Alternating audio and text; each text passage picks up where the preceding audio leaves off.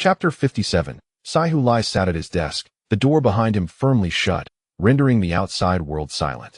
At this moment, his parents had undoubtedly closed the door to their bedroom, engrossed in watching television. He glanced down at his right wrist, which was devoid of any adornment, bare and clean. The red bracelet had vanished after the match, and he couldn't quite recall when or how it had disappeared. At that time, he had no leisure for contemplation. However, reflecting now, he wondered why Luo Kai's shot, which struck the goalpost, had not veered off the field or flown elsewhere, but had fortuitously landed near him. It was not that it shouldn't have landed there. Rather, the probability of the ball falling at his feet seemed quite low. Yet, inexplicably, the football had soared to his position. This must be a manifestation of good fortune. Hulai's belief in this notion was undoubtedly bolstered by the fact that he had adorned himself with a red string bracelet, named Lover's Bond, before the match, intended to enhance his luck during the game. Of course, Hulai would never publicly admit that his goal was merely a stroke of luck. Moreover, even if fate had conspired to place the ball at his feet, it was he who had sprinted into the open space. Had he been positioned at the center circle? Could luck alone have caused Luo Kai's shot to rebound off the goalpost and land back in the center circle? Ultimately, it all boiled down to skill. Luck was merely a facet of ability. Hulai resolutely affirmed this belief within himself. Then he recalled that after scoring, the system had notified him of task completion, concurrently informing him that the system was undergoing an upgrade and was inaccessible. It should have completed the upgrade by now. With this thought, Hulai accessed the system, eager to discover what the upgraded version entailed. As soon as he entered the system, a notification appeared. System upgrade completed. Congratulations, star player Hulai. From now on, your goals in official matches will automatically convert into points. Each goal is worth 100 points. Hulai was taken aback. Such a mechanism existed? He had always assumed points could only be earned through task completion, never realizing that goals could also yield points. Although 100 points for a single goal seemed modest, they would accumulate over time. Moreover, Hulai firmly believed he would score many more goals in the future, each translating into points. He glanced at his points tally and noted it had risen from 6,000 to 7,100, excluding the task reward of 1,000 points. An additional 100 points had indeed been added. The Lover's Bond bracelet in his storage space had vanished completely, as it had been utilized. However, in the official store, Hulai spotted the Lover's Bond bracelet sitting quietly beside the World Wave Experience card, priced at 10,000 points. Indeed, it seemed that only upon using such an item would it appear in the official store, available for purchase with points. However, a question quickly arose in Hulai's mind. Why had the cleansing elixir and wisdom potion, both of which he had already utilized, not appeared in the official marketplace? Could it be that these two items were unattainable even with points, only obtainable through lotteries or task rewards? The mere thought of lotteries caused Hulai's spirits to plummet. Countless past experiences had proven his misfortune in such endeavors. He feared that even if he expended all his available points, he would still be unable to procure a single bottle of cleansing elixir or wisdom potion. He wondered if the two different types of beginner training scrolls he had yet to use could be redeemed in the marketplace after activation. If they could be exchanged for points, then he could not afford to squander his current points on the lottery. A single beginner training scroll was only effective for 10 training sessions, yet he had more than 10 sessions lined up. To continuously reap the benefits of training enhancements, he would need to persistently purchase those training scrolls with points. However, that was a matter for another day. For Hulai, the most pressing concern at present was whether the upgraded system had introduced two alluring bunny girls beside the grand roulette wheel for the lottery. He entered the lottery interface. The solitary grand roulette, adorned with running lights, stared back at him in the interface, devoid of bunny girls or sultry dealers. Nothing at all, identical to its pre-upgrade state. It was simplistic and shabby. Hulai finally realized that the so-called system upgrade merely enhanced the functionality of automatically converting goals into points. Was this truly worthy of being called an upgrade? Adding a minor feature was merely a patch. How dare they claim it was an upgrade, putting on airs like this? His disappointment over the absence of bunny girls left Hulai quite vexed. After exiting the system, he let out a heavy sigh, filled with reluctance. At that moment, Li Qingqing emerged from the bathroom, having just finished her shower and drying her hair. She noticed her father seated on the living room sofa, seemingly waiting for her. "Is there something on your mind, Dad?" she inquired with initiative. "Oh, it's like this, Qingqing. We've been here for 3 months now. And you haven't engaged in system training for nearly half a year, have you? Li Qingqing was taken aback, unsure why her father had suddenly broached this subject. In truth, her decision to return to Dongchuan with her father had been made with the mental preparation to abandon the path of women's football. This was due to her father's conflicts at the previous football academy, making it impossible for him to continue there. Thus, he was compelled to resign and leave.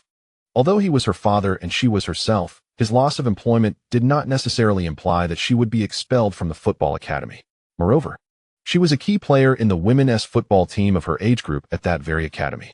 Nevertheless, Li Qingqing resolutely decided to withdraw from school and accompany her father. She was fully aware that this choice meant she was likely forfeiting her chance to further her professional football career. After all, it is the finest football academy in all of China, boasting the most professional coaching staff and top-notch training facilities.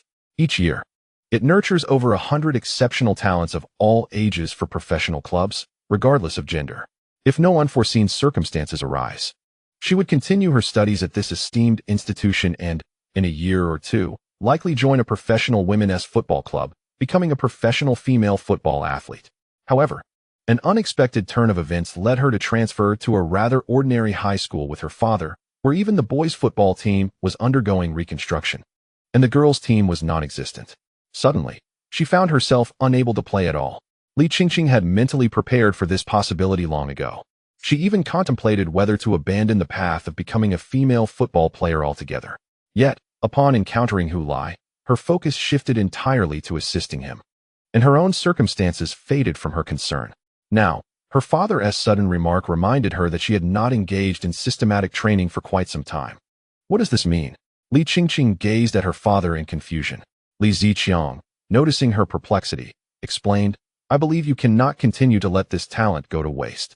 Dongchuan High School has no women's football team, and you cannot train with the boys' team. Therefore, I have used my connections to find a women's football team for you outside. They train and compete every Tuesday, Wednesday, Thursday, and Friday afternoon, which aligns perfectly with your school schedule." As he spoke, Li Ziqiang scrutinized his daughter's expression for any subtle shifts. Indeed, he detected hesitation etched on her face. "You needn't rush, Dad. I am quite content as things are," she replied. Li Ziqiang's demeanor turned serious. "Are you considering giving up on your aspirations in women's football?" Li Qingqing remained silent, lowering her gaze. "After years of hard work and dedication, you now tell me you wish to quit?" The chill in his voice made Li Qingqing aware of her father's genuine anger, which was rare for him to express towards her. Yet, he softened his tone, stating, "With 4 afternoons dedicated to training each week, your studies will not be hindered, allowing you to maintain your form. We can address the subsequent matters gradually. You cannot simply resign yourself to being an ordinary high school student. Coaching the school football team is my responsibility, not yours. You need not be tethered to me. Dad, it's not that I am bound to you. I merely wish to return to see Mom and your alma mater," Li Qingqing retorted. Li Ziqiang chuckled. "Well, haven't you just seen them now?" Li Qingqing opened her mouth, but found herself at a loss for words. She understood that she could not voice any objections at this moment.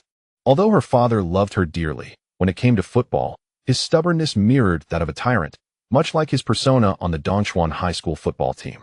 She mustered a faint smile for her father. "All right, I will heed your advice, Dad." She found herself unable to conjure any reason to refuse him. Li Ziqiang nodded in agreement with his daughter, finally revealing a smile. "You possess remarkable talent, Qingqing. I simply do not wish for it to be squandered." "I understand, Dad. I'll head upstairs now." Li Ziqiang nodded and watched as his daughter ascended the staircase, step by step, until she reached the second floor. "Good night, Dad," she called back, waving her hand. "Good night." It was not until he heard the sound of her bedroom door closing that Li Ziqiang rose from the sofa in the living room, turned off the lights, and made his way to his own room. As he closed the door, the light from the bedroom gradually faded, ultimately vanishing completely from the living room. Once in his room, Li Ziqiang sat at his desk and let out a gentle sigh.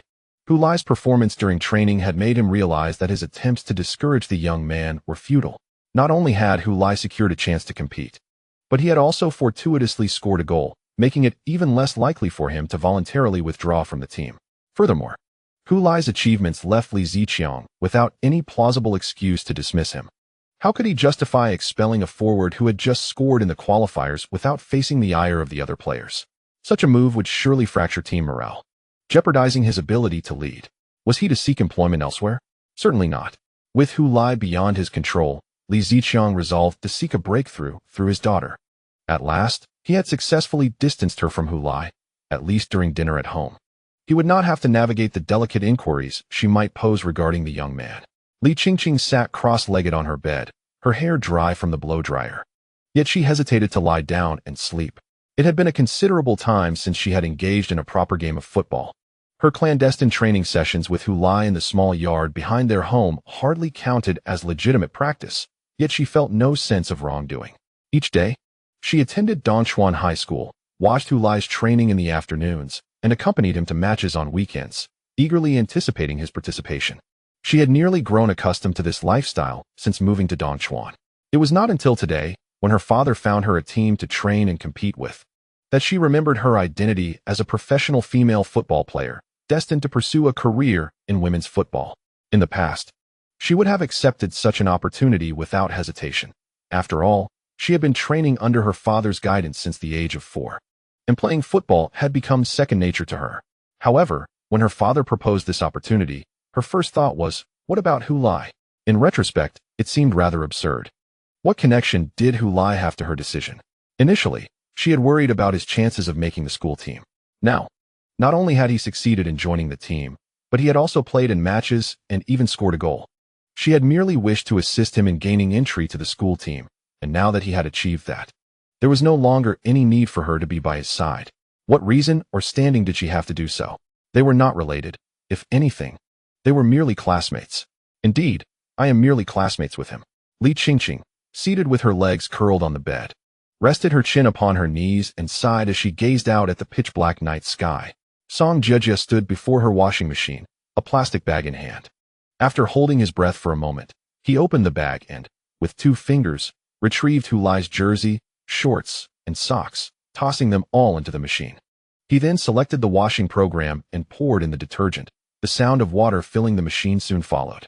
Having completed these tasks, Song Jejia did not leave immediately but lingered on the balcony, lost in thought as he watched the yellow jersey tumbling in the drum.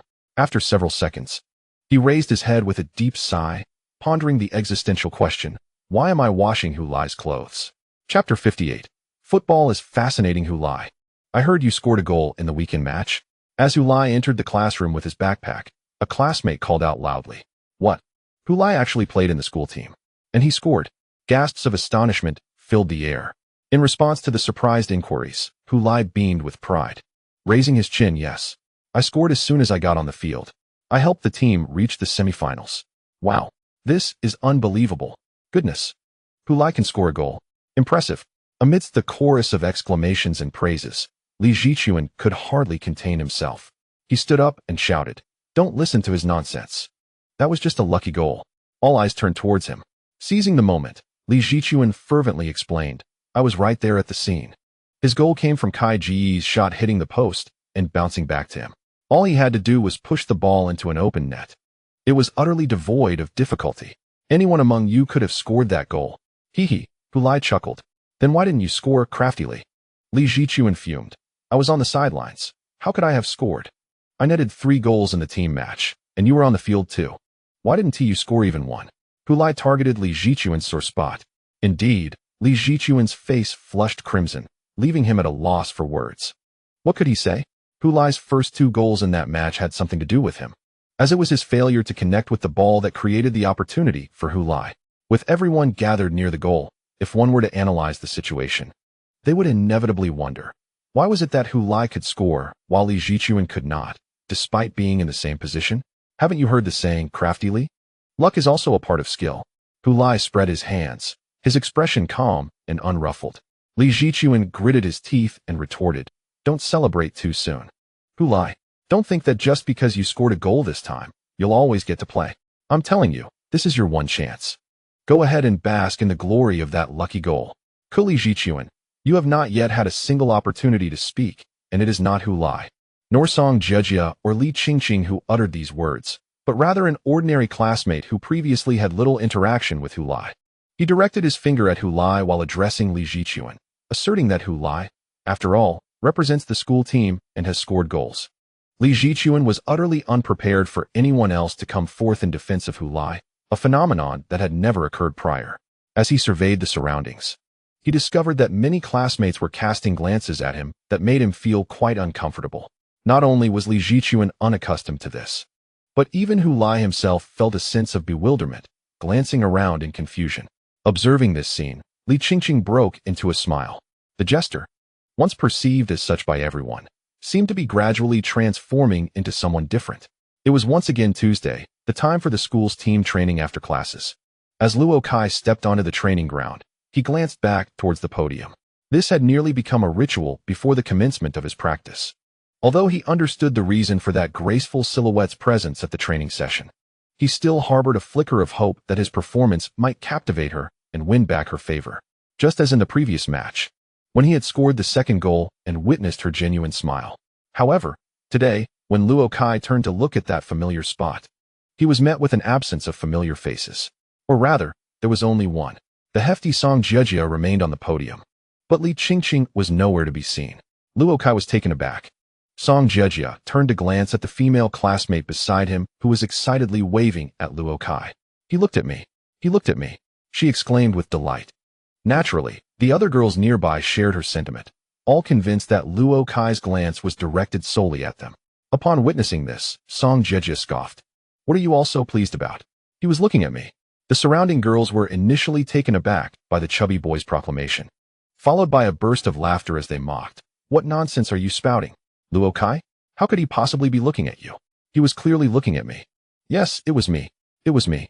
As a group of girls eagerly vied to assert their closeness to Luo Kai, Song Jiejia chuckled with satisfaction.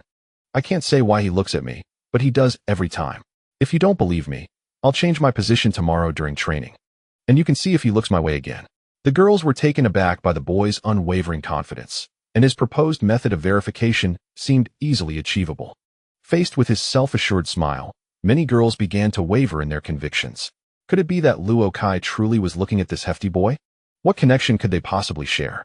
Surely, they were not friends. Noticing the thoughtful expressions emerging among the girls, Song Jiejia chose to disregard them. He cast a glance beside him, fully aware that Luo Kai was indeed looking his way, but it was certainly not for him. He was searching for Li Qingqing. However, from this day forth, Li Qingqing may no longer have the opportunity to witness the training sessions. It was only today after school that he recalled Li Qingqing mentioning her intention to attend training. A fact he had learned from Hu Lai long ago, that she indeed played football. Yet, why had he never seen her in action on the pitch? During physical education classes at school, the boys monopolized the football field, eagerly engaging in matches against other classes. As for Li Qingqing, she merely occupied the podium, watching the boys play, never partaking herself. Thus, Song Jiejia had completely forgotten that Li Qingqing was a football player. Turning his gaze towards Hu Lai, who was already warming up on the training ground, Song Jiejia noted that Hu Lai was unaware of Li Qingqing's plans to join the training. Judging by his focused demeanor, he likely did not care whether Li Qingqing would come to watch him practice. Reflecting on the unattainable aspirations of Luo Kai, he pondered the vast disparities between individuals. Observing Hu Lai's earnest warm-up exercises, Song Jiejia found it hard to believe that this was the same novice who, merely 3 months prior, had failed to capitalize on open goal opportunities. Moreover, the events that transpired that Monday morning in class only served to amplify Song Jiejia's perception of his deskmate's transformation. Despite having just one opportunity to play, which seemed like sheer luck as he managed to score a goal, Song Jiejia felt that Li Qingqing was right. His deskmate was unlikely to join him for a game of chicken anymore. Frowning at the earnest figure before him, Song Jiejia felt as though his close friend had been snatched away by football. That's why I despise football, he mumbled. A male classmate behind him overheard his grumbling and tapped him on the shoulder. Hey, classmate, if you dislike football, why are you here? You're blocking my view. Song Jiejia turned to look at this boy, who was a head shorter and appeared smaller in stature, but chose not to respond. Instead, he turned back, pulled out his phone from his pocket, and began playing a game amidst the cacophony. The boy, feeling somewhat irked by Song Jiejia's gaze, scrutinized his physique, glanced at his own slender arms and legs, and ultimately forced himself to calm down, merely tilting his head to peer through the gaps between the girls in front of him towards the pitch. Through the gaps, he spotted Luo Kai juggling the ball, the football dancing between his feet as obediently as a pet. The girls erupted in shrieks and cheers, prompting the boy to feel a twinge of jealousy as he thought, "It's just ordinary juggling. What is the big deal?" This was a football park boasting multiple fields of varying sizes, open to the public. One could simply pay to reserve a field and gather friends for a match. Such community football parks had proliferated in recent years, constructed on temporarily and used land designated by urban planning. After leveling the terrain, they were paved with asphalt and adorned with artificial turf, surrounded by towering wire mesh fences, creating different-sized areas suitable for 5-a-side, 7-a-side, and 9-a-side matches. Relying on this venue for survival are various football training institutions that recruit children from the nearby neighborhoods to learn the sport, serving as the primary source of profit for such facilities. Additionally, there are some community-organized teams that pay to rent the space for training and competitions. Presently, the girls forming a circle on field number 5 are one such spontaneously organized women's football team. Most of them hail from several nearby universities, while others have already entered the workforce, serving as white-collar professionals, retail assistants, or self-employed individuals. As evening descends, they shed their suits, long skirts, stockings, and high heels, donning jerseys and cleats to run, chase, embrace, and cheer for goals on the football pitch. At this moment, the girls are intently watching one of their peers in the center of the circle, all nodding in unison. In their shared gaze, a girl with a ponytail skillfully lifts the football, her right foot swiftly gliding above it before she executes a similar maneuver with her left foot, encircling the ball once more. She then elevates the ball again, pivoting to allow it to fall behind her, and as it descends, she extends her right leg to trap it between her thigh and calf. With a slight exertion, she sends the ball gently bouncing before using her heel to flick it up from behind her, causing it to soar over her head and land in front of her, where she continues to juggle it. The round, plump football dances under her control, transforming into a graceful butterfly that flits about her, as if engaged in playful banter. This mesmerizing display has persisted for nearly 3 minutes without the ball touching the ground. Awestruck, some members of the women's team cannot contain their astonishment. The captain, with her short hair, leans towards a middle-aged man, whispering, "Coach, where did you find such a remarkable talent?" The middle-aged man, regaining his composure, shakes his head and responds, "A friend asked me to help out. He mentioned this girl is his friend's daughter and has trained for a few years, wanting to join our team for practice and matches." "A few years? I've trained for years too, yet I cannot match her prowess," the captain remarks, prompting a wry smile from the coach. As the head coach of this women's football team, he is well aware of the team's skill level, comprised primarily of football enthusiasts, with individuals like the captain being a rare find among them. In Dongchuan City, a second or third-tier city in China, pure women's football teams are scarce, particularly adult squads.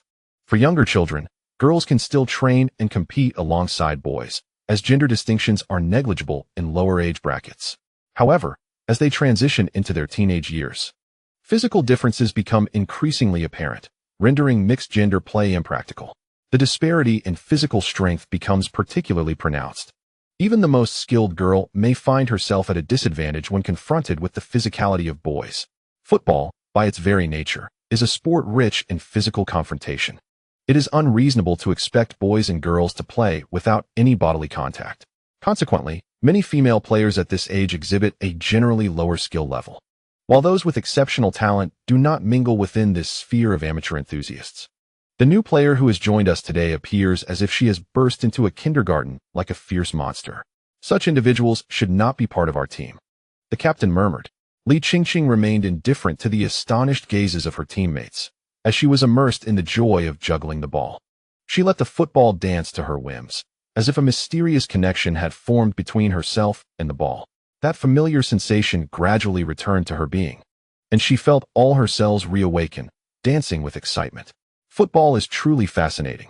Chapter 59, Sharp Brows and Bright Eyes After the Team's Warm-Up. Yan Yan kept a close watch on Hu Lai. Upon returning home, he pondered deeply and remained convinced that his suspicions were indeed accurate. The head coach placed great importance on Hu Lai. However, the specifics of this significant responsibility eluded him. It surely did not involve leading the team to national competitions at this moment. He was eager to observe how the coach would assign tasks to Hu Lai. When arranging the specific training exercises, Li Ziqiang completed the assignments for everyone and turned to Hu Lai, instructing him to continue with the foundational training. Hu Lai did not express any dissent. He truly required this fundamental practice, and thus took the ball to his designated training area. Yan shifted his gaze to the coach, an understanding glimmering in his eyes. Chu Yifan leaned in and jokingly remarked, "See, I told you to stop overthinking, right?" Our coach remains the same as before. However, he was promptly interrupted by Yan. This precisely indicated that the head coach indeed valued Hu Lai significantly. "How did you deduce that?" Chu Yifan was perplexed by Yan's reasoning. Hu Lai's foundation is rather weak, so the coach has assigned him to focus on the fundamentals. Even if he scores in a match, it does not alter the coach's plans. This signifies that our head coach has a long-term strategy for Hu Lai. Long-term strategy? What kind of strategy? Chu Yifan felt utterly confounded by Yan's assertions. Isn't Hu Lai just in his first year of high school? He will be in his second year next year, which is the time for him to mature. After a year of fundamental training, I believe he will undergo a remarkable transformation in every aspect. By that time, you will have already graduated, and our team will need fresh blood. Relying solely on Luo Kai is insufficient. Hu Lai represents that fresh blood, Yan stated with conviction.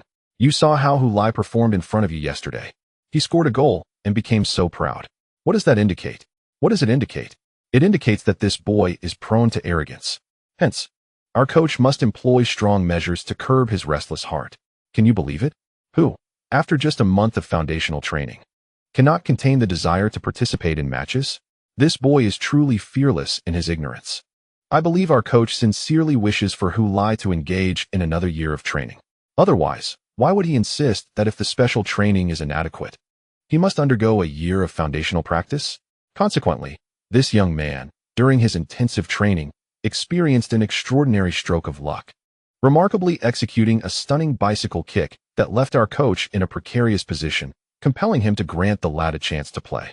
However, upon his entrance onto the field, his teammates refrained from passing him the ball, inciting the coach's ire, especially since he held high hopes for this player. It seemed as though we were ostracizing the boy, which the coach could not allow, as he could not permit his chosen protege to lack the support of the team. Could he? Chu Yifan instinctively nodded in agreement. As Yan sprinted alongside Chu Yifan towards training, he leaned closer to whisper to the captain, the coach possesses foresight, already contemplating next year's affairs. Otherwise, why would he have stated after that match that our victory relied solely on Luo Kai? While we revel in our success and the prospect of reaching the semifinals, the coach is pondering how to lead the team to victory in the absence of you next year. Our coach is truly remarkable. He seeks a cohesive team rather than relying on individual heroics. Chu Yifan stood in astonishment, unable to fathom such intricate and convoluted thoughts. Ultimately, Yan concluded, "Mark my words. I wager that in the forthcoming semifinals, Hu Lai shall not grace the field again. Our coach will need to rein him in, lest he ascend to the heavens." This is all part of the coach's grand design. After completing her training, Li Qingqing waved goodbye to her new teammates and took a half-hour bus ride back home. At that moment, her father had prepared dinner and was eagerly awaiting her return. As she pushed open the door, she saw her father, clad in an apron, emerging from the kitchen with a platter of food, placing it on the dining table. "You're back?" "Yes, I am. How are your new teammates? How did training feel?" Li Ziqiang asked, wiping his hands on the apron while gazing at his daughter. "Everyone is quite friendly. It's been a while since I played, and I truly enjoyed it." Li Qingqing set down her sports backpack, filled with equipment, swapped her shoes in the foyer, and proceeded to wash her hands in the bathroom. Li Ziqiang approached, standing at the bathroom door, and said, "To celebrate your return to the field, I made your favorite dish, braised beef with radish." Li Qingqing laughed. "Is that something worth celebrating?" Li Ziqiang nodded earnestly. "Indeed, it is." "Dad, you're not just looking for an excuse to drink, are you?" Li Qingqing inquired, fixing her gaze on her father. Li Ziqiang hesitated, then recalled that they had no alcohol at home. He regretted not purchasing a bottle on his way back from school. They certainly should celebrate with a drink. Yet, he replied, "Oh, where did that thought come from?" After washing her hands, Li Qingqing splashed cold water on her face before emerging and taking her seat at the table. Gazing at the sumptuous spread before her, inhaling deeply, "It smells wonderful." Witnessing his daughter's delight filled Li Ziqiang with immense happiness. However, the next moment, she opened her eyes and asked, "By the way, Dad, how is the school team training going?" Li Ziqiang's good mood evaporated. On the surface, it appeared that his daughter was concerned about his school team training, but what was so noteworthy about that? Wasn't he at the same every day? She remains preoccupied with that troublesome lad. However, Li Ziqiang mustn't allow his daughter to perceive his concern, so he maintains a smile, saying, "That's quite good. Is it? Well then, that's splendid. Dad, it's time for dinner. All right, I'll go serve the rice. Dad, please sit. I shall do it," Li Qingqing exclaimed, playfully pushing Li Ziqiang back into his seat before bounding off to the kitchen.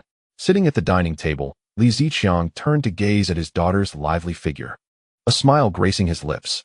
What a heartwarming scene it would be, were it not for that troublesome boy's interference. "Huh? You didn't attend the training yesterday?" Hu Lai looked at Li Qingqing with surprise, while Song Jejia, engrossed in a mobile game beside him, rolled her eyes. "You really are quite oblivious to others, aren't you?" "Well, I went to training. You know, I'm part of the women's soccer team," Li Qingqing explained to Hu Lai. It was noon, and the three of them had found a Sichuan restaurant outside the school, ordering a few small dishes and gathering around a table, courtesy of Song Jejia. Li Qingqing sought Hu Lai's confirmation regarding any unusual occurrences during the training after school the previous day. "Nothing at all. The coach still had me doing basic drills," Hu Lai replied. "Still basic drills? He didn't have you practice shooting more, or train with the team?" Li Qingqing's eyes widened in surprise. "No, none of that. What's wrong?" Hu Lai asked, puzzled by her reaction. "Oh, it's nothing," Li Qingqing said, furrowing her brow. She had anticipated that Hu Lai's goal would somewhat alter her standing within the team. But it seemed her father had not adjusted his plans or thoughts in light of Hu Lai's achievement. There remained two crucial matches ahead, the semifinals and the finals of the preliminary rounds. According to previous considerations, it was even less likely that her father would grant Hu Lai an opportunity to play. Though somewhat reluctant, Li Qingqing understood the futility of the situation. Time was too tight, and despite Hu Lai's diligent efforts, it appeared unlikely that anything would change. At that moment, the first dish was served, and Li Qingqing snapped her chopsticks apart with a flourish, proclaiming, "Let's eat." Hu Lai also picked up a disposable pair of chopsticks, placing his hands together in gratitude. "Thank you, Song Fatty, for this meal." Only after uttering this did he break his chopsticks. With a sigh, Song Jejia set aside her phone, exasperated by Hu Lai's fervent display of gratitude. "It's just a meal, no need to go overboard." "Of course it is." Hu Lai nodded earnestly. "I am always one to appreciate kindness." He felt particularly thankful to Song Jejia, as she had saved him 10 yuan on lunch, bringing him a step closer to repaying his debts. Li Qingqing found their banter amusing and decided to join in. "Then I too shall express my gratitude." The two boys ceased their playful exchange and turned to her. Clenching her fists beneath her chin, she closed her eyes. Unlike most girls, Li Qingqing's eyebrows were slightly thicker and straighter, lacking any arc, and they gently arched upwards. This pair of eyebrows may appear incongruous on many girls' faces, yet on Li Qingqing, such a notion does not hold true, for beneath her brows lie a pair of large, expressive eyes. While one might typically consider large eyes to be devoid of spirit, this is not the case for Li Qingqing. Her wide eyes, paired with her bold eyebrows, exude a sense of vigor rather than the delicate charm associated with most girls. Coupled with her athletic physique, the combination is indeed exquisite. At this moment, those striking eyes are closed, and her long eyelashes flutter gently, as if caressed by a soft breeze. Below her straight, prominent nose, her delicate pink lips are moving, articulating gratitude towards classmate Song Jejia for the meal. Observing this scene, Song Jejia suddenly finds herself empathizing with Luo Kai's sentiments. Upon finishing her sentence, Li Qingqing opens her eyes to find two pairs of eyes fixed intently upon her. "What is the matter?" she inquires with curiosity. "Time to eat," Song Jejia exclaims, tapping her chopsticks in her bowl and aligning them, before launching an assault on the mala hot pot. "Let us eat." Hu Lai hastily averts his gaze, lowering his head to rummage through his bowl only to discover it empty. Everything he has scooped into his mouth has been nothing but air. Upon witnessing Hu Lai's awkward predicament, Li Qingqing cannot suppress a laugh. "Hu Lai, what are you doing?" "Oh, I'm just performing an eating act," Hu Lai retorts, attempting to disguise his embarrassment. "You are quite the character." Li Qingqing giggles, covering her mouth, her large eyes transforming into crescent moons. The crisp sound of her laughter makes the tripe in Song Jejia's mouth taste even more delightful. During the afternoon training session, Song Jejia stands in a different spot this time, still on the podium, but having shifted from the left side to the right. Among the crowd, he spots the same girls from yesterday, who, in turn, notice him. They occupy their previous positions, gazing at Song Jejia from afar. Upon seeing them, He waves cheerfully, ensuring they recognize his presence. Shortly thereafter, the players emerge from the locker room, and Luo Kai is among them. The girls erupt in squeals at the sight of him. Amidst the commotion, Luo Kai glances towards the podium, initially looking in the direction where Song Jujia stood yesterday. Wow. He.S. looking over here. Luo Kai is looking at me. It's me. It's me. A group of girls exclaims excitedly. Yet, within less than a second, Luo Kai's gaze shifts away. He does not retract his sight, but continues to search the podium. It is only when he spots Song Jujia that his wandering gaze finally comes to rest. The girls observe this entire exchange with clarity. Having previously debated amongst themselves whom Luo Kai was truly looking at, they now find themselves collectively frozen in disbelief. No way. Someone murmurs. Is Luo Kai really looking at that chubby guy? No, this cannot be. What is their connection? Unbeknownst to Luo Kai, the girls in the stands are grappling with a tumult of emotional turmoil. Upon seeing Song Jujia, he had imagined Li Qingqing standing beside the chubby figure. Yet he is met with disappointment as the area around Song Jujia is crowded with people, devoid of Li Qingqing's presence. He lets out a sigh in his heart. Why hasn't Li Qingqing come to watch the training? Doesn't she care about Hu Lai at all? On the podium, Song Jujia leaned over to glance at the other end, where he encountered the astonished gazes of the Western girls. They were undoubtedly filled with countless questions. Yet Song Jujia had no intention of providing any explanations. He bestowed upon them a smile laden with significance, then withdrew his phone from his pocket, bowing his head to engage in a game. Chapter 60. The opponent in the finals, Li Qingqing and Yin Yin, had both predicted correctly. Although Hu Lai had come off the bench in the quarterfinals and managed to score a goal, it did little to alter his fate. During the semifinals of the weekend's preliminary matches, facing the formidable opponents from the provincial experimental middle school football team, Dongchuan Middle School found itself embroiled in a grueling battle on its home turf. Until the final whistle, Hu Lai remained benched. Luo Kai faced intense marking from the opposing team, revealing Dongchuan Middle School's glaring flaw of lacking additional scoring options beyond Luo Kai. Ultimately, it was Luo Kai's extraordinary individual prowess that broke the deadlock, leading Dongchuan Middle School to victory over the provincial experimental middle school and securing a place in the finals of the Anong Cup. As the players of Dongchuan Middle School exuberantly celebrated their advancement to the finals, their coach, Li Ziqiang, remained remarkably composed, even appearing somewhat troubled. If all went as expected, the outcome of the other semifinal should pose no surprises, with Jiaxiang High School poised to enter the finals. However, given Dongchuan Middle School's current condition, Li Ziqiang harbored no confidence in their ability to triumph against Jiaxiang. Though Dongchuan Middle School had achieved victory, it was a narrow escape. One could argue it was entirely reliant on fortune. Had they not had Luo Kai, they might well have faltered in the semifinals. Indeed, Luo Kai was the greatest boon to Dongchuan Middle School. Describing him as a treasure found would be entirely accurate. Thus far, in 6 preliminary matches, he had scored 12 goals, placing him at the top of the Anong Cup scoring charts, with a 5-goal lead over the second-place contender. Logically, possessing such an outstanding forward is a dream for any head coach. Yet, Li Ziqiang did not share this sentiment. The team lacked other scoring threats aside from Luo Kai. He was convinced that the coaching staff of Jiaxiang High School was not lacking in intelligence. They would undoubtedly recognize Luo Kai's significance and uncover Dongchuan's vulnerabilities. If they could effectively neutralize Luo Kai in the finals, it was highly probable that Dongchuan would struggle to find the net. Did Jiaxiang possess the capability to achieve this? After all, Jiaxiang High School was renowned for its defensive prowess. While Li Ziqiang could implement tactical adjustments to enable Luo Kai to evade defenders and secure more shooting opportunities, he believed it unwise to place all his eggs in one basket. He needed to prepare contingency plans. Aside from Luo Kai, who else excelled in scoring? Li Ziqiang's gaze swept across the team until it landed on Hu Lai, who was vigorously waving in the direction of his daughter.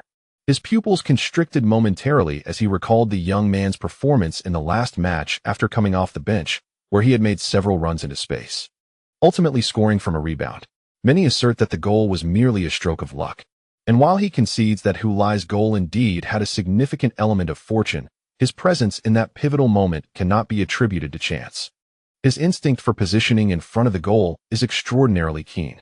Observing Hu Lai, an idea sparked in Li Ziqiang's mind, though he hesitated momentarily. Captain Chu, am I not correct? As they celebrated their victory and waved in gratitude to the supporters in the stands, Yin Yin leaned closer to Chu Yifan, exchanging knowing glances. About what you said, I have pondered it thoroughly upon returning, yet one matter eludes my understanding, Chu Yifan remarked. What is that? You mentioned that Hu Lai is favored by our coach. Precisely what does our coach see in him? What merit does a complete novice with no football foundation possess that warrants such favoritism? Upon hearing Chu Yifan's words, Yin Yan's face broke into a mysterious smile. Captain Chu, you are aware of how Hu Lai made it onto the school team, are you not? I heard he completed a hat trick in the trial match. Indeed. In our first-year selection match, only 2 players achieved a hat trick, one being Luo Kai, and the other being him. But do you know how he scored those 3 goals? The first was a mis-hit clearance from a defender that fortuitously landed right at his feet. The second was the result of a teammate's missed shot that deceived both the opposing goalkeeper and defenders, allowing the ball to roll back to him. As for the third, it was even more extraordinary. He intended to control it, yet the ball struck his face and ricocheted into the net. Just look at that, Captain Chu. He managed to score even off a rebound from his own face. I recall that vividly, Chu Yifan nodded. Many claim he was merely fortunate. Indeed, it was sheer luck. Then, after joining the team, he was dissatisfied with merely participating in basic training and insisted on playing. Our coach arranged specialized training for him, which was clearly designed to challenge him. And what was the outcome? He accidentally scored a sensational goal. Captain, do you think with Hu Lai's capabilities, he could have executed a bicycle kick under normal circumstances? You cannot fathom the level of that shot. I witnessed it unfold right in front of me. You know my caliber, Captain Chu. As a participant in the events, Yan Yan's account added further weight to his assertion. Chu Yifan slowly nodded in agreement. To be candid, in the eyes of all the school team players, Hu Lai is merely an enthusiast with no foundational skills. Perhaps he genuinely loves football, but his prowess is nearly non-existent. It is entirely normal for him to be ridiculed for his lackluster performance. Well, in the last match, he scored a goal, and you witnessed how he did so.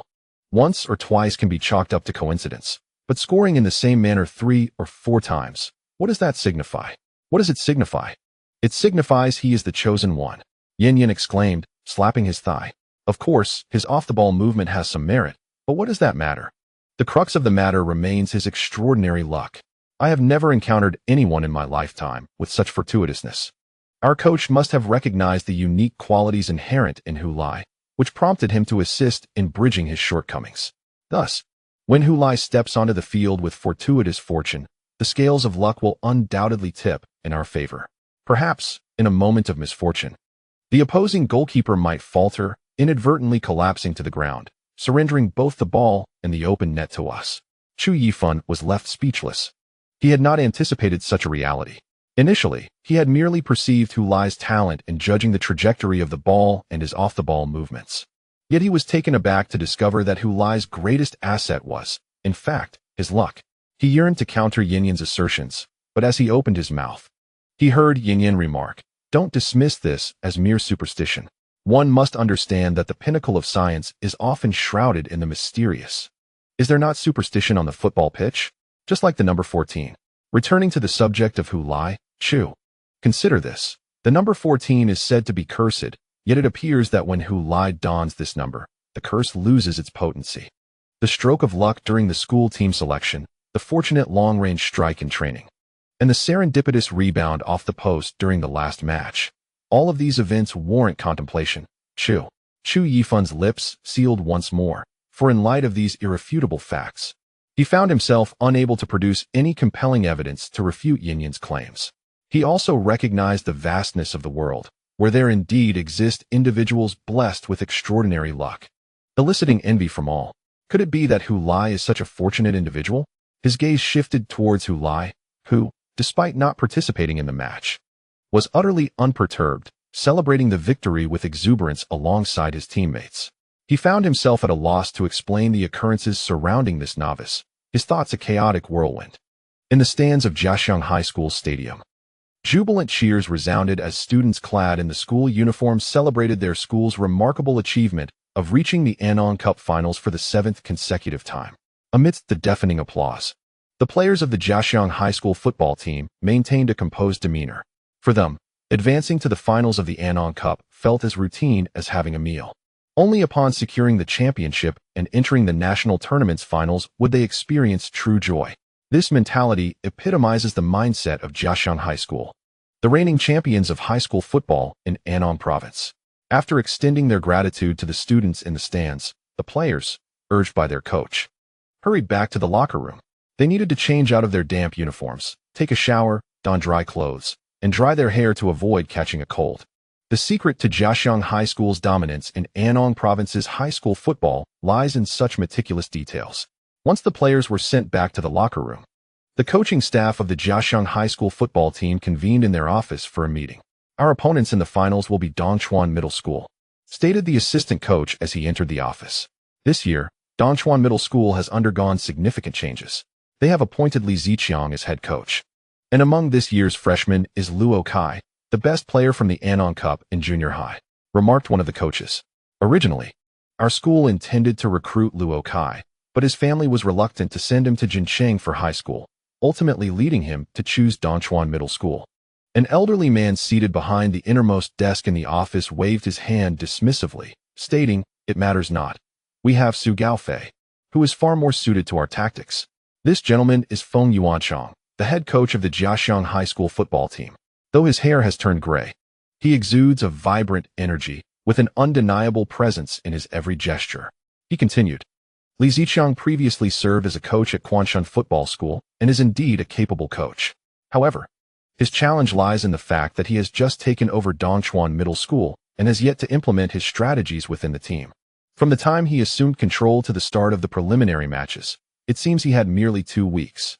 It was far too rushed. Therefore, he had no choice but to rely on Luo Kai's individual prowess. While Luo Kai possesses remarkable skills, he is not without his flaws. Although his goal tally appears impressive, it is achieved through an excessive number of attempts compared to others. At this juncture, he turned to his assistant coach, who promptly produced a tablet and began relaying the statistics. "We have calculated that Luo Kai averages 12 shots per match, making him not only the player with the most attempts within Dongchuan Middle School, but also the highest in the entire Anong Cup. In the quarterfinals against Zhongbei Middle School, he set a record with 19 shots in a single match, scoring 2 goals. In this Anong Cup, nearly 3/4 of Dongchuan Middle School's shots have been executed by Luo Kai." Upon reaching this point, the assistant coach paused and glanced at the elder. Feng Yuanchang then remarked, "In other words, Dongchuan Middle School has placed all its hopes on Luo Kai. If we can effectively neutralize him, Dongchuan Middle School poses little threat. To my knowledge, in the recently concluded semifinal, Dongchuan Middle School narrowly defeated Shiyan Middle School. Although victorious, the win was hard-fought, as Shiyan Middle School closely marked Luo Kai throughout the match, denying him opportunities, resulting in only 5 shots from him, while the entire team managed merely 7 attempts. Though Shiyan ultimately lost, their strategy was not flawed. The issue lay with their personnel, lacking a defender of Wang Guangwei's caliber. Upon entering the air-conditioned locker room, the players of Jiaxiang High School felt a considerable sense of relief. It is now December, and while Anong Province is not situated in the north and experiences little snow in winter, the damp climate renders it even colder than northern regions. As they undressed and prepared for showers, someone inquired aloud, "Who is our opponent in the finals?" "It seems to be Dongchuan Middle School." "Oh, really? It's them? What is so surprising? After all, they have that Luo Kai." Indeed, Luo Kai is quite formidable. He leads the scoring charts, barring any unforeseen circumstances. He will likely be the top scorer of this Anong Cup. Dongchuan Middle School truly struck gold. So what? No matter how impressive he is, he cannot rival our captain. As soon as the words were spoken, the attention of those in the locker room turned towards a boy with a wheat-colored complexion. After finishing a match, his hair remained impeccably slicked back, making him quite conspicuous. The focal point of everyone's gaze was none other than Wang Guangwei, the captain of the Jiaxiang High School football team and a senior in his 3rd year. "Captain, can Luo Kai mess up your hairstyle?" someone from the team inquired. In response to this question, Wang Guangwei wore a stern expression and retorted, "What are you all thinking about all day? Hurry up and take a shower and change your clothes. Do you all want to catch a cold?" Seeing the captain's refusal to answer, the others chuckled and made their way to the showers in the locker room, where the sound of splashing water and lively chatter soon filled the air. "Why aren't you going to shower?" Wang Guangwei redirected his gaze towards Wu Yu, who stood beside him. Wu Yu smiled and replied, "Actually, I'm curious too." "You are just as boring as they are," Wang Guangwei sighed. "No, don't misunderstand." Wu Yu quickly waved his hands. I'm not curious about whether Luo Kai can mess up your hairstyle. Then what are you curious about? Wang Guangwei inquired, eyeing his partner on the defense line. I'm just curious how much hair gel you use before a match, Wu Yu remarked. You're even more tedious than they are. Chapter 61. They only have Luo Kai Wang Guangwei? Is he really that impressive? During warm-up, Hu Lai posed this question to Mao Xiao, who was next to him. This inquiry arose after Mao Xiao informed him that Luo Kai might face a tough battle in the finals due to the presence of a formidable center back like Wang Guangwei at Jiaxiang High School. Very impressive, Mao Xiao nodded earnestly. He is my goal. Hu Lai was taken aback, exclaiming, Wow, you, who always finds ways to boast about yourself, can say something like that? He must be quite remarkable. Mao Xiao frowned and replied, When have I ever boasted about myself? All the time, Meng Shi chimed in. Adding a playful jab, Mao Xiao shot Meng Shi a glare before turning back to Hu Lai, saying, In the last national tournament, Jiaxiang High School made it to the top 4, ultimately securing 3rd place, thanks to Wang Guangwei. He was even selected for the best lineup of the previous national tournament. Being chosen for the best lineup of a national tournament certainly indicates he is an exceptional player, Hu Lai acknowledged, nodding in admiration. Impressive indeed. Last year, we were eliminated in the round of 32 because we lost to Jiaxiang High School. We didn't score a single goal against their defense.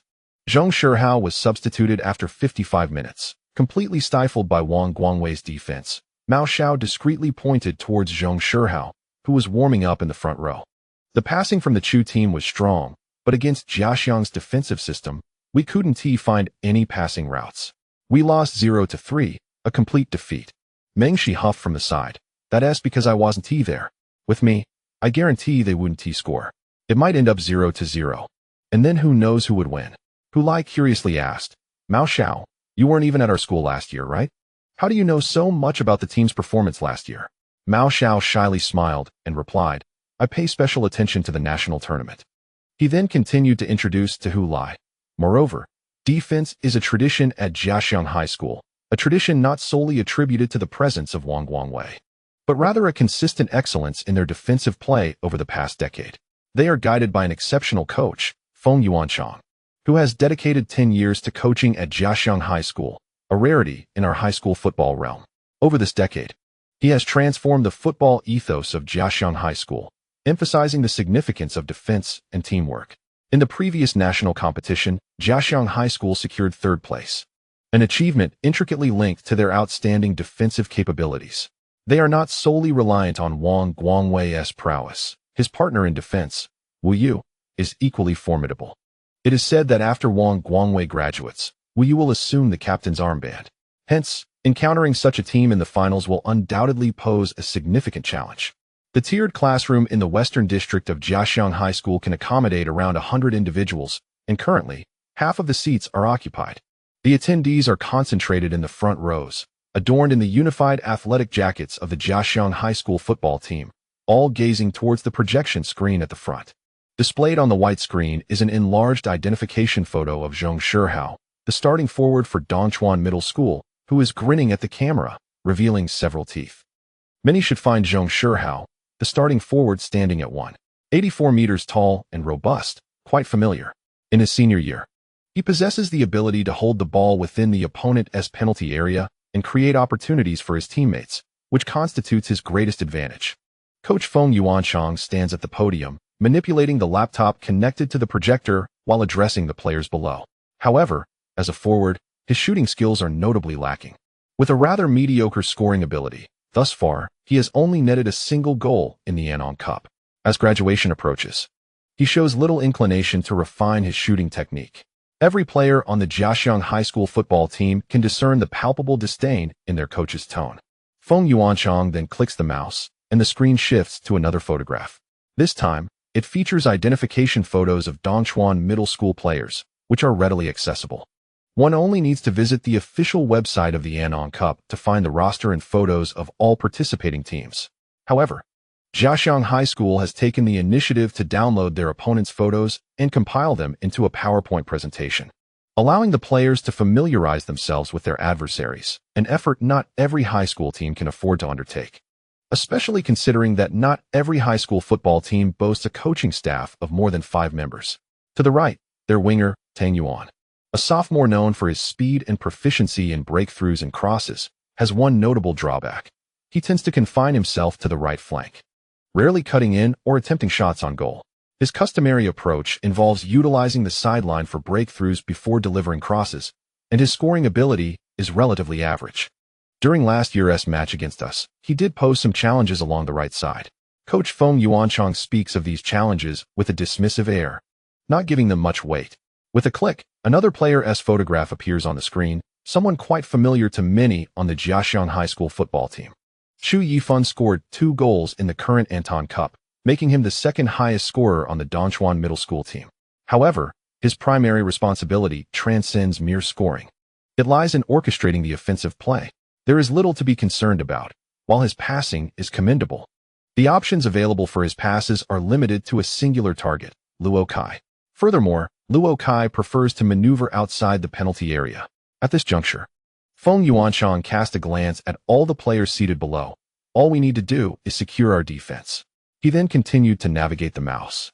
And 3 numbers appeared on the screen, 1754. Thus far in this Anton Cup, Dongchuan Middle School has netted a total of 17 goals. Feng Yuanchang circled the number 17 with the cursor, then swiftly moved to the number 5 and drew another circle. Of these 5 goals, 4 players contributed, with Chu Yifan scoring 2, while the remaining 3 were netted by their center forward Zhong Shihao, center back Mao Xiao, and forward Hu Lai. As Feng Yuanchang spoke, the identification photos of these 4 players appeared on the screen, but only for a fleeting second before he transitioned to the next slide, which displayed the number 12 alongside a solitary identification photo. The remaining 12 goals were all scored by Luo Kai. The 200-inch screen showcased only Luo Kai's expressionless visage, positioned centrally as though he were gazing down upon the players of Jiaxiang. From these statistics, it is evident that although Dongchuan Middle School has reached the finals, they have done so with a significant handicap. Their sole scoring threat resides in Luo Kai. If we can neutralize him during the match, their offensive capability would be rendered impotent. Last week, Shiyan Middle School attempted this strategy and succeeded for 71 minutes, only to eventually concede a goal to Luo Kai.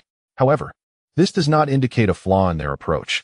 Their tactics were sound, but the execution was lacking.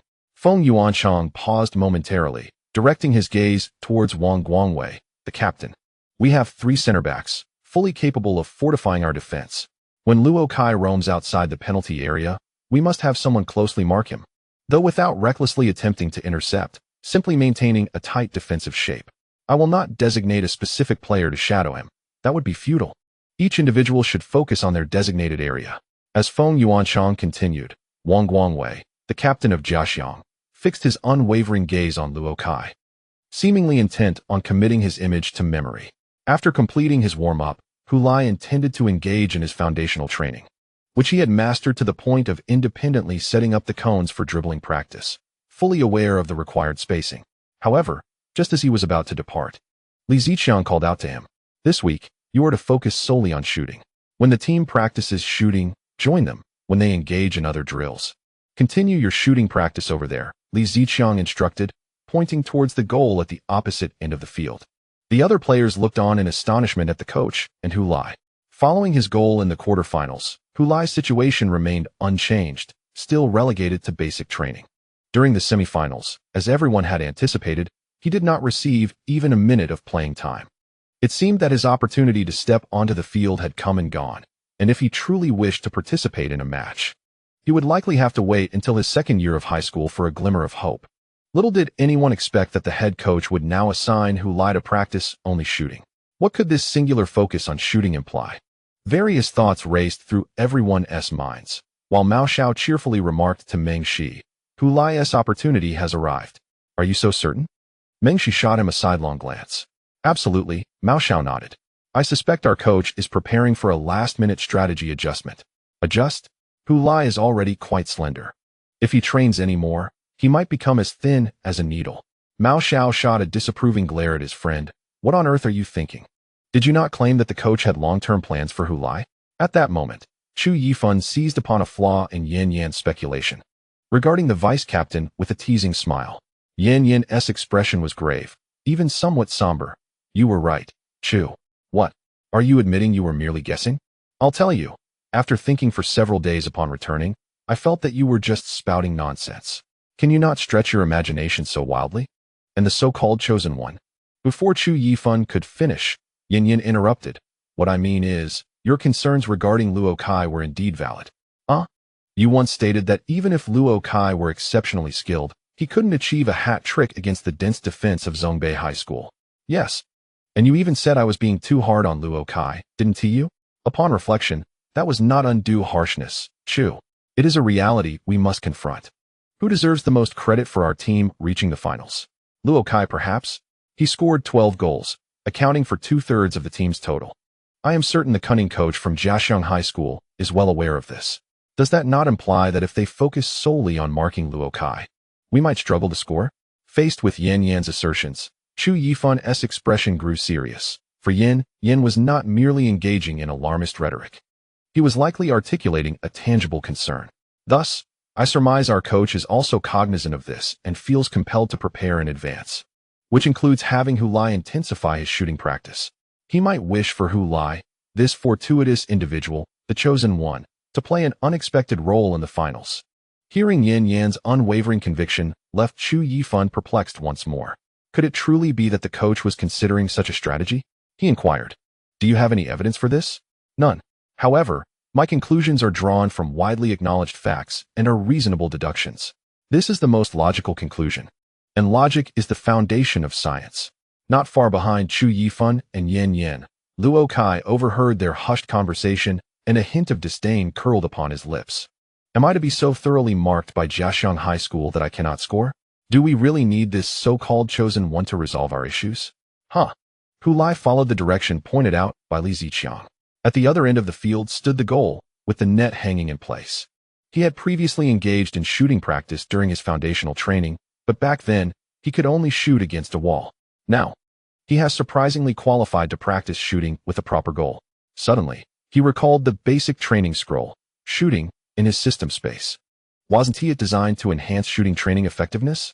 Previously, he had hesitated to use this scroll during basic shooting exercises, feeling it might be a waste, considering shooting was merely one aspect of foundational training. After all, practicing for just a short while hardly constituted a full training session. And wouldn't the rest of the time be squandered? However, the situation had changed. The head coach had personally told him that for the next 3 days of training this week, he would focus entirely on shooting. This essentially meant that each day of training was a dedicated shooting lesson, maximizing the utility of the time. Was this not the perfect opportunity to utilize that training scroll? Thus, Hulai no longer hesitated. He entered the system space and activated the basic training scroll, shooting. Then he redirected his gaze towards Li Ziqiang and declared loudly, "All right, coach, let us begin." Li Ziqiang was momentarily taken aback, feeling as if this young man before him was ablaze with enthusiasm. "Hey Hulai, have you begun specialized shooting training?" Li Qingqing asked as she stood in the corridor, conversing with Hulai through the open window. She had just learned that Hulai had already initiated focused shooting training, a fact that her father had not mentioned to her, though it seemed unnecessary to do so. Yes, aside from warm-ups, all training content consists of shooting drills, Hulai replied, reclining his head on his propped-up arm at his desk, gesturing with his other hand for Li Qingqing to shift aside. "What is up?" Li Qingqing asked, puzzled. "You're blocking my sunlight." Oh. Realizing that her shadow was casting over him, Li Qingqing stepped aside, allowing the sunlight streaming through the glass wall to illuminate Hulai's face. He tilted his head slightly back, eyes closed, visibly relishing the warmth. From a distance, Luo Kai observed the scene with a grim expression. Was his goddess truly being summoned and commanded by this guy? Yet, Li Qingqing seemed utterly unfazed. After clearing the sunlight path, she continued to lean against the windowsill and chat with Hulai inside. "This is wonderful news, Hulai. The coach must have a purpose in making you practice shooting. I believe he might want you to play in the final," she remarked. "Me in the final?" Hulai replied, astonished. "That can't be right. It's the final. I didn't even get to play in the semifinals. How could I possibly play in the final?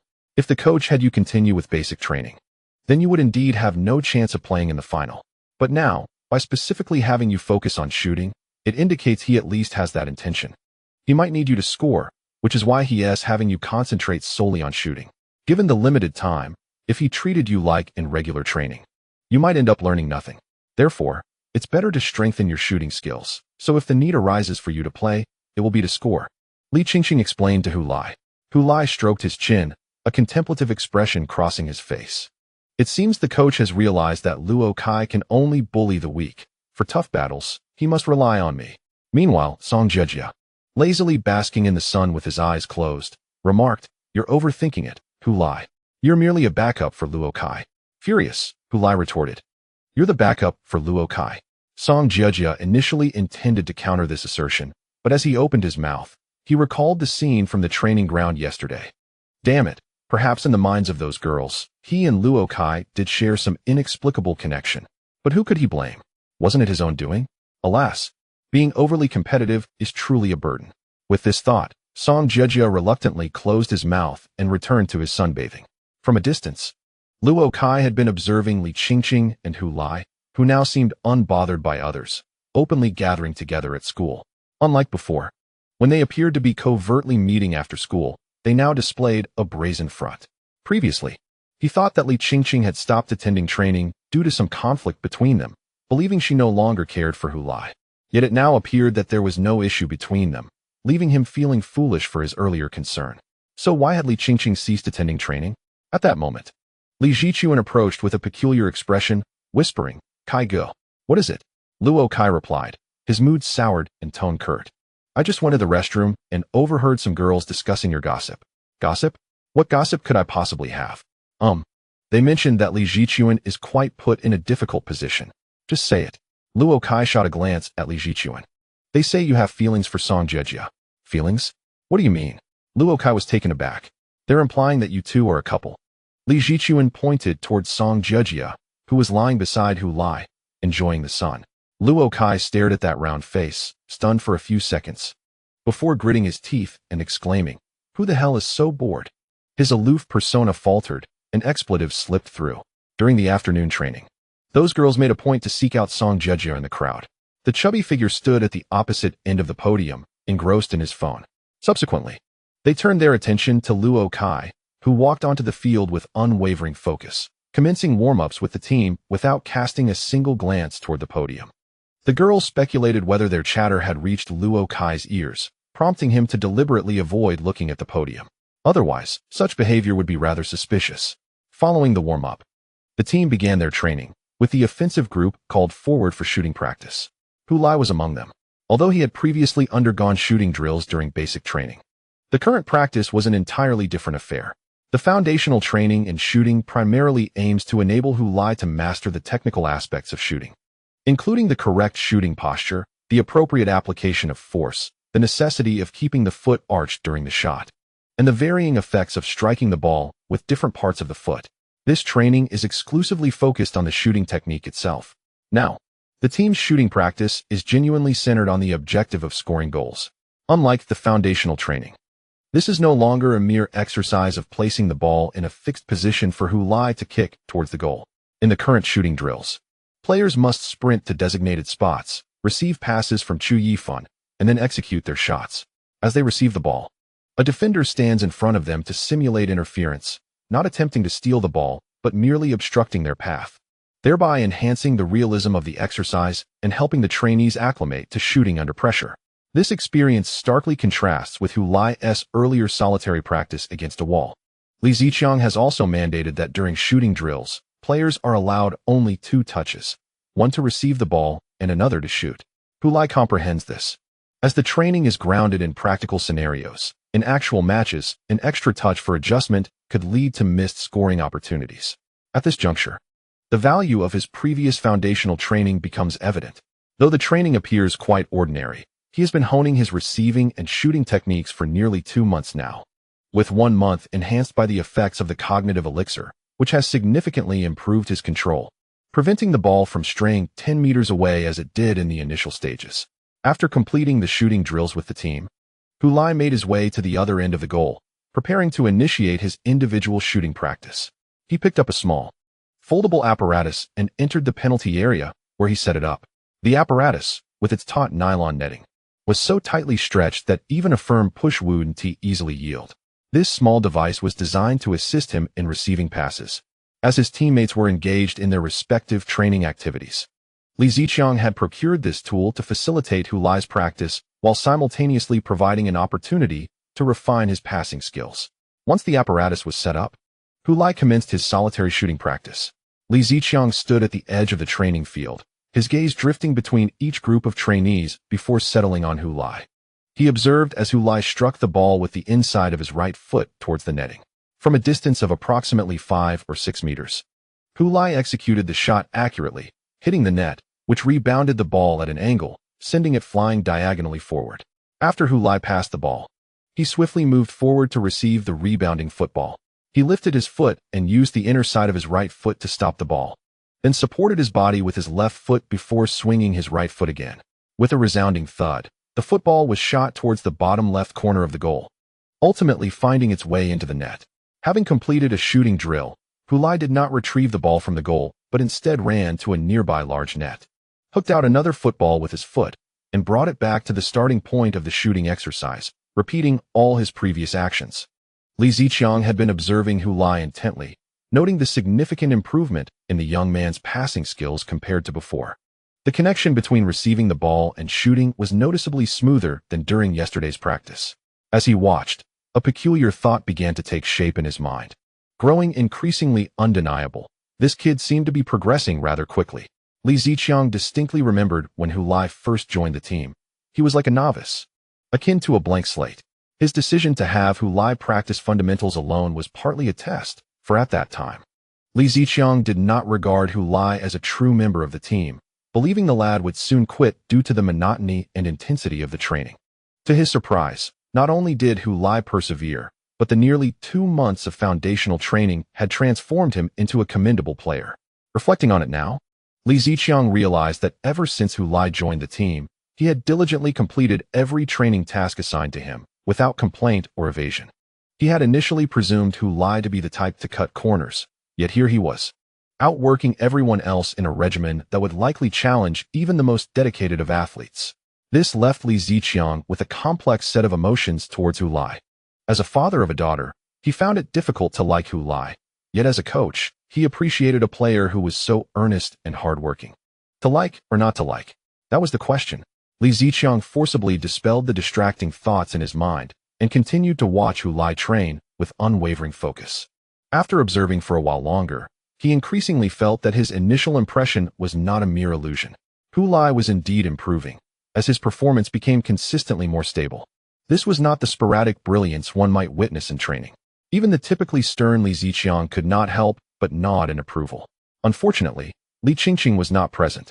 Otherwise, witnessing her father nodding at Hu Lai would have left her utterly astonished and delighted for days. Of course, Li Ziqiang soon became aware of his own recognition and refrained from making even one more gesture of approval. Unbeknownst to Hu Lai, who was entirely focused on his training, his coach had been observing him for quite some time, grappling with intense inner reflections. He kicked the football once more towards his teammate, and the ball struck the netting, failing to rebound directly. Instead, it spun upward and sailed over the top edge of the net, tracing a parabolic arc through the air as it flew diagonally forward. Gazing at the perfect arc, Hu Lai suddenly felt an impulse to unleash a powerful kick. After all, he had experienced the exhilarating rush of breathtaking volleys and had often fantasized about executing such a strike on the field. With this thought in mind, Hu Lai adjusted his stance, refraining from raising his right foot to receive the ball. Instead, he slightly spread his right leg apart. Observing this scene, Li Ziqiang furrowed his brow. This was certainly not the posture for a proper stop. If he were to attempt such a stop, it would likely fail miserably. In the next instant, he saw Hu Lai's right leg propel forcefully toward the soccer ball. At once, he realized what Hu Lai intended. He was going to shoot without stopping the ball. Li Ziqiang's forehead throbbed with tension, but before he could voice his objection, Hu Lai's right foot struck the ball. Bang! The soccer ball soared high above the crossbar, descended after clearing the sandpit, and collided with the stadium wall, rebounding onto the red rubber track. As the ball landed on the track, Li Ziqiang's delayed roar finally echoed. What a farce! You haven't even mastered stopping the ball, and you're already dreaming of volleys? Do you aspire to leap to greatness in one bound? I advise you to focus on the fundamentals before indulging in such fanciful notions. From a distance, Hu Lai hastily gestured an apology to the coach and dashed off to retrieve another soccer ball. This time, his training resumed in earnest. He diligently stopped the ball before attempting a shot. Li Ziqiang, witnessing this, scoffed internally. After a month of foundational training, he thinks he can play in matches. After just one day of shooting practice, he is already envisioning volleys. He can endure hardship, but being grounded is another matter. I must keep a close watch on him. Upon hearing the head coach's bellow, Yin Yin exchanged a knowing glance with Chu Yifan, conveying the message. See, our coach is fixated on Hu Lai. Even more so than on Luo Kai. This time, Chu Yifan refrained from expressing skepticism and turned his gaze to the slender figure. The one perceived as the weakest in the team was, in fact, the one most favored by the coach. He began to question the validity of his life experiences over the past 18 years. Chapter 63. The high-speed train to the finals after his father left home. Hu Lai waited an additional 5 minutes in his room before finally rising to find his mother, who was tidying up in the kitchen. Mom, today is my classmate Song Jeje's birthday. He invited me to his birthday party, which promises to be quite lively, so I might return home a bit late, he said. Shanxie remained silent, simply gazing at her son. Under her watchful eyes, Hu Lai eventually confessed the truth. All right, Mom.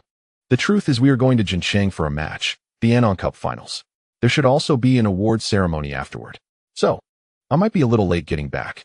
If Dad returns, could you please tell him what I mentioned earlier? After speaking, he felt a twinge of anxiety, fearing his mother's disapproval. To his surprise, she smiled at him.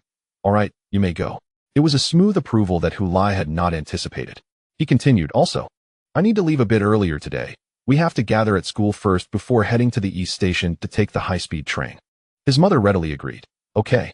Seeing that his mother offered no opposition, Hu Lai let out a sigh of relief, a smile spreading across his face. Mom, you're truly wonderful. Xiaolan, noticing his feigned smile, waved her hand dismissively. Go on, hurry up and do your homework. All right, Hu Lai replied obediently. As Li Qingqing descended from the second floor in her pajamas, preparing for her morning routine, she spotted her father entering, carrying 2 plastic bags brimming with groceries. Dad, did you go out to buy vegetables? Li Qingqing inquired, her brow furrowed. Yes, you wash up first. I'll heat up your breakfast. I'll also prepare your lunch and dinner, so you'll only need to use the microwave later, Li Ziqiang said, hastening towards the kitchen with the bags.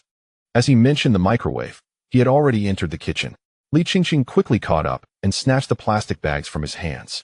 Dad, I can cook for myself. You don't need to do this every time. Besides, today is the finals. How can you take the time to buy groceries? What kind of meal do you intend to prepare? You'll be neglecting your studies, Li Ziqiang replied, turning on the gas stove to heat the steamed buns and boiled eggs. Li Qingqing, however, went to the refrigerator to put away the vegetables. Neglecting what studies? I finished everything I could yesterday. What I don't understand will still be unclear even if I spend the whole day on it. Hearing this, Li Ziqiang trembled with anger. You're quite audacious. What if you don't study well? Dad, are you all right? Li Qingqing peeked into the kitchen at her father. Didn't you tell me to stick to football? So my academic performance doesn't matter, right? I'm not going to college anyway, am I? Li Ziqiang found himself at a loss for words. So, Dad, you needn't worry about me. Focus on the finals instead. Didn't you say that Jiaxiang High School is formidable? Li Qingqing ushered her father out of the kitchen. What is there to worry about in the finals? We've prepared everything. Now it's just about execution on the day. What if they focus on Luo Kai? I have a backup plan, Li Ziqiang replied. Li Qingqing's eyes sparkled. What is the backup plan? She knew her father had devised a strategy for Hu Lai to practice shooting, and she was eager to hear him mention Hu Lai's name, such as, I'm considering using Hu Lai as a backup when they mark Luo Kai closely. But instead, Li Ziqiang said, I'll have Luo Kai and Tang Yuan swap positions, allowing the right-footed Tang Yuan to cut in and attempt a shot. Additionally, Chu Yifan needs to be more proactive in making runs into the penalty area, seeking scoring opportunities. When the opposing team is focused on Luo Kai, it will be Chu Yifan's moment. We've been training this tactic all week. Upon hearing her father's words, the sparkle in Li Qingqing's eyes dimmed. Yet her smile remained unchanged as she cheerfully replied, That's good. I was worried that if Jiaxiang marked Luo Kai closely, we wouldn't be able to score. Your dad isn't foolish, Li Ziqiang said, affectionately ruffling her hair. Hee. Li Qingqing chuckled, lowering her head. In the place where she couldn't see, Li Ziqiang's expression shifted. Though the daughter might believe she is concealing her feelings adeptly, Li Ziqiang perceives the truth with clarity. One can feign expressions, Yet the light in one's eyes cannot be masked. At times, he yearns to candidly inquire of his daughter what precisely it is about that insufferable boy that captivates her. However, he fears that such a question might wound her, as it is easy to pose, yet what follows remains uncertain. How would she confront him? And how would he face her? Thus, he can only suppress his emotions deep within. Xiaolon, at the market, purchased a bundle of garlic sprouts and a piece of pork belly, intending to prepare a dish of garlic sprouts with twice-cooked pork for her son and husband the following day. After completing her shopping, she dragged her cart laden with groceries homeward, pausing momentarily at a fruit stall, her gaze drawn to the red Fuji apples displayed outside. Although all were red Fuji apples, they were divided into 3 heaps, varying in size, quality, and price. The least expensive apples lay haphazardly in a basket, marred by blemishes and insect holes. In contrast, the most expensive apples were meticulously arranged into a pyramid, each one round and large, their skins of vivid red, glistening enticingly, and clearly delectable. Xiaolon did not rummage through the cheapest apples, nor did she linger over the alluring yet costly ones. Instead, she selected 2 medium-sized apples that appeared to be of the best quality from the mid-range pile and handed them to the vendor. "Please weigh these for me," she requested.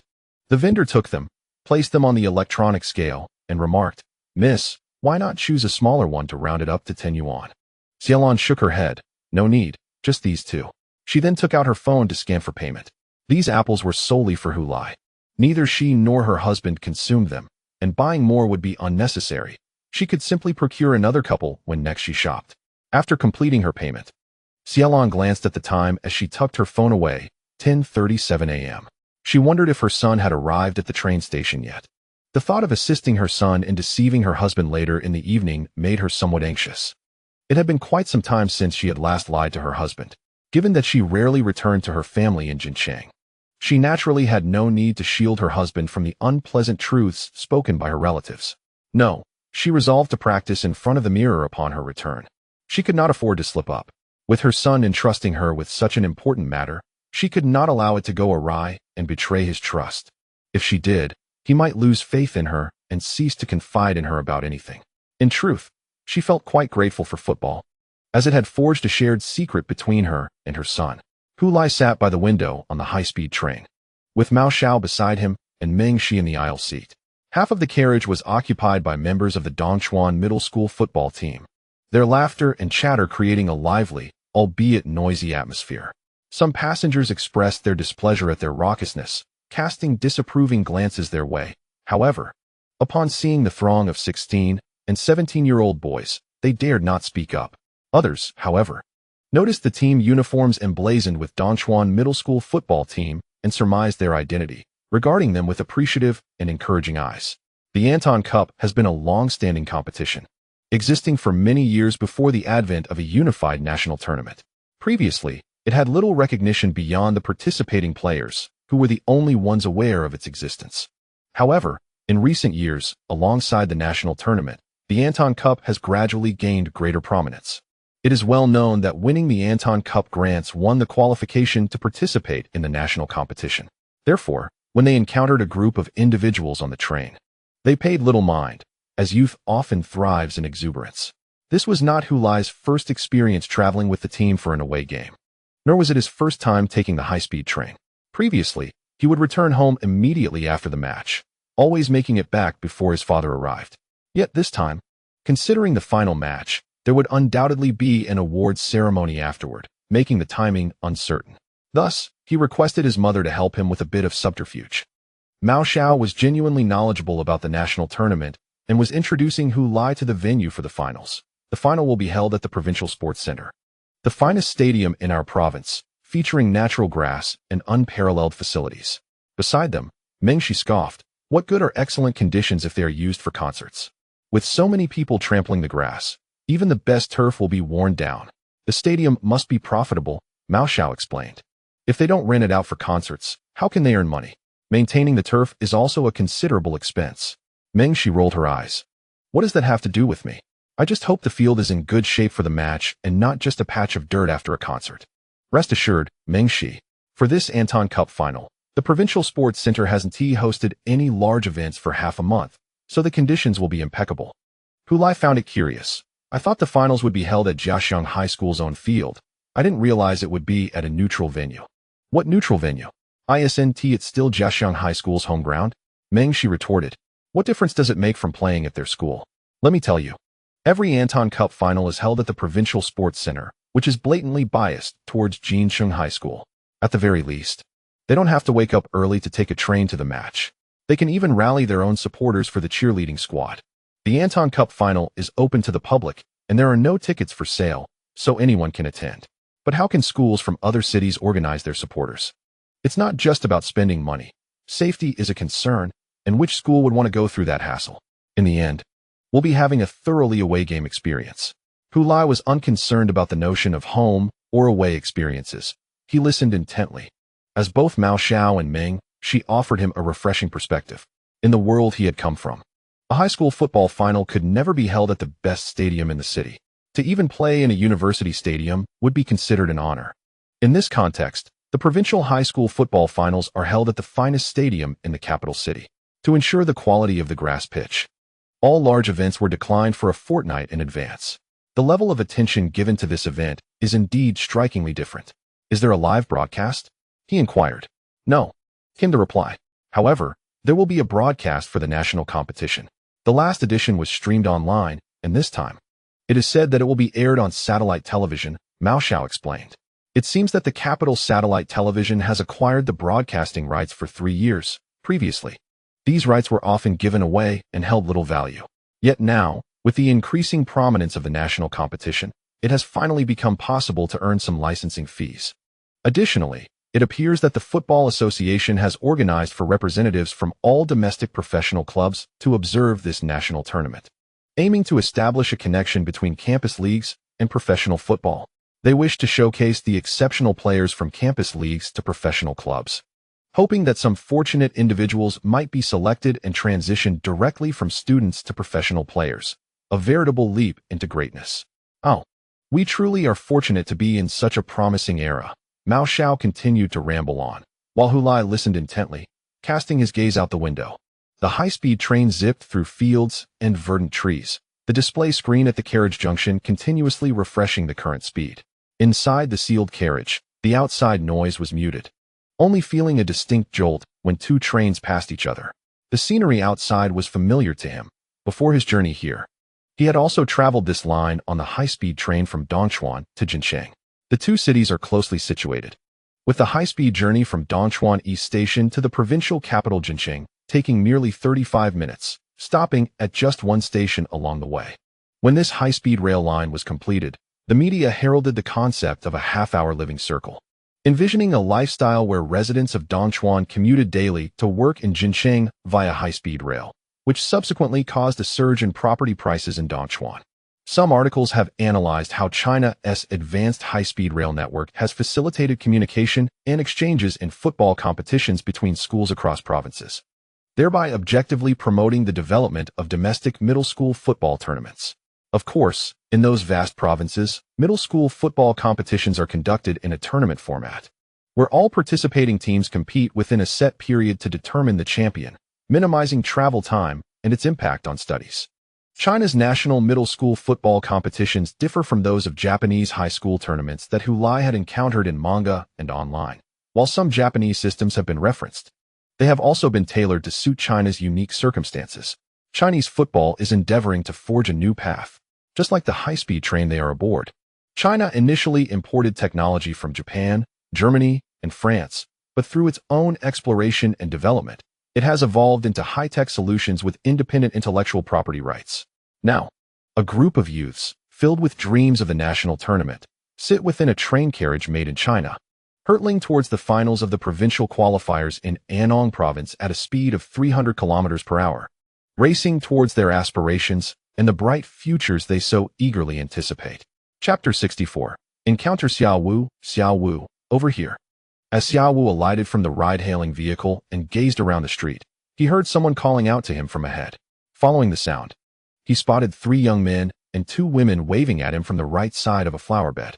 Turning to a youth beside him, he said, "Come, let us approach them." Upon reaching the group, he gestured towards his companion and introduced him. "This is my cousin, Xiao Xiaoyu." A girl chuckled at the name. glancing at Xiao Wu, and asked, "Then why don't you call him Xia Daiyu?" Xiao Wu smiled and clarified, "It's you as in universe, not you as in rain." He continued, "Xiao Yu, they are my classmates. Next year, we shall be alumni together.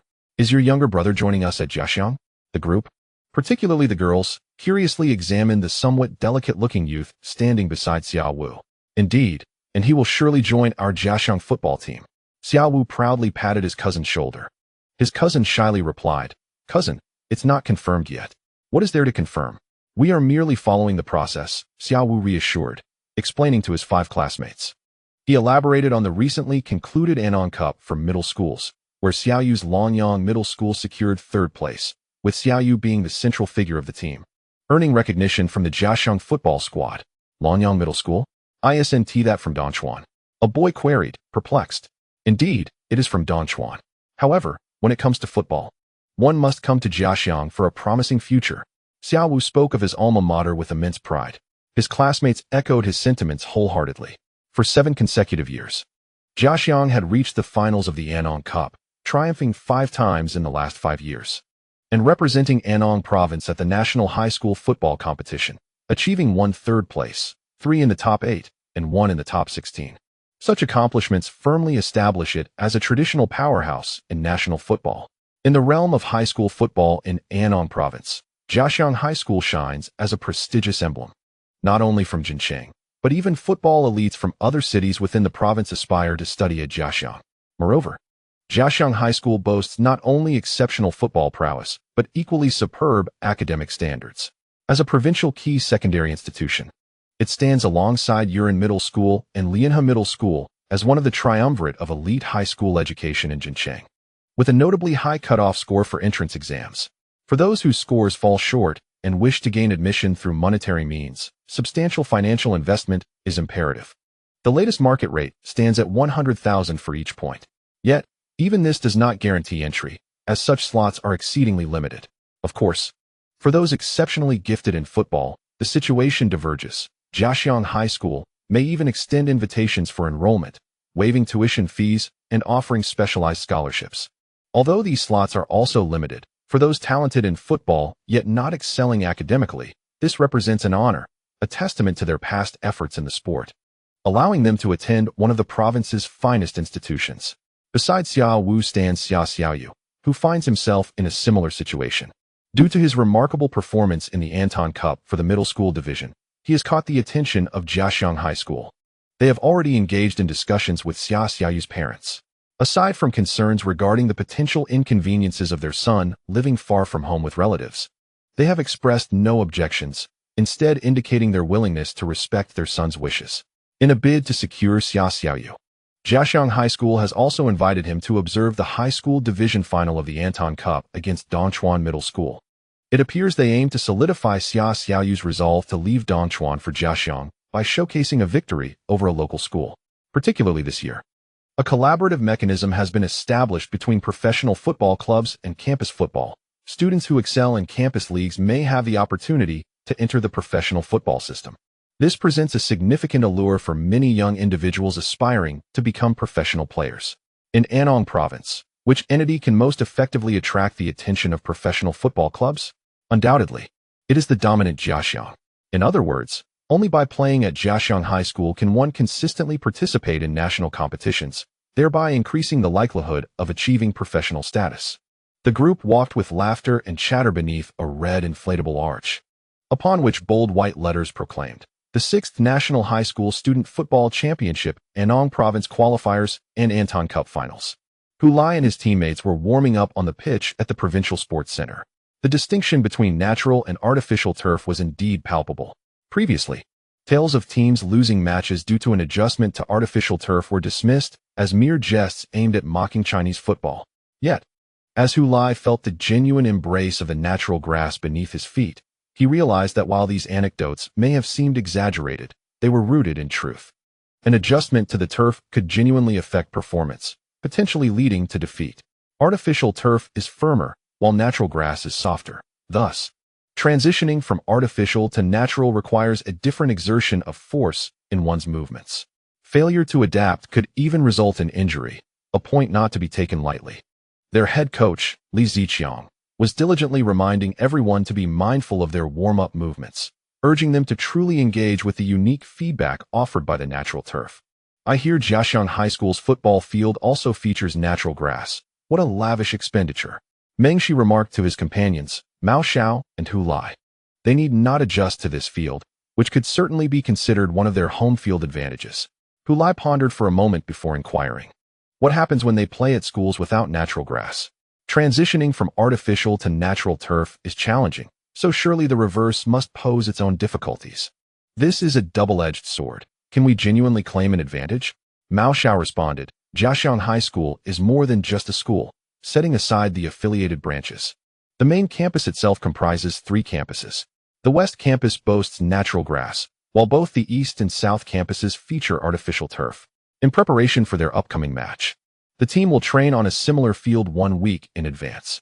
The football team has a dedicated school bus that facilitates their commute across 3 campuses. Upon hearing Mao Xiao's remarks, Hu Lai couldn't help but grin, acknowledging the affluence of their resources. He had initially thought that Dongchuan Middle School's newly constructed artificial turf field was impressive, but the prowess of the high school giants in the provincial capital surpassed his expectations. This is indeed the strength of the football dominators in Anong Province. Look, natural grass, Xiao Wu exclaimed to his cousin from the stands. Our Jiaxiang West District field also boasts natural grass. Indeed. Among all the high schools in Jincheng, only our Jiaxiang has a football field with natural turf. A nearby boy chimed in proudly. From the stands, the lush green grass of the provincial sports center covered every corner of the field. Even the areas in front of the goals, which showed signs of wear, remained free of exposed soil. This attests to the high quality of the turf. It was comparable to the prestigious stadiums he had seen in broadcasts of top European leagues. If he could play on such a field, he wouldn't need to exert much effort to send the ball soaring, for the friction of natural grass is considerably less than that of artificial turf. Xiaoyu gazed at the verdant expanse, his eyes ablaze with enthusiasm. Xiaowu noticed the change in his cousin's expression and broke into a joyful smile. Given the close proximity between Jincheng and Dongchuan, the 2 families frequently visited each other, fostering a strong bond between the 2 brothers, despite not being blood relatives. He had been delighted to hear that his cousin might attend Jiaxiang High School, as it meant they could live together and commute to school daily. Most importantly, his cousin was an excellent football player. Thus, he, as the older cousin, would bask in reflected glory. Should any girls wish to approach his cousin, they would first have to get past him. As his older cousin, it was only natural for him to look out for him. Thus, he never ceased to promote the advantages of Jiaxiang in front of his cousin, hoping to persuade him to make a firm decision to study there. They've arrived, his classmates suddenly exclaimed, drawing his attention to a specific direction. Coming back to his senses, he turned to see a throng of individuals emerging from the players' tunnel. Wang Guangwei. It's Wang Guangwei. Our team is out for warm-ups, he called out to his cousin. Following his gaze, Xiaoyu spotted a large group of people clad in matching Jiaxiang High School football team jackets. Amongst the crowd, he quickly recognized Wang Guangwei. Even though he wore no distinctive attire, his remarkable aura set him apart as he led the group at the forefront, flanked by teammates, resembling a leader guiding his entourage. It seemed that with just a single command from this imposing figure, the dozens of individuals behind him would swiftly draw gleaming machetes from beneath their coats, charging towards the players of Dongchuan Middle School with fervent cries. Furthermore, students clad in deep blue Jiaxiang uniforms began to fill the stands, carrying banners and flags that quickly adorned half of the seating area. Xiaoyu even observed several individuals laboriously transporting a large drum, which, judging by their movements, was anything but light. How professional, Xiaoyu mused inwardly. The cheerleading squad, the spectacle, and the Jiaxiang players competing in such an environment appeared rather advantageous. He couldn't help but envision himself donning a black sports jacket, immersed in the scene. As the Jiaxiang High School players entered the field to prepare for warm-ups, they instinctively turned their gazes towards the opposite side, where the Dongchuan Middle School players had already commenced their warm-up routine. Following a meeting with their head coach, it was now effortless for them to identify the main players of Dongchuan Middle School amidst the crowd. Naturally, the most striking figure was Luo Kai. Wang Guangwei unabashedly fixed his gaze upon the warming-up Luo Kai. Luo Kai, sensing this intense scrutiny, turned his head to meet Wang Guangwei's eyes. Upon seeing Luo Kai turn, Wang Guangwei confirmed that he resembled his photograph perfectly, exuding an air of arrogance, as if he were indeed the chosen one. Such is the nature of geniuses. Wang Guangwei discreetly averted his gaze and, accompanied by his teammates, made his way towards their half of the field, commencing warm-ups under the guidance of the coaching staff. Behind him, Luo Kai gradually withdrew his gaze, regaining possession of the ball from his teammate. "Is that person Wang Guangwei?" Hu Lai inquired of his companion, Mao Xiao. "Indeed," Mao Xiao replied. "He doesn't look particularly tall or strong." Mao Xiao quickly elaborated, "Wang Guangwei's physical prowess is not evident in static appearances. Though he stands at only 184 meters, his exceptional jumping ability compensates for any shortcomings in height. He may not be exceptionally muscular, but he is agile and quick to react, especially in terms of secondary responses. This aspect is akin to my own abilities." Hu Lai rolled his eyes. "Ah, I see. So, you're implying that you are equally skilled as Wang Guangwei." Mao Xiao waved his hands dismissively. No. I have always regarded Wang Guangwei as a benchmark, aspiring to become as distinguished a central defender as he is." Hu Lai, fixated on Wang Guangwei's silhouette, suddenly remarked, "I said Jiaxiang exudes a sense of déjà vu the moment they take the field. Look at them all dressed in black. That Wang Guangwei sports a slicked-back hairstyle, resembling a mafia boss. If he were to drape a piece of tissue around his neck, he would fit the part even more." Speaking of Wang Guangwei's hairstyle, Mao Xiao chuckled. "There's a legend." "What legend?" "It said that he spends an inordinate amount of time grooming his hair before matches, meticulously slicking it back. Yet, during the Anong Cup matches, nobody could dishevel his immaculate hairstyle. By the end of the game, his hair remained as flawless as when he stepped onto the field." Goodness, how pretentious. However, I distinctly recall that Wang Guangwei's hairstyle seldom appeared disheveled, aside from the national competition. His defensive maneuvers were not characterized by aggression, but rather by decisive footwork at opportune moments. More often, he relied on astute positioning and timing for his defense. Executing movements that were both clean and efficient, rarely committing fouls, he is a remarkably composed defender, exuding an air of grace and poise. Mao Xiao's introduction of Wang Guangwei's myriad traits revealed the depth of his research on the player. Hu Lai's gaze fell upon Wang Guangwei's meticulously arranged hairstyle. Indeed, as he warmed up with various movements, his hair remained perfectly in place on his forehead. Is there truly no one who can disrupt his hairstyle during the match? Hu Lai mused to himself. Chapter 65. The defensive prowess of Jiaxiang High School. Seated on the sidelines of the bench, Hu Lai observed the court before him where the match had commenced. Prior to the start of the game, a series of formalities had taken place. Both teams, including players, coaches, and team leaders, stood on the field attentively listening to the addresses from officials of the Provincial Football Association and the Education Department. Fortunately, during the finals, it was winter, and the sun cast a warm glow upon everyone, creating a rather comfortable atmosphere. Had this occurred in summer, one could only imagine the ramifications if a player were to succumb to heat exhaustion while the leaders spoke. Who would be accountable for that? Following the speeches, a brief kickoff ceremony was held at the center of the field, marking the official commencement of the match. Now, 20 minutes into the game, the score remained at 0-0, with neither side having found the net. From the flow of play, Dongchuan Middle School appeared to hold the advantage, pressing forward with an offensive stance. Despite Jiaxiang High School being on the defensive, they did not exhibit any semblance of disarray. In truth, any individual with a modicum of football knowledge would not consider Dongchuan Middle School to be in the advantageous position merely due to their attacking efforts.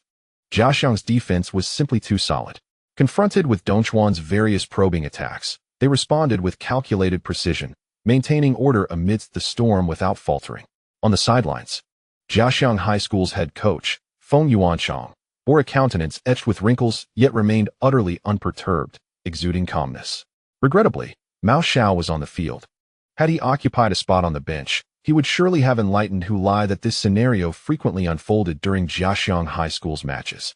Naturally, the expertise in defense allowed Jiaxiang to maximize their strengths. Unless their opponents were significantly weaker, they would invariably adopt a strategy of steadfast defense, patiently awaiting the opportune moment for a swift counterattack.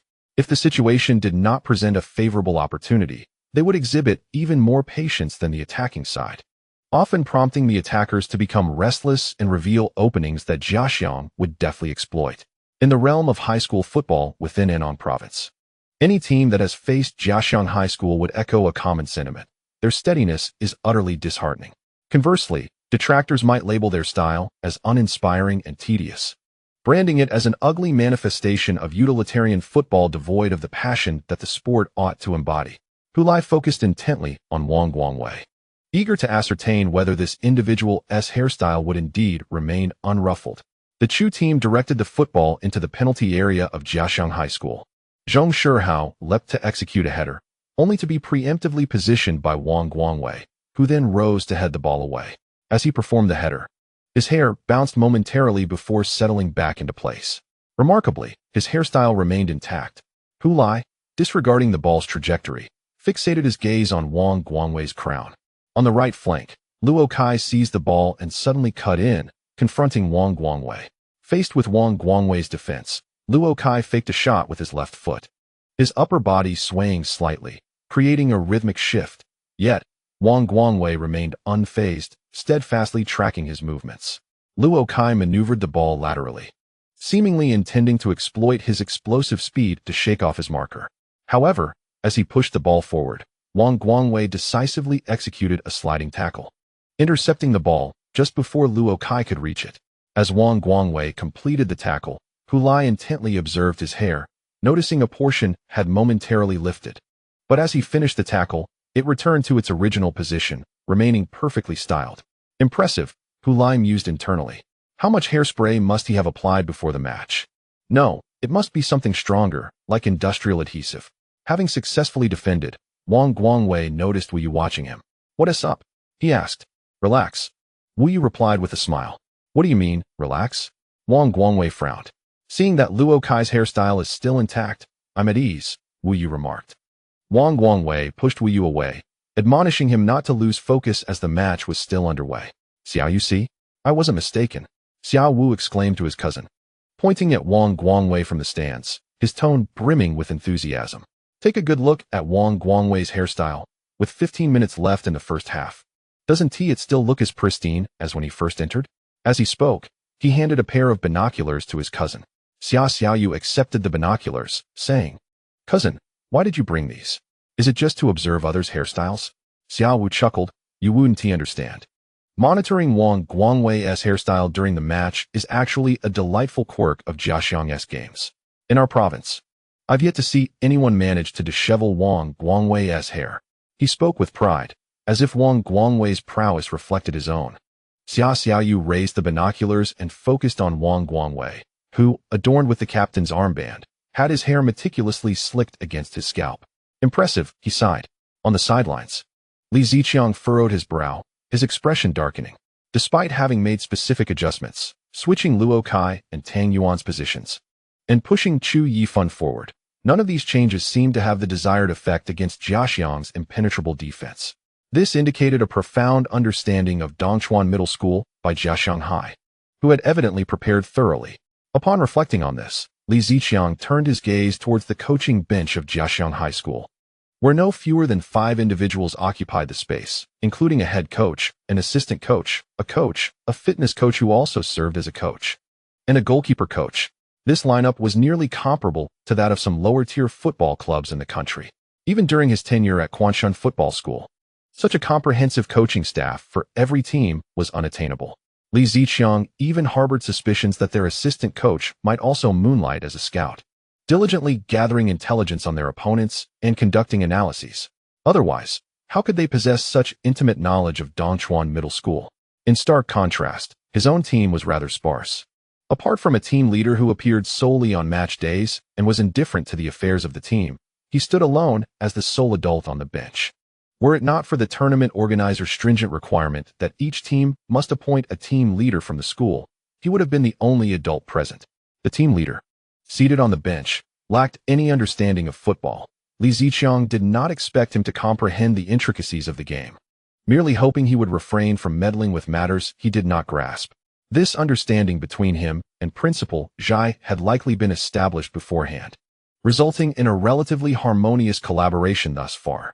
Li Ziqiang was acutely aware of the challenges facing his team, having taken over in a short span. The lack of sufficient practice time necessitated a somewhat hasty approach to achieve results. Consequently, he decided to elevate Luo Kai to a central role, relying on his exceptional individual prowess to propel the team forward.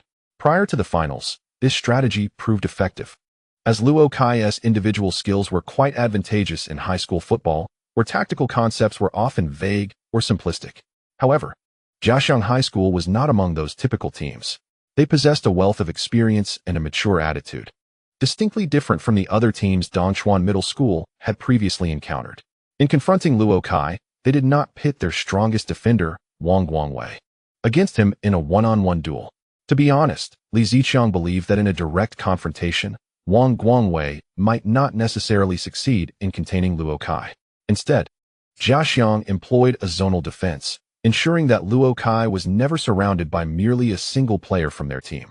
Even Wang Guangwei was just one component of this defensive scheme, collaborating with his teammates to guard against Luo Kai, thereby denying him genuine one-on-one opportunities. While Wang Guangwei currently stood out as Jiaxiang's most prominent defensive player, this was merely a reflection of how the system amplified his strengths. Many mistakenly attribute Jiaxiang's defensive prowess solely to the presence of the exceptional Wang Guangwei over the past 3 years. While Wang Guangwei was indeed formidable, the cornerstone of Jiaxiang's remarkable defense lay in their head coach, Feng Yuanchang. The robustness of this system constituted the essence of Jiaxiang High School's defensive excellence. Once one player committed to an attack, others swiftly filled the gap left behind, resulting in a cohesive unit that operated like a finely tuned mechanical system, where each cog interlocked seamlessly, ensuring that any action reverberated throughout the entire team. Even their forwards were tasked with defensive responsibilities. As he contemplated this, Li Ziqiang glanced at his wristwatch. 29 minutes had elapsed in the match. The offensive efforts of Dongchuan High School had yielded little success, prompting him to whistle and gesture for his team to slow their pace, to refrain from relentless attacks, and to regroup for a moment. Perhaps this strategic retreat might coax the opponent into revealing their vulnerabilities. From the coach's bench of Jiaxiang High School, Feng Yuan observed Li Ziqiang's tactical adjustment with keen interest. He clicked his tongue and remarked to his assistant coach, Li Ziqiang is indeed quite cautious. If he continues this aggressive approach, it would soon be our turn to counterattack. For now, it is wise to maintain a steady course. The assistant coach nodded, rising from the bench to convey a stabilizing signal to the players on the field, urging them to avoid reckless advances in light of the opponent's defensive retraction. Indeed, as Dongchuan High School moderated their tempo, Jiaxiang High School refrained from launching an offensive. They appeared entirely content with the prospect of a scoreless first half, not merely resigned, but genuinely satisfied with the outcome. A subtle smile crept across Li Ziqiang's face. Coach Feng was maintaining his composure admirably. However, if the opposing team was steady, he could afford to be even more so. After all, this was the first half, and a score of 0-0 was not an unfavorable result for him. With this thought, Li Ziqiang returned to his coaching position, having stood there for nearly half an hour. It was time for a brief respite. Chapter 66. The Gift of Growth. The first half concluded without either side managing to score.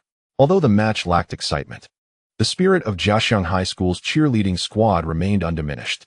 They consistently rallied their team, with invigorating drum beats resonating intermittently, coordinating their synchronized and rhythmic chants in response. In terms of the atmosphere in the stands, Jiaxiang High School was undeniably triumphant. Moreover, despite the score being 0-0, the cheerleaders did not perceive their team's performance as lackluster. Even Xiao Wu and his companions chatted and laughed, eagerly anticipating the second half. However, Xiaoyu seemed less exuberant. After observing the first half, he was astounded by Jiaxiang High School's steadfast commitment to their defensive structure and tactical discipline. Their 5-4-1 formation required all 4 midfielders, regardless of their position, to uphold defensive responsibilities, actively retreating to participate in encirclement and support.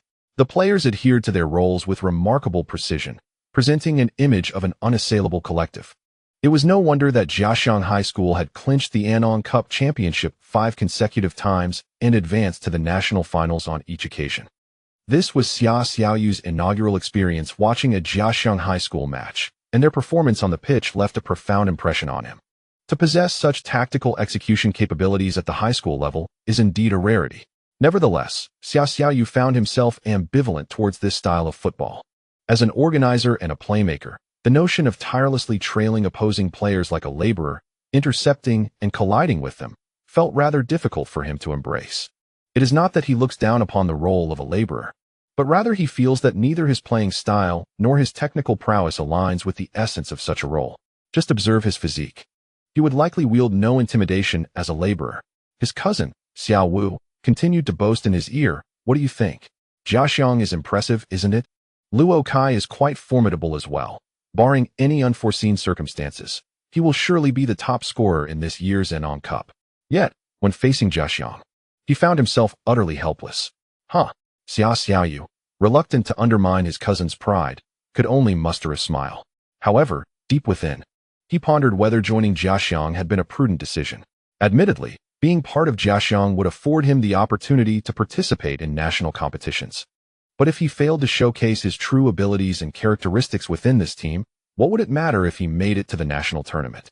Merely existing as a role player in such a prestigious event would be futile. If his previous hesitation about joining Jiaxiang High School stemmed from concerns over leaving home and the potential inconveniences of residing with his cousin in the provincial capital, Jincheng, his current doubts were primarily rooted in football considerations. The second half had commenced, and Luo Kai was now increasingly agitated. He felt as though he were ensnared in a quagmire, becoming more entrenched with each effort to extricate himself, unable to escape. The source of this sensation was the defensive system employed by Jiaxiang High School. He had already experienced the discomfort of being collectively targeted by their team during the first half. Unfortunately, the situation remained unchanged as the second half unfolded. He endeavored to adhere to his coach's directives, expanding his range of movement, even swapping positions not only with Tang Yuan, but also with the center forward, Zheng Shihao. He attempted to penetrate the penalty area, drawing closer to the goal, seeking to capitalize on his teammates' passes for a direct shot.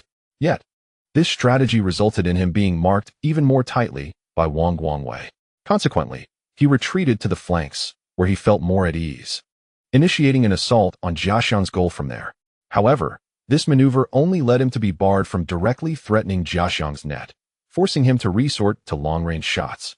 He had just taken a long-distance shot, but with two Jiaxiang defenders in his path, he faced considerable interference, sending the ball careening out of bounds. Upon executing that attempt, he could even hear the laughter from the stands, a chorus emanating from Jiaxiang's cheerleading squad. These cheerleaders were not merely there to support Jiaxiang. They also bore the responsibility of imposing psychological pressure on the visiting team. If the provincial experimental high school can contain him, there is no reason we cannot, Feng Yuanchang remarked to his assistant coach from the sidelines. No matter how strong Luo Kai might be, he had yet to transcend the realm of high school athletes. He was the type of player who needed the ball at his feet to pose a threat, and such players are typically easier to defend against. As long as our defense remains error-free, they will find no way to breach us. Moreover, have you noticed? This marks Luo Kai's third long-range shot within a mere 5 minutes. Despite Chu Yifan being available for a pass in the center, he chose not to utilize it. He is becoming increasingly restless, the assistant coach noted. Indeed, this prodigy's journey has been remarkably smooth. Upon entering the school team as a freshman, he immediately became a pivotal core player. He started in every match and played the full duration, consistently scoring in each game. The entire team strategized around him, catering to his every need. To ensure his comfort on the field, Li Ziqiang insisted on having Zheng Shihao as a starter. Why? Simply because Zheng Shihao could create opportunities for Luo Kai. As the tactical nucleus of the team, his performance directly influenced the overall play, should he become agitated. Dongchuan High School could potentially commit even more errors. Feng Yuan often revealed a hint of a smile. Losing to us as a freshman might not be a misfortune for him. Life inevitably requires one to endure setbacks to foster growth. Let this defeat serve as a gift for his development. After Feng Yuan uttered these words, Luo Kai attempted a forceful breakthrough through the center, only to lose possession under the tight defense of Wang Guangwei and Wu Yu. Wang Guangwei, having intercepted the ball, lifted his gaze and initiated a swift counterattack with a long pass. At that moment, a deep blue figure suddenly surged forth from the ranks of Jiaxiang High School, racing towards the ball's landing spot. It was Su Gaofei, the senior forward from Jiaxiang High School. True to his name, his speed was astonishing. With a single burst, he outpaced Yin Yan.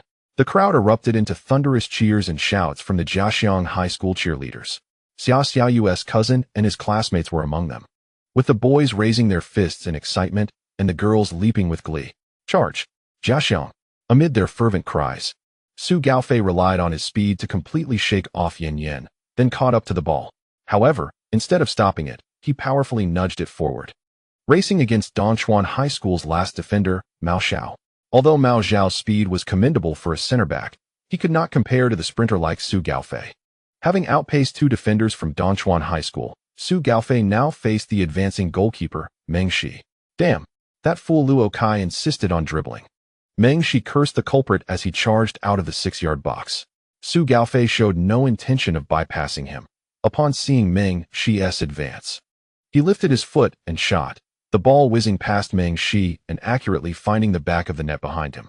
After enduring 50 minutes of defense, Jiaxiang High School took the lead. Damn! Turning back to witness the goal, Meng Shi forcefully yanked a handful of grass.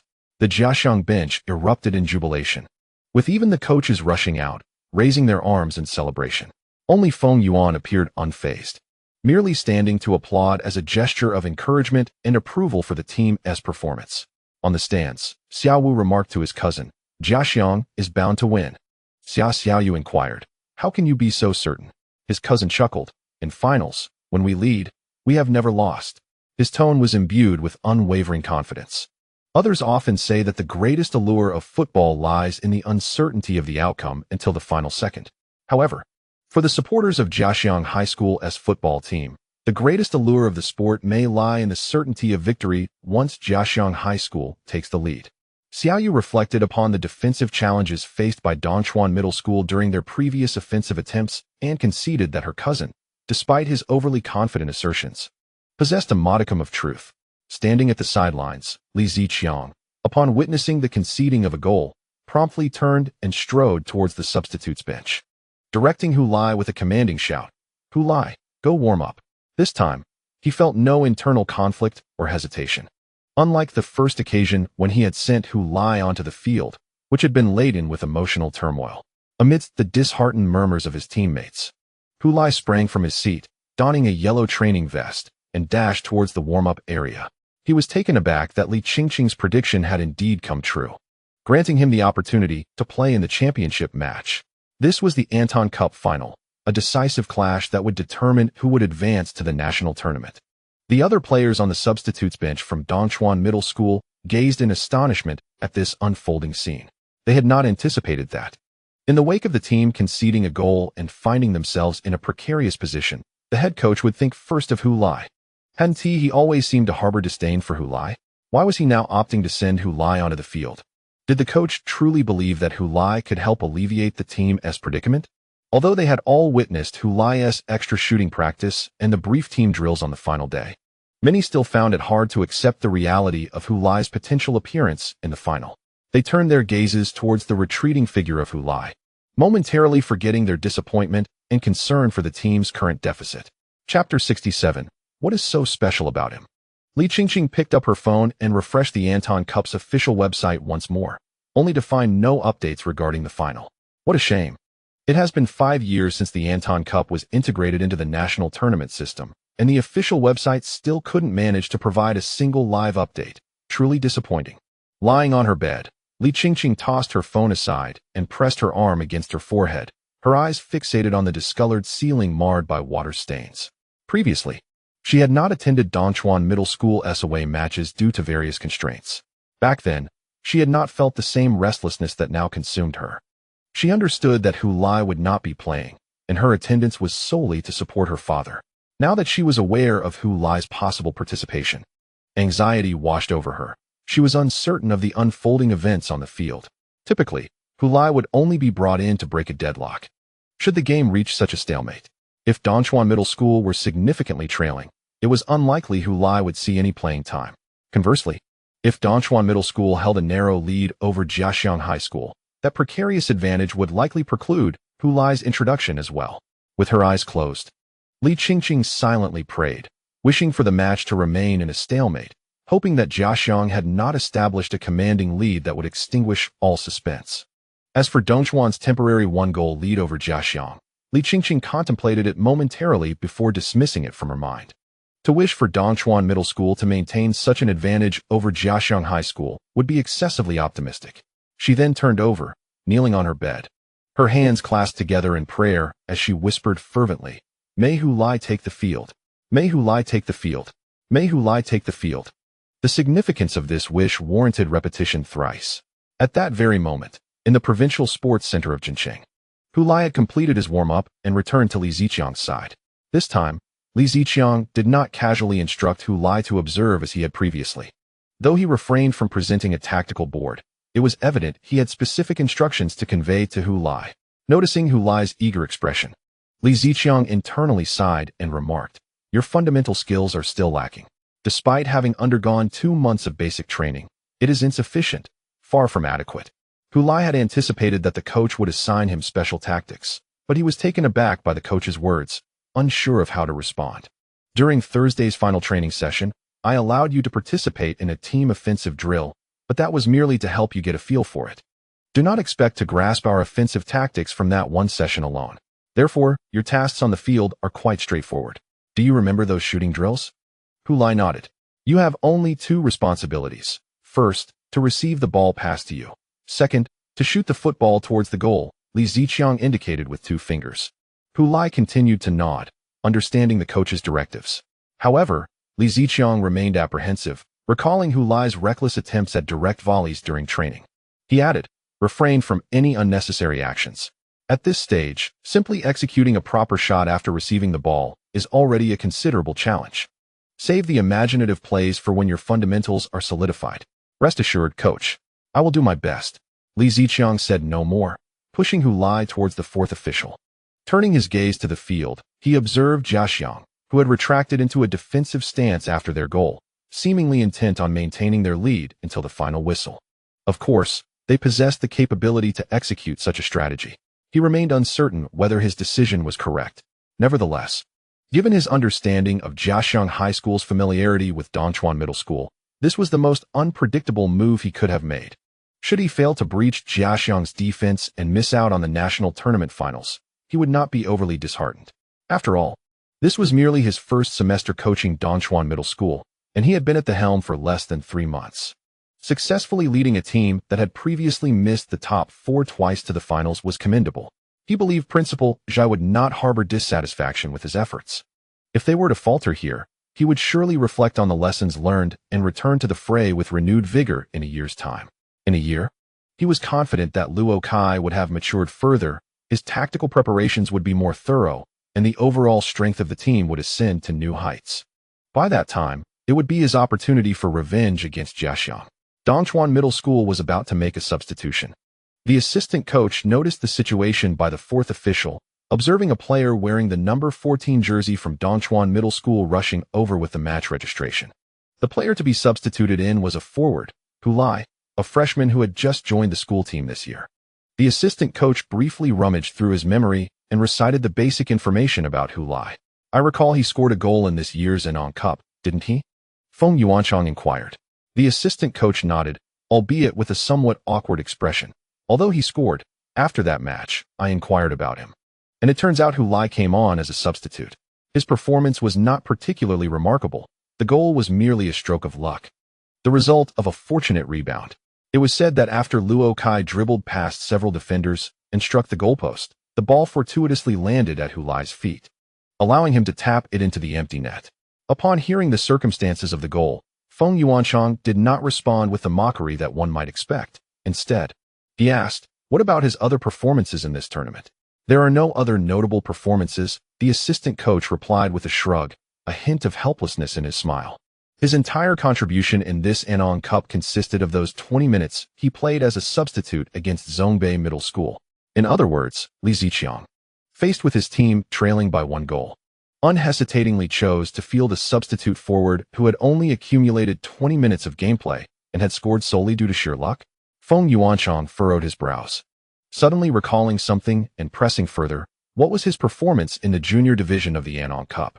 The assistant coach was prepared for this question, responding, "There are no records of him in the junior division of the Enong Cup, no match appearances, no goals, nor any registration." Even the typically composed Feng Yuanchang could no longer contain his incredulity, exclaiming, Did this player spring forth from the cracks of a rock? Is Li Ziqiang out of his mind to field someone like him at this juncture? Or does he truly believe this player will once again ride a wave of luck? The assistant coach gestured and expressed through his demeanor that he too was perplexed. Feng Yuanchang turned to observe, his gaze oscillating between Hu Lai and Li Ziqiang. Judging by his physique, this number 14 player from Dongchuan Middle School appeared slight and short, his limbs lacking in strength. The jersey hung loosely on him, seemingly oversized, leaving ample space beneath it. The number itself was often deemed undesirable in many teams, indicating a lack of prominence in the squad. Thus, why would Li Ziqiang choose to field such a player? What unique qualities did this forward, Hu Lai, possess? Feng Yuanchang was left in a state of confusion. While Feng Yuanchang was still grappling with his thoughts, the captain of Dongchuan Middle School, Chu Yifan, experienced a moment of clarity. As he watched Hu Lai standing at the sidelines, waiting to enter the field, he turned his gaze towards Yan Yan, who was smiling and gesturing with open hands. It was a smile that conveyed an air of complete control over the situation. He now harbors not a shred of doubt regarding Yan Yan's eccentric ideas. Indeed, the head coach has high hopes for Hu Lai. This seemingly inexperienced player unexpectedly bears the aspirations of the entire team for advancing to the national competition. If he is indeed the chosen one, can his presence bring a glimmer of fortune and a turning point to the dismal situation at Dongchuan Middle School? Chu Yifan gazed fervently at Hu Lai. After the fourth official verified Hu Lai's eligibility to compete, he escorted him to the sidelines, checking his cleats, and began to input the player numbers for the substitution on the electronic board. Following a dead ball, the fourth official raised the substitution sign, which indicated substituting number 9, bringing on number 14. Zhong Shihao was to be replaced again, while Hu Lai was set to make his second appearance in the Anong Cup. Zhong Shihao strode off the field with a scowl, neglecting to exchange a high five with Hu Lai, and directly returned to the bench. This time, Hu Lai did not foolishly raise his hands in anticipation of a high five. As Zhong Shihao exited, he too stepped onto the pitch. Just as his cleats made contact with the grass, he heard the emotionless voice of the system echoing in his mind. Task: score a goal to assist Dongchuan Middle School in reaching the national competition. Reward: 10,000 points. Beginner training scroll: shooting 1. Hu Lai paid little heed to the newly issued task. He took a deep breath, inhaling the distinctive scent of natural grass. It was the aroma of the Anong Cup finals. Chapter 68. No one can dishevel his hair? Hu Lai was observing the head of Wang Guangwei, the captain of Jiaxiang High School, beside him. Just moments ago, as he ran onto the field, Wang Guangwei had cast a glance his way, but merely glanced before shifting his focus to the ball, closely monitoring the unfolding situation. Hu Lai paid little mind to this. His attention was fixated on Wang Guangwei's hairstyle. His mind was consumed by Mao Zhao's previous words.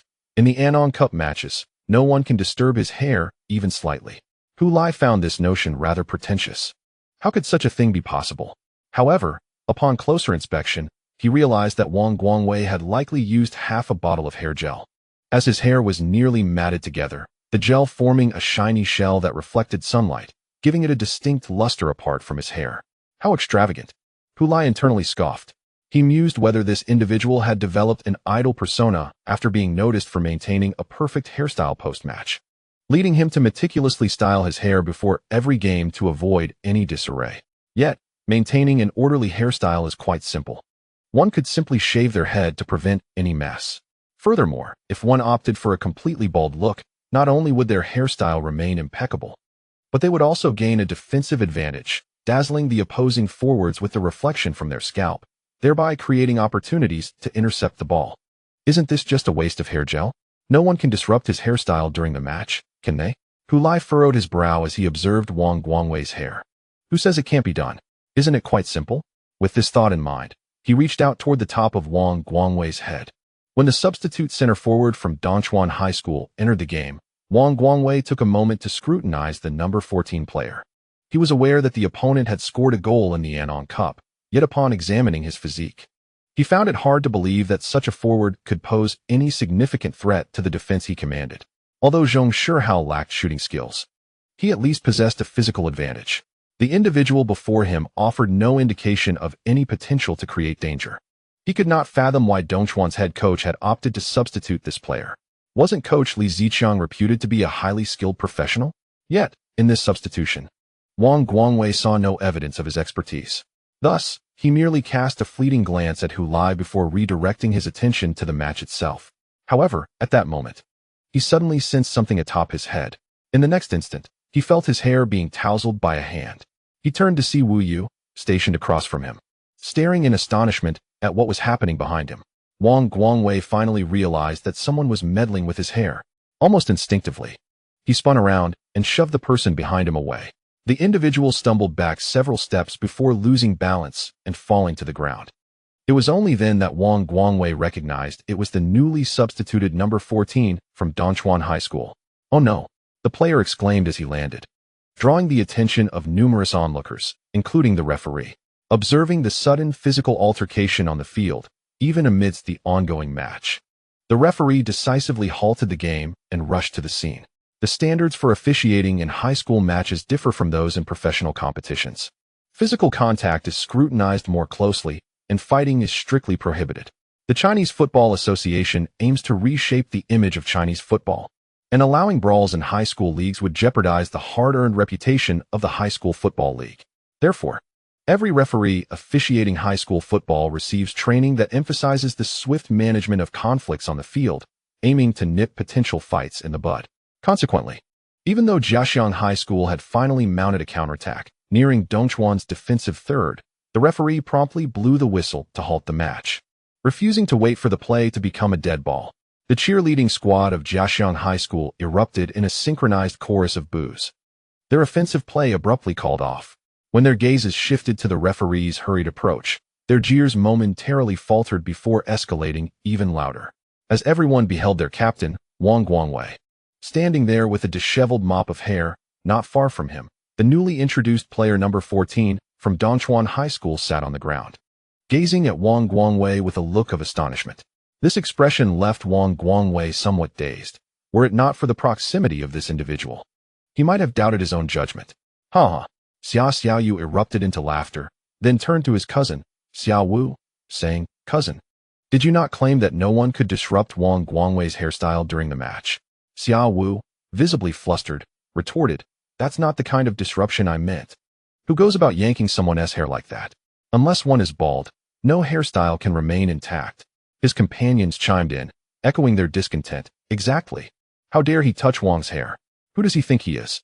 This is nothing short of blatant provocation. How could anyone possess such a twisted mindset? Is he insane? Did Dongchuan High send a lunatic onto the field just to mess up our captain's hairstyle?" Yet amidst the clamor of protest, Xia Xiaoyu continued to smile at the figure seated on the grass, shaking with mirth. He hadn't yet joined Jiaxiang High School and felt little allegiance to them. So the plight of their captain did not incite a sense of shared enmity within him. He merely found the preceding events utterly ludicrous and thoroughly entertaining. "What on earth is Hu Lai doing?" Gasps erupted from the Dongchuan High School bench. "I can't believe my eyes. Did he actually run over to ruffle Wang Guangwei's hair?" Suddenly, it became evident that Hu Lai lived up to his name, embodying chaos in his actions. "But don't you think there's a certain satisfaction in this?" Someone posed a rhetorical question. A hushed silence fell over many, who begrudgingly acknowledged that Hu Lai's antics brought them a sense of relief. Although they typically regarded Hu Lai with disdain, after all, during his 3 months with the team, he had contributed little aside from a stroke of luck that resulted in a goal. Now, faced with the overwhelming prowess of Jiaxiang High School, Hu Lai's unexpected act of defiance rendered the perpetually aloof Wang Guangwei utterly flustered, much to the delight of the team. Observing the players from Jiaxiang High School, regardless of their impressive performance on the field, they stood frozen in shock, eyes wide as they absorbed the scene before them. Particularly, Wu Yu appeared as if he could fit an entire light bulb in his gaping mouth. Previously, many players from Dongchuan High School had believed that Jiaxiang High School, with its 5 consecutive participations in national competitions and a third-place finish in the last tournament, comprised seasoned individuals unaccustomed to adversity. This cultivated composure, born of rich experience, instilled a sense of quiet despair among the players of Dongchuan High School. Yet now, everyone has come to realize that this group of individuals, too, has encountered the unfamiliar. They are rendered powerless in the presence of Hu Lai, revealing that they are no different from us. Instantly, many who were previously despondent found their spirits lifted considerably. There was an almost imperceptible feeling of relief, as if Hu Lai had avenged them. Hulai is truly remarkable. Were I to take the field, I would undoubtedly lack the audacity to act as he does, someone murmured. Indeed, upon hearing the illustrious achievements and legends surrounding Wang Guangwei, a sense of trepidation and inadequacy naturally arose. Who would have thought that one could simply ruffle his hair with one's hands? Li Ziqiang found himself at a loss for words as he observed this scene. He had indeed harbored the intention of allowing Hulai to muddle the waters in Jiaxiang High School's penalty area. After all, Hulai's ability to seize opportunities in front of the goal surpasses that of others. By taking the field, he might draw some of Jiaxiang High School's defensive forces away, thereby alleviating the pressure on Luo Kai. However, he never anticipated that Hulai would resort to such antics to create chaos. What sort of thinking do you possess, young man? Why must you always concoct these absurd schemes? He glanced over at the Jiaxiang High School coaching bench and was taken aback to see the usually composed Feng Yuanchang staring blankly at the pitch, which filled Li Ziqiang's heart with a complex mix of emotions. He had never imagined that it would be Hulai who would cause Jiaxiang High School to falter. Though it was merely a temporary setback, it undeniably diminished the once lofty morale of Jiaxiang High School. As a professional coach, Li Ziqiang understood the significant impact morale could have in such matches. Hulai may have acted recklessly, yet his actions inadvertently struck a blow to Jiaxiang High School's spirit. After Hulai disheveled Wang Guangwei's hair, a profound silence enveloped the Jiaxiang High School coaching bench. These seasoned and well-versed coaches were utterly astonished that someone would dare to treat Wang Guangwei in such a manner. It was only when they witnessed the referee sprinting over and brandishing a yellow card from his pocket towards Wang Guangwei that the stunned group began to comprehend the situation. The assistant coach immediately rushed to the sidelines, vociferously protesting to the referee. It was the opposing player who instigated this. The substitutes for Jiaxiang High School erupted in uproar, the atmosphere buzzing with excitement. Not to mention the cacophony of boos emanating from the stands, a deafening sound that could induce heart palpitations in even the healthiest of individuals. It was the number 14 who initiated the altercation. Why, then, was our Captain Wang being shown a yellow card?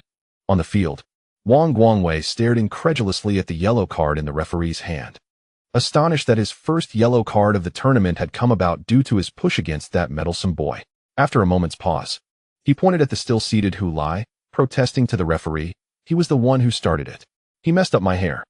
The referee turned his gaze towards Hulai, who, sitting on the ground, feigned innocence, raising his hands in a gesture of denial.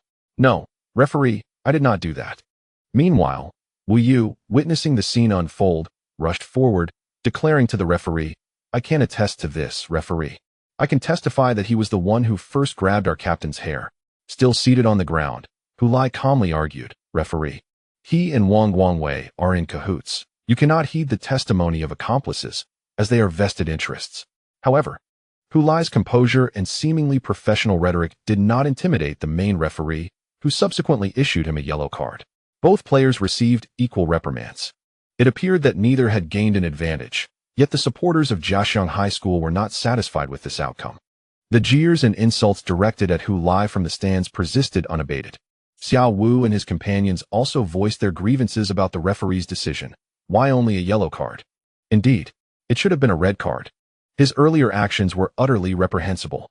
Such disrespect towards his opponent disqualifies him from playing football. How dare he lay hands on our captain? Xiaoyu refrained from joining their impassioned outcry. Instead, he wore a faint smile as he observed the figure rise from the ground, brushing off the grass clippings from his attire. Most people, upon hearing the legends surrounding Wang Guangwei's hairstyle, would likely believe it signifies that no one can compel him to forsake his image for the sake of defense during a match.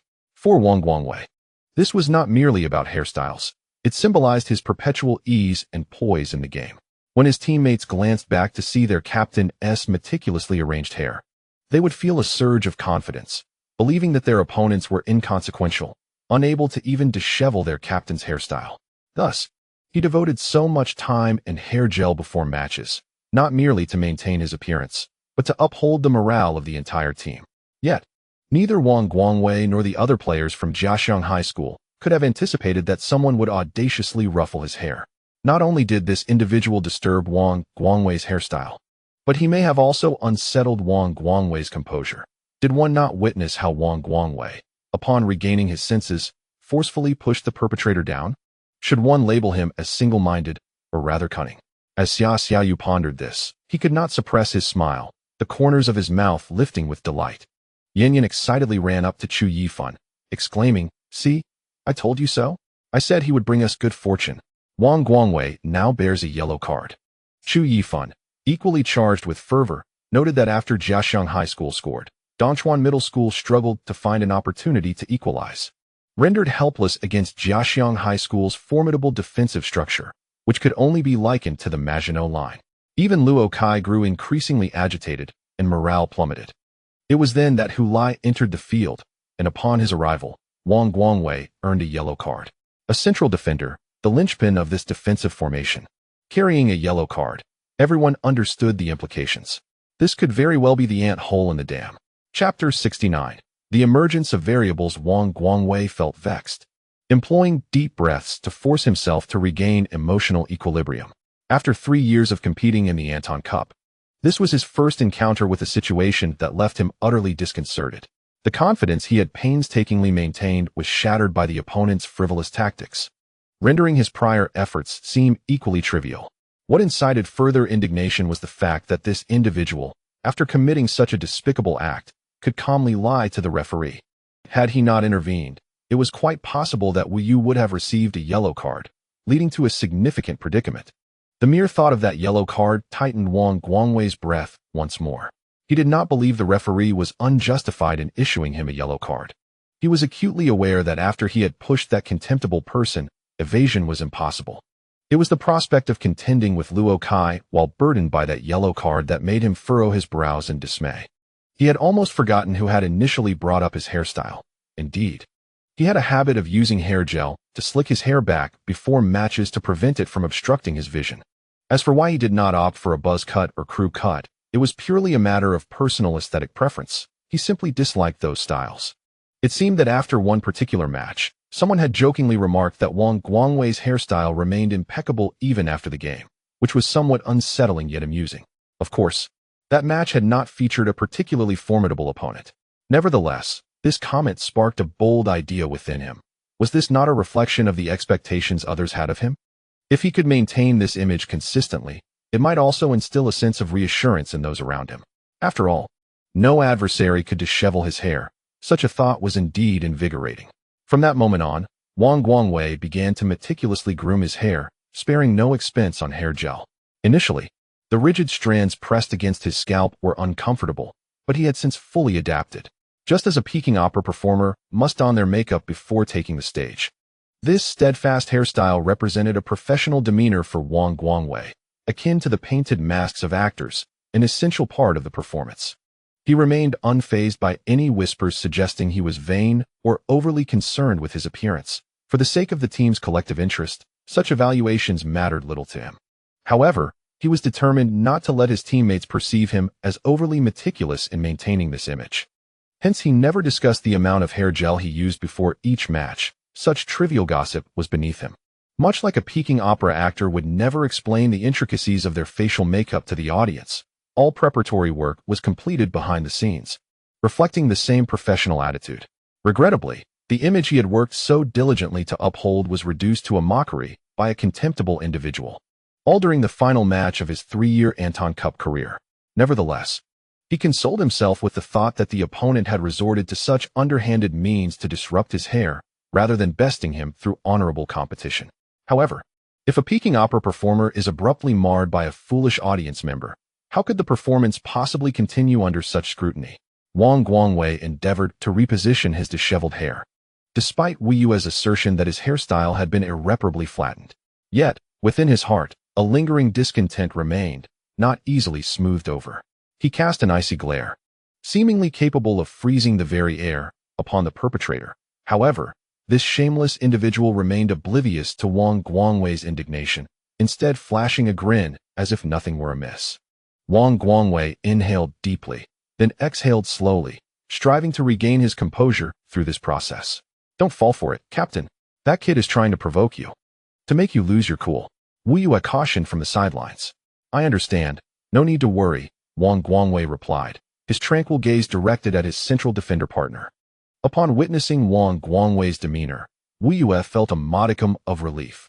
With a 1-goal lead, Jiaxiang High School continued to fortify their defense, waiting for an opportunity to strike. Meanwhile, Dongchuan Middle School could no longer afford to retreat and slow the pace as they had in the first half. They urgently needed to score. For only by equalizing the match could they revive their morale. Otherwise, the momentum Hulai had generated would swiftly dissipate. Chu Yifan passed the football to Luo Kai, who maneuvered laterally along the left flank, cutting inside to seek a shooting opportunity. Wang Guangwei, as before, moved to assist his teammate in defending Luo Kai. At that moment, a shout from behind pierced the air. "Pass the ball to me." He recognized the voice of the opposing number 14. Simultaneously, he noticed that Luo Kai had indeed glanced back toward him. Panic surged within Wang Guangwei as he realized he had almost made a grave mistake by advancing. A gap had emerged behind him, and he could not turn back to assess the situation. What if his teammates failed to cover in time? His momentary lapse allowed Luo Kai to seize the opportunity. Facing the unclosed door, he exploited his speed to forcefully break through, slipping between Wang Guangwei and Wu Yue. Penetrating the penalty area, Dongchuan Middle School had their chance. Wang Guangwei hastily pivoted, sprinting from an oblique angle to pursue Luo Kai. Sensing the pressure from behind, Luo Kai chose not to hesitate, but instead took a shot. The football soared toward the near corner. Jiaxiang High School's goalkeeper, Zhou Yang, reacted instantaneously, diving to the side and using one hand to deflect Luo Kai's shot out of bounds. The stands erupted in a chorus of gasps from the Jiaxiang cheerleaders. "What a close call," Xiao Wu exclaimed, pounding his chest. Just moments ago, when Luo Kai darted between Wang Guangwei and Wu Yue, his heart had leaped into his throat. He had clenched his teeth tightly, daring not to utter a sound, as if fearing that his heart would leap from his throat along with the noise. "You should have passed the ball to me." On the field, Hulai once again expressed his sentiments to Luo Kai, who had just been in a position of opportunity, yet was so engrossed in his own enjoyment that he overlooked Hulai's movements. Luo Kai glanced at him without uttering a word and turned away. Spitting in disdain at Luo Kai's retreating figure, Hulai felt a surge of frustration. Wang Guangwei hesitated for a moment, seemingly torn. On the sidelines, Jiaxiang's assistant coach remarked to Feng Yuanchang, clearly influenced by the earlier incident. Feng Yuanchang sighed, leaning forward to observe the coaching bench of Dongchuan High School. Was Li Ziqiang's intention in sending this player to engage in a psychological battle with Wang Guangwei? This was utterly unsportsmanlike, the assistant coach fumed, decrying such underhanded tactics. Feng Yuanchang, however, remained silent, rising from the coach's seat for the first time since the halftime break. His action drew the attention of many, including the players from Jiaxiang. Wang Guangwei was among them. Feng Yuanchang approached the sidelines, lifting his right hand and gently pressing it down.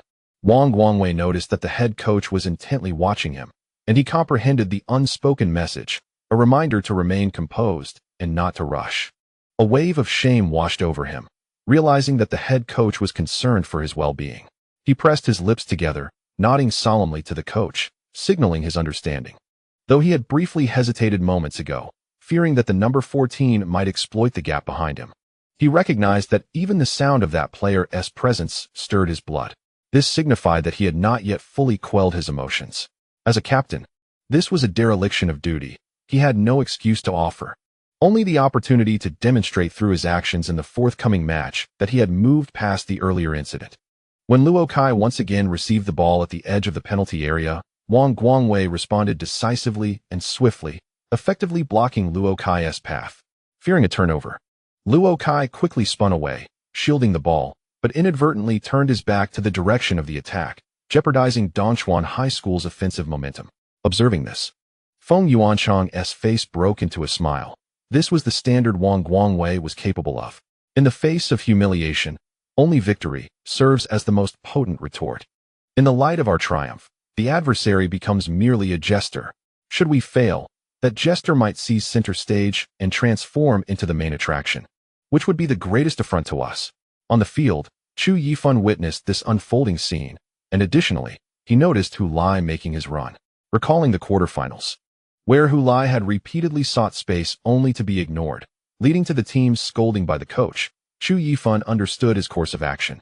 He called for the ball from Luo Kai, with his back turned to the offensive direction. Luo Kai had no better option but to pass the ball back to Chu Yifan. As the football rolled towards Chu Yifan, he cast a fleeting glance at Hulai. He noticed that Hu Lai had repositioned himself, moving behind Wang Guangwei and Wu Yu, away from Jiaxiang's third center back, Huang Zheng.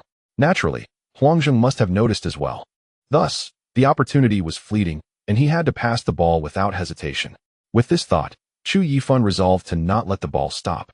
He adjusted his steps upon receiving it, and swung his right leg towards the football that had been returned by Luo Kai. With precision, the inner side of his foot struck the ball, directing it diagonally from the right flank of the penalty area towards the back of Jiaxiang's box. The ball zipped along the grass, slicing through the soft natural turf, leaving a curved trajectory as it darted between Wang Guangwei and Huang Zheng. From the angle of his pass, he could no longer clearly see if Hu Lai was in position, but he chose to trust this novice. Wu Yu turned around just in time to see Dongchuan Middle School's number 14 player suddenly appear behind him. Instinctively, he raised his arm to signal the referee for an offside. However, he quickly noticed the terrified Huang Zheng rushing past, trailing behind him and Wang Guangwei. It was not offside. He hastily lowered his half-raised arm and sprinted towards Hu Lai. Yet, a figure shot past him even faster. It was the captain. Wang Guangwei lunged forward, his body propelling him into a slide towards the opponent. Hu Lai saw the football soaring towards him. He lifted his left foot to stop it, and upon making contact, the ball rebounded. Just as his left foot grazed the grass, he swung his right leg to kick the ball. In his lowered gaze, a blur intruded, an approaching foot. A leg. Hu Lai showed no intention of dodging. He was determined to complete his shot. The arch of his rigid right foot connected with the ball. Bang! The ball was forcefully propelled towards the goal. Almost simultaneously, that leg completely obstructed Hu Lai's upper vision, blocking his path. Yet, the ball was already in flight. He was merely a moment too late. Jiaxiang's goalkeeper, Zhou Yang, failed to make a save against this strike, gazing up as the ball soared above his head, clearing the crossbar and descending towards the track behind. After his shot, Hu Lai felt his knees weaken and he collapsed to the ground, clutching his hair in frustration. He had struck the ball too forcefully, sending it soaring high. Despite having executed countless shots in training, when faced with an opponent's close tackle during a match, he unconsciously unleashed all the strength within him. He could even feel the heavy, rapid thumping of his heartbeat. As Hu Lai knelt on the ground, lamenting his mistake, Wang Guangwei completed his sliding tackle. Due to inertia, he was unable to stop himself and ultimately ended up sprawled on the grass slightly ahead of Hu Lai, lifting his head to gaze towards the goal. Though the football could not be thwarted, the young lad still shot high under his own interference. Fortunately, in his line of sight, goalkeeper Zhou Yang stood with arms raised, legs apart on the goal line, gazing upwards. Wu Yu, who had retraced his steps halfway, halted, overwhelmed by the spectacle before him, feeling as though his heart might leap from his chest. He leaned back slightly, exhaling a sigh of relief. What a close call. Xia Wu gently patted his chest, then tilted his head in confusion, sensing that this sequence of actions and words seemed oddly familiar. Beside him, Xiaoyu, with keen eyes, observed the field intently. The pass from Chu Yifan was exquisite, and the number 14 sprinted brilliantly, truly breaching the machino defense of Jiaxiang. As a fellow student from Dongchuan, Xiaoyu was well aware of Chu Yifan's potential. When he first joined Dongchuan High School, great expectations were placed upon him.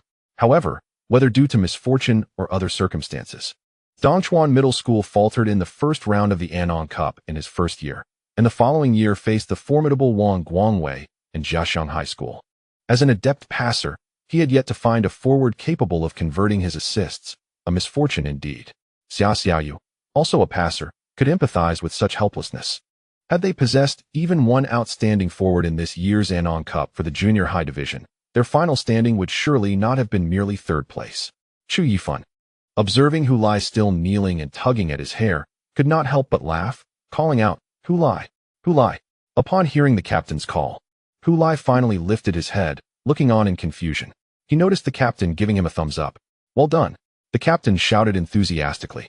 Hu Lai grinned in response, returning the gesture with an approving thumbs up. Beautiful pass, Captain Chu. On the sidelines, Li Ziqiang felt a sudden, vigorous thrum in his heart. Was there a glimmer of hope in his cautious expectations? At the very least, a variable had emerged. Chapter 70. Disturbing the waters. Wang Guangwei now found himself in a predicament, though this was not the first time he had encountered difficulties in the match. And the source of his troubles remained the same individual. As Dongchuan Middle School launched their attack, Luo Kai continued to be the team's focal point, the most dynamic presence on the pitch. However, Wang Guangwei could no longer charge forward as swiftly as before. Several times he was forced to leave Wu Yu to confront Luo Kai alone. A specter had appeared beside him. The newly substituted number 14 from Dongchuan Middle School displayed remarkable agility in the penalty area, proving utterly elusive. In Jiaxiang High School's defensive system, there was a principle of support. When one player advanced, another was expected to cover. However, against Hu Lai's unpredictable movements, this support became significantly more challenging. Previously, when Dongchuan Middle School's center forward was Zhong Shihao, he had been a mere stationary figure, immobile in the penalty area, indifferent to movement. Such a forward, regardless of physical strength, was particularly easy to defend against. Upon Wang Guangwei's arrival, he merely needed to position Huang Zheng beside him to effectively neutralize his opponent. However, the situation with player number 14 was entirely different. Should Wang Guangwei dare to defend Luo Kai, the 14th player would undoubtedly exploit the space left behind. If Huang Zheng pursued the 14th player, the defensive formation within Jiaxiang High School's penalty area would descend into utter disarray, for defense is fundamentally reliant on positioning. This is precisely why coaches incessantly emphasize the importance of positioning and spatial awareness to their defenders. Defensive strategies hinge upon the intricate relationships between players' positions. While one may fantasize about highly skilled defenders successfully thwarting attacking players in one-on-one situations, such occurrences are exceedingly rare in matches. More often than not, defenders rely on the support of their collective system to restrict the movement of opposing attackers, compelling them to make mistakes or disrupt their offensive plays through the team's cohesive efforts. After all, the essence of football's offense lies in maximizing the utilization of space and time on the field, whereas defense is about constraining it. Only by maintaining proper positioning can defensive tactics be effectively executed. Now, with Hu Lai on the field, his darting movements within and around the opponent's penalty area have thrown Jiaxiang High School's defense into disarray. Coupled with Dongchuan Middle School's remarkable playmaker, Chu Yifan, and the adept crossing winger, Tang Yuan, with at least 2 points of attack, the complexity of defending against them has significantly increased for Jiaxiang High School. Observing this scene from the sidelines, Li Ziqiang couldn't help but smile wryly. One of his primary intentions for bringing Hu Lai onto the field was precisely this. Although he refrained from sharing too much with Hu Lai, he believed that given Hu Lai's current tactical understanding, the more he explained, the more confused Hu Lai would become, leaving him uncertain of his role. Instead, allowing Hu Lai to operate freely, relying on his instincts, would align perfectly with his tactical objectives. Reflecting on his initial conversation with Hu Lai during his debut, when he had casually told him, "Just do your thing," he had thought it a mere formality.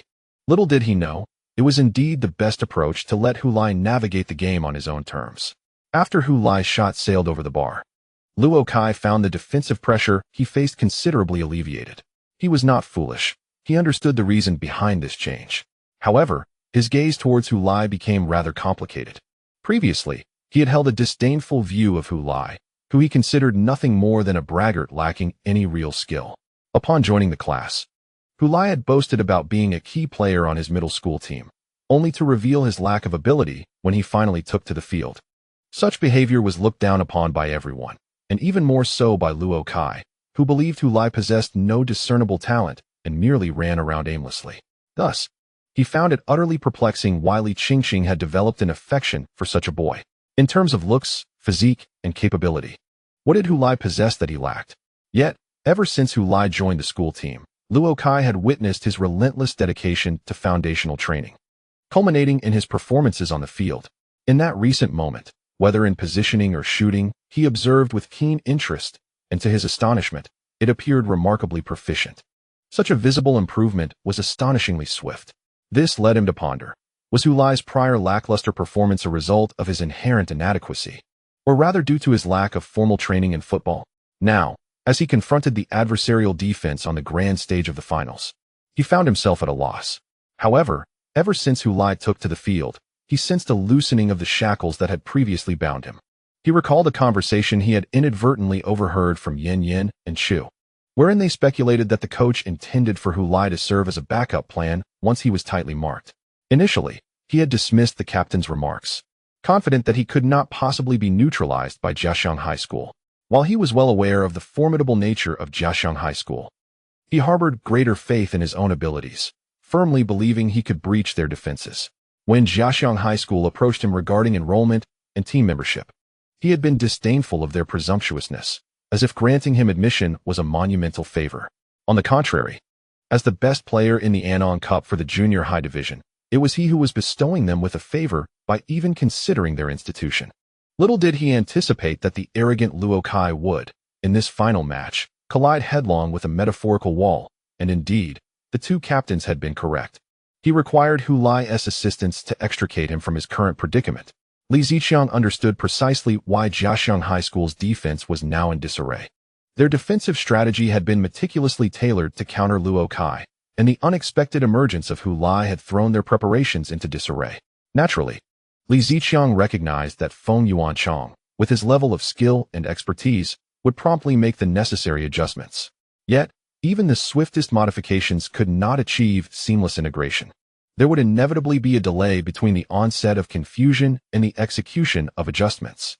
His objective was to exploit this temporal gap. While Jiaxiang High School remained unprepared or were still deciphering Hu Lai's role on the field, he needed to swiftly implement his own adjustments. Previously, he had instructed Chu Yifan to make conditional incursions into the penalty area. Chu Yifan complied, yet the results were less than favorable. As Donchuan Middle School relied solely on Luo Kai as an offensive focal point, allowing the opposition ample opportunity to divert defensive resources to counter Chu Yifan. Thus, should Chu Yifan dare to penetrate the penalty area, he would be met with the formidable wall of Jiaxiang High School's defense. However, the circumstances had now changed. Jiaxiang High School was compelled to defend against both Luo Kai and Hu Lai simultaneously, and from the unfolding match, it was evident that their defensive efforts were anything but effortless. If Chu Yifan were to surge into the penalty area at this juncture, it would undoubtedly exacerbate their turmoil, leading to potential errors amid the chaos. With this thought in mind, Li Ziqiang approached the sidelines, placing his fingers to his lips, and issued a sharp whistle. At the sound of the whistle, the players of Donchuan Middle School turned their gaze towards their coach. This is an essential procedure before the head coach makes significant adjustments, aimed at capturing everyone's attention first. Once he noticed that everyone, including Chu Yifan, was focused, Li Ziqiang shouted at Chu Yifan, "Push forward." He was unperturbed by the possibility of the opposing coaching staff overhearing him or understanding his intentions. After all, what difference would it make if they knew? Knowing would not necessarily thwart his plan. He simply aimed to tip the balance of victory further in his favor. As Chu Yifan turned to receive the ball, despite Luo Kai and Hu Lai making runs, he chose not to pass directly to either of them. Instead, he distributed the ball to the flanks, delivering it to Tang Yuan on the right side. This swift and proficient winger had not showcased much prior brilliance, as the defense of Jiaxiang High School had maintained their positions impeccably, leaving little room for him to exploit his speed. However, with Hu Lai causing chaos in the penalty area, the defense of Jiaxiang High School contracted inward, inadvertently creating space on the flanks. Tang Yuan, who had previously been stifled in his performance, seized the ball and, confronted by a Jiaxiang High School fullback attempting to intercept him, deftly pushed the ball 10 meters ahead before accelerating towards it. In the face of his pace, the Jiaxiang High School fullback appeared to move in slow motion, turning around only to find he could no longer catch up with Tang Yuan. Rather than racing to the byline, Tang Yuan angled towards the penalty area of Jiaxiang High School. If he merely aimed for the byline to cross, Jiaxiang High School would simply await a header to clear. Instead, he sought to draw the defenders in closer, creating openings for his teammates. Indeed, upon witnessing Tang Yuan's maneuver, Huang Zheng quickly advanced to assist in the defense, a requirement dictated by Jiaxiang High School's defensive strategy. However, this left Huang Guangwei unable to assist Wu Yu in countering Luo Kai. He had to remain central, closely marking Hu Lai.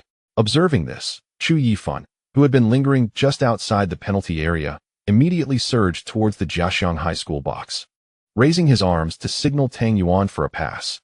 This action revealed his intentions and promptly attracted the attention of the Jiaxiang High School defenders. As he entered the penalty area, Tang Yuan delivered a cross, not directly to the goal, but rather a square pass that skimmed along the grass, diagonally flying towards the middle of the box where Chu Yifan was positioned. "Intercept him," shouted goalkeeper Zhou Yang, pointing at Chu Yifan. Chu Yifan met the incoming ball with a powerful swing of his right foot. Wang Guangwei had initially intended to rush forward to block Chu Yifan, but he noticed Hu Lai suddenly shift laterally, creating an angle that facilitated a pass from Chu Yifan. What if Chu Yifan opted to pass the ball to Hu Lai instead of shooting? Given their positional relationship, he would scarcely need to adjust. A simple flick of his ankle would suffice. Such a pass posed no challenge for Chu Yifan whatsoever. Having previously missed an opportunity ensnared by Hu Lai, Wang Guangwei dared not take a gamble, especially since others were already converging on Chu Yifan.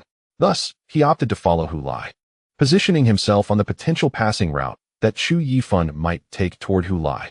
Chu Yifan observed this unfolding scene with a smile gracing his face.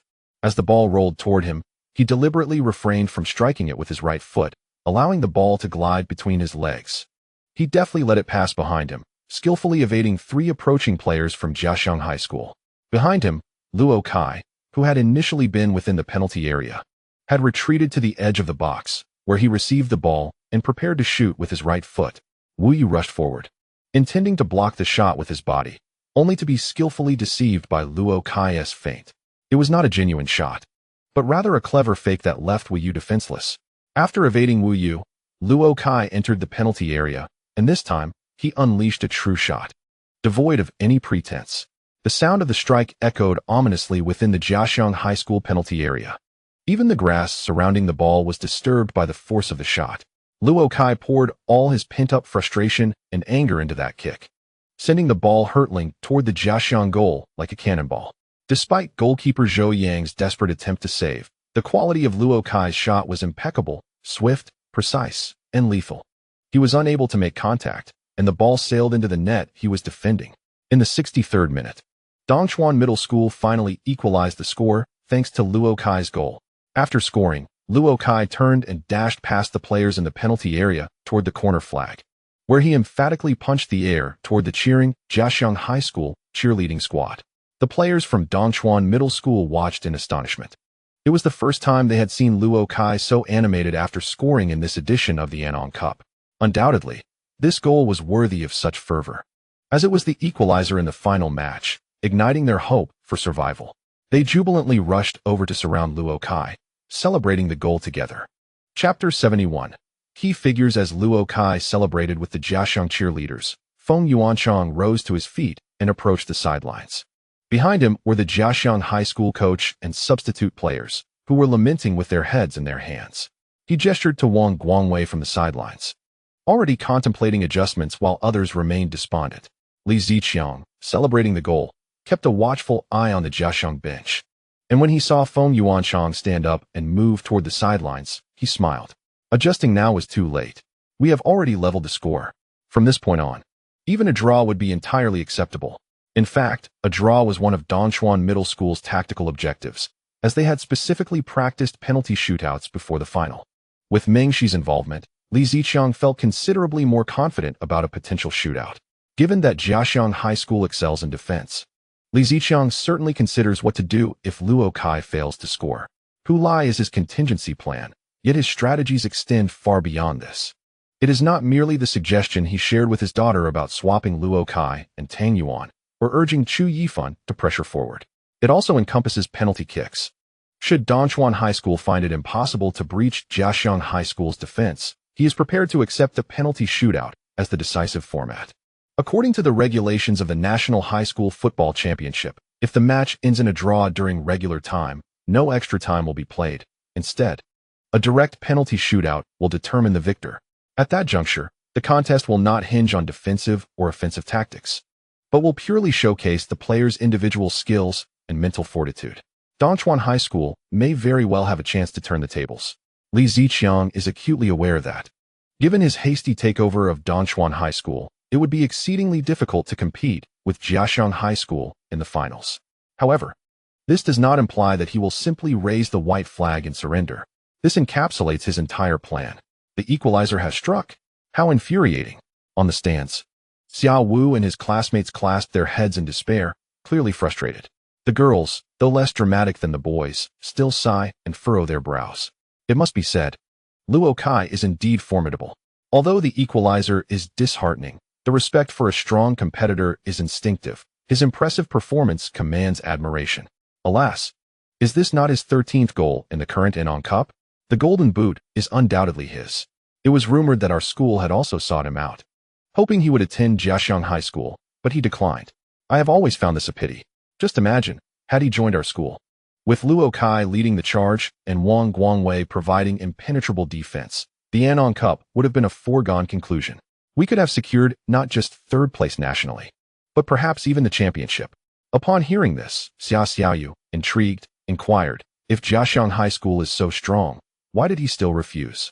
At this, the expressions on everyone's faces grew less natural, until a girl finally explained to Xia Xiaoyu, it's because Dongchuan High School is closer to Luo Kai's home. Oh, that makes sense. Thank you. Xia Xiaoyu smiled in appreciation. It dawned on her why others had hesitated to speak. The allure of the prestigious Jiaxiang High School was evidently eclipsed by the proximity to home, and whether it truly was closer remains uncertain. But if it was merely an excuse, then Jiaxiang High School would undoubtedly lose face. Xia Xiaoyu shook her head internally and turned her gaze back to the field.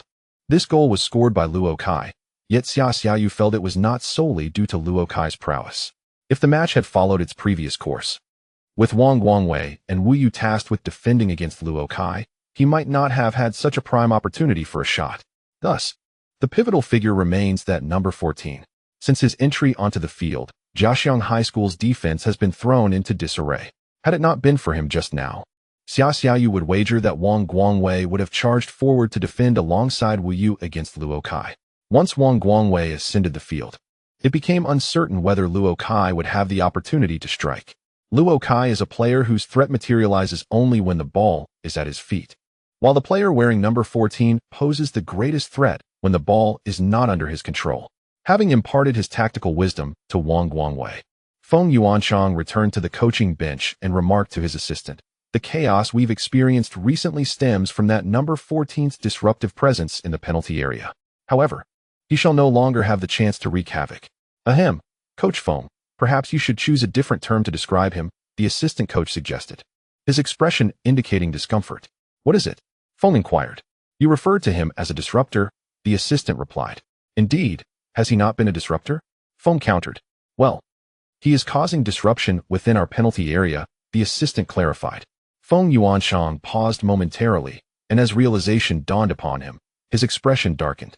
The composed veteran coach nearly lost his temper, but even so, his heavy breathing was unmistakably audible to the assistant coach beside him. The assistant, witnessing Feng's reaction, dared not speak further. He was genuinely astonished that the usually calm and composed coach could be so flustered. Thus, after conceding the goal, Feng did not maintain the calm demeanor he had previously displayed. The assistant coach's gaze shifted to Dongchuan High School's number 14, a player named Hu Lai. What is it about this lad that is so unsettling? He has already unsettled Wang Guangwei upon his entry, and now he has Feng so agitated. As the match resumed, Jiaxiang High School showcased the adjustments made by their head coach, Feng Yuanchang. The midfield tightened its formation, creating a closer connection with the defensive line, thereby reducing the distance between the midfielders and defenders, further constraining the movements of Luo Kai and other Dongchuan High School attackers in front of Jiaxiang's penalty area. Simultaneously, additional players were deployed to defend against Luo Kai. Although the defensive capabilities of Jiaxiang's players did not match those of Wang Guangwei, their numerical advantage, combined with tactical support, would present considerable challenges for Luo Kai. The objective of this strategy was to free Wang Guangwei, who would then be tasked with marking Hu Lai. Stay close to him and deny him any opportunity to receive the ball or shoot, Feng instructed Wang Guangwei from the sidelines. Thus, Hu Lai found himself in a predicament. Regardless of how he maneuvered, Wang Guangwei shadowed him closely. After positioning himself, intending to receive a pass from the captain, Hu Lai noticed Wang Guangwei at his side, prompting Chu Yifan to pass the ball to Luo Kai instead. Luo Kai, trapped amidst a crowd, had no better options and could only send the ball out with a powerful cross to the winger, Tang Yuan. Upon seeing Tang Yuan gain possession, Hu Lai immediately sprinted forward. However, before he could leap to intercept the incoming cross, Wang Guangwei anticipated the play and headed the ball away. Why does Wang Guangwei persist in following that number 14? Exclaimed Xiao Wu, a student in the stands, questioning the recent events on the field. I don't see anything particularly remarkable about that number 14. He seems to have only taken one shot since entering the game. It was Luo Kai who scored against us. Why is Wang not defending Luo Kai, but instead focusing on this number 14? Do you think it's possible that the player wearing number 14 has been toying with our captain, leading to their current confrontation? That can't be the case, right? Wouldn't that be an impulsive act? Ignoring the far more threatening Luo Kai to focus on someone who has only taken a single shot? Summer Xiaoyu, overhearing their discussion, couldn't help but voice his opinion. No, it is that number 14 who poses a real threat. Luo Kai's earlier goal was aided by 14, who drew Wang Guangwei's attention away. What? He took one shot earlier and missed high. How could he be a threat? Summer Xiaoyu replied. Because Jiaxiang High School dares not let him roam freely. That number 14 excels in off-the-ball movement. Xiao Wu furrowed his brow and said, but that doesn't necessitate having Wang Guangwei mark him, does it? Wouldn't it be sufficient to assign a defender like Huang Zheng? His cousin shook his head, suggesting, perhaps Jiaxiang's coach believes only Wang Guangwei can effectively contain number 14. Upon hearing Summer Xiaoyu's assertion, a group, including his cousin Xiao Wu, regarded him with incredulous expressions. On the field, Hu Lai was on the verge of tears, turning to Wang Guangwei beside him, saying, why do you keep following me? I sincerely apologize for messing with your hair. It was inappropriate of me to tamper with your hairstyle. Wang Guangwei, irritated by Hu Lai's comments, felt his temper rising but took a deep breath to regain composure. In a calm tone, he responded, I will not allow you to score. Hu Lai pointed at Luo Kai in the distance, exclaiming, no, my friend, he was the one who scored against you. Every grievance has its source. You should be marking him. Hurry, I worry that your team won't be able to handle him. And remember, I warned you, he's a classmate of mine, incredibly talented. A key player, and extraordinary. I'm not exaggerating. Your cheer squad pales in comparison to their support team. Wang Guangwei, however, remained unfazed, focusing on the ball while standing firm beside Hu Lai. Chapter 72. Brother, may I sing you a song? Hey, let me tell you, brother. I truly have never played football before. I only began training after joining the school team this semester. Previously, I just dabbled in it on my own. My father forbade me from playing, but I love football, so I played by myself. However, without anyone to guide me, I was unsure how to practice, just aimlessly experimenting. As Hu Lai spoke, he suddenly paused and sprinted forward, seemingly eager to receive a pass from a teammate. However, Tang Yuan refrained from passing the ball to him. As Wang Guangwei was close by, seeing his teammate neglect to pass, Hu Lai halted and casually resumed his conversation with Wang Guangwei. So, where were we? All right. You must be curious how someone like me, who has never seriously played, made the school team. Wang Guangwei twitched his lips slightly, indeed curious, but remained silent, choosing not to respond to Hu Lai. Hey, let me tell you, it's because I possess remarkable talent. Certainly, even if my talent is remarkable, my foundation is quite lacking. Our coach is right. I need to work on the basics. However, time is scarce, and I have only practiced for a little over 2 months, leaving me far from adequate. Thus, you truly need not feel compelled to accompany me. Just let me run. I assure you, even if I receive the ball, executing a shot on goal would hardly pose any threat. I speak sincerely. Hu Lai gazed at Wang Guangwei, speaking earnestly. Yet, Wang Guangwei was tempted to retort. I can hardly believe you. Who was it that suddenly darted out to receive the ball just moments ago? This fellow speaks not but falsehoods. Please, don't doubt me. Over the past 2 months, aside from the most fundamental juggling and passing drills, I haven't even practiced shooting. Our coach was truly out of options and threw me in, hoping for a stroke of luck. Hu Lai continued, pausing momentarily. This caused Wang Guangwei to tense up, his muscles coiling in readiness, anticipating that Hu Lai might suddenly dash off again while speaking. However, this time, Hu Lai refrained from such antics. Instead, he scanned the surroundings and, in a conspiratorial tone, confided to Wang Guangwei, let me reveal something to you, my friend. I am not well liked within the team. I have no friends, and they all look down upon me. It is quite embarrassing to admit, as it is akin to airing family grievances. I only share this with you because you seem amiable. Please do not let this slip to others. At this juncture, Hu Lai's expression shifted to one of dejection. Even Wang Guangwei had not anticipated that there were so many untold stories behind this number 14. Upon witnessing Hu Lai's sincere demeanor, he was nearly convinced, had it not been for the evidence Hu Lai would soon present. Look, they want to even pass the ball to me, he exclaimed. That is precisely because I've been shadowing you. Wang Guangwei silently raged. Just moments ago, hadn't this fellow received a pass and taken a shot? If not for his unwavering proximity, would the likes of Chu Yifan and Tang Yuan have passed to him? He felt a twinge of shame for nearly believing Hu Lai's narrative. How could I have fallen for that? Hadn't I known all along that he speaks not but untruths? On the sidelines, Li Ziqiang noticed the situation between Hu Lai and Wang Guangwei. Observing that Hu Lai seemed to be engaged in animated conversation, his lips moving incessantly. This perplexed him. He could not comprehend what the two might find worth discussing. Moreover, their interaction appeared surprisingly harmonious. What an absurd sight. This was a fierce final match. The two should be fiercely competing for their respective teams, battling with fervor, not sharing camaraderie. How could it be that two individuals, previously strangers, were now forming a bond of mutual respect? Li Ziqiang found himself utterly baffled by Hu Lai. In truth, from the moment he had been recruited into the school team, he had never quite understood this young man. He observed the youth through the lens of an adult's perspective, presuming him to be sly and deceitful, yet the boy remained steadfast in his tedious foundational training.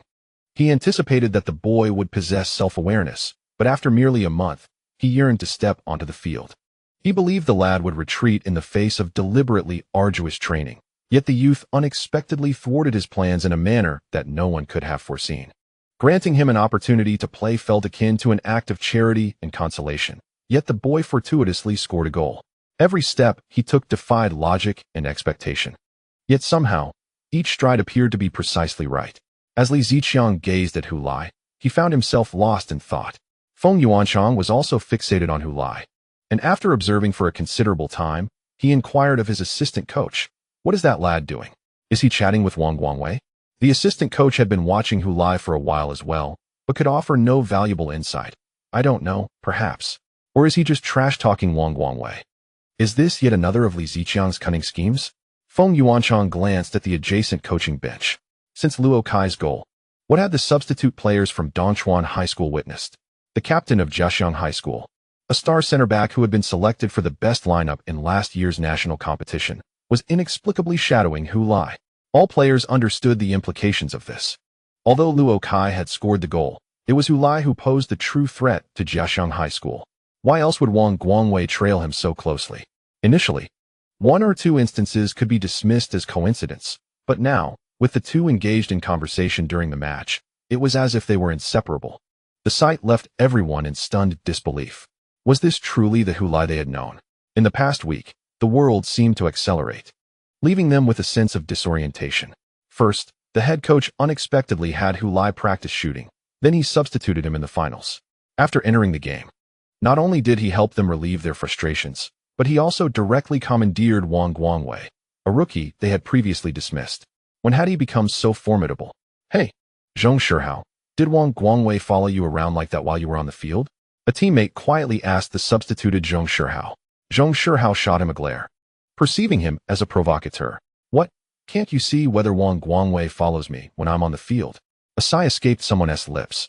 He and Hu Lai were both freshmen, previously among those who looked down upon Hu Lai, harboring a sense of superiority in comparison. Even if Hu Lai had one more match experience, even if he had scored by sheer luck, he still clung to his sense of superiority, convinced it was merely a stroke of luck. After all, such good fortune couldn't possibly last forever, could it? Previously, he had regarded Hu Lai as a joke.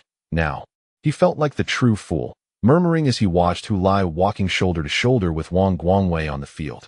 The substitute bench of Dongchuan High School fell into a heavy silence, all eyes fixed on that figure, their hearts a tumult of emotions. Wang Guangwei felt as though his mind was about to explode. Since earlier, this young man had incessantly droned on in his ear, showing no sign of relenting. It was akin to a swarm of mosquitoes buzzing around him, creating an unbearable din that frayed his nerves. "Hey, big brother, you've participated in the national competition. What was it like? Were there any formidable opponents? I too wish to witness the national tournament. They say no one can mess up your hairstyle at the Anong Cup." "I apologize, big brother, please don't be angry. I'm just curious and want to ask you, when you attend the national competition, can anyone disrupt your hairstyle?" Wang Guangwei felt an inexplicable fury igniting within him, which he struggled to suppress. Meanwhile, Hu Lai appeared unfazed, continuing to converse with Wang Guangwei while deftly maneuvering on the field. His eyes were keenly observing the developments of the match, yet his words flowed effortlessly, as if they required no conscious thought, completely unaffected by the game. In truth, Hulai longed to exhibit the calmness he projected. He too was anxious. As the match time dwindled, while Luo Kai managed to score after Hulai entered the game, Hulai bore the weight of a responsibility to score a goal to propel his team into the national tournament. However, it was increasingly difficult to shake off Wang Guangwei, who clung to him. If Wang Guangwei remained at his side, how could Hulai seize a chance to shoot? He had contemplated distancing himself from the penalty area, believing that perhaps Wang Guangwei would not follow. Yet, this course of action seemed futile, for he was neither proficient in long-range shots nor adept at dribbling past opponents. If he strayed too far from the penalty area, could he possibly receive the ball, weave through several defenders, and send it into the net? Such feats were reserved for Luo Kai. Hulai aspired to be a predator within the box. While it was easy to articulate such aspirations, the question remained, how could he truly score? Hulai fell into a momentary silence, contemplating a breakthrough. This reminded him of the grueling training regimen imposed by their coach, who had assigned Mao Xiao and Yin Yin to shadow him closely, a situation strikingly reminiscent of his current predicament. Of course, now it was only Wang Guangwei. Yet his exceptional skills made it equally challenging to evade him. During the special training, Hulai had wondered how such treatment could occur in actual matches, but now, just 2 games in, he found himself confronted with this reality. How could he extricate himself from Wang Guangwei? It appeared that mere conversation would yield little fruit. He glanced around. Aside from Wang Guangwei, there was another center back from Jiaxiang High School, clad in the number 6 jersey and towering in stature. Hulai then shifted his gaze backward, spotting the opposing number 4 center back, primarily tasked with marking Luo Kai. The distance among the 3 center backs was nearly equal, with no one being closer or farther than the others. If Dongchuan High School were to launch an attack, they would all converge near the penalty area, increasing the crowd. The space will be further compressed, bringing everyone closer together. For the average person, a crowded environment implies a lack of opportunities. However, in Hulai's perspective, an abundance of people might present a chance for him to triumph amidst the chaos. If he cannot compel Wang Guangwei to leave him voluntarily, he must resort to passive means to achieve the same effect. He is not greedy, much like during his specialized training. He merely requires that Wang Guangwei falters for a fleeting moment, as this would grant him a chance to shoot. Although he can no longer utilize the World Wave experience card, the shooting practice he has undertaken over the past week was not in vain. Additionally, he possesses a beginner training scroll that enhances training effects. In truth, when confronted with Wang Guangwei's close defense, Hulai had contemplated seeking assistance from the system. Yet, he swiftly dismissed this thought. After all, it is not just the 1 million points needed for the World Wave experience card that he cannot afford. Even the 10,000 points required for the lucky bracelet is beyond his means. Relying on points for a lottery seems even more implausible. He could exhaust all 7,000 points without acquiring what he truly needs. Thus, he must devise alternative strategies. Wang Guangwei, unaware of the reasons behind Hulai's sudden silence, felt a sense of relief in his heart. However, upon turning to see Hulai's somewhat bewildered expression, he could not resist the urge to retaliate. After having endured a barrage of insults for so long, wasn't it time for him to strike back? If Hulai wished to employ trash talk to unnerve him, he would respond in kind. With this thought in mind, Wang Guangwei coldly retorted, "Why the silence? Keep it coming. Is this not a psychological battle? I can play that game too." Upon hearing this, Hulai turned to him, surprise evident in his gaze as he stared at Wang Guangwei for 2 seconds of silence. Then hesitantly replied, "Well then, brother, shall I sing a song for you?" Chapter 73. He is my classmate. Time in the match ticked away, drawing ever closer to the final whistle at 80 minutes. Li Ziqiang stood at the sidelines, closely monitoring the unfolding situation on the field. He did not relax his vigilance as the match approached its conclusion.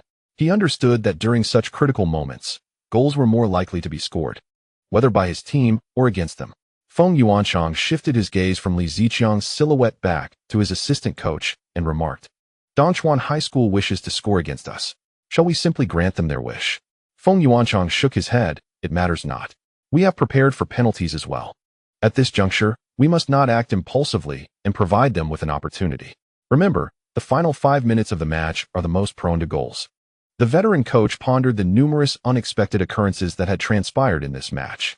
He worried that yet another surprise might arise in the closing moments. Thus opting for a more cautious approach, he would rather resort to penalties. After conceding an equalizer, he realized that penalties might not be a disadvantage for Jiaxiang High School. A team renowned for its defensive prowess would certainly not neglect penalty training.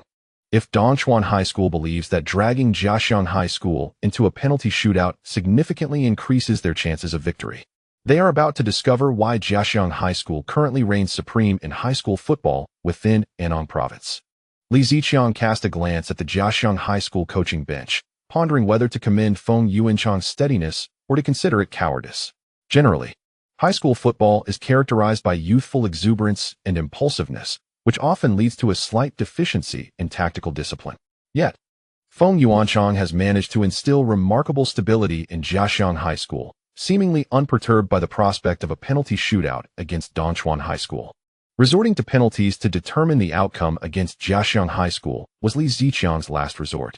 However, if given a choice, he would prefer to avoid such a scenario. While theoretically, a penalty shootout has become an acceptable strategy for Dongchuan High School, would Jiaxiang High School not be equally prepared for such an eventuality? It is worth noting that for the past 7 years, Jiaxiang High School has reached the finals every time, amassing far greater experience than Dongchuan High School. Coach Feng Yuanchang, having witnessed various situations in finals, would certainly not neglect the preparation for penalties. Perhaps in Anong Province, their prowess would not necessitate resorting to such an extreme measure. Yet, what about at the national level? This team undoubtedly possesses more experience in penalty shootouts than Dongchuan High School. Thus, Li Ziqiang had harbored a glimmer of hope, wishing that Feng Yuanchang, considering the pride of Jiaxiang High School, would be reluctant to settle for a draw with Dongchuan High School and subsequently gamble on penalties.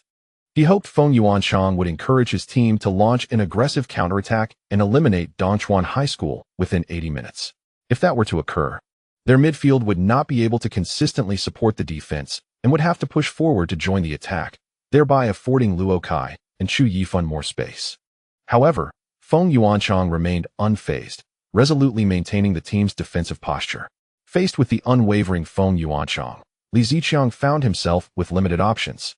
He resolved to utilize the final substitution of the match, replacing midfielder Tang Yuan with Liu Pengfei. This substitution was a preparation for the impending penalty shootout, as Liu Pengfei possessed superior penalty-taking skills. As Li Ziqiang signaled Liu Pengfei to the fourth official, he began to mentally formulate the order of the penalty shootout lineup.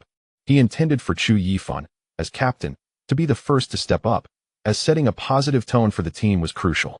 After some consideration, he decided to place Luo Kai fifth in the lineup.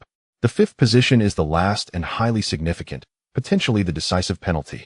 Given Luo Kai's comprehensive skills and sound psychological resilience, he was well suited for this critical role. With these thoughts in mind, Li Ziqiang retrieved a small notebook from his pocket, pulled out a pen, and began to jot down the lineup. In a few moments, this list would determine the fate of Dongchuan High School. Alas, it seems this match is destined for penalties, sighed Xiao Wu. Isn't playing penalty kicks quite thrilling? Xiao Xiaoyu asked curiously. To neutral spectators, it certainly is. But we could have resolved the match in 80 minutes. Why resort to penalties? Xiao Wu shot a disapproving glance at his cousin, perplexed by his lack of allegiance to their school. It's all Luo Kai's fault for scoring that goal. One of Xiao Wu's classmates pointed to the culprit. How infuriating. 10 goals would have been enough for us to win. Even more vexing is the fact that Luo Kai isn't on our side. Xiao Xiaoyu, however, remained detached from the group's condemnation of Luo Kai, his gaze fixated on the field. Currently, Dongchuan Middle School was launching an attack. Yet he was not focused on the ball. Rather, his attention was solely on number 14. His curiosity about this player overshadowed everything else. As he eagerly anticipated how he would maneuver, Hu Lai lamented that Wang Guangwei had not allowed him to sing. He had always believed his singing voice was quite commendable. Had he not been so enamored with football, singing could have been another path for him. Yet, it seemed that Song Pongzi did not share this sentiment. Regardless, Hu Lai sprinted towards the penalty area of Jiaxiang High School, as it was now Dongchuan Middle School's offensive time. Naturally, he could not dash ahead recklessly, for that would lead to an offside position. He ran while glancing back to gauge the ball's progress before determining his next move. He first ran sideways, with Wang Guangwei trailing closely behind him. Then, he retraced his steps, and Wang Guangwei remained steadfastly by his side. Ultimately, he turned back towards the penalty area of Jiaxiang High School, with Wang Guangwei still in tow. Brother, you should really mark Luo Kai. He is incredibly skilled. I want to trouble you here, Hu Lai called out while running. Wang Guangwei remained unfazed, continuing to shadow Hu Lai in silence. However, he felt a twinge of pride, thinking, in the end, your words won't sway me. Do you think underhanded tactics will have any effect? Dongchuan Middle School's offensive did not reach the penalty area of Jiaxiang High School unimpeded. In fact, as Jiaxiang High School tightened their defense, Dongchuan's attack slowed significantly upon entering the attacking third. Confronted with the resolute defense of Jiaxiang High School, they found themselves at a loss. Chu Yifan received the ball, but opposing midfielders swiftly converged on him, preventing him from passing easily and offering no opportunity to survey the field. Reluctantly, Chu Yifan had no choice but to pass the ball to the recently substituted Lu Pengfei. With this pass, the defensive pressure he faced eased slightly. Upon seeing the ball passed, the opponents retreated marginally, maintaining their three-layered formation. At this juncture, Chu Yifan finally had the chance to assess the situation. He quickly scanned for Luo Kai, only to find him ensnared by three defenders. Next, he shifted his gaze to Hu Lai, who was still accompanied by Wang Guangwei. Furrowing his brow, Chu Yifan realized he was utterly at a loss for potential targets or passing options. If this continued, Dongchuan's attack would once again yield no results, forcing him to revert the ball and reorganize the attack to disrupt Jiaxiang High School's defense. Otherwise, continuing to pass the ball in the front field poses a considerable risk, as Jiaxiang High School could seize the opportunity to launch a counterattack at any moment. The opposing team need not commit significant forces to their counteroffensive. They could rely solely on Su Gaofei's solitary foray. If he succeeds in breaching their defenses, it would be a gain, but if he fails, there would be little consequence. Due to the apprehension of Jiaxiang High School's potential ambush, Dongchuan Middle School hesitates to deploy too many players in their offense, resulting in a lack of depth and threat in their attacking strategy. Just as Chu Yifan was about to instruct Lu Pengfei to pass the ball back, he noticed Hu Lai sprinting towards the left flank of the penalty area alongside Wang Guangwei. A sudden realization struck him. This created a minor opening in the previously congested central area. Since Hu Lai's entry into the match, he had made numerous runs within the penalty area. Although he had only taken one shot, this did not imply aimless wandering. As a central playmaker, Chu Yifan recognized the threat posed by Hu Lai's positioning. Otherwise, Jiaxiang High School would not have assigned Wang Guangwei to mark him specifically. Thus, he surmised that Hu Lai's movements must serve a particular purpose. He resolved to observe further, seeking to discern his intent. His gaze shifted rapidly, scanning the circumstances surrounding Hu Lai. He then noticed Hu Lai and Wang Guangwei veering towards Wu Yu, drawing closer to Luo Kai. Wu Yu, too, had noted Hu Lai's movement, glancing at him swiftly. Chu Yifan furrowed his brow. Wu Yu already had sufficient support, particularly with Luo Kai present, as Jiaxiang High School's defensive focus lay in that area. Hu Lai's approach seemed redundant, potentially entangling him in the trap laid for Luo Kai. Was Hu Lai truly floundering in panic, or did he intend to establish synergy with Luo Kai by converging with him? Such a notion seemed implausible. Although they were classmates, there were whispers suggesting their relationship was strained. Hurry, think, Chu Yifan. Consider what he is truly attempting.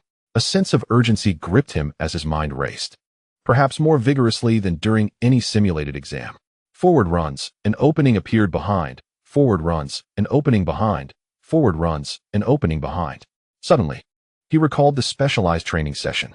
Hu Lai had made a forward run, leading everyone to believe he aimed to seize a scoring opportunity, but unbeknownst to them, it was merely a feint, with his genuine objective lying at the back post. Had Mao Xiao not connected with that ball then, it surely would have soared towards the rear. Moreover, this running pattern had manifested multiple times during that training. With this realization, Chu Yifan felt he had grasped Hu Lai's true intention and resolved to give it a try. Even if it failed, it was of little consequence. Their current attack appeared on the verge of stagnation. Just as he swiftly contemplated a strategy, Lu Pengfei had already passed the ball to the advancing defensive midfielder, Lu Haowen, who was attempting to force a pass to Luo Kai. In previous matches, when faced with a lack of effective solutions in their offense, the team often resorted to passing the ball to Luo Kai, entrusting him to resolve the predicament. Thus, Lu Haowen's thought process, in this instance, was not entirely misguided. However, at this moment, Chu Yifan had devised a more effective strategy. He dashed forward, closing in on the penalty area, while calling out to Lu Haowen, "Pass the ball to me." Even as he did so, he cast a quick glance at the penalty area. Hu Lai had retraced his steps toward the center.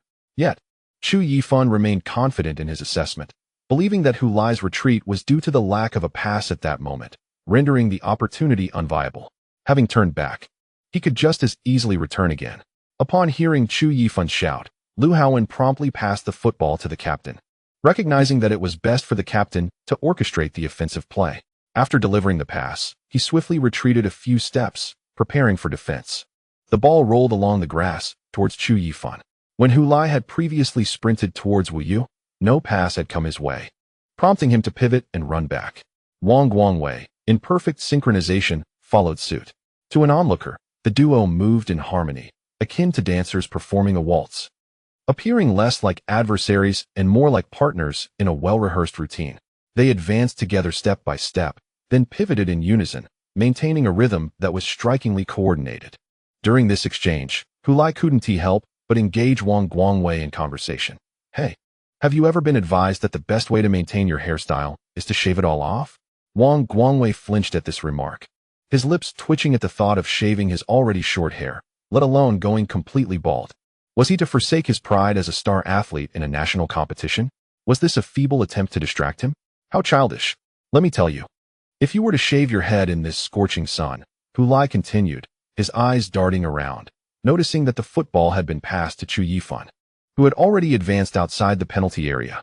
Before he could finish his sentence, he abruptly abandoned Wang Guangwei and once again sprinted toward Wu Yu. Although Hu Lai had previously demonstrated this tendency to accelerate mid-conversation, Wang Guangwei was momentarily taken aback, genuinely curious about Hu Lai's next move. Nevertheless, the formidable Wang Guangwei quickly lunged forward, akin to a hunting dog pursuing a hare, closely trailing him and blocking his path. Noticing Chu Yifun's advance, Wu Yu focused his attention on Luo Kai. However, his peripheral vision caught sight of the number 14 and the captain approaching again. He turned his head, puzzled, unable to comprehend the purpose of their practice in changing direction. As they neared him, the distance becoming alarmingly short, he suddenly heard the number 14 exclaim, "Luo Kai, run behind me." Wu Yu felt a chill run down his spine as he indeed spotted an opening behind the 14. It was the position where the captain should have been, but he was currently glued to the 14. In that instant, he understood their intention. They aimed to use the 14 to draw the captain away, creating an opportunity for Luo Kai to make a diagonal run. They were set to execute a cross pattern. Damn it, he had been careless. Luo Kai was momentarily stunned by Hu Lai's shout. Although such behavior was rather inappropriate during a match, he was genuinely taken aback that the player he had always looked down upon was willing to sacrifice himself to create an opportunity for him. It seemed that noticing Luo Kai's delayed positioning, Hu Lai added another urging shout, "Run." Before Luo Kai could respond, Wu Yu, who was guarding him, pivoted to chase back. On the stands, Xia Xiaoyu had a clear view of the situation unfolding in Jiaxiang High School's penalty area. He observed Hu Lai plunging into the encirclement aimed at Luo Kai, where a brief gap appeared behind him. Was this a strategy to cross paths with Luo Kai, allowing him to exploit the space in the center? But no. Jiaxiang High School's number 6, Huang Zheng, was already closing in, demonstrating the team's strong defensive awareness. As Xia Xiaoyu pondered the purpose of the number 14's erratic running, he suddenly witnessed him pivot. He retraced his steps for the third time along the same route. A backtrack? Yet, retreating seemed futile. No. Xia Xiaoyu's gaze swiftly shifted to Chu Yifan outside the penalty area. Then he saw the ball, leaving Chu Yifan's right foot, tracing a parabolic arc over a Jiaxiang player's head, descending into the penalty area behind. Instead of passing towards the previously visible gap in the center, he directed the ball onto the path of the number 14's return. Xia Xiaoyu clenched his fist. Wang Guangwei had been fixated on the number 14. Even when he called out Luo Kai's name, it failed to distract him, for he knew that Luo Kai could handle Wu Yu. His sole concern was to shadow this player. Indeed, from his peripheral vision, he caught sight of Wu Yu completing his pivot, preparing to brush past him. However, just as Wu Yu's form obscured much of the number 14, he saw the latter make a sudden turn. Wang Guangwei instinctively mirrored the movement, synchronizing with the number 14, reminiscent of the earlier backtrack. Yet, as he attempted to accelerate and close the gap to Hu Lai, he unexpectedly found Wu Yu positioned between him and that lad, slightly encroaching upon his space. This slowed his acceleration by half a second as he had to sidestep Wu Yu. Once he maneuvered past him, he noticed the number 14 glancing back towards the penalty area. Following the direction of his gaze, he discovered the ball soaring towards him. There was still a distance of perhaps half a body length between them. He extended one hand towards the opponent's shoulder while propelling himself forward. Completely catching up with the number 14 and sticking close was no longer possible. Wang Guangwei's only option was to exert every effort to obstruct the impending shot. Luo Kai, urged by Hu Lai's shouts, intended to dart into the gap behind Hu Lai, although he was baffled by Hu Lai's sudden change of heart, willingly donning the role of a decoy for him. Just as he leaned forward to gather his momentum, he saw Hu Lai unexpectedly pivot and sprint back. Almost simultaneously, he discerned the intentions of the young lad, who had cleverly used him as a decoy. This scoundrel was indeed characteristic of his style. How could I have allowed myself a moment of hesitation, almost tempted to believe his deceptive words? Presently, Luo Kai had abandoned any thoughts of repositioning, standing still as he watched the ball soar towards Hu Lai. This attack had completely excluded him from the equation. On the sidelines, Feng Yuanshang noticed Wang Guangwei's slight delay in returning and abruptly sprang from the coach's seat, realizing the precarious situation. In truth, had it not been for Wang Guangwei's quick reflexes, any ordinary defender would have collided head-on with Wu Yu by now. Both of them sprawled on the ground. He widened his eyes, fixated on the figure before the goal. Wang Guangwei was closing in.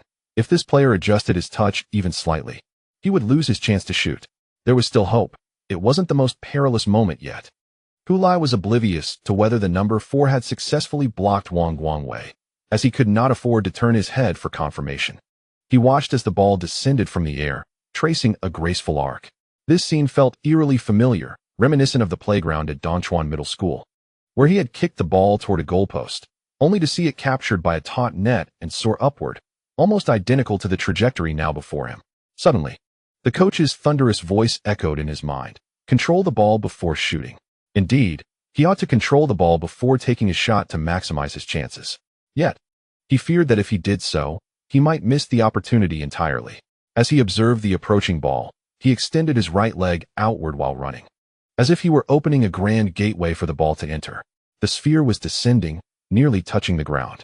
On the sidelines, Li Ziqiang gasped at Hu Lai's movement. This rascal. He realized Hu Lai's intent. In truth, as the ball had soared toward Hu Lai, he had internally repeated countless times, "Do not shoot directly." This rare opportunity could not be squandered by sending the ball flying onto the adjacent track. Before he could finish his thought, he witnessed Hu Lai's instep connect with the ball.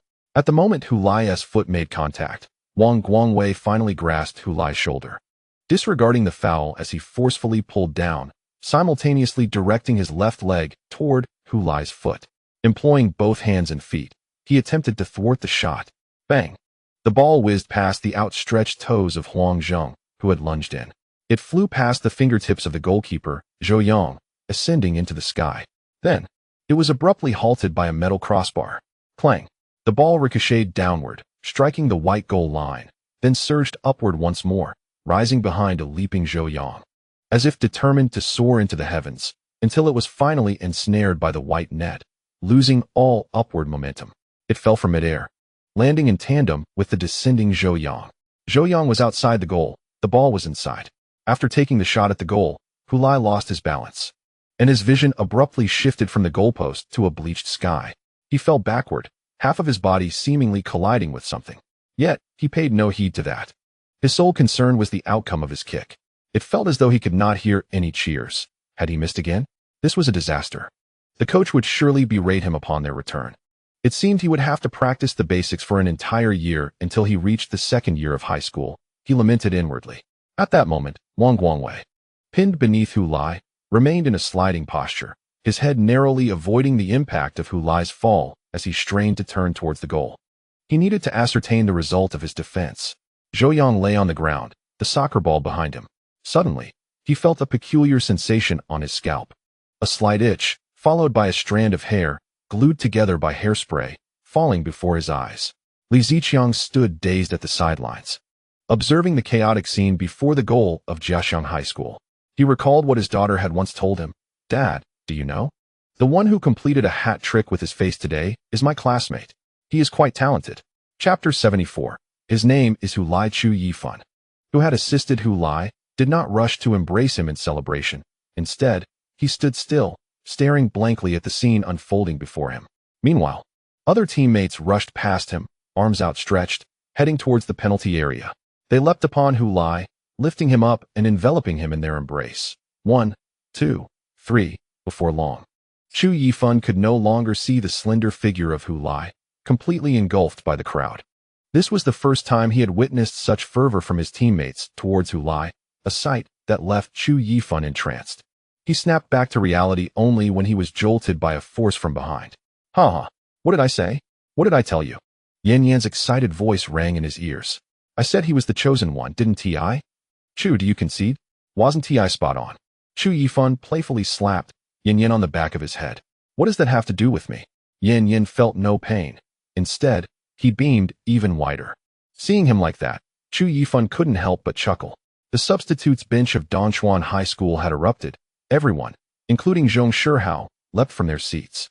They rushed to the sidelines, even onto the field, waving everything they could grasp: towels, jerseys, shorts, socks, shin guards, and water bottles.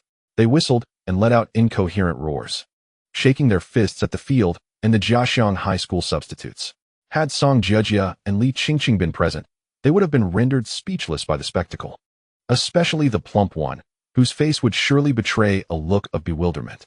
He would inquire of Li Qingqing why these individuals had suddenly changed their demeanor, especially since they had remained indifferent when Hu Lai scored the first goal, yet now celebrated with such fervor. Perhaps it was due to Hu Lai's performance on the field that captivated them, or perhaps they merely sought to release their pent-up tension through this opportunity. Wang Guangwei remained seated on the ground, surrounded by the players from Dongchuan Middle School, who were jubilantly bouncing around him, continuously chanting the name of the man they revered. "Hu Lai, well done. Hu Lai, you're amazing. My goodness, Hu Lai, that play was extraordinary. Hu Lai, Hu Lai." Wang Guangwei recalled that this number 14 had a name. He had seen it during the pre-final preparations, fleetingly appearing in the coach's PowerPoint presentation. Mentioned alongside the goal scorers from Dongchuan Middle School, aside from Luo Kai. His name was indeed Hu Lai. "I'm sorry, Captain," came the voice of Wu Yu beside him.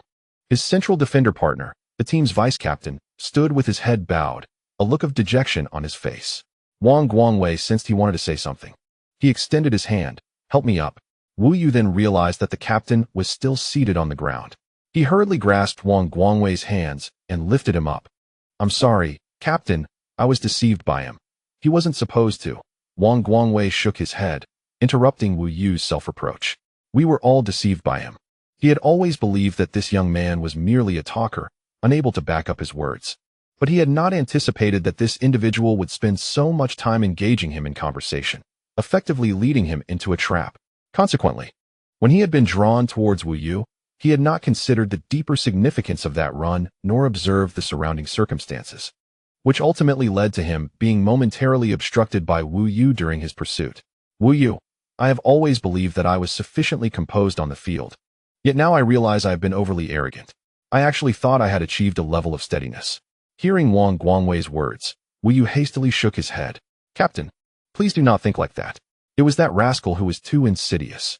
Who could have anticipated that he would disrupt your hairstyle right from the start?" He glanced at the lock of hair that hung before Wang Guangwei's eyes and spoke cautiously. Yet Wang Guangwei seemed indifferent to the state of his hair. He allowed the strand to dangle before him and shook his head. Indeed insidious, yet effective. As he shook his head, the lock of hair swayed, causing Wu Yu's gaze to follow its movement. With a pang of sorrow, he thought that it would not be long before many would learn that the legend of Captain Wang, who never had his hairstyle disrupted during the Anong Cup, had come to an end, and it had concluded in his final Anong Cup match.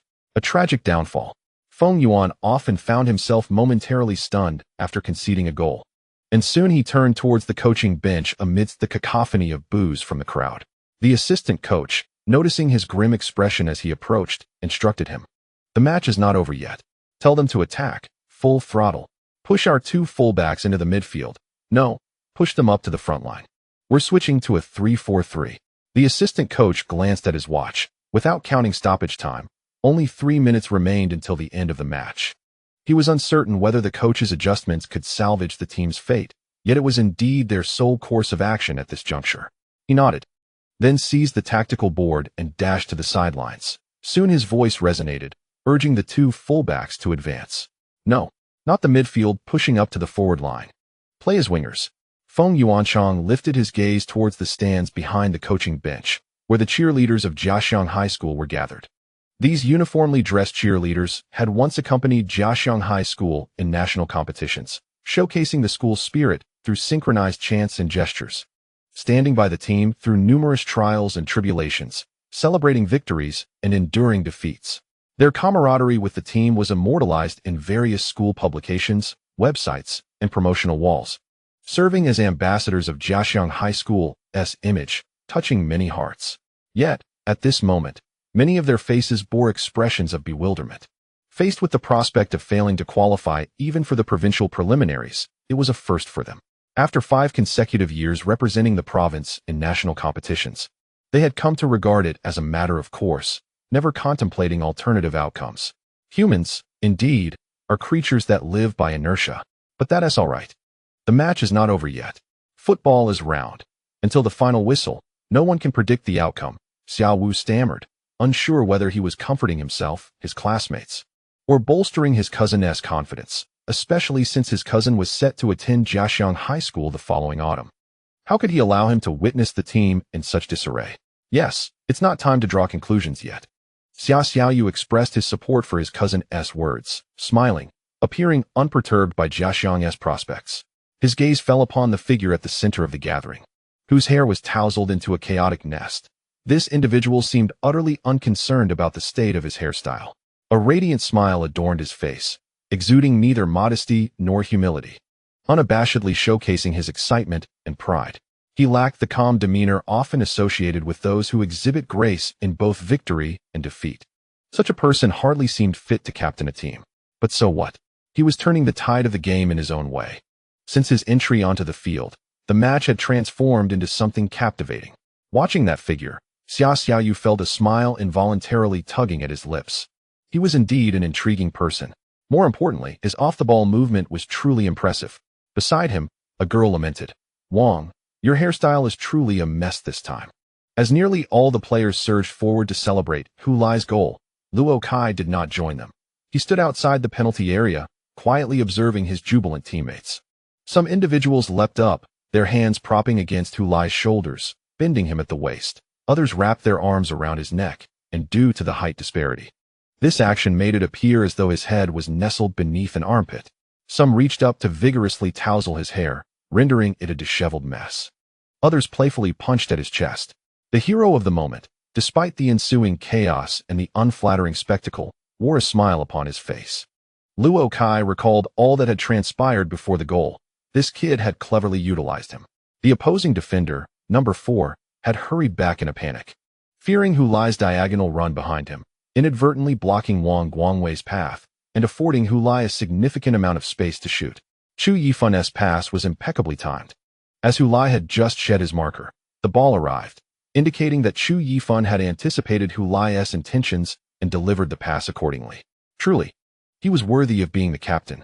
Although the past 2 years in the Anong Cup had not yielded remarkable performances, it now seemed that perhaps he had not had teammates worthy of his passing prowess. Despite Chu Yifun's earlier assurances to support him and provide assists, Luo Kai was acutely aware that he was not the most suitable forward for the team, as he needed to control the ball at his feet before launching an attack. This situation did not particularly test the finesse of Chu Yifun's passing.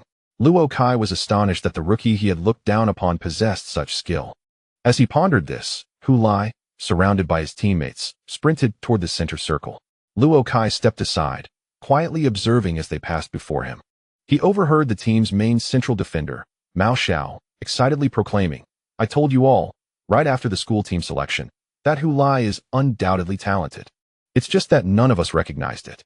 Am I wrong? I saw his capability long ago. He is formidable. He scored a goal against me."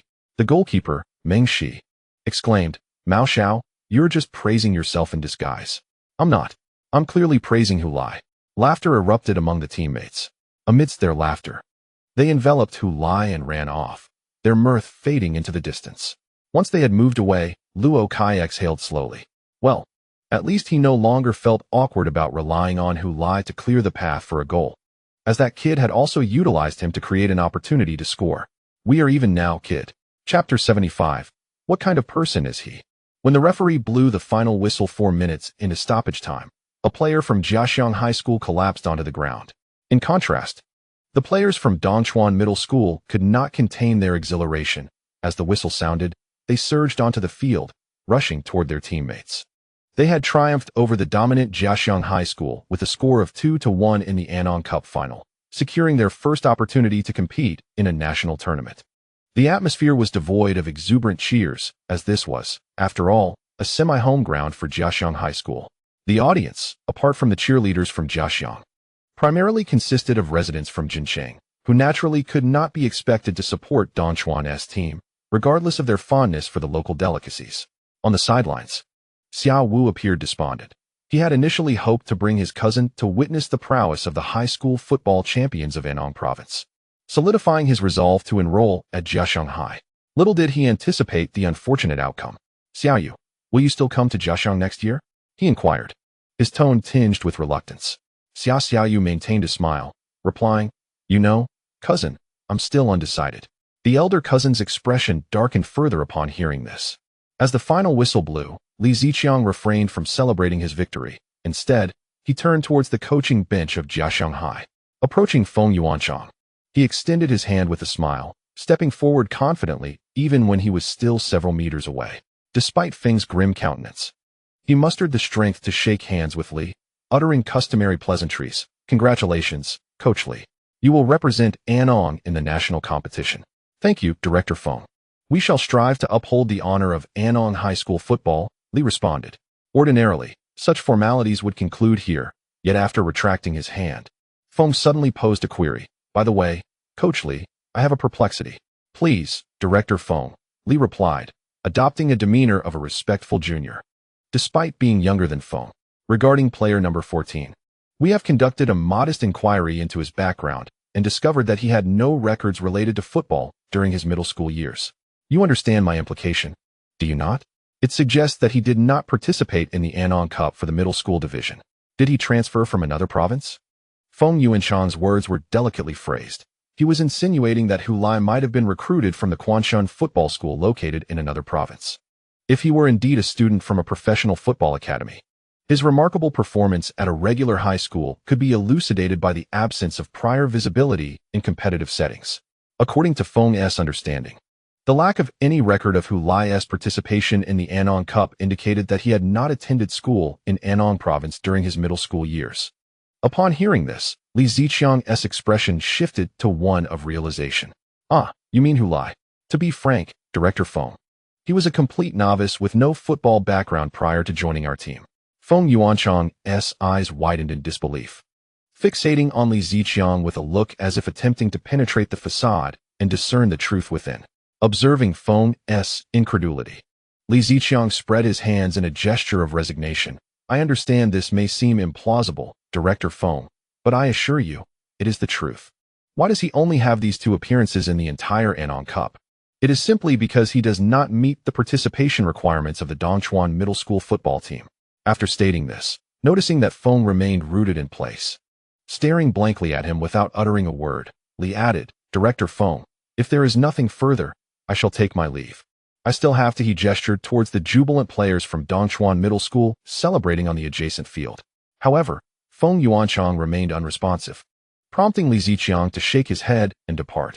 At this moment, the assistant coach, standing behind Feng Yuanchang, stepped forward, indignantly glaring at Li Ziqiang's retreating figure, exclaiming, "This Li Ziqiang is utterly excessive. After winning the match, he still seeks to humiliate us. How could a novice in football, with no foundational skills, possibly score under Wang Guangwei's relentless defense? The game has concluded, and we have lost. What necessity is there to maintain secrecy before us?" Feng Yuanchang did not address his queries, but instead gazed pensively at the slender figure, whose silhouette appeared to be more stooped than usual. "All right, everyone. Gather closely in a semicircle, with those on either side stepping forward," the official photographer commanded, as he directed the players from Dongchuan High School to position themselves. The resplendent championship trophy was placed at the very center of the formation, with Captain Chu Yifan and Vice-Captain Yin Yin standing on either side of it. The other players arranged themselves in 3 rows, forming a celestial arrangement that encircled the trophy. Coach Li Ziqiang and the team leader stood at the outermost ends of the formation. Just as everyone took their positions and the photographer raised his camera, Chu Yifan suddenly raised his hand. Wait a moment. He turned to scan the crowd, first spotting Luo Kai in the second row directly behind them, at the very center. Then, he located Hu Lai on the left side of the third row and beckoned him over. Hu Lai, come here. Amidst everyone's gaze, Hu Lai navigated from the back, and Chu Yifan pulled him to stand beside him in the front row, next to the trophy. Only then did Chu Yifan tell the photographer, all right. All present witnessed this scene and understood their captain's motives, yet no one voiced dissent. Regardless of their prior disdain, disapproval, or dislike for Hu Lai, his performance today was evident to all. The intricacies of football can be profound, yet they can also be simple, if one demonstrates sufficient prowess. Respect is inevitably earned, irrespective of one's usual demeanor. Consider Luo Kai, whose temperament is rather aloof and somewhat proud, and who has few friends on the school team. Yet everyone trusts him, passing the ball to him on the pitch. Is it because Luo Kai excels at socializing? No. It is his undeniable skill and the proof of that skill that garners trust. As for Hu Lai, prior to this match, he had failed to exhibit compelling abilities, and many believed his prior successes were mere strokes of luck, unrelated to any real talent, leading to a rather low appraisal of him. After all, they had little knowledge of Hu Lai, relying solely on his football skills to judge his worth. A lack of ability would naturally preclude him from receiving attention and respect. However, following this decisive game, everything has changed. Hu Lai has substantiated his capabilities through his actions. Unlike the fortuitous goal scored in the quarterfinals, this time he netted a crucial goal that helped the team regain the lead, all while being closely marked by Wang Guangwei. Its significance was profound, showcasing his prowess in a remarkable manner. Now, as Captain Chu Yifan drew him into the center of the team, everyone tacitly accepted this arrangement. Should anyone foolishly dare to voice dissent, the others would surely inquire, can you achieve a decisive goal against Jiaxiang High School while being closely guarded by Wang Guangwei? If so, then you deserve the center stage. If not, then remain silent. Through the viewfinder of his DSLR, the photographer noticed that many were not looking at the camera, but rather gazing at the newly positioned number 14 player from various angles. He had to remind everyone, look at the camera. Smile brightly. I tell you, this photo is going to feature prominently on the homepage of our Anong Cup website, taking up half the space. With his gentle coaxing, all eyes turned to the lens, revealing their most joyous smiles. He then promptly pressed the shutter. Good. Let's take another. Perfect. Beautiful. Amidst the incessant clicking of the shutter, the scene of the Dongchuan Middle School football team celebrating their triumph in the Anong Cup was immortalized. By the time these photographs were taken, the players and cheerleaders from Jiaxiang High School had already departed, leaving the atmosphere somewhat subdued. However, the players from Dongchuan Middle School were wholly unconcerned. They had broken Jiaxiang High School's 5-year monopoly on the Anong Cup, but this was not the most important aspect.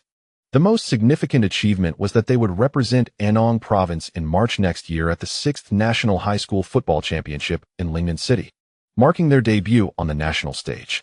Hu Lisin sat on the sofa, glancing at the clock on the wall for what felt like the umpteenth time. What time is it? Why haven't they returned? His tone revealed his dissatisfaction. Didn't they say they were going to celebrate a classmate's birthday? Xiaolon replied casually, scrolling through her phone. Celebrating a birthday until now? Perhaps they went out for karaoke after dinner? They're young after all. Besides, school is not in session tomorrow. Why are you so concerned? And honestly, boys shouldn't be overly restricted. Otherwise, they might grow timid and reluctant to do anything. Faced with his wife's remarks, Hu Lisin refrained from retorting. He merely continued to fixate on the clock. After a considerable pause, he suddenly asked, do you think our son might be hiding something from us? Xiaolon, absorbed in her phone, hesitated momentarily before continuing to scroll through her social media without looking up. Of course, kids these days have their secrets. If he is hiding something, it's normal. He might even be secretly dating someone. That's nonsense, Hu Lisin frowned. Yet he chose not to delve deeper into the matter. Just then, the sound of the front door unlocking reached them, and their son appeared at the threshold. Father, mother, why aren't you watching television? Upon seeing his father seated on the sofa with a stern expression, Hu Lai felt a twinge of guilt, causing him to lower the volume of his greeting. What have you been up to? Hu Li Xin inquired with a serious demeanor. We went to celebrate Song Jiajia's birthday. Didn't you inform Dad? As Hu Lai spoke, his gaze naturally shifted towards his mother. who was discreetly signaling a V with her fingers behind his father's back. He realized that his father was still unaware of what he had truly been doing, which allowed him to relax. I told him, "Your father is worried you might be too wild out there. Did you have fun?" Xiaolon, maintaining her composure, stood beside her husband and addressed her son. "Absolutely." Hu Lai beamed with a smile. Song Jia Jia invited many people. After dinner, we went karaoke. They are still singing. So I returned early. Hu Li Xian scrutinized his son from head to toe, then said nothing and walked back to the bedroom. Meanwhile, Xiaolon mouthed to her son, asking, "Did you win?" Hu Lai responded with a V sign. Xiaolon chuckled, then bent down to pick up her phone from the coffee table. Following her husband into the bedroom. Before closing the door, she reminded her son, "Remember to take a shower. After a day of wild play, you must be covered in sweat." "Don't worry, Mom. You can leave me be." Hu Lai waved to his mother while standing in the living room. Only after the door to his parents' bedroom was completely shut did he press his hand against his chest and exhale a sigh of relief, feeling both exhausted and exhilarated. He turned toward his own room, swaying his hips and punching the air as he walked. That day, he participated in the finals of the Anton Cup and scored a goal, helping his team secure a place in the national competition. Truly fulfilling and perfect. In this new world, he genuinely felt a sense of belonging. When the sound of the front door opening echoed from downstairs, Li Qingqing was engrossed in scrolling through the official website of the Anton Cup on her phone. A breaking news alert had just appeared, succinctly reporting the outcome of the match that had taken place 3 hours prior. Dongchuan High School's football team defeated Jiaxiang High School 2-1 in the finals, successfully qualifying for next year's national competition. The 3 goals were scored by 3 players. For Jiaxiang High School, the scorer was forward Su Gaofei, while Dongchuan High School saw goals from Luo Kai and Hu Lai. Upon seeing the latter's name, Li Qingqing leaped joyfully in her room. Then she heard the sound of the door opening downstairs and, without even putting on her shoes, rushed down. At the stair corner, she spotted her father, who had just entered. "Dad, congratulations," she exclaimed joyfully. "I have already seen the news. You led the team to victory." However, after her enthusiastic shout, she noticed her father's expression was peculiar, lacking the excitement and joy typically associated with winning a championship, instead bearing a hint of confusion. She also noted a black sports bag in his hand, which seemed somewhat familiar. "Is that a bag for the trophy you're holding?" Li Zichang glanced down at the sports bag in his hand. "How could I bring back a trophy?" The team leader took it back to school. "This is Hu Lai's sports bag." "Oh, no wonder it looks familiar." What astonished her was how this sports bag ended up in her father's possession. Typically, after a match, it would be handed over to Song Jiejia, wouldn't it? Even after away games, Song Jiejia would wait at the school gate to retrieve the bag. He mentioned that he returned late from the finals today and, unable to find a classmate to assist him, asked if I could temporarily look after it.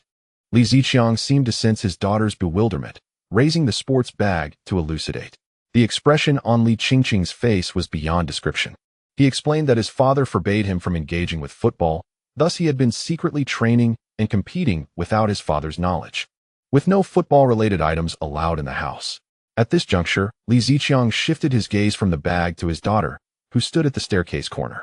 "Qingqing, as his classmate, how much do you know about him?" Li Qingqing scratched the back of her head, feeling somewhat uneasy. "Well, I don't know him very well, but I have indeed heard some things about him." "Some things." In the softly lit entrance hall, Li Ziqiang looked up and said, "Then, Qingqing, please tell me about him. What kind of person is he? As for the new week, I humbly request your support in voting. Furthermore, my book will be available starting May 1st. I would greatly appreciate your subscriptions and support in advance."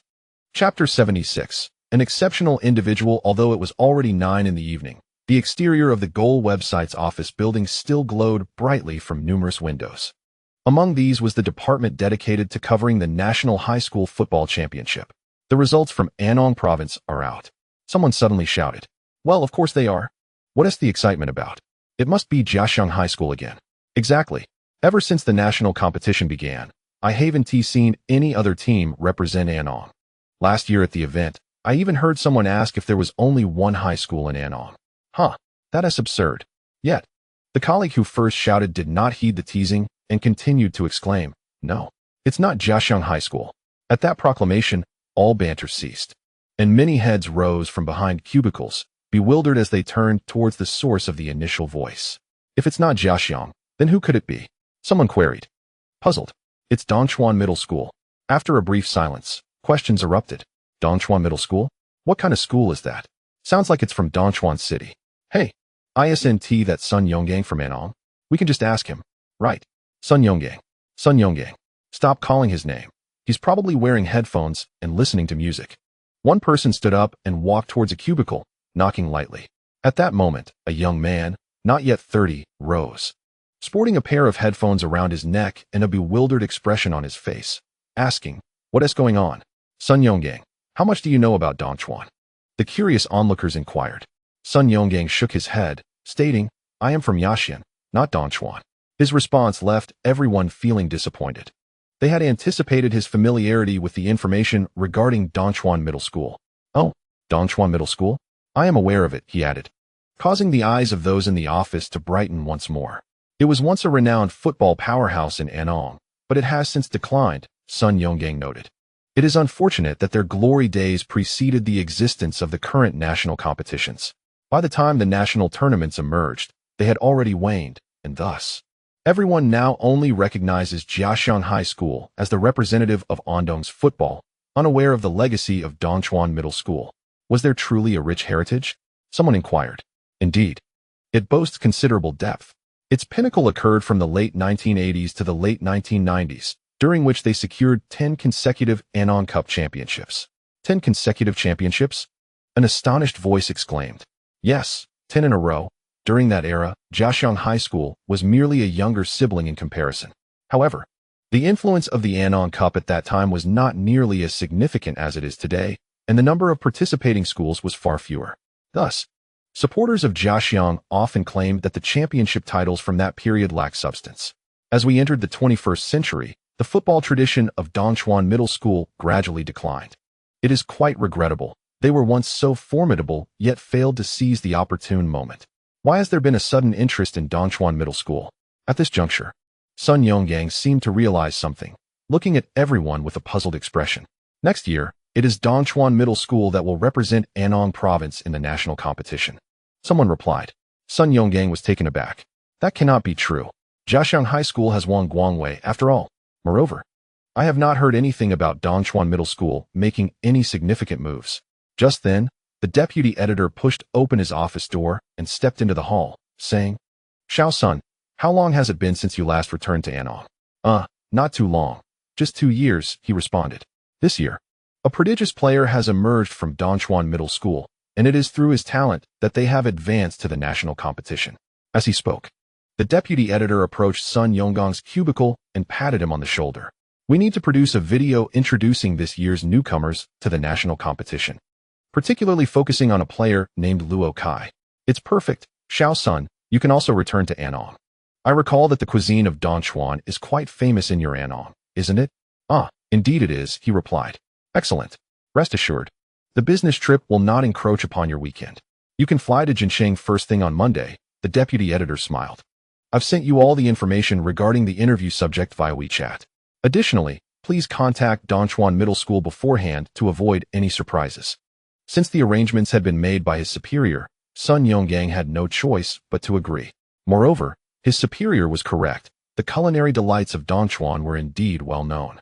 This return trip would be an opportunity to indulge his Anong appetite as a reward for his business travels.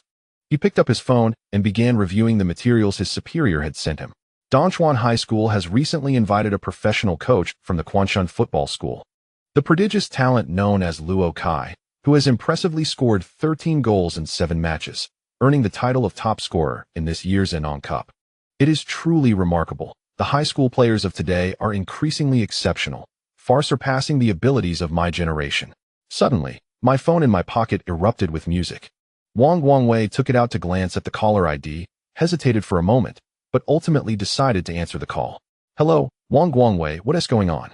How could Jiaxiang be eliminated? As soon as the call connected, a loud voice erupted from the receiver. Qinxingyi, why are you making such a fuss? Shouldn't you be pleased that we've been eliminated? This way, your team will have no competition for this year's championship, Wang Guangwei replied. Bah, there was never any suspense. Don't worry about us at Shuang High School. Tell me, did your Jiaxiang team collectively fall asleep, or what happened? Didn't you boast last year that the Anong Cup was essentially your trophy? How did you end up capsizing this year? When did we ever claim that the Anong Cup equated to the Jiaxiang Cup? Don't twist my words. Wasn't it your Wu Yu who said that? If memory serves me right, that's the name. Isn't it? Wang Guangwei envisioned Wu Yu's unreliable demeanor, suppressing the urge to sigh. Let us return to your situation. I must remind you, during the last competition, we had an agreement to face each other again. Honestly, I have yet to score against you. And I've been holding on to that frustration for a year. Now, you tell me you won't even be attending the national competition? I say, Wang Guangwei, are you afraid of me scoring against you and thus deliberately losing the match? Wang Guangwei pulled the phone away from his ear and gazed skyward, inhaling deeply. He suddenly felt a moment of disorientation, as if he were transported back to the match yesterday afternoon, where a similarly noisy individual echoed in his ears. However, during the game, the star striker from Shuguang High School was not nearly as boisterous as this fellow. He was focused and composed, a truly exceptional forward. As Wang Guangwei returned the phone to his ear, Chen Xingyi continued his relentless chatter. I'm still quite curious, Wang Guangwei. What kind of team can penetrate the defenses of both you and Wu Yu? Your goalkeeper, Zhou Yang, right? He is quite formidable too. Wang Guangwei envisioned Hu Lai and replied candidly. He is an impressive player.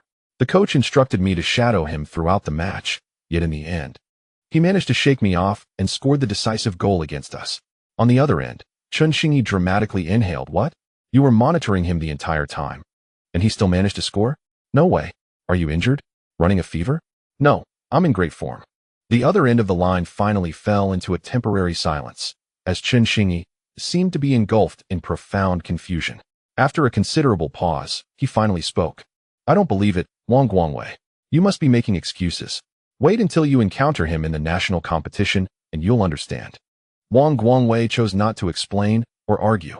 All right, when the time comes, I'll help you avenge this defeat and turn them into a sieve.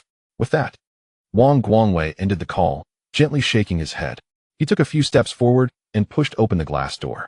Hello, a shampoo or a haircut? A stylist with a trendy hairstyle stood behind the door. A haircut, Wang Guangwei replied, running his fingers through his cascading locks. Chapter 77. The Brave You, standing here. Your face lean yet proud. Li Qingqing carefully retrieved the clothes hanging on the balcony with a drying rack, clutching them tightly to her chest until she reached her room, where she tossed them onto her bed in a heap. A yellow jersey, shorts, and socks, along with a sports jacket from Donchuan Middle School soccer team that mirrored the school uniform, but with the colors reversed, lay before her. She placed her hands on her hips, inhaling the faint fragrance that lingered in the air. The previously indescribable odor had dissipated, leaving her quite pleased. Now, her task was to neatly fold the scattered garments and place them into a plastic bag for Hu Lai to take to school. Regrettably, she had also washed his black sports bag, which, unlike these clothes that had been tossed into the washing machine for a spin and low-temperature drying, had been scrubbed with a brush and thus still required drying time. One day was insufficient for it to dry completely. Li Qingqing hoped the bag would be ready by tomorrow, as Tuesday was the day for school team practice. If it wasn't dry by then, she would have to lend her own bag to Hu Lai. She began folding the clothes with practiced ease, swiftly organizing the long-sleeve jackets, short-sleeve t-shirts, shorts, and socks into a neat pile before placing them into the plastic bag. Qingqing, are you ready? Her father's voice called from downstairs. Almost, she replied, shouldering her backpack and lifting the plastic bag as she exited her room. As she dashed downstairs, Li Ziqiang stood at the door, steadying two bicycles. Upon seeing his daughter, he pushed the bike he was holding towards her. Li Qingqing grasped the handlebars, placing the plastic bag into the front basket before gracefully settling onto the saddle. She turned to her father, asking, Dad, aren't you wearing a suit today? What is the point of wearing a suit? He replied, Aren't you going on stage for the flag-raising ceremony today? Going on stage doesn't require a suit. Li Ziqiang shook his head, but it would seem more formal. Li Qingqing pouted, frowning slightly. Unnecessary. Your father dislikes wearing suits. I've only seen you in a suit in the wedding photos with Mom. You look quite handsome. When can I see you in a suit again? What is so good about wearing a suit? It's uncomfortable. You feel constrained. And your hands and feet are all stiff. Li Ziqiang shook his head in refusal, then changed the subject. If we don't leave now, we'll be late. Finally, Li Qingqing pedaled vigorously, wobbling as she cycled towards the street beyond the alley. The wind rustled the plastic bag in the basket, producing a soft rustling sound. She glanced down, spotting Hu Lai's jersey inside, the number visible through the transparent plastic. She recalled the many conversations she had with her father about Hulai on Saturday night. Her father listened intently, asking numerous questions about Hulai, and she had shared all the insights she could offer. Her father's earnest desire to understand Hulai surely indicated that he intended to entrust him with significant responsibilities in future training and competitions. The mere thought of such a future brought a smile to her face. Despite the chilly winter morning wind, Li Qingqing's heart burned with warmth. Li Ziqiang, starting off a little later, found himself momentarily lost in thought as he observed his daughter riding her bicycle with graceful poise. When Hulai opened the plastic bag that Li Qingqing had given him, a delightful scent wafted through the air, prompting him to sniff curiously. What a lovely fragrance. Don't be so easily impressed, Hulai. It's merely the scent of laundry detergent, his desk mate, Song Jiejia, teased. Then why didn't the jersey you washed for me before have this aroma? Hulai shot a glance at his classmate. That's too much, Hulai. I worked hard to wash your clothes. Song Jiejia clutched his chest dramatically, his expression a mix of indignation and sorrow. Isn't it washed in the machine? What is so difficult about that? Hulai retorted. Before washing, I have to toss the clothes into the machine, and don't I add the detergent? And after washing, don't I have to hang them out to dry? As Song Jiejia protested, Hulai handed the jersey to him. What is this for? He asked. Smell it. The jersey you washed for me didn't have this scent. Instead of leaning in to sniff, Song Jiejia waved his chubby hand over the jersey and inhaled the air that had been disturbed. He frowned. It truly is different. If this is the scent of laundry detergent, then the question arises, Song Jiejia, did you not use detergent when you washed my clothes? Hulai inquired.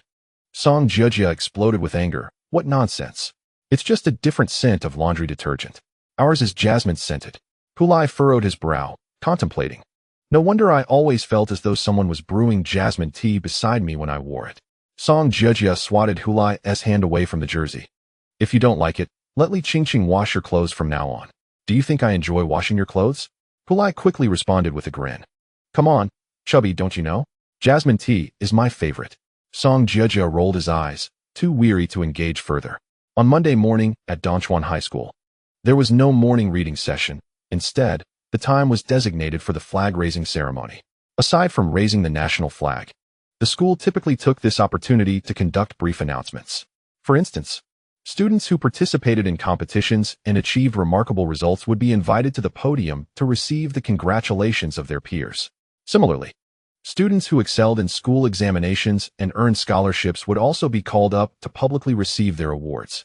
Of course, there were also extreme cases where students who had committed serious mistakes might be summoned to the stage to reflect on their actions before the entire school.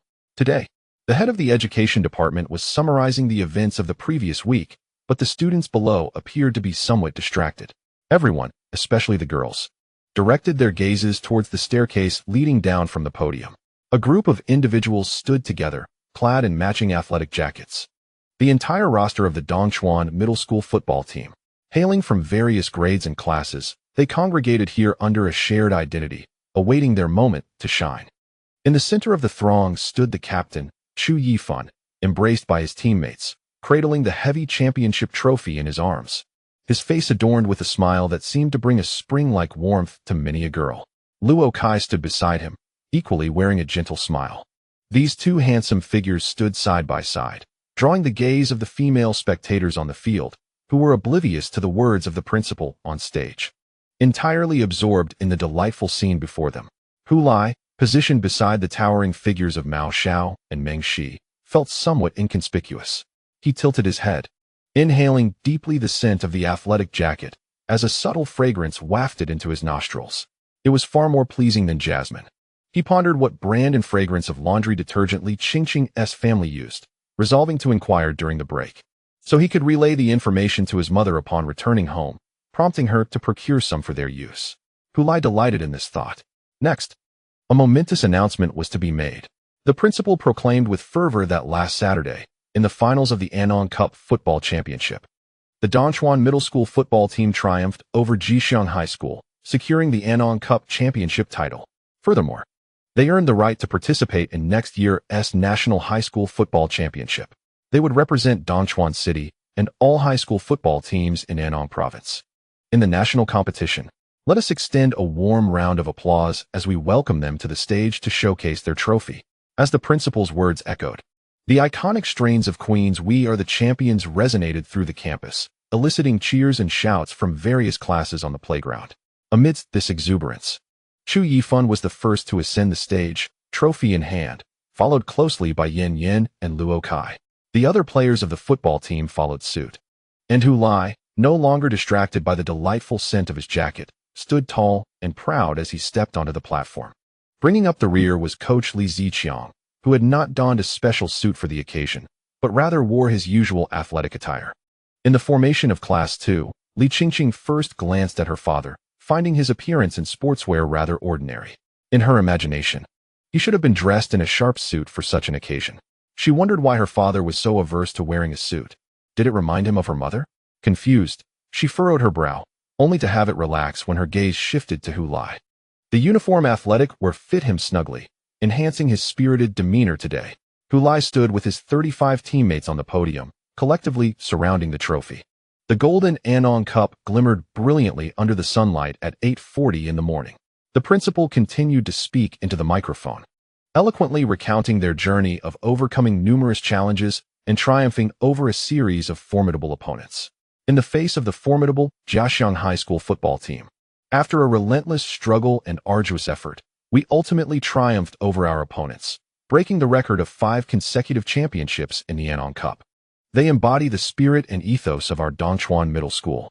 On the football field, they exuberantly express their youth, showcasing the remarkable qualities of Dongchuan students to the world. Song Jiejia glanced around, noticing that regardless of the class, everyone's gaze was fixated on the individuals at the podium, with whispers of admiration echoing. So handsome. Thousands of eyes were uplifted, gazing adoringly at Hu Lai and his teammates. Song Jiejia also looked over, and, whether it was an illusion or not, he seemed to see Hu Lai's eyes shimmering in the sunlight, akin to the golden trophy itself.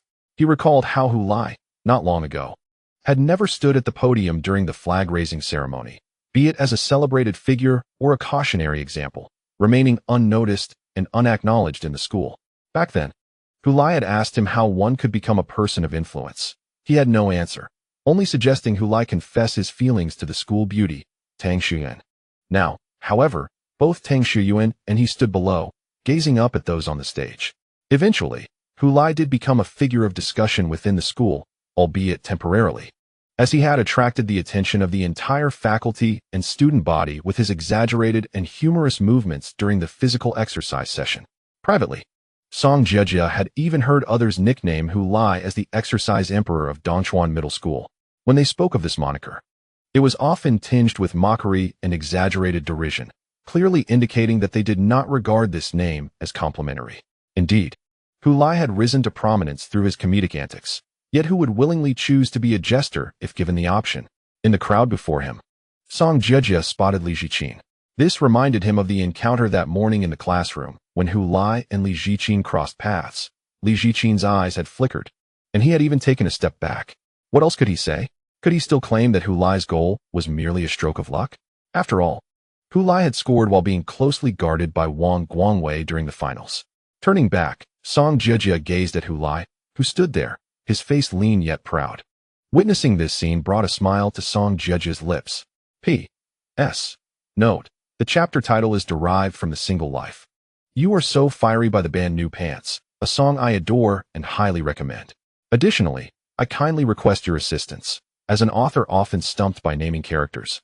I find myself in need of numerous names for this entirely fictional world, place names, school names, and character names. Thus, I am gathering suggestions for minor characters' names. Please feel free to leave names without any explanations. I will select as deemed appropriate later. Furthermore, any contributions of school names would be even more appreciated. You can leave your suggestions in the comments of this chapter or in the character name section of the review area. Thank you. Chapter 78. Farewell. Embarking on a new journey on a Monday afternoon at the Western soccer field of Jiaxiang High School, a multitude of spectators filled the stands. While 56 players from the Jiaxiang High School soccer team stood assembled on the field, accompanied by the entire coaching staff. Yet, the training session had yet to commence. The atmosphere was notably somber, devoid of the usual cheers that would intermittently erupt from the crowd. The 56 players were divided into 2 teams, standing face to face. With the captain, Wang Guangwei, positioned at the center among 19 others. He was delivering a farewell speech to his teammates and coaches on behalf of the 18 senior players behind him. He expressed profound gratitude for the 3 years spent fighting side by side, although it was actually 2.5 years. As he spoke, a smile broke across his face, yet Wu Yu, standing just inches away, gritted his teeth, unable to muster a smile of his own. It was disappointing that they could not lead the team to the national competition this time, and he lamented their inability to exact revenge on Shuguang High School. The thought of their potential easy victory this year was particularly vexing. Feng Yuanchang, along with the entire coaching staff, stood quietly to the side, listening intently to Wang Guangwei's words. Today, the field belonged solely to him, and all eyes were fixed upon their captain, akin to a spotlight illuminating his presence. Inevitably, their gaze would be drawn to the top of his head, where his meticulously styled hair, slicked back with gel, had been replaced by a no-fuss buzz cut that required no styling product to maintain its shape. When they next saw their captain, this new hairstyle astonished everyone, leaving them bewildered as to his motives for such a change. When faced with their inquiries, Wang Guangwei merely smiled and stated that he suddenly felt like trying a new look, one that was more refreshing. However, they all understood that this was not his true reason, yet he remained silent, unwilling to divulge anything, even to Wu Yu, his closest companion, who could not extract the story behind this transformation from him. They could only speculate that it must be connected to the defeat they suffered in the finals on Saturday. As Wang Guangwei looked at his teammates, each struggling to hold back tears, he chuckled. "All right, don't look so glum. It feels like a funeral here." Wu Yu could no longer contain himself, retorting loudly, "That's not funny, Captain." Wang Guangwei shook his head, then produced an item from his pocket, a captain's armband from the Jiaxiang High School soccer team. "From today onward, I am no longer the captain of the Jiaxiang High School soccer team. This should be passed on to the next rightful owner." Wang Guangwei gazed at the armband in his hand, stepped forward, and placed it upon Wu Yu's arm. After securing it, he patted it lightly and whispered, "I'm counting on you, Wu Yu." Wu Yu did not respond, biting his lip tightly, fearful that speaking would unleash tears from his throat. Wang Guangwei chose not to say anything further, stepping back and turning towards the coaching staff. He then bowed deeply to Feng Yuanchang, uttering, "I'm sorry, coach." With those final words, he picked up his backpack, which had been resting by the edge of the field, and hastily walked towards the exit of the stadium. As someone attempted to pursue, Feng Yuanchang halted them with a firm command. "Everyone, stand still." He could not permit them to chase after their captain, nor allow them to witness the tears cascading down Wang Guangwei's face, for such a sight would tarnish the esteemed image he held in their hearts. Thus, all stood obediently in place, offering a solemn salute to their departing leader. The old coach gazed at the figure that did not look back, letting out a deep sigh. He recalled the conversations he had with Wang Guangwei at the onset of this year's Anong Cup, discussing the integration of professional football clubs with the high school football championship system. He believed this was the finest opportunity for Wang Guangwei to transition into a professional player. Although Wang Guangwei's remarkable achievements would undoubtedly secure him a place in university, where national collegiate football competitions awaited, joining a professional football club directly from high school would undeniably provide greater advantages than graduating first and then venturing forth. At the very least, adapting to the professional football environment would require fewer years than if he transitioned after university. He was optimistic that Wang Guangwei would shine in the national competition, drawing attention from professional clubs across the nation, ultimately finding the ideal team to realize his professional football aspirations. However, now, with Jiaxiang High School eliminated in the preliminary rounds and Wang Guangwei deprived of the chance to showcase his talents before national professional clubs, his future had taken an unfortunate turn. Aside from his size, Feng Yuanchang found himself at a loss for words.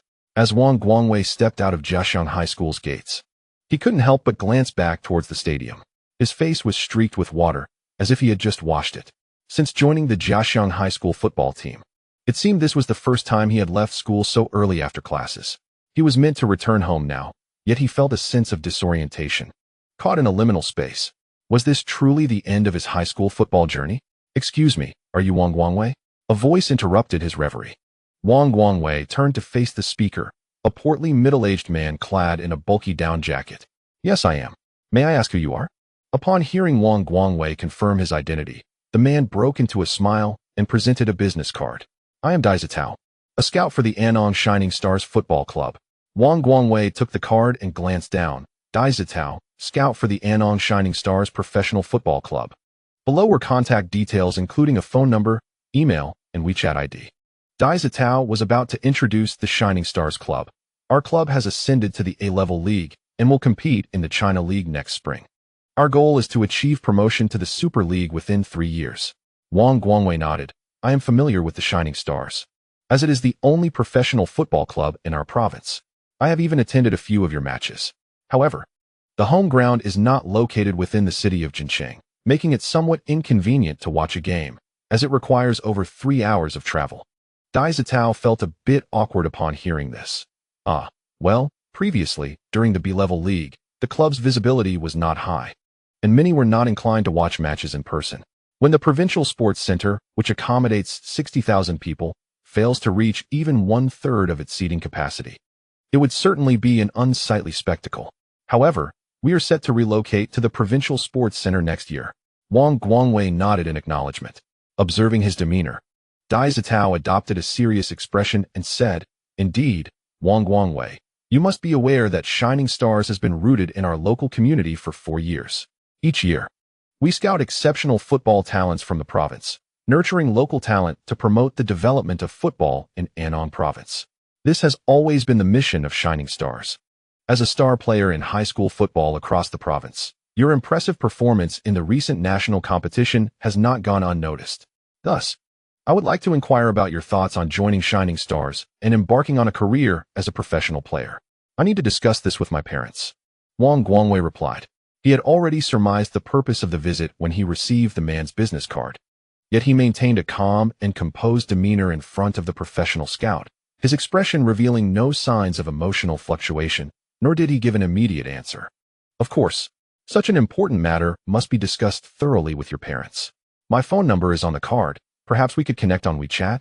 Once you've reached a decision, just let me know via WeChat, Dai Zitao suggested, pulling out his phone and skillfully displaying the WeChat QR code for Wang Guangwei to scan. After adding each other on WeChat, Dai Zitao took his leave, reminding Wang Guangwei with a gesture not to forget to keep in touch. Watching the scout from Shining Stars depart, Wang Guangwei shook his head. Judging by his physique, he seemed to have little connection to the world of football. Clad in a down jacket over a suit and white shirt, he resembled a real estate agent more than a football scout. Nevertheless, he did not doubt Dai Zitao's identity. 4 Shining Stars held significant relevance within the entirety of Anong Province. The establishment of this club had sparked a small sensation in the province, especially considering that it had been a decade since there had been a professional football club in Anong. Following the dissolution of the Xingqing Club in 2005, the original provincial gymnasium was demolished, replaced by a 5-star hotel and a large commercial complex, transforming it into a favored shopping and entertainment center for the citizens of Jincheng and surrounding areas. Although the government constructed a new provincial sports center 10 kilometers north of the original site, boasting superior and more luxurious facilities, that modern stadium has predominantly hosted celebrity concerts. With only a handful of legitimate football matches held annually, the once renowned football city had thus morphed into a desert for the sport. The subsequent establishment of Shining Stars filled the void in Andong's professional football scene, embodying the hopes and aspirations of many local football fans. However, unlike those clubs that recklessly splurge on lavish signings, Shining Stars has not made continuous, exorbitant investments or ostentatiously recruited star players. Most of their athletes are relatively unknown, lacking prominence in the realm of Chinese professional football. Consequently, various voices in both online and traditional media have labeled Shining Stars as a financially constrained club, suggesting that its owner is reluctant to spend. Nonetheless, such controversies have not deterred Shining Stars. They continue to pursue their own path, steadfast in their endeavors. After the initial uproar surrounding the establishment of expenditures, silence swiftly descended, with only true fans paying heed. While the general populace soon lost interest in a club reluctant to invest. In this relatively tranquil environment, Shining Star spent 4 arduous years ascending from the 2nd division to the 1st. Originally, Wang Guangwei aspired to showcase his talents on a national stage, hoping to attract the attention of clubs in the Chinese Super League. However, his plans have now been thwarted, and he has lost the opportunity to present himself. Joining Shining Star, without having to leave his hometown, seemed like a commendable choice. Contemplating this, Wang Guangwei tucked away the business card and strolled towards the distant subway station. Behind him, the faint sound of a whistle echoed from the direction of the stadium within the campus. Chapter 79. The glorious years of Dongchuan High School. Principal Zhai stood in the inner chamber of the school's honor room, a space that exuded a markedly different aura from the exterior honor hall. The main hall showcased various accolades and achievements of Dongchuan High School, encompassing both educational and athletic honors. This spacious and brightly lit hall featured an array of trophies, certificates, medals, and banners displayed within glass cabinets and on shelves, all gleaming under the illumination. This honor room was typical of many schools, and for the best high school in Dongchuan City, possessing such accolades was entirely expected. However, on the opposite side of this honor hall, there existed a pair of double doors, not leading to an exit from the honor room, but opening into a relatively dim inner chamber. Stepping into this predominantly dark room, one would find 2 rows of L-shaped cabinets, connected along the walls and enclosed with transparent glass. Light cascaded from above the cabinet tops, enveloping the items within and rendering them radiant. This area constituted the only illuminated section of the room and was the most captivating arrangement. These were the champions of the Anong Cup. Principal Zhai glanced back at the DSLR camera aimed at the display, where a red light blinked repeatedly, indicating the camera was operational. They appeared distinct, as the Anong Cup trophy had undergone some transformations over time. Initially, it was not even a trophy but a banner. The silver-haired Principal Zhai pointed to a somber red banner beneath a spotlight near the entrance. Inscribed in yellow cursive, Champion of the 5th Anong Province High School Football Championship, Dongchuan High School. To the left, smaller text read, 1989-04-49. The edges of some letters had begun to curl away from the plush red surface of the banner. Even under bright light, both the banner and the text seemed dull, bearing the marks of time, as these relics were indeed 30 years old. By 1994, with the professionalization of football in our country, the Anong Cup underwent a transformation, with a silver-plated trophy replacing the humble banner. Principal Zhai, with the DSLR in hand, walked past the 4 banners and pointed to a petite silver trophy, remarking on its diminutive size, easily grasped with one hand. Beneath the silver trophy lies a base, upon which a metal plaque is engraved. 10th Annual Antong Province High School Football Championship, Antong Cup, Champion, Dongchuan High School, 1994-40-46. The trophy's design is rather conventional, resembling the mass-produced awards frequently seen at various competitions across the nation. This marks the 10th Antong Cup that we have secured. This particular cup holds special significance, as it was the first to be contested in the first semester, a change from previous years when it was held in the second semester, thus preventing any interference with the college entrance examinations. Consequently, Dongchuan High School claimed 2 Antong Cups within 1 year. We triumphed in April during the 9th tournament, and again in December for the 10th. Principal Zhai chuckled as he recounted this achievement, pointing the 2 closely placed trophies towards the camera. Upon closer inspection, the left trophy's base bore the date of April 1997, while the right trophy displayed December of the same year.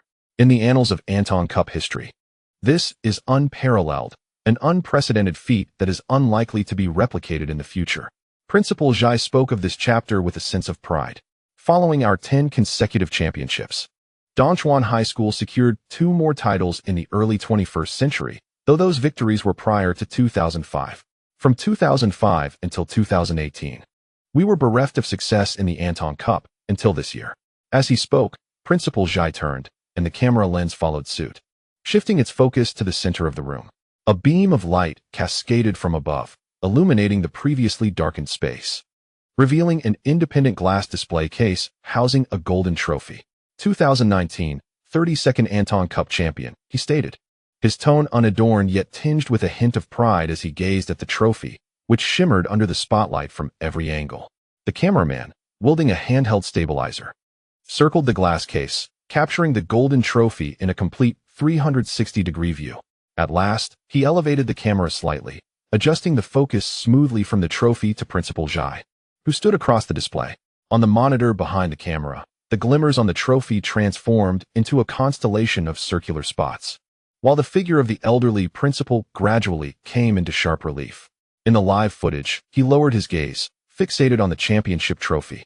As the light reflected off the trophy, illuminating his wrinkled visage and penetrating his eyes. The camera's focus ultimately settled upon Principal Sigh's eyes, where the image of the golden trophy appeared to shimmer within his brown irises, radiating a vitality that belied his age.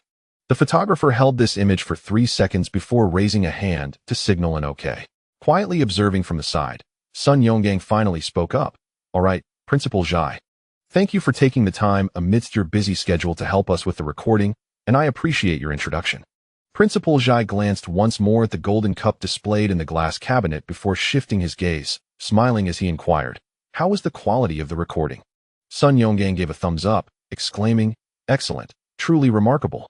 You delivered with such passion, especially that final shot gazing at the trophy. It was simply perfect. That is genuine emotion." Principal Sigh chuckled heartily, replying, "Mainly, this championship has been a long time coming. Next, we are set to interview Coach Lee," Sun Yonggang announced as the photographer began to pack up the equipment. "Go ahead. The school has already informed Coach Lee, so you can find him directly. He should be in his office beneath the grandstand at the stadium. I want to accompany you." Sun Yonggang quickly responded, "Please, carry on with your duties, Principal Sigh. We can manage on our own," as he escorted the 2 representatives from goal out of the dimly lit honor room of the team. Principal Sigh did not follow them out. Instead, he turned back to the first banner that had appeared on camera, strolling through the honor room as he had done earlier while introducing it. His gaze lingered for a long time on the trophies and banners that symbolized the glorious 30-year history of the Dongchuan Middle School football team. Finally finished with the interview. "Oh dear, Coach Lee comes across as quite stern," the photographer sighed after packing up the equipment and following Sun Yonggang out of Li Ziqiang's office. Sun Yonggang shared the sentiment, feeling that the atmosphere in the office had been somewhat oppressive during the interview. Coach Lee had maintained a stern demeanor throughout, never breaking into a smile, even when Sun Yonggang attempted to introduce lighter topics. Perhaps it is this very severity that has transformed Dongchuan Middle School into the champion team of Anong Province in just 3 months, Sun Yonggang remarked. In fact, many professional football coaches possess this temperament. They are difficult to engage with, often speaking harshly and resorting to reprimands and scolding without hesitation. Is it really that exaggerated? The newly initiated photographer responded in astonishment. Sun Yonggang nodded. Indeed, the older generation of coaches is even more so. When I first entered the field, I accompanied a senior journalist to interview a renowned old coach who had trained numerous outstanding professional players. After retiring from the front lines, he established a football school dedicated to nurturing youth talent, achieving commendable results, which is why we sought an interview with him. During our time at the training ground, while he was being interviewed, he simultaneously monitored the training. Guess what happened? What occurred? During training, a young player made a mistake. Without a moment's hesitation, he kicked the child to the ground and unleashed a torrent of harsh words, so harsh that I cannot even relay them to you. The child remained silent, too afraid to stand, lying there instead. After the tirade, the old coach gave him another kick before the boy finally got up to continue with his training. Throughout the entire process, I stood alongside that journalist, watching in astonishment, while the reporter appeared remarkably unfazed, almost as if he were merely observing a performance. Noticing the young photographer's incredulous expression, Sun Yonggang chuckled. Of course, such situations have seen considerable improvement. After all, society is progressing. Just look. Even schools no longer permit corporal punishment. In our school days, it was quite common for underperforming students to be reprimanded by teachers. The photographer nodded thoughtfully. Though he had never undergone formal football training, he had experienced school life firsthand and was familiar with its dynamics. The coach's brusque methods were not without reason. Many children who learned to play football in the past came from backgrounds with lower educational standards, and their skills varied greatly. One must consider that many of those who played football were often the so-called underachievers. Rather than attempting to become a confidant to the players, a coach might find it more effective to assert authority directly. If a coach strives to befriend their players, they often risk losing their respect. This situation is indeed paradoxical. While harshness is undesirable, a lack of it seems ineffective. This phenomenon is not unique to our country. Observe abroad, where many older coaches tend to have a short temper. Sun Yonggang continued addressing the photographer. Certainly, the current initiative to promote football in schools is commendable. However, there remains a shortage of specialized coaches for school football, which is why many former professional coaches transition to training at schools, inadvertently bringing with them the work habits and styles from their professional teams. In truth, School football differs significantly from professional football. It encompasses many nuanced distinctions that require adaptation and a shift in our coaches' philosophies and methodologies. The initial phase of school football saw frequent instances of coaches resorting to physical punishment, but this has gradually improved over the past couple of years. But let's not dwell on that. It's an expansive topic. Shall we proceed? The photographer raised his camera, aiming at the empty pitch. One moment, son. I need to capture a few more empty shots for material. Of course, Sun Yonggang replied, standing quietly nearby as the photographer completed his task. Hey, son, the photographer said. Continuing their casual conversation while working, I made an observation while shooting Coach Lee earlier. What did you notice? Well, when you asked him, as an elite coach at Quanshan Football School, why he abruptly resigned to teach at this ordinary high school. I noticed he seemed momentarily lost in thought for about 2 seconds. I happened to be framing a close-up of his eyes at that moment, so I saw it quite clearly. Sun Yonggang recalled that when he posed the question, Li Ziqiang seemed to plunge into a particular emotion, taking several seconds to respond with an answer that did not surprise him. He stated that due to the nation's vigorous support for the development of campus football, he believes the future of Chinese football lies within the broader foundation of ordinary secondary schools, rather than in specialized football academies. Thus, he resolutely resigned from his promising position at Quanshan Football School and returned to his alma mater, wishing to contribute, albeit modestly, to the cause of campus football in China. This response was undeniably official and impeccably correct, with no flaws in the content or the demeanor of the respondent. However, Sun Yonggang could not shake the feeling that the true reason was perhaps less grandiose than what this solemn coach had articulated. The brief moment of distraction he experienced likely concealed deeper motives. Yet, what did it matter to him? He was merely there to comprehensively report on the new contender, Dongchuan Middle School, for next year's national competition, not to unearth a coach's personal secrets. Thus, he turned to the photographer and remarked, perhaps the interview has worn him out a bit. Are we done? We should head for dinner. He then noticed someone at the entrance of the stadium. A familiar figure, the teacher responsible for the school's promotional work, who was glancing in their direction. All right, the photographer said, putting away the camera. The two of them walked towards the teacher. Meanwhile, behind them, the door to the football team's coach's office swung open, revealing Li Ziqiang, who silently observed the two departing figures. Chapter 80. What kind of people are these? It was Tuesday, and after concluding the Anong Cup competition, the Dongchuan Middle School football team was still required to gather for training after school. They needed to prepare for the upcoming national competition scheduled for the beginning of the next semester. As the team was to train, Song Jejia found himself standing alone on the podium. Watching Hu Lai train was not exactly accurate. Unless something unusual occurred, he typically occupied himself with his phone, only occasionally glancing up to check on Hu Lai's progress. Unusual occurrences included changes in Hu Lai's training regimen, such as transitioning from basic drills to practicing shooting, which certainly qualified as out of the ordinary. Moreover, if he were to receive a reprimand from the coach, was that an unusual event or just par for the course? Song Jejia found himself uncertain. Reflecting on it, he realized that ever since Hu Lai completed his specialized training, the coach seemed to scold him less frequently. Therefore, if he were to be reprimanded again, it might indeed be classified as an unusual situation. Not long after Song Jejia took his place on the podium, he noticed another deviation from the norm. Although everyone had emerged from the locker room dressed in training attire, the session had yet to commence. Even with head coach Li Ziqiang present, there was no indication that training would begin. Many were gazing in the same direction, where, at the focal point of their attention, Luo Kai donned the number 11 jersey of Dongchuan Middle School, seemingly engaged in an interview with two unfamiliar individuals, one wielding a camera aimed at Luo Kai, while the other stood behind the lens, appearing to converse with him. Upon witnessing this scene, the girls in the stands erupted with cheers and shrieks. Their screams were so deafening that the interview had to be interrupted repeatedly, with the person posing the questions occasionally glancing towards the stands. Faced with this scene, Song Jejia regretted not bringing noise-canceling headphones to school. Of course, he was uncertain about how much such headphones could mitigate the overwhelming clamor. He sighed, lamenting the superficiality of this world.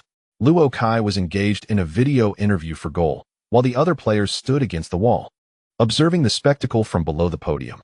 The podium had become a gathering place for the girls, and their cheers and shrieks erupted directly above the players' heads. Listening to the cacophony overhead, Meng Shi grumbled, Will posting this video online lead people to think that the girls from Dongchuan High School are all so loud and boisterous? Perhaps it might even serve as better publicity, replied Mao Xiao with a chuckle. Only footballers at Dongchuan High School get to enjoy such celebrity treatment. Isn't that wonderful? However, Meng Shi suddenly realized that only one person was entitled to such attention. Where was Hu Lai? She noticed that the space beneath her eyelids seemed to have grown emptier. Upon her remark, Mao Xiao also registered that Hu Lai, who had been standing in front of them, had suddenly vanished. They soon found Hu Lai, who had not strayed far, but had instead moved closer to Luo Kai, entering the frame of the camera alongside him. Luo Kai glanced at Hu Lai standing beside him, frowning slightly. This surprised the photographer, who diverted his gaze from the camera screen, astonished by Hu Lai's intrusion into the shot. Others who shared his surprise included Sun Yonggang and the entire Dongchuan High School football team, as well as all the onlookers present. The previously vibrant shouts had even ceased. Song Jiejia looked at his deskmate, suddenly gripped by a sense of foreboding. In the midst of this abrupt and somewhat eerie silence, under the astonished gazes of all, Hu Lai raised his arm, pointed towards the stands, took a deep breath, and shouted, "What is all this noise about? What is all this noise about? Luo Kai is here giving an interview, and you're all making such a racket. Have you no sense of public decency? When the video is released, no one will be able to hear what Luo Kai said over your noise. Do you respect the hard work of those two gentlemen? Do you understand manners?" Song Jiejia's ominous premonition came to fruition as he lowered his head, covering his face with his hands. "Gentlemen," thought the photographer, "I'm only 25. How am I considered a gentleman?" However, before he could retort against this unexpected intruder, a storm of boos and shouts erupted from the stands. "We're cheering for Luo Kai. What does it matter to you?" "Exactly. Don't stand next to Luo Kai and disrupt his interview. Move away. Don't try to ride on our Luo Kai's coattails." Amidst the furious shouts, Meng Shi and Mao Xiao exchanged glances, opting for silence, as they tacitly chose not to intervene and assist Hu Lai. In jest, one might wonder who would dare to offend the fervent fans at such a moment. Truly seeking trouble. Yan Yan then turned to Chu Yifan and said, "Captain Chu, should we inform the coach that it is still timely to dismiss this brat?" Upon hearing Yan Yan's words, Chu Yifan wore a look of helplessness and cast a furtive glance at the head coach. To his surprise, the coach did not erupt in anger and chastise Hu Lai. Instead, he stood expressionless at the side, silently observing the scene. Was he reluctant to display his devilish coach persona before the media? Chu Yifan pondered this in his heart. Meanwhile, Hu Lai, at the center of the storm, remained undaunted. He stood defiantly before the camera, hands on his hips, boldly facing the impassioned fans of Luo Kai seated at the podium. Although Sun Yonggang was unaware of the unfolding circumstances, he patiently explained to the suddenly intruding youth, "Young man, our camera is equipped with a directional microphone, as you can see. This fluffy microphone attached to the hot shoe ensures that we can capture Luo Kai's words." Really? It won't affect your recording?" The boy appeared genuinely concerned for their plight. "Indeed, it won't affect us. The audio is quite clear." The photographer, referred to as Uncle, could no longer endure the situation and pulled off the headphones connected to the camera, asking, "Could you please step aside?" Reluctantly, Hu Lai complied and stepped back. However, when the photographer resumed recording, he discovered a boy juggling a soccer ball in the field behind Luo Kai, none other than the same lad. He stood not far behind Luo Kai, bouncing a white soccer ball up and down, attempting various juggling tricks, though inevitably failing, losing his balance and landing on the ground. Despite his failure, he drew attention. The photographer's eyes widened in astonishment as he shouted, "Young man, could you please move?" Yet the boy waved his hand dismissively. "No worries, you continue recording. I'm just here to practice. Typically, we would be training at this hour, as we are to represent Anong in the national competition. We cannot afford to slack off." Upon hearing Hu Lai's declaration, the teammates on the sidelines erupted in laughter and playful jeers. "Damn it, that Hu Lai," they quipped. "His words are quite eloquent. Who doesn't he know he is just seeking the spotlight? Right. Why didn't I think of training behind Luo Kai during the interview? We could be on television too. Even if you had that idea, you wouldn't have the audacity of Hu Lai. Indeed, truly he is Hu Lai. Stop daydreaming. They will surely capture footage of our training later, so there's no need to embarrass ourselves like Hu Lai." Seeing that Hu Lai was entirely disregarding his advice, Sun Yonggang had no choice but to signal the photographer to adjust his angle to exclude Hu Lai from the frame. Yet, he found that Hu Lai moved along, Re-entering the shot. With a sigh, Sun Yonggang gestured to the photographer again, who adjusted the camera once more. In the distance, Hulai immediately mirrored the movement. Like a planet revolving around the sun. Let us use the podium as our backdrop, he suggested. Sun Yonggang addressed his colleague, the photographer, and Luo Kai, saying, "Could you please turn around, Luo Kai? Face away from the stands." Yes, just like that. However, just as the photographer resumed recording, he noticed that the previously quiet players of the Dongchuan Middle School football team, standing behind Luo Kai, seemed to come to life. Some of them even imitated Hulai, performing various juggling tricks, while those without a football enthusiastically warmed up. Chu Yifan was taken aback by his teammates' antics. He turned to see even the vice-captain, Yin Yin, earnestly executing high-knee warm-up exercises. "Yin Yin you," Chu remarked. "Captain Chu, I believe Hulai is right. With the national competition approaching, we cannot afford to waste a single moment of training. Although we are still filming, we can seize this opportunity to warm up." Yin Yin replied earnestly, bouncing as he spoke. "Have you all caught Hulai's enthusiasm?" Chu Yifan thought, bemused, as he discreetly glanced at the coach, who remained silent and expressionless, showing no intention of intervening. Observing the chaotic scene below the podium, Sun Yonggang sighed. "Forget it. Let's focus on the field. At least there's only one person on the pitch. It doesn't seem too strange, unlike this circus of players. Otherwise, people online might think our goal website has sent a team to cover a circus performance." When interviewing Li Ziqiang that morning, Sun Yonggang learned that he was a very stern head coach, known for his serious demeanor. Although he had yet to engage with the team, Sun had already formed a mental image of them, a habit cultivated from his dual roles as an editor and part-time journalist. He envisioned that under this coach's guidance, the team would embody a serious and professional spirit, with a potentially oppressive atmosphere. Yet, he never anticipated that the players would exhibit such playful antics. Moreover, the strict coach seemed disinclined to enforce discipline. Was it because he felt uncomfortable showcasing a firm hand in front of the media? Once he adjusted his position, Sun Yonggang feigned returning his gaze from the stands, striving to recapture the emotion interrupted by the youth earlier. With a smile, he inquired of Luo Kai. "It appears that the football culture at Dongchuan Middle School is indeed vibrant. Luo Kai, you are truly enjoying the treatment of a star player." In response to Sun Yonggang's compliment, Luo Kai merely smiled faintly. If given a choice, he would have preferred that charming figure to be present in the stands. Watching him now, nevertheless, the expression on Luo Kai's face conveyed a serene pride through the lens of the DSLR camera. Seeing this, Sun Yonggang mused internally. The materials did not lie. This Luo Kai indeed possessed a hint of arrogance. After all, their goal website is considered one of the top professional sports communities in the country, well known even among basketball and football enthusiasts who may not have visited. To be featured in written form on the goal website is a commendable achievement, let alone having a video documentary dedicated to it. Even a 5-minute short film is not accessible to just anyone. This time, the deputy editor specifically requested Sun Yonggang to accompany a cameraman, largely due to Dongchuan High School breaking Jiaxiang High School's 5-year monopoly on the competition slots in Annan Province. This event, in itself, merits coverage, while also introducing this new contender in the national competition to basketball enthusiasts across China. As one of the video's main subjects, Luo Kai appeared remarkably composed, as if all of this were merely a matter of course. Sun Yonggang couldn't help but reflect that those who achieve greatness often possess qualities that set them apart from the ordinary. Seen in this light, Luo Kai's future seems boundless.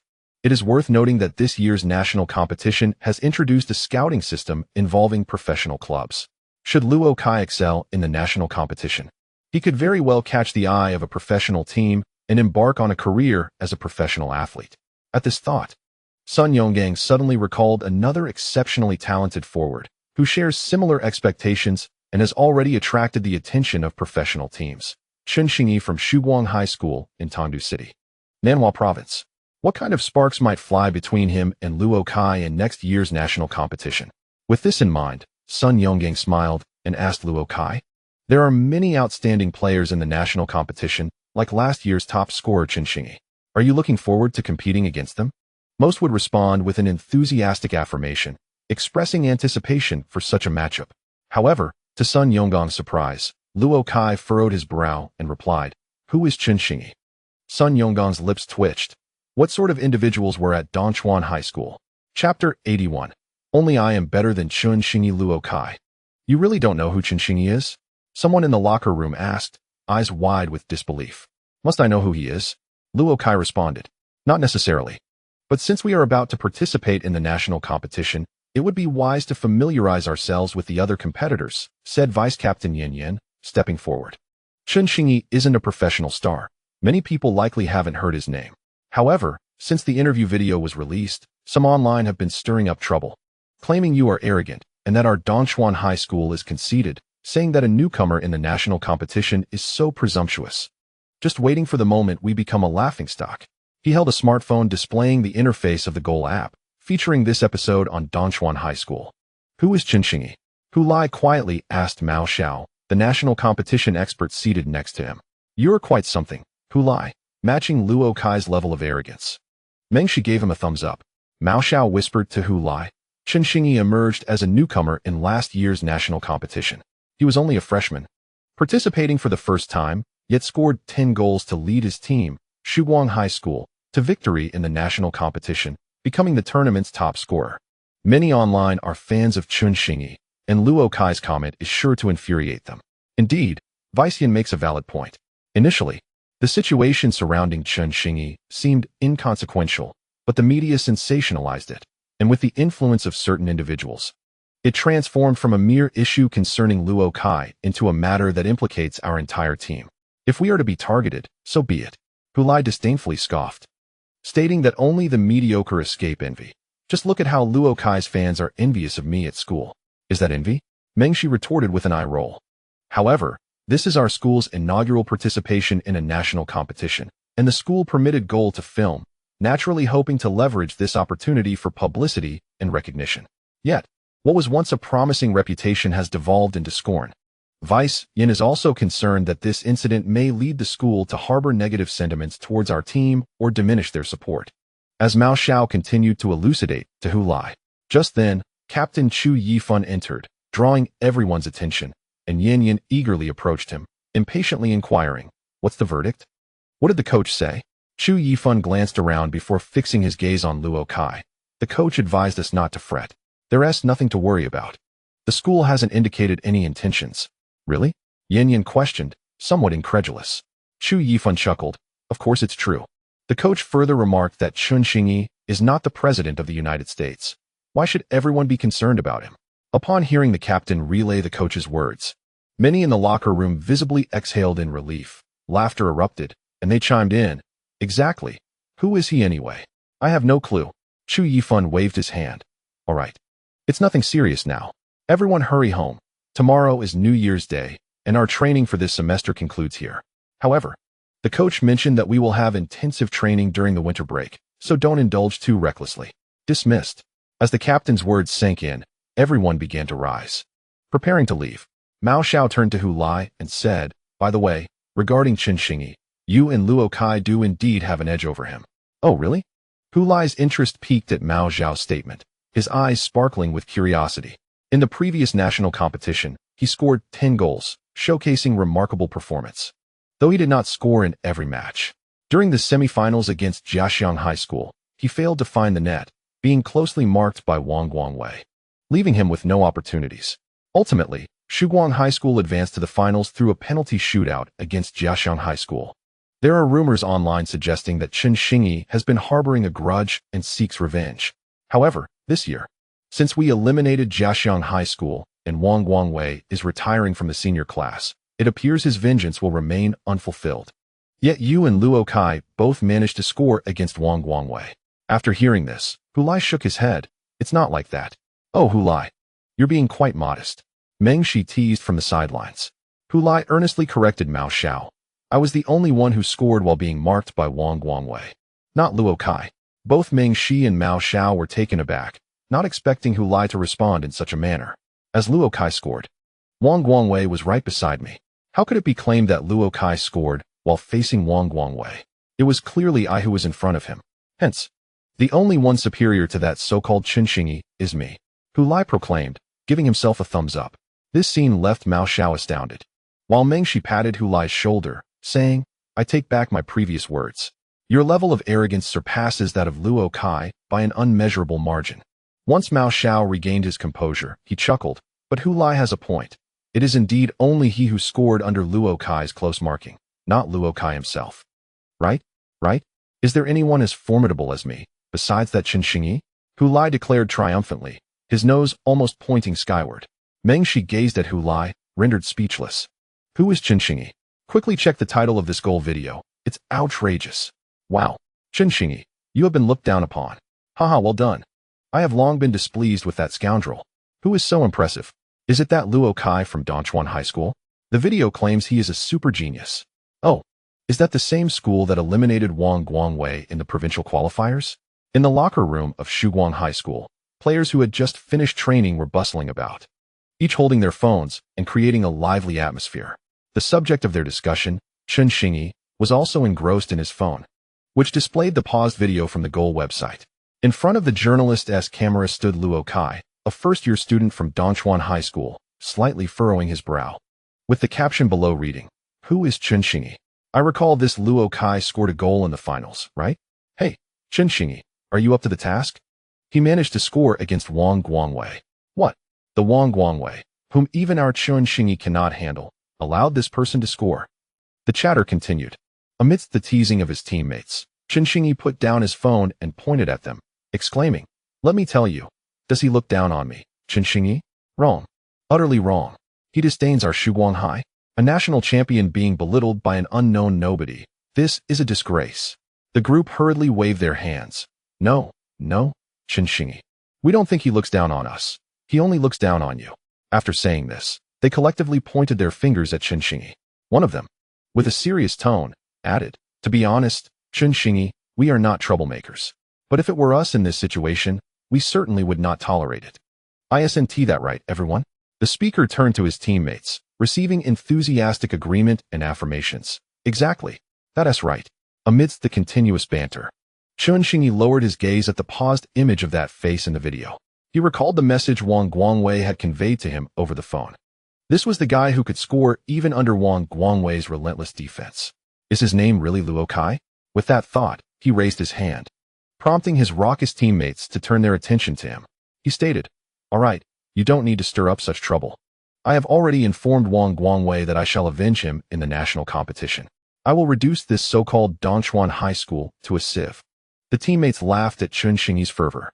Although they had yet to face Dongchuan High School, they were already aware of its impending fate in the national tournament. In the previous competition, Shuguang High School ultimately claimed the championship, with their most profound impression being left by Jiaxiang High School from Anong Province. In 5 matches, they had only failed to resolve this particular battle within the 80 minutes of regular time. Under Chen Xingyi's leadership, the Shuguang offense found themselves utterly impotent against Jiaxiang High School. The match was drawn into a penalty shootout, and through sheer luck, Shuguang High School managed to scrape through. This encounter left an indelible mark on the players of Shuguang High School, as no subsequent finals had presented them with such arduous and painful experiences. During the match, the players of Shuguang High School were momentarily engulfed in despair, questioning how they could breach the defenses of Jiaxiang High School if even Chen Xingyi could not find the net, if there was any lingering regret in claiming the championship. The entire squad of Shuguang High School would undoubtedly lament their inability to defeat Jiaxiang High School within the 80 minutes. That was their greatest sorrow. Not only did Chen Xingyi, who had been unable to score, harbor this frustration, but the rest of Shuguang High School also shared the same sentiment, yearning to exact their revenge in the upcoming national tournament. To their disbelief, Wang Guangwei and Jiaxiang High School were eliminated in the provincial qualifiers, leaving the players of Shuguang High School with the feeling of having thrown a punch with all their might only to strike thin air. Naturally, Dongchuan High School, which had ousted Jiaxiang High School, would now bear the brunt of the fury from the players of Shuguang High School. Their raucous behavior was merely a means to coax that fateful proclamation from the ace Chen Xingyi, that Dongchuan High School is doomed. Chapter 82. I will catch up with you, Qingqing. Are you ready? The car has arrived, Li Ziqiang called from downstairs. I'm coming. Soon, Li Qingqing, clad in a sports jacket and carrying a gym bag, dashed down the stairs. Observing his spirited daughter, Li Ziqiang nodded in satisfaction. Today is the first match. Give it your best. All right. With affectionate tenderness, Li Ziqiang ruffled his daughter's hair, and together they changed their shoes and stepped outside. boarding the ride-hailing vehicle en route to the competition venue. "Hello, welcome aboard Yuzu's ride. Are you headed to the Southgate courtyard?" The driver glanced back at the two passengers in the rear seat, adhering to the company's prescribed greeting. "Yes, to the Southgate courtyard. Hulai." A new real-life shooting range opened on the basement floor of the Southgate courtyard. "Would you like to join me for a visit?" A message popped up on Hulai's phone at home. This rotund fellow truly seemed unable to resist tempting him to play games. What was so amusing about it? He initially intended to decline, but upon reflecting that staying at home seemed rather dull, he decided it would be better to accompany Song Pongzi for some leisure. Thus, he replied, "Let me ask my mom first." After finishing his conversation, he tucked his phone into his pocket, leaped out of bed, and dashed to his parents' bedroom door. "Mom, Song Jia invited me to play." Hu Lisin, seated at the edge of the bed, furrowed his brow, but Xiaolon quickly interjected, "Sure, if you want to go. Then go ahead. Will you be dining out?" "I don't know. If you plan to eat outside, make sure to inform me beforehand." With a wave of her hand, Xiaolon encouraged him, "Go have fun." "Thank you, Mom. Bye, Dad." Hu Lai cheered and turned to run away. "You're too lenient with him." Hu Lisin complained to his wife. "You still want to keep him cooped up at home during the New Year holiday?" Xiaolon countered. "Isn't it perfectly normal for him to go out and play with his friends? But the final exams are approaching. How can he go out and have fun?" "Oh, it's a holiday after all. Just because there are final exams, must we forego celebrating? Besides, Hu Lai has been quite diligent with his studies lately. A little relaxation won't hurt him." Lowering her voice, she added, "Don't be too strict with him. He is already 16, no longer a mere 6-year-old. Do you really think glaring at him, shouting a few words, or giving him a slap will make him listen?" Hearing his wife speak this way, Hu Lisin refrained from further argument. Soon, they heard Hu Lai at the door, putting on his shoes. "Hey, wait a moment." Xiaolon stepped out and handed Hu Lai 100 yuan, surprising him, as his mother had never given him such a generous allowance before. With a stern expression, she said, "And don't always let Song Jia treat you. You're friends, but you shouldn't always take advantage of her." "All right, Mom. Thank you. Just don't be too late coming back." Xiaolon watched her child rush down the stairs before closing the door and returning to the bedroom. Standing with her hands on her hips, gazing at her husband who was engrossed in his phone. "Now that the child has left, where shall we go to enjoy ourselves?" "Ah, so that is your intent," Hu Lisin realized. "I just suddenly thought, if the child can go out to play, we can enjoy ourselves too. It's a holiday."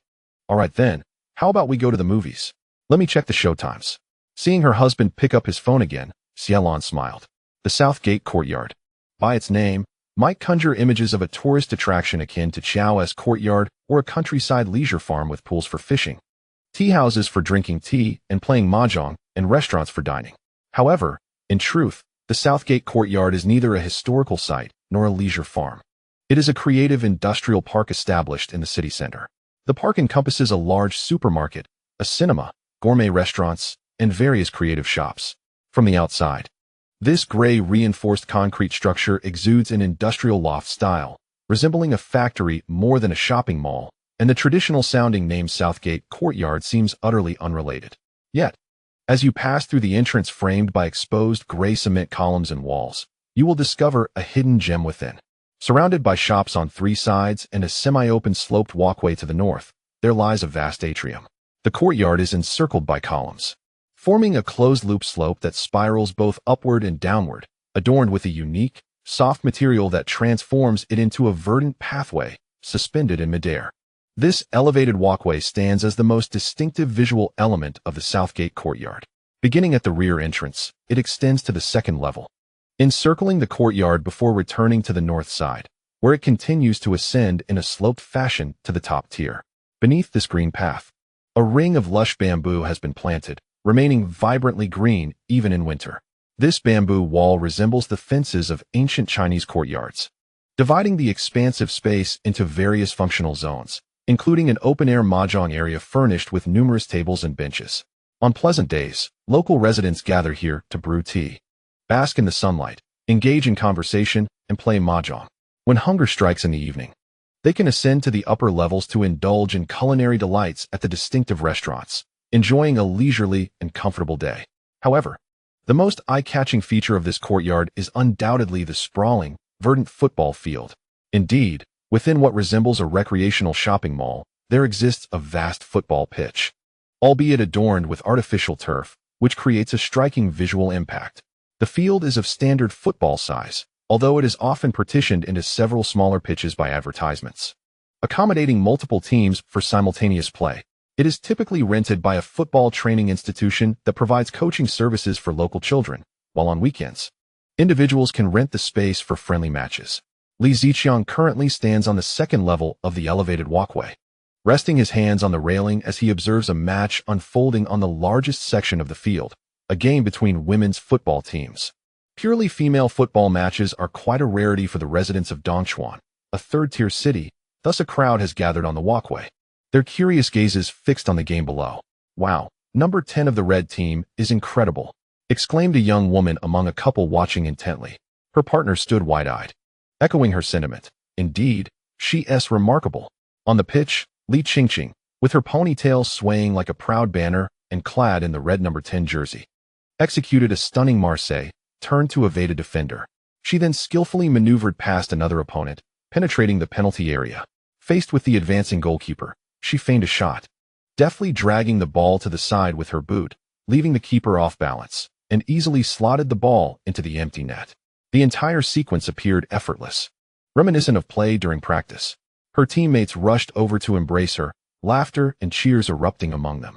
The spectators on the walkway gasped in astonishment. Few had witnessed girls playing football, let alone one performing so impressively. "That sister is amazing," a young girl shouted excitedly. "I want to play football too."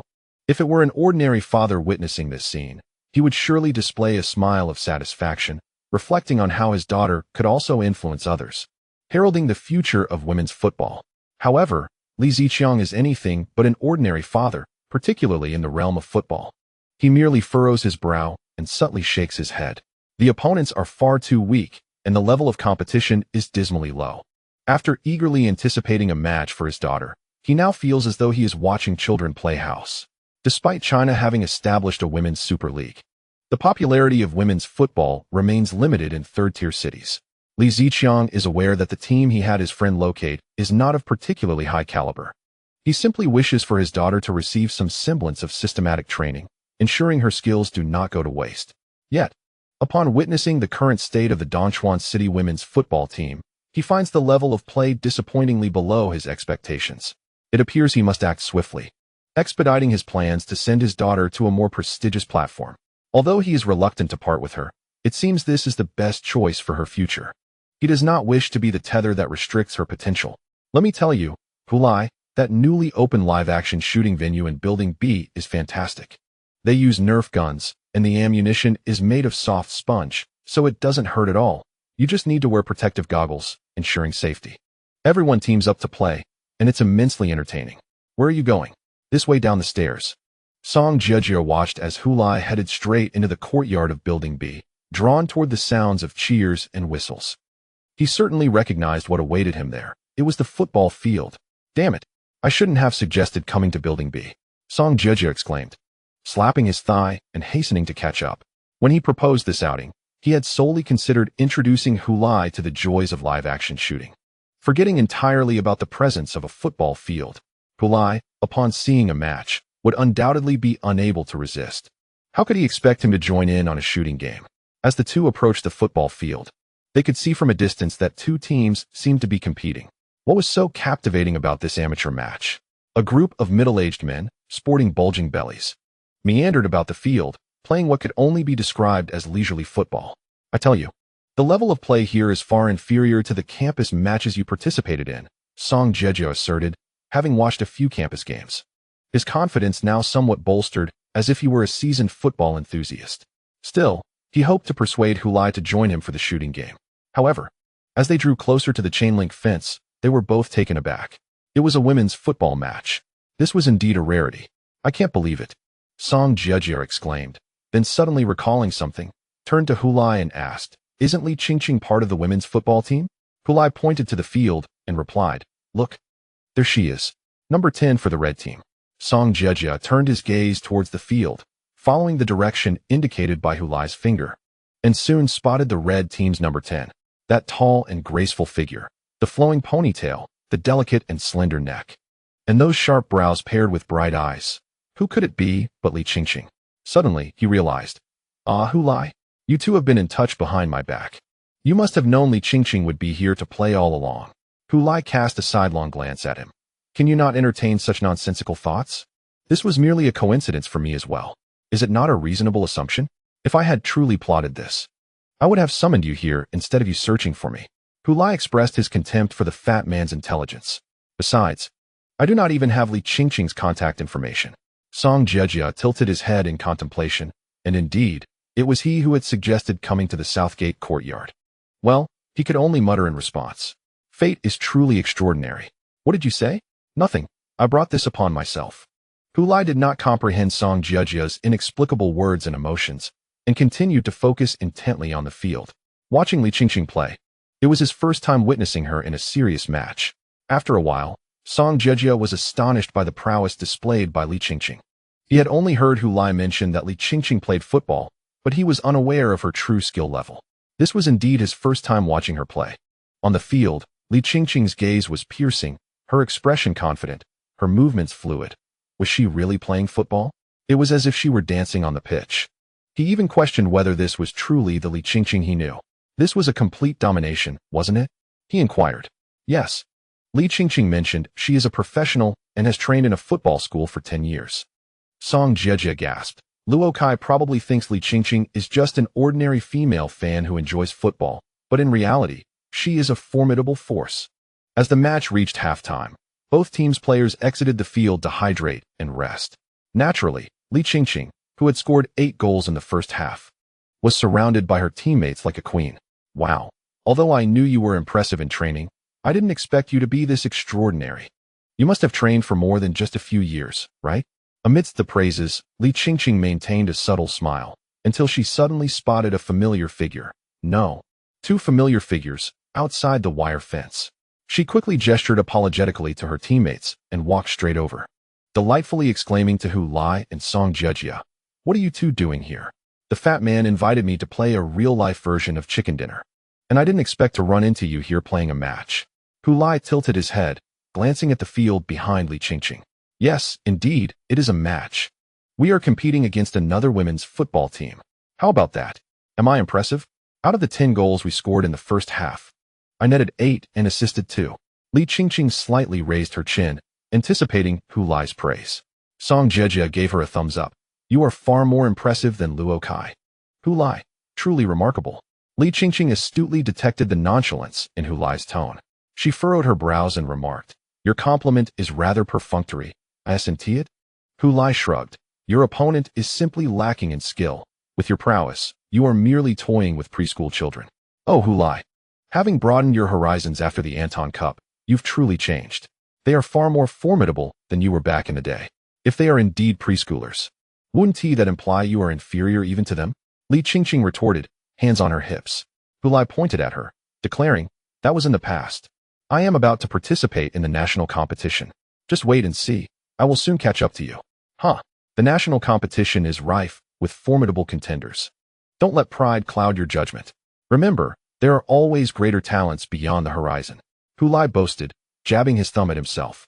Li Qingqing paused momentarily. "Who is Qingqing?" During the intermission of the match, Li Ziqiang observed his daughter approaching the sidelines, and as he followed her gaze, he was taken aback by a familiar face.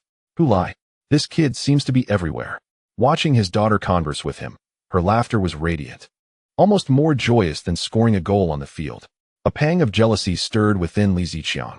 Just then, amidst her banter with Hu Lai and Song Jiejia, Li Qingqing suddenly remembered her father was watching from above. Did he see Hu Lai too? She feigned nonchalance, twisting her neck to glance at the spot where her father had been. No one was there. She shifted her perspective, but to her surprise, her father was nowhere in sight. A flicker of confusion crossed her mind. Had he gone to the restroom? Regardless, I shall demonstrate my superiority at the national competition. I am far more formidable than the likes of Qingqing. As she twisted about searching for her father, Hu Lai continued to shout at her. Li Qingqing nodded absently. All right. In a corner where his daughter could not see him, Li Ziqiang suddenly realized, why am I hiding from them?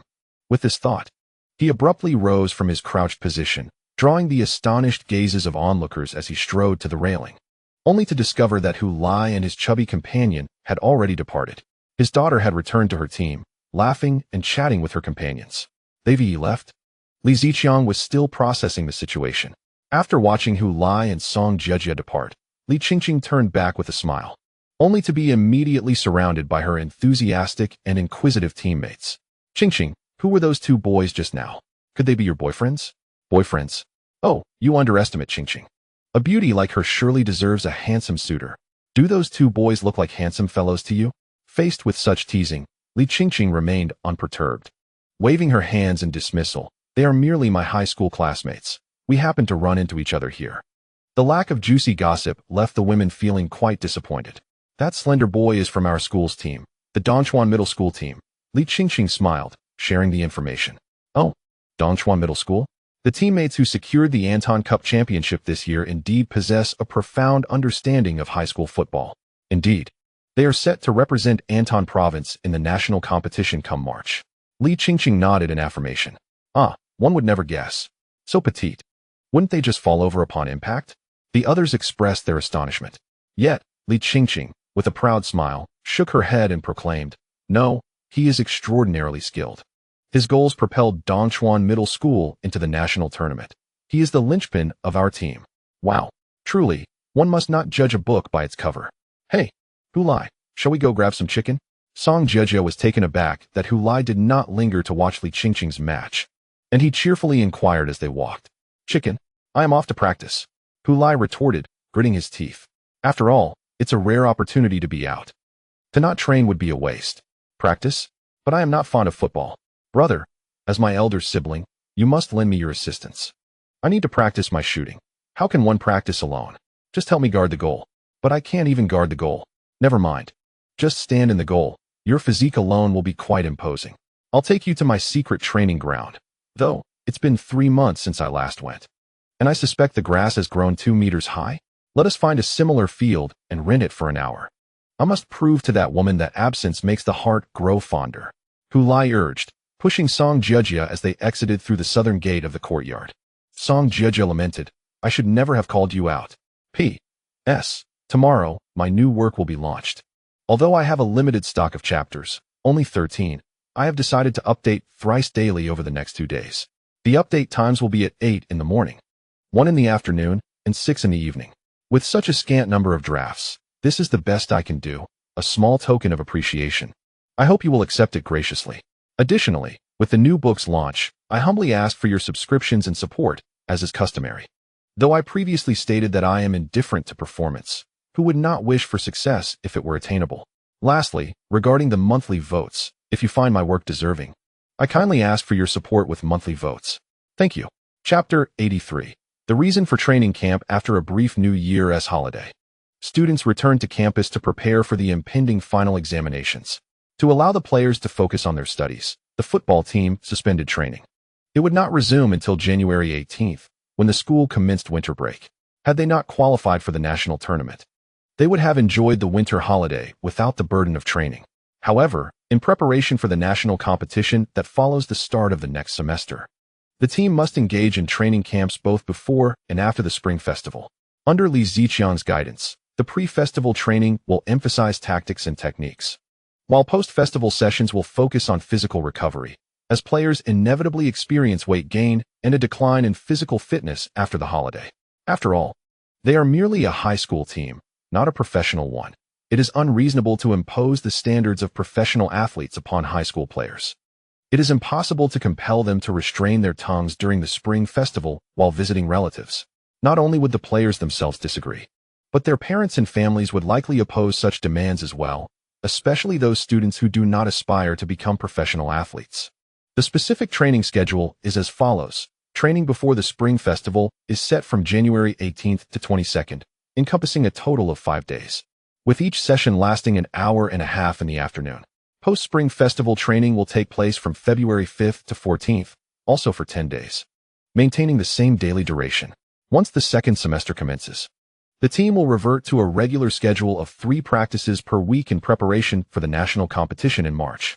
For the other members of the team, this training arrangement poses no issues, since they are committed to participating in the national competition. They understand the necessity of making sacrifices and cannot afford the luxury of traveling during winter break like other children. Their families support their decisions wholeheartedly. However, Hu Lai's situation is somewhat unique. His father would not permit him to attend football training. Thus far, he has managed to train at school during academic hours, capitalizing on the convenient circumstances that allow him to attend classes from Monday to Friday, with 3 additional days spent training with the team, unbeknownst to his father.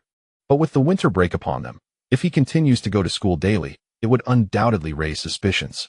When his father inquires about his daily outings, could he honestly claim he is engaged in work study? If he says he is out socializing with classmates, how could he justify going out every day? Even the most fervent of pastimes could not warrant such frequency. As the end of the semester approached, Hu Lai found himself troubled, unsure of how to resolve this dilemma. Should he forego participating in the team's training? He worried about his standing within the team, knowing that the imposing coach would not be sympathetic to his familial constraints. Having completed his responsibilities in the finals, Hu Lai now possesses 2 basic training scrolls, one for practicing ball control and another for shooting. Additionally, he still has 1 lesson remaining on the shooting scroll he previously utilized. Upon entering the system, he can see the notification indicating that the basic training scroll, shooting, still has 1 lesson available. The 9 lessons he has already used were divided between 3 sessions before the finals and 6 sessions afterward. After the finals, Li Ziqiang did not allow Hu Lai to continue specialized shooting training. Instead, he directed him back to foundational drills.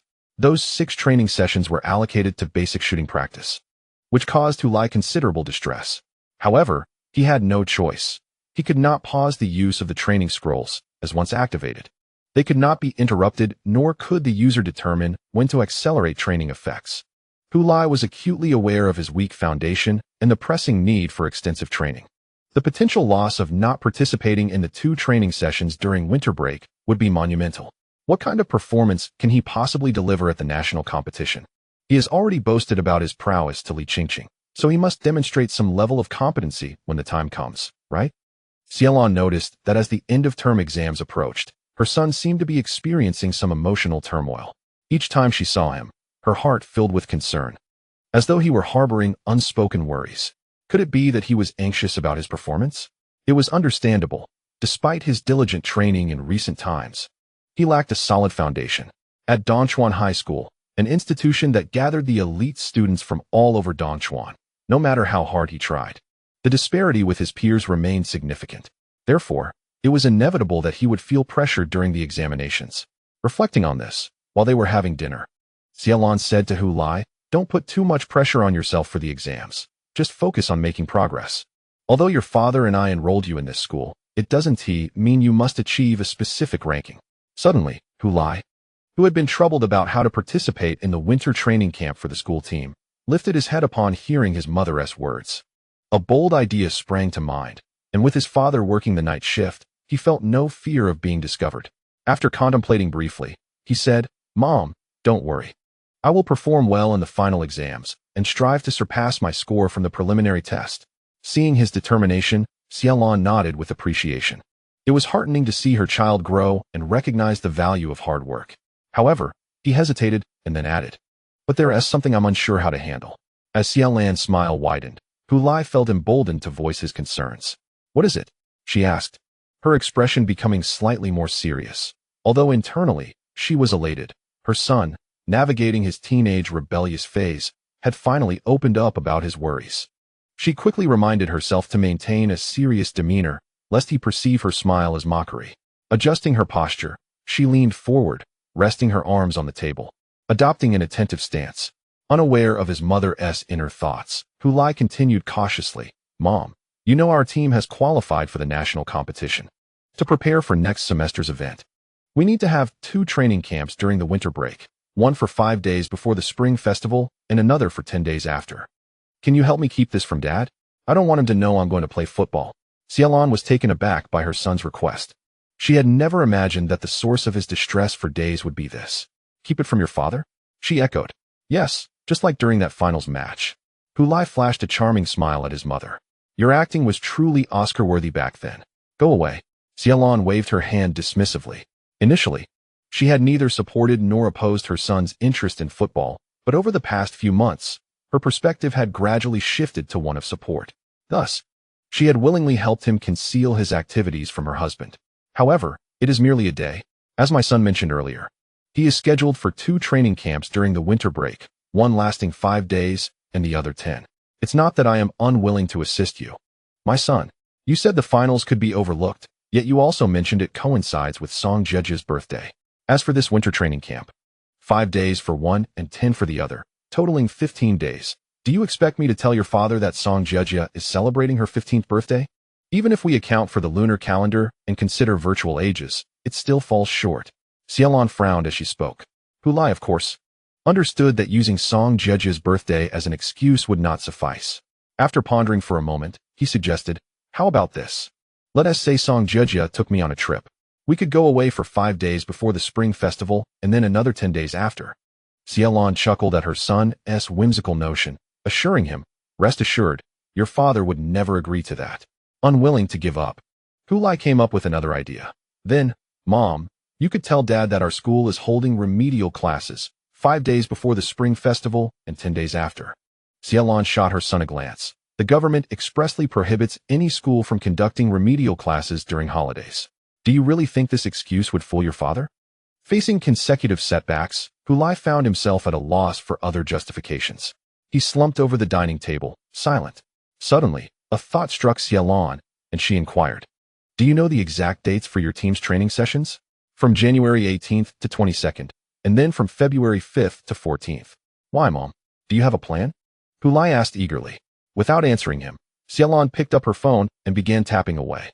After a while, she asked, what are the specific training hours? From 3 to 4:30 in the afternoon. Hom.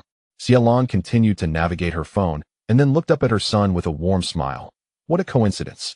Good Study has 2 winter break packages, perfectly timed from January 18th to 23rd and February 4th to 15th, covering English and mathematics. The classes are from 1 to 2 in the afternoon, which does not conflict with your training schedule at all. Hulai was initially taken aback, then raised his arms in celebration. Long live Mom. Just tell Dad I'm attending Good Studies tutoring classes, while in reality, I will be training. However, before he could finish, his mother interrupted. If we are to keep this from your father, it must be as realistic as possible. What? You mean I actually have to attend the tutoring classes? Hulai exclaimed. Indeed. The tutoring sessions are from 1 to 2 in the afternoon and after class. You will have an entire hour before your training begins. There is no conflict at all. You can attend the tutoring sessions and still participate in the training camp. Furthermore, there is a teaching center not far from your school, just 2 bus stops away, Xiaolon asserted confidently. That is why I said it is quite fortuitous. The timing is simply perfect. With a smile, Xiaolon proposed to Hulai, son, let us make a deal. You attend the tutoring classes, and I will help you keep your football training a secret from your father. What do you think? Hulai was utterly astonished. Feeling as though he had inadvertently fallen into a pit, he suddenly realized that he had activated a subscription, and without a subscription or a donation, he could not cast a monthly vote. Thus, he decided to upload the first chapter of the day. Consequently, the update scheduled for 8 o'clock was moved to the present moment, while the updates at 1 o'clock in the afternoon and 6 o'clock remained unchanged. In Chapter 84, titled Training Camp, Hulai never anticipated that his initial intention to participate in the team training would result in him investing even more time in attending remedial classes. He even suspected that his mother was deliberately waiting for him. As everything seemed to be under her control, she was merely waiting for him to ask for assistance, at which point she would readily provide him with a comprehensive English and mathematics tutoring package for the winter break. Moreover, he found himself unable to feign compliance and avoid attending the tutoring sessions. The current extracurricular tutoring applications are remarkably advanced. Teachers take attendance at the beginning of class and again at the end. Only when a student is marked present for both roll calls will the tutoring instructor utilize the app's teacher function to officially record the student's attendance. Once the teacher completes attendance, parents promptly receive notifications through the app, informing them that their child has attended the tutoring session. This system is implemented to prevent disputes, ensuring that students cannot lie to their parents about attending class, which could place the school in a position of liability should any issues arise. Consequently, parents are able to ascertain whether their child has indeed attended tutoring sessions. Unlike elementary school tutoring, high school students generally attend these sessions independently, without the need for parental transportation. If a student were to divert to an internet cafe or gaming hall en route, parents would remain entirely unaware. Should Hulai contemplate deceiving his mother by pretending to attend tutoring classes while, in reality, he went directly to school for team training? It would only take a single day for the alliance he shared with his mother to disintegrate. Once trust was lost, the foundation for any collaboration would cease to exist. Hulai was acutely aware of this reality. When he initially asked his mother to conceal his participation in the finals from his father, she had honored her promise. Thus, he could not betray her trust. After all, in their small family of 3, his mother was the only ally he could strive to secure. Thus, following the final exams, Hulai began his arduous routine of shuttling between the tutoring center and the team training, since he was genuinely attending the tutoring sessions, and his mother had even paid the tuition fees. His father had no reason to suspect anything amiss regarding Hulai's daily afternoon excursions. While other players merely needed to carry a bag with their training gear and shoes, Hulai had to bring along a backpack filled with textbooks. As for his training equipment, it was delivered to the school gate by his good friend, Song Jejia. After delivering the items, she would wait at the school until Hulai had finished training, at which point she would carry his dirty clothes, foul socks, and shoes back home. As for the training content, during the camp, Li Ziqiang did not require Hulai to continue with basic training. Instead, he permitted him to practice alongside the team. Yet, he still remained unregarded as an ordinary member of the team. Besides participating in collective training sessions, he was required to engage in specialized training tailored exclusively for him. The focus of this specialized regimen was rather straightforward. In addition to the existing shooting drills, passing and receiving exercises were incorporated. Moreover, the training objectives set for Hulai were conspicuously more ambitious than those for his peers. Should Hulai fail to meet the standards even once, he would promptly face the coach's vehement reprimands. Initially, after Hulai's decisive victory against Jiaxiang High School, which propelled the team into the national tournament, his teammates had anticipated a shift in the coach's demeanor towards him. However, it seemed as if Hulai's circumstances remained unchanged. Observing the intensity of the training regimen assigned to him, it was evident that few among his teammates could endure such demands. Previously, as they witnessed the coach's treatment of Hulai, their sentiments were laced with disdain and ridicule, even harboring a hint of schadenfreude, thinking to themselves that a mere pretender like him deserved no better treatment. Yet, upon witnessing the same situation unfold, their attitudes shifted, and they began to express sympathy for Hulai. Only Yin held a different perspective. Each time he saw the head coach bellowing at Hulai, his eyes would gleam with excitement, silently reciting the renowned passage from Mencius: when heaven is about to confer a great responsibility on a person, it will first torment their mind and bones. As for Hulai himself, he was largely indifferent to the coach's outbursts, considering it quite normal for coaches to raise their voices at players. Although he had not undergone formal training, he had gleaned enough knowledge about what to expect during training through various channels. He did not concern himself with the coach's attitude towards him. All he desired was the opportunity to play. Therefore, regarding the training regimen assigned to him, he bore no grievances and appeared each day on the training ground with unwavering enthusiasm. Furthermore, these 2 training components were perfectly suited to maximize the effects of his 2 elementary training scrolls. With the enhancement provided by the scrolls, Hulai was not daunted by the rigorous training intensity. Rather, he feared insufficient challenges. The presence of the scrolls amplified the benefits he derived from training. While others might struggle with last-minute preparations, for Hulai, the enhancements from the scrolls made his efforts both swift and effective. The national tournament was set to commence shortly after the new semester began, on March 11th, leaving him with a dwindling amount of time. Thus, while his teammates expressed sympathy for his plight, Hulai could only wish to say, "Please do not pity me as a delicate flower. Come, challenge me to the fullest." Days passed in a simple and monotonous rhythm of remedial classes and team training, punctuated by the arrival of the Spring Festival. Although Hulai's maternal family resided just a 35-minute train ride away in Jincheng, his family had no intentions of celebrating the holiday there this year. In fact, they had not returned to the maternal home for the Spring Festival in many years, seemingly due to the disdain held by his maternal relatives towards Hu Lisin, who had vehemently opposed Xielan's marriage to him. Their contempt for Hu Lisin had not diminished post-marriage. Each encounter was laced with subtle mockery, leaving an uncomfortable feeling lingering in the air. In order to spare her husband from any grievances, Xielan chose to return home infrequently. Even when circumstances necessitated a visit to her parental home, she would go alone and return promptly. Hulai was cognizant of these matters. and thus he was utterly indifferent to the notion of not spending the new year at his grandparents' house. Those who looked down upon his family were, in his eyes, deserving of disdain. As for his father's ancestral home, its considerable distance meant they seldom visited. Consequently, the family of three celebrated the new year in their modest abode, with his mother preparing several signature dishes and purchasing a grouper for steaming from the supermarket, proclaiming that it symbolized an abundance of fish every year. His father indulged in a bit of wine, having preemptively agreed not to discuss exam results or lament about the accomplishments of others' children during the festive season.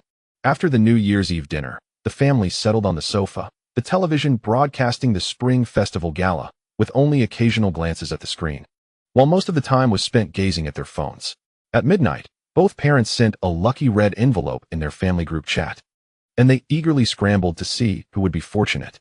Once the envelopes were claimed, they retreated to their respective rooms to wash up and sleep. This might have been the briefest period in the year when Lai enjoyed the best rapport with his father.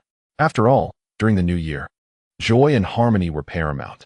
There could be no scolding of children or quarrels between spouses, lest they invite misfortune for the year ahead, a superstition Lai quite fancied.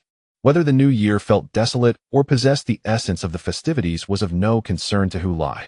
His mind was entirely consumed by the upcoming national competition. He wished he could simply sleep and awaken to find it was the eve of the national contest.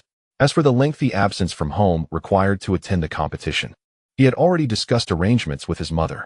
He would claim to be accompanying the school's technology group to participate in the event while also engaging in educational excursions. Indeed, the school was promoting such activities to enhance holistic education, encouraging students to venture beyond the classroom and partake in social practice and various competitions. As long as he refrained from playing football, his father had no objections to him participating in such school clubs. Following diligent attendance at tutoring classes before the spring festival, Lai had successfully garnered his mother's trust and cooperation. Thus, the greatest obstacle to attending the national competition had been surmounted. All that remained for Lai was to train earnestly and await the arrival of the competition. As for the next update, it is scheduled for 6 o'clock this evening. Subscriptions are welcomed. Chapter 85. It is time to depart with graying temples and sun-kissed skin, resembling a seasoned farmer. Yang Mingwei stood outside the barbed wire fence, observing the ongoing training on the field within, and shook his head in dismay. Old Li, you are committing a grave error. How can you allow your daughter to train and compete with such a team? You are squandering her talent. He lamented fervently. Beside him, Li Ziqiang retorted, do you think I relish this? In all of Dongchuan, this is the only moderately reliable women's football team I could find. You have never witnessed them compete against other women's football teams, where the opponents suffered even greater defeats. They can only be regarded as a team composed of women with a passion for football. This team is not much better, Yang Mingwei remarked. At least they have a competent coach and a fixed training schedule, rather than merely gathering spontaneously to kick a few balls and call it practice, Li Ziqiang responded. I am aware that this team's level does not meet Qingqing's developmental needs. That is precisely why I called you, Yang Mingwei said, gazing at the striking figure of Li Qingqing and sighing. The last time I saw Qingqing, she was still with the elite team of Quanshan. How did you both end up in this third-tier city? It's a long story, but to summarize, I confronted the board, Li Ziqiang said nonchalantly. Yang Mingwei was taken aback. Have you lost your mind? I was competing for the head coach position of the elite team with a coach he supports. Who does he support? Sunhee. Oh, that fool. It's not surprising he would act in such a manner. His professional competence is lacking. He only knows how to cling to powerful figures, Yang Mingwei said disdainfully. However, in matters of personnel competition, one should not resort to violence. You were too impulsive. He scolded Qingqing. Well done, Yang Mingwei exclaimed, then asked, what did he say? He claimed that Qingqing could only enter the elite team of Quanshan because of me, implying it was due to her father, not her own abilities. What utter nonsense. I think he implied you only secured your coaching position at Quanshan Football School because of your daughter, Yang Mingwei frowned. Yes. That board member is the head of public relations and marketing under Quanshan Group. He knows nothing about football, having come from Quanshan Football School himself. Yang Mingwei reflected on his experiences there and concurred with Li Ziqiang's assessment. The problem at Quanshan Football School is that there are too many incompetent outsiders in leadership positions. The organization has expanded, and bureaucratic tendencies are rampant. So you confronted him? He did not say it in front of me, but later it reached my ears. When I questioned him, he openly belittled Qingqing, which led me to punch him. Li Ziqiang looked down at his clenched fist. Realizing in retrospect that he had indeed acted impulsively, I should have waited for his entourage to disperse before striking. At least then I might have landed a few more blows. Yang Mingwei was somewhat speechless. So, how did you end up in Dongchuan, this third-tier city? Actually, before this incident, Principal Zhai of Dongchuan Middle School had already contacted me, hoping I would come here to coach. However, at that time, my prospects at Quanshun Football School seemed much brighter. Who would have anticipated that such an incident would occur? Li Ziqiang sighed. I returned because I did not wish for Qingqing to come back, but she insisted on following me. Huh, Yang Mingwei scoffed. If Qingqing had remained in Quanshun, you would have been the most concerned, wouldn't you? Li Ziqiang did not respond, tacitly acknowledging the truth. All right, I understand your thoughts. Have you spoken to Qingqing about this? Yang Mingwei said, hands in pockets. Not yet. What are your reservations? Yang Mingwei keenly detected the hesitation in Li Ziqiang's tone. None. I want to wait until you arrive and meet her before discussing it, Li Ziqiang explained. In the event that you are unwilling to assist with this matter, I informed her, would it not be a mere illusion of joy for her? Go to hell. Yang Mingwei shot a glare at his friend. Am I such a person? Look, I coordinated over there and came right away. Let me assure you, as long as Qingqing is willing, I can take her away tomorrow. She will join the reserve team, not the youth team, straight to the reserves to adapt for a while, and then I will promote her to the first team. Rest assured, I will protect her. No one dares to bully our daughter. We will discuss it when we meet later. For dinner tonight, let us just grab something casual. Li Ziqiang observed that the training on the field was nearing its conclusion. All right, it has indeed been a long time since I last saw Qingqing. When was the last time? 5 years ago. It is evident that she has blossomed into a tall and graceful young woman, Yang Mingwei remarked, gazing at the slender figure on the field. Oh, old Yang, there is something I must entrust to you. Li Ziqiang suddenly interjected. Should Qingqing accompany you there? Please keep a vigilant eye on her and ensure that those unsavory men do not approach her. You are aware that such occurrences are commonplace in professional teams. Rest assured, old Li, I have always regarded Qingqing as my own daughter. If those rascals dare to take an interest in her, I shall break their legs. Upon hearing Yang Mingwei's words, a faint smile finally graced Li Ziqiang's face. Hey, Uncle Yang, what brings you here? After training concluded, Li Qingqing was momentarily taken aback upon seeing Yang Mingwei with her father. Then her face brightened with joy as she greeted him warmly. Yang Mingwei replied with a smile. What is this? Am I not welcome? No, that is not what I meant. I was simply surprised. My father mentioned that you are now the head coach of a women's team in the Chinese Super League. Indeed. So what do you say? Would you like to join me for professional matches? Yang Mingwei inquired smoothly. Li Qingqing was momentarily stunned. Your father called me, asking for your opinion. He wishes for you to train with a more professional team, which would be 1,000 times better than your current environment. Yang Mingwei gestured toward the female football players behind Li Qingqing, who were chatting and laughing. Li Qingqing did not turn around, but fell silent instead. Li Ziqiang, standing nearby, recalled the initial hesitation he had faced when he wanted her to come here for training, as she had exhibited similar uncertainty. However, this time, he refrained from glaring at her and questioning whether she intended to abandon her football aspirations. Instead, he stood quietly, observing his daughter. Yang Mingwei was somewhat taken aback, logically. Upon merely mentioning a professional team, Li Qingqing should have nodded in agreement without hesitation. After all, during their time at Quanshun Football School, it was well understood that her dream was to become a professional player. He cast a questioning glance at Li Ziqiang, curious about what had transpired between the father and daughter in the past 6 months in this third-tier city of Dongchuan. However, Li Ziqiang did not address his confusion, but instead proposed, let us go eat first, old Yang. This is a significant matter, and Qingqing should take her time to contemplate it.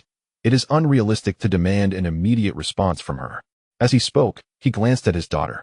Noticing she seemed to be sneaking a look at him, once their eyes met, she quickly averted her gaze. Yes, I was indeed too hasty. Yang Mingwei nodded. Let us go for a meal. I long to savor the authentic clear soup beef of Dongchuan. I have heard so much about it, and have always yearned to taste the most genuine version. Very well, I shall treat you. And do not leave tonight. Stay at my home, as I have a spare guest room. It has been several years since we last met, and we ought to catch up. Excellent. This way, I can also save on hotel expenses, he chuckled.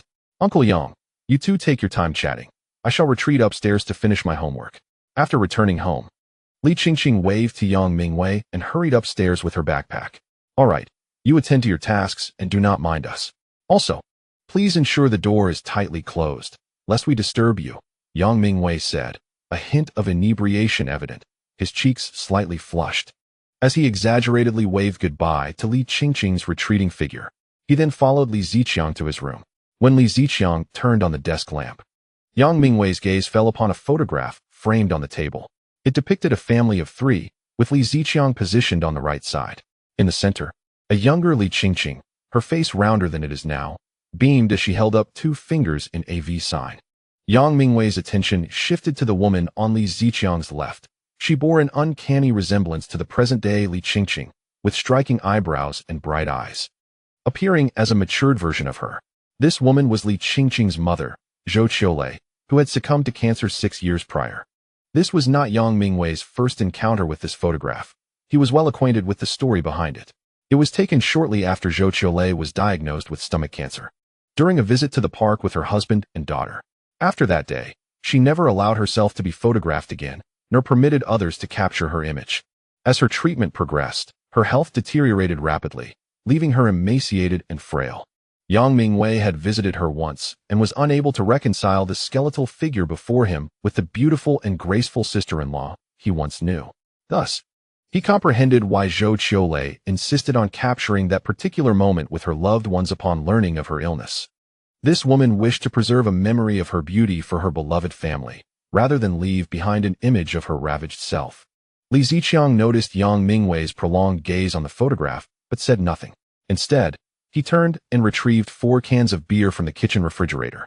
Upon returning to the bedroom, he placed 2 cans in front of Yang Mingwei and set the other 2 on his nightstand.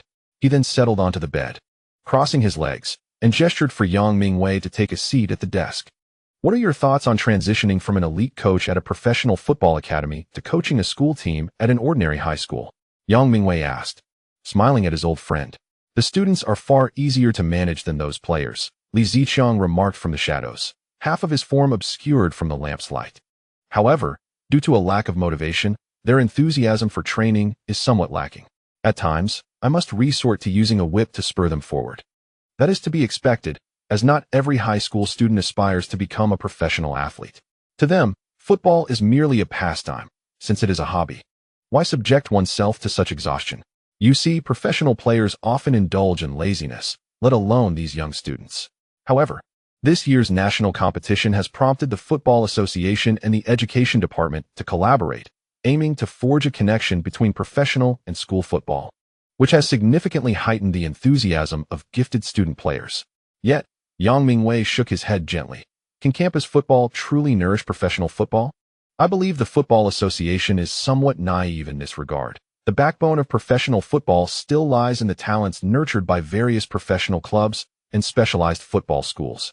At the very least, it serves as an attempt, a supplementary effort that is not without merit. I suspect the Football Association does not merely seek to draw from middle school students to invigorate professional football. Rather, it aims to enhance the students' engagement with the sport, instilling hope and anticipation. If there is to be any nourishment, it is for the broader environment of Chinese football, not solely for professional leagues. This year's SNN Cup has evolved significantly since my own participation. Back then, our matches garnered little attention, if a single girl graced the stands. It felt as if our spirits were lifted. Now, one of our players, skillful and handsome, has attracted a fair share of female admirers. The cheers from the stands during training and matches can make one question whether this is indeed a professional contest. Observing Li Ziqiang passionately recounting tales of his team, Yang Mingwei chuckled. It seems you have adapted quite well here. I expected to find a dejected coach instead. You wish. Yang Mingwei laughed heartily, seated at her desk. Li Qingqing heard the laughter emanating from below. Despite the closed doors and windows, the old house's soundproofing left much to be desired. Rising, she approached the window and noticed a faint glow spilling from her father's room, an amber light casting its hue upon the vacant space beneath the platform. That had once been her and Hu Lai's secret training ground. Yet since Hu Lai joined the school team, it had largely fallen into disuse.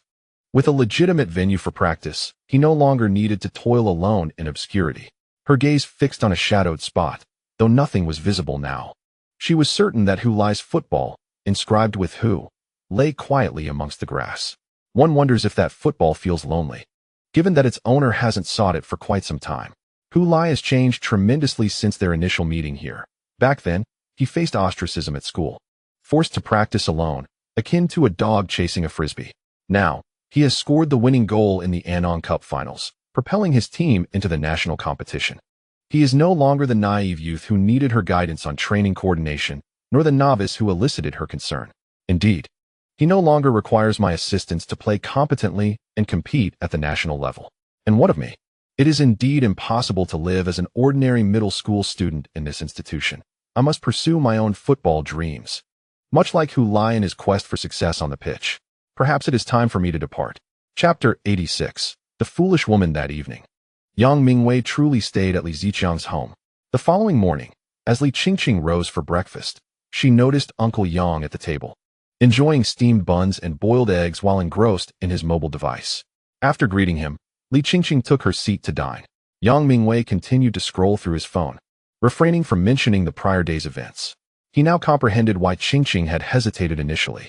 In this world, they were all each other had. If he were to take Qingqing away, Li Ziqiang would be left all alone. Surely, as a daughter, she would find it difficult to part. He resolved to give her time to process her emotions. Thus he temporarily withheld his suggestions, fearing he might pressure her unduly. To his surprise, after settling in, Li Qingqing looked at Yang Mingwei and asked, "Uncle Yang, can we wait until after the national competition to go to the professional team?" Yang Mingwei gazed at her in astonishment, remaining silent. However, Li Ziqiang emerged from the kitchen, holding buns and fried eggs, and interjected, "No, we cannot wait. Uncle Yang is the head coach of a professional team. He does not have the luxury of time to travel back and forth. Moreover, once the national competition concludes, the Women's Super League will commence, and U1T be able to register, leaving you only able to train without competing." Having shared this, he placed the buns and fried eggs in front of his daughter. "Wow, old Li, while Qingqing enjoys her buns and fried eggs. Am I to settle for just steamed buns and boiled eggs?" Yang Mingwei exclaimed in surprise as he peeled an egg. "This is my daughter." Li Ziqiang succinctly countered Yang Mingwei's protest. "Indeed, the overprotective father," Yang Mingwei muttered under his breath, then turned to Li Qingqing with a smile. "Your father speaks the truth. Qingqing, I have prepared everything on my end for your arrival. It is best you accompany me this time, and I shall ensure all the formalities are handled promptly." Li Qingqing furrowed her brow, troubled, and asked, "Must we leave today?" There's no need to rush. Tomorrow or the day after will suffice. However, it cannot be delayed any longer," Yang Mingwei replied. "It is impossible to leave today. The withdrawal procedures have not been completed, the tickets are unbooked. And you have yet to pack your belongings," Li Ziqiang added. "All right, then let us aim for tomorrow." Li Qingqing nodded. "I have little to pack, just some clothes." Yang Mingwei turned to Li Ziqiang, who said to his daughter, "You will attend school, as usual. In the afternoon, I will take you to handle the withdrawal process." Then he looked at Yang Mingwei. "Old Yang, do you wish to accompany me to the school?" "Certainly, I would like to see your team," Yang Mingwei replied, popping the peeled egg into his mouth. He, Song Jiejia, opened his mouth wide and let out a great yawn, tears streaming from his eyes. A week had passed since the start of school, and he lamented to his deskmate, Hu Lai, about why he still struggled to rise in the morning. "You are simply too lazy. How about you join me for some basketball practice? It would also help you shed a few pounds. Just look at me now." As he spoke, Hu Lai flexed his arms in front of Song Jiejia, showcasing his muscles. Song Jiejia squinted and leaned closer. "What are you doing? Searching for muscles? Why can't I find any?" he asked, puzzled. "Go away." Hu Lai disdainfully pushed away the chubby face of Song Jiejia. Turning away from the shove, Song Jiejia spotted Li Qingqing approaching them. "Hey, Li Qingqing. Good morning." Standing before the two, Li Qingqing first greeted Song Jiejia with a smile, then directed her gaze at Hu Lai. "Let us have lunch together. I'll treat." Song Jiejia quickly interjected. No, I'll treat." Yet this time, Li Qingqing was particularly resolute. "I insist on treating." Hu Lai was indifferent about who was paying, as long as it wasn't him, and readily agreed, "Sure." "What?" In a booth at a restaurant, Song Jiejia exclaimed, but quickly covered his mouth and lowered his voice. "You're going to play professional football?" Li Qingqing nodded and then looked at Hu Lai. "Why are you not surprised at all? Isn't it obvious? A person as talented as you can't possibly remain in our midst. Dongchuan High School doesn't even have a girls' football team." Hu Lai replied. You mentioned that your father found a girls' team for you to train with, but after watching your team's match on New Year's Day, I realized there was no way you could stay here. It's a waste of your talent. Upon hearing Hu Lai's words, Li Qingqing recalled what Uncle Yang had said upon meeting her. It's 1,000 times better than your current environment. Even Hu Lai noticed it. However, Li Qingqing suddenly wanted to tease Hu Lai, so she frowned and put on a troubled expression. But I'm still hesitating about going what? This time, it was Hu Lai's turn to exclaim. Keep your voice down, Hu Lai. Song Jejia nearly reached out to cover Hu Lai's mouth, for their loud exclamations had already drawn the attention of several diners in the restaurant. You're still hesitating? What nonsense is this? Hu Lai leaned forward, staring intently at Li Qingqing. You play so well and are so talented. You can't seriously want to remain just an ordinary high school girl in Dongchuan, merely aiming for college and then settling for any job after graduation, right? You wouldn't wish for such a mundane life, would you? In his excitement, Hu Lai nearly blurted out, if it weren't for my lucky breaks, my life would be just as dull. Moreover, his life would likely be more tedious than Li Qingqing's, for at least she was beautiful and had an impressive figure. What advantages did he possess? He changed his tone and continued. Do you even realize how envious you make others? Let me tell you, if I had your talent and environment, I would wake up laughing from my dreams. Your father has put in so much effort to help you pursue football, while I want to attend winter training, but have to go to tutoring classes first. I have to team up with my mom to deceive my dad. Your father is truly remarkable, so much so that I find myself wishing to exchange my father for yours. Li Qingqing chuckled at the thought of her father's fierce demeanor towards Hu Lai. Do you genuinely believe my father is so wonderful? He can be quite demanding during training. That's different, Hu Lai retorted. Being strict in football is entirely acceptable. I would much prefer my father to be stringent about my football training than to outright refuse me the chance to play. Your father is indeed the best in the world. He wholeheartedly supports your passion for football. It is easy to encourage boys to play, but supporting girls in sports is a far greater challenge. Seeing Hu Lai become so animated that he nearly stumbled over the booth, Song Jejia quickly pulled him back. Calm down, Hu Lai. Whether she decides to play or not is entirely up to Li Qingqing. However, Hu Lai shrugged off his hand. Let go, you fatso. I must ensure this foolish girl wakes up to the incredible opportunity before her. Why hesitate when such a chance is right in front of you? If I were in her position and a professional team approached me, he intended to say he would accept immediately. But suddenly he realized that if a professional team were to come calling, he would have to confront his father's objections. With a determined expression, he declared, I would even run away from home to pursue this. Li Qingqing, observing Hu Lai's fervor, couldn't help but smile radiantly. I was just teasing you. What is there to hesitate about? Hu Lai paused, momentarily taken aback. Li Qingqing, aren't you aiming to play professional football? Song Jejia was equally surprised. No. I meant that my hesitation about going is a ruse, Li Qingqing replied, her laughter infectious. Hu Lai, your reaction is simply priceless. What is amusing about it? You are merely blissfully unaware of the struggles of the hungry. Hu Lai replied sternly, returning to his seat. What did you hear? I heard you call me a foolish girl, Li Qingqing teased, poking him with her chopsticks. Ugh, why haven't our soup dumplings arrived yet? I'll go check, Hu Lai grumbled, rising from the booth. The service here is becoming increasingly poor. I won't be dining here again. As he walked away, Li Qingqing leaned over the table, laughing heartily. Song Jejia rolled her eyes vigorously, just hot air for a moment of joy. Li Qingqing rested her face on her arms, revealing only her sparkling eyes, which glimmered with mirth as she gazed at the back of the boy. The sun shone brilliantly outside the restaurant, streaming in through the entrance and illuminating her large, expressive eyes. The boy she admired seemed to blend seamlessly into that warm sunlight. P.S. I understand that some may choose to support this work, but please remember to enable automatic subscriptions while doing so.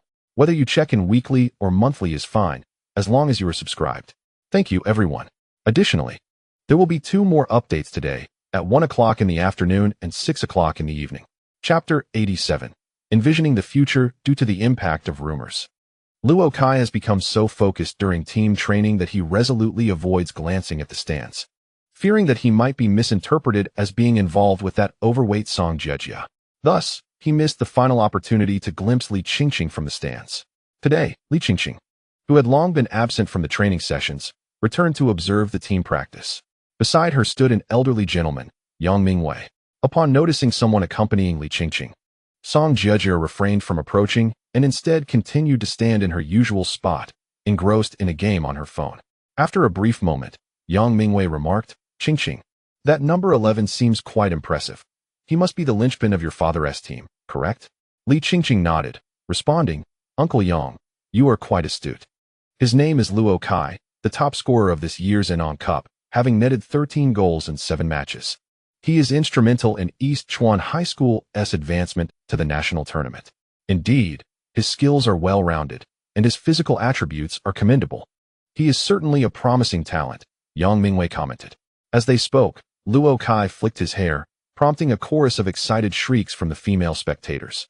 The sudden cacophony startled Yang Mingwei. "Yesterday, your father mentioned he has a player with a legion of ardent fans. It must be him, right?" "Yes, Uncle Yang. His popularity is quite remarkable," Li Qingqing confirmed. "Impressive indeed.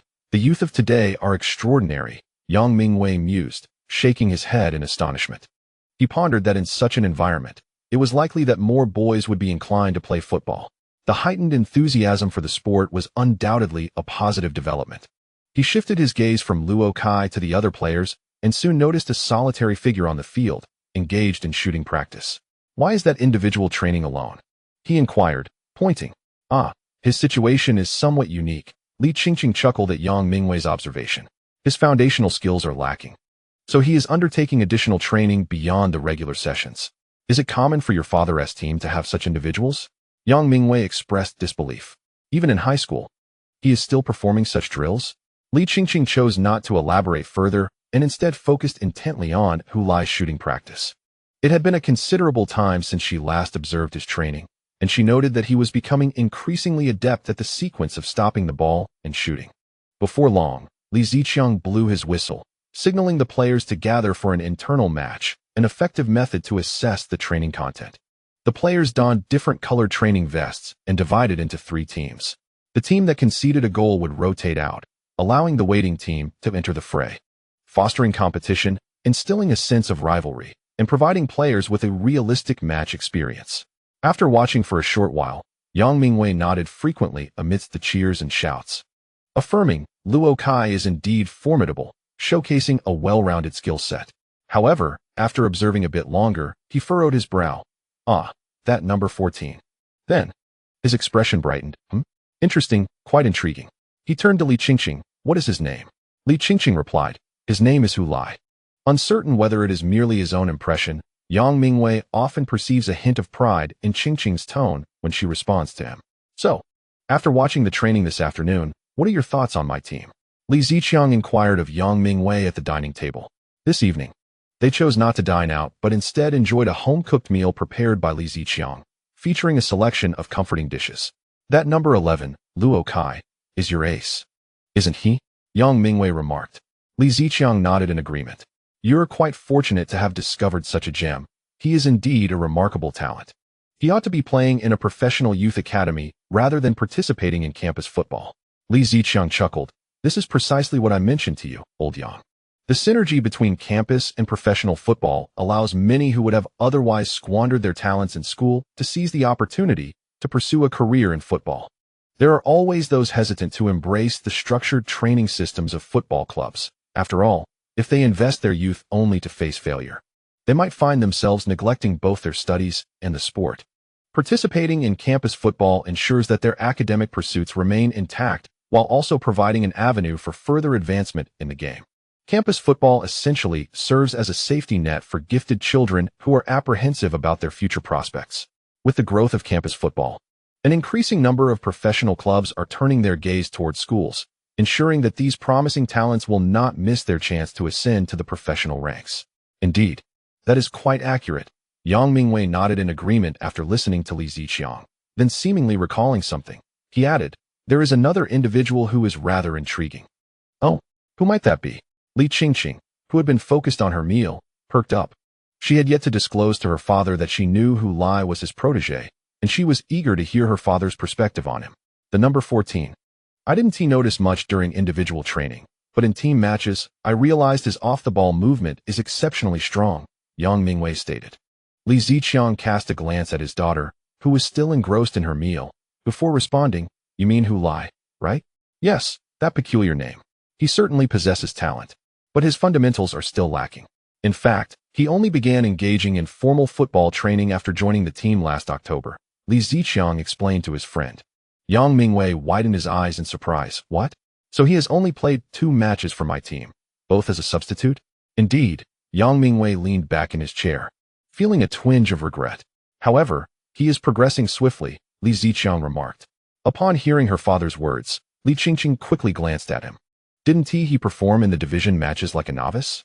Yang Mingwei reflected on what he had observed and nodded. Yes. He has a keen sense for positioning near the goal.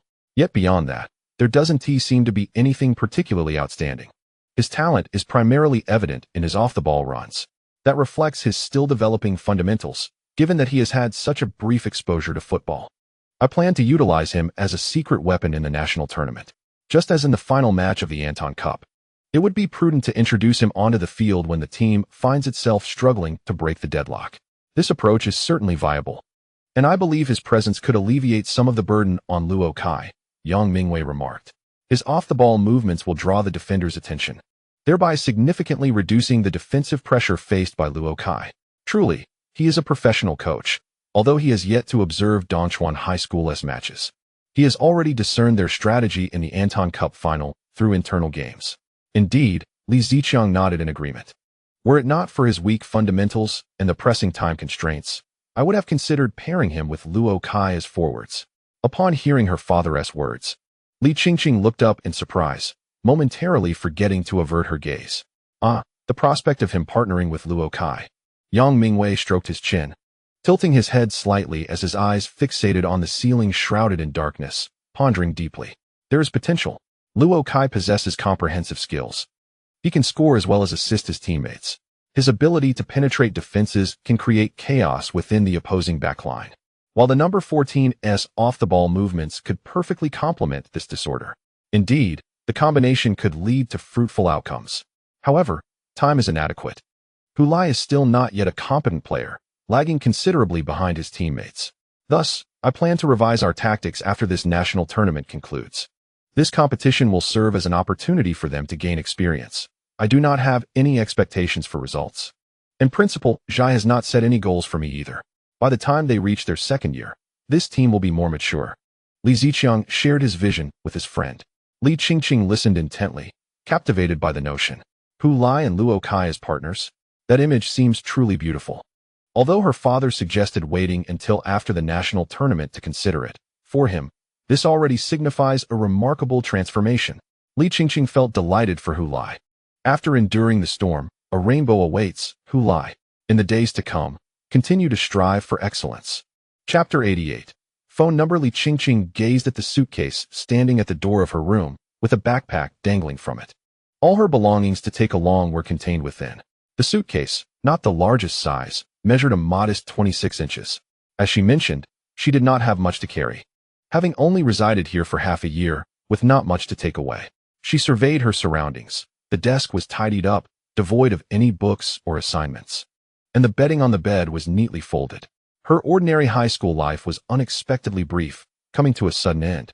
Initially, she merely intended to visit the alma mater of her parents, harboring no particular expectations for her high school experience. Little did she anticipate forming friendships with 2 remarkable individuals, a charming slender boy and a delightful plump boy. As the images of Hu Lai and Song Jiejie danced in her mind, she couldn't help but smile.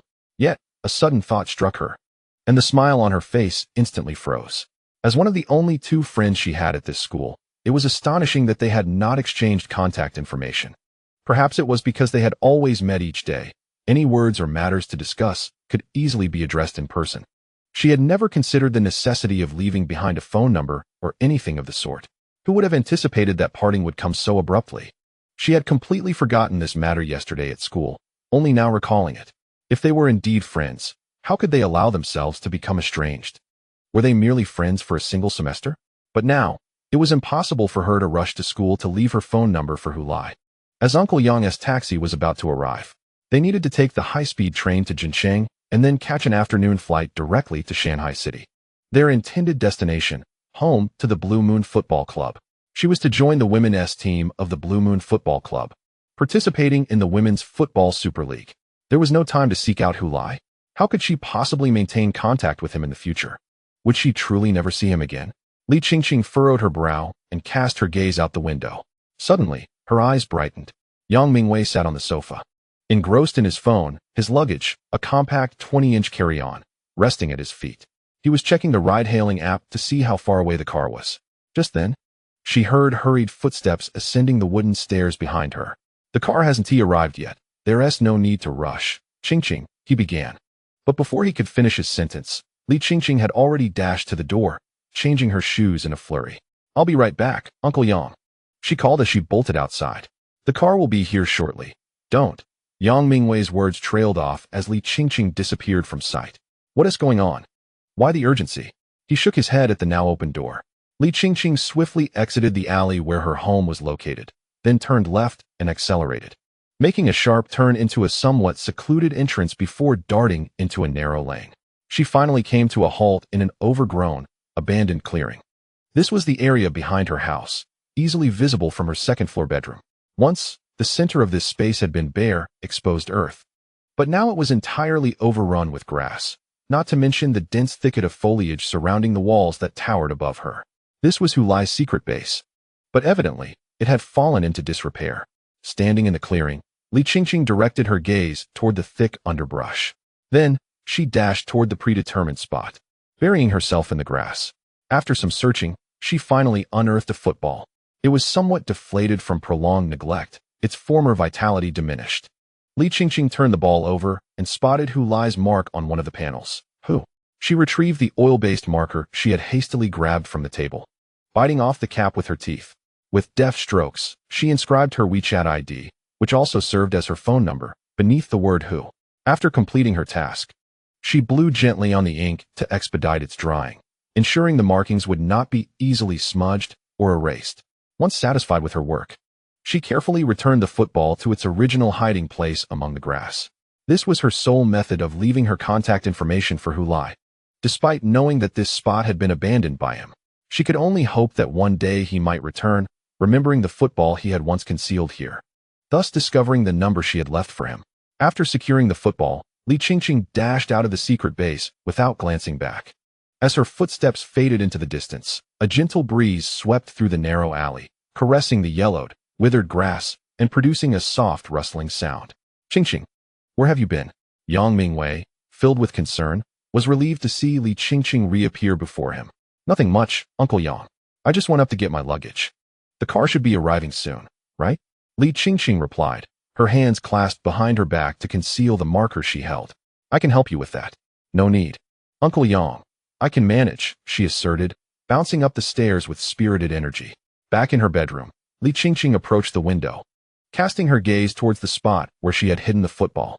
From this vantage point, it's utterly unnoticeable. It should evade detection by others. She pondered. I hope that fool doesn't forget this place or the football. Qingqing, the car has arrived. Yang Mingwei's voice echoed from downstairs. Okay, I'm coming down. Li Qingqing shouldered her bag and grasped her suitcase as she exited her room and descended the stairs. Yang Mingwei was already waiting at the entrance, pushing the suitcase. While outside, a car stood with its trunk open and the rear door ajar.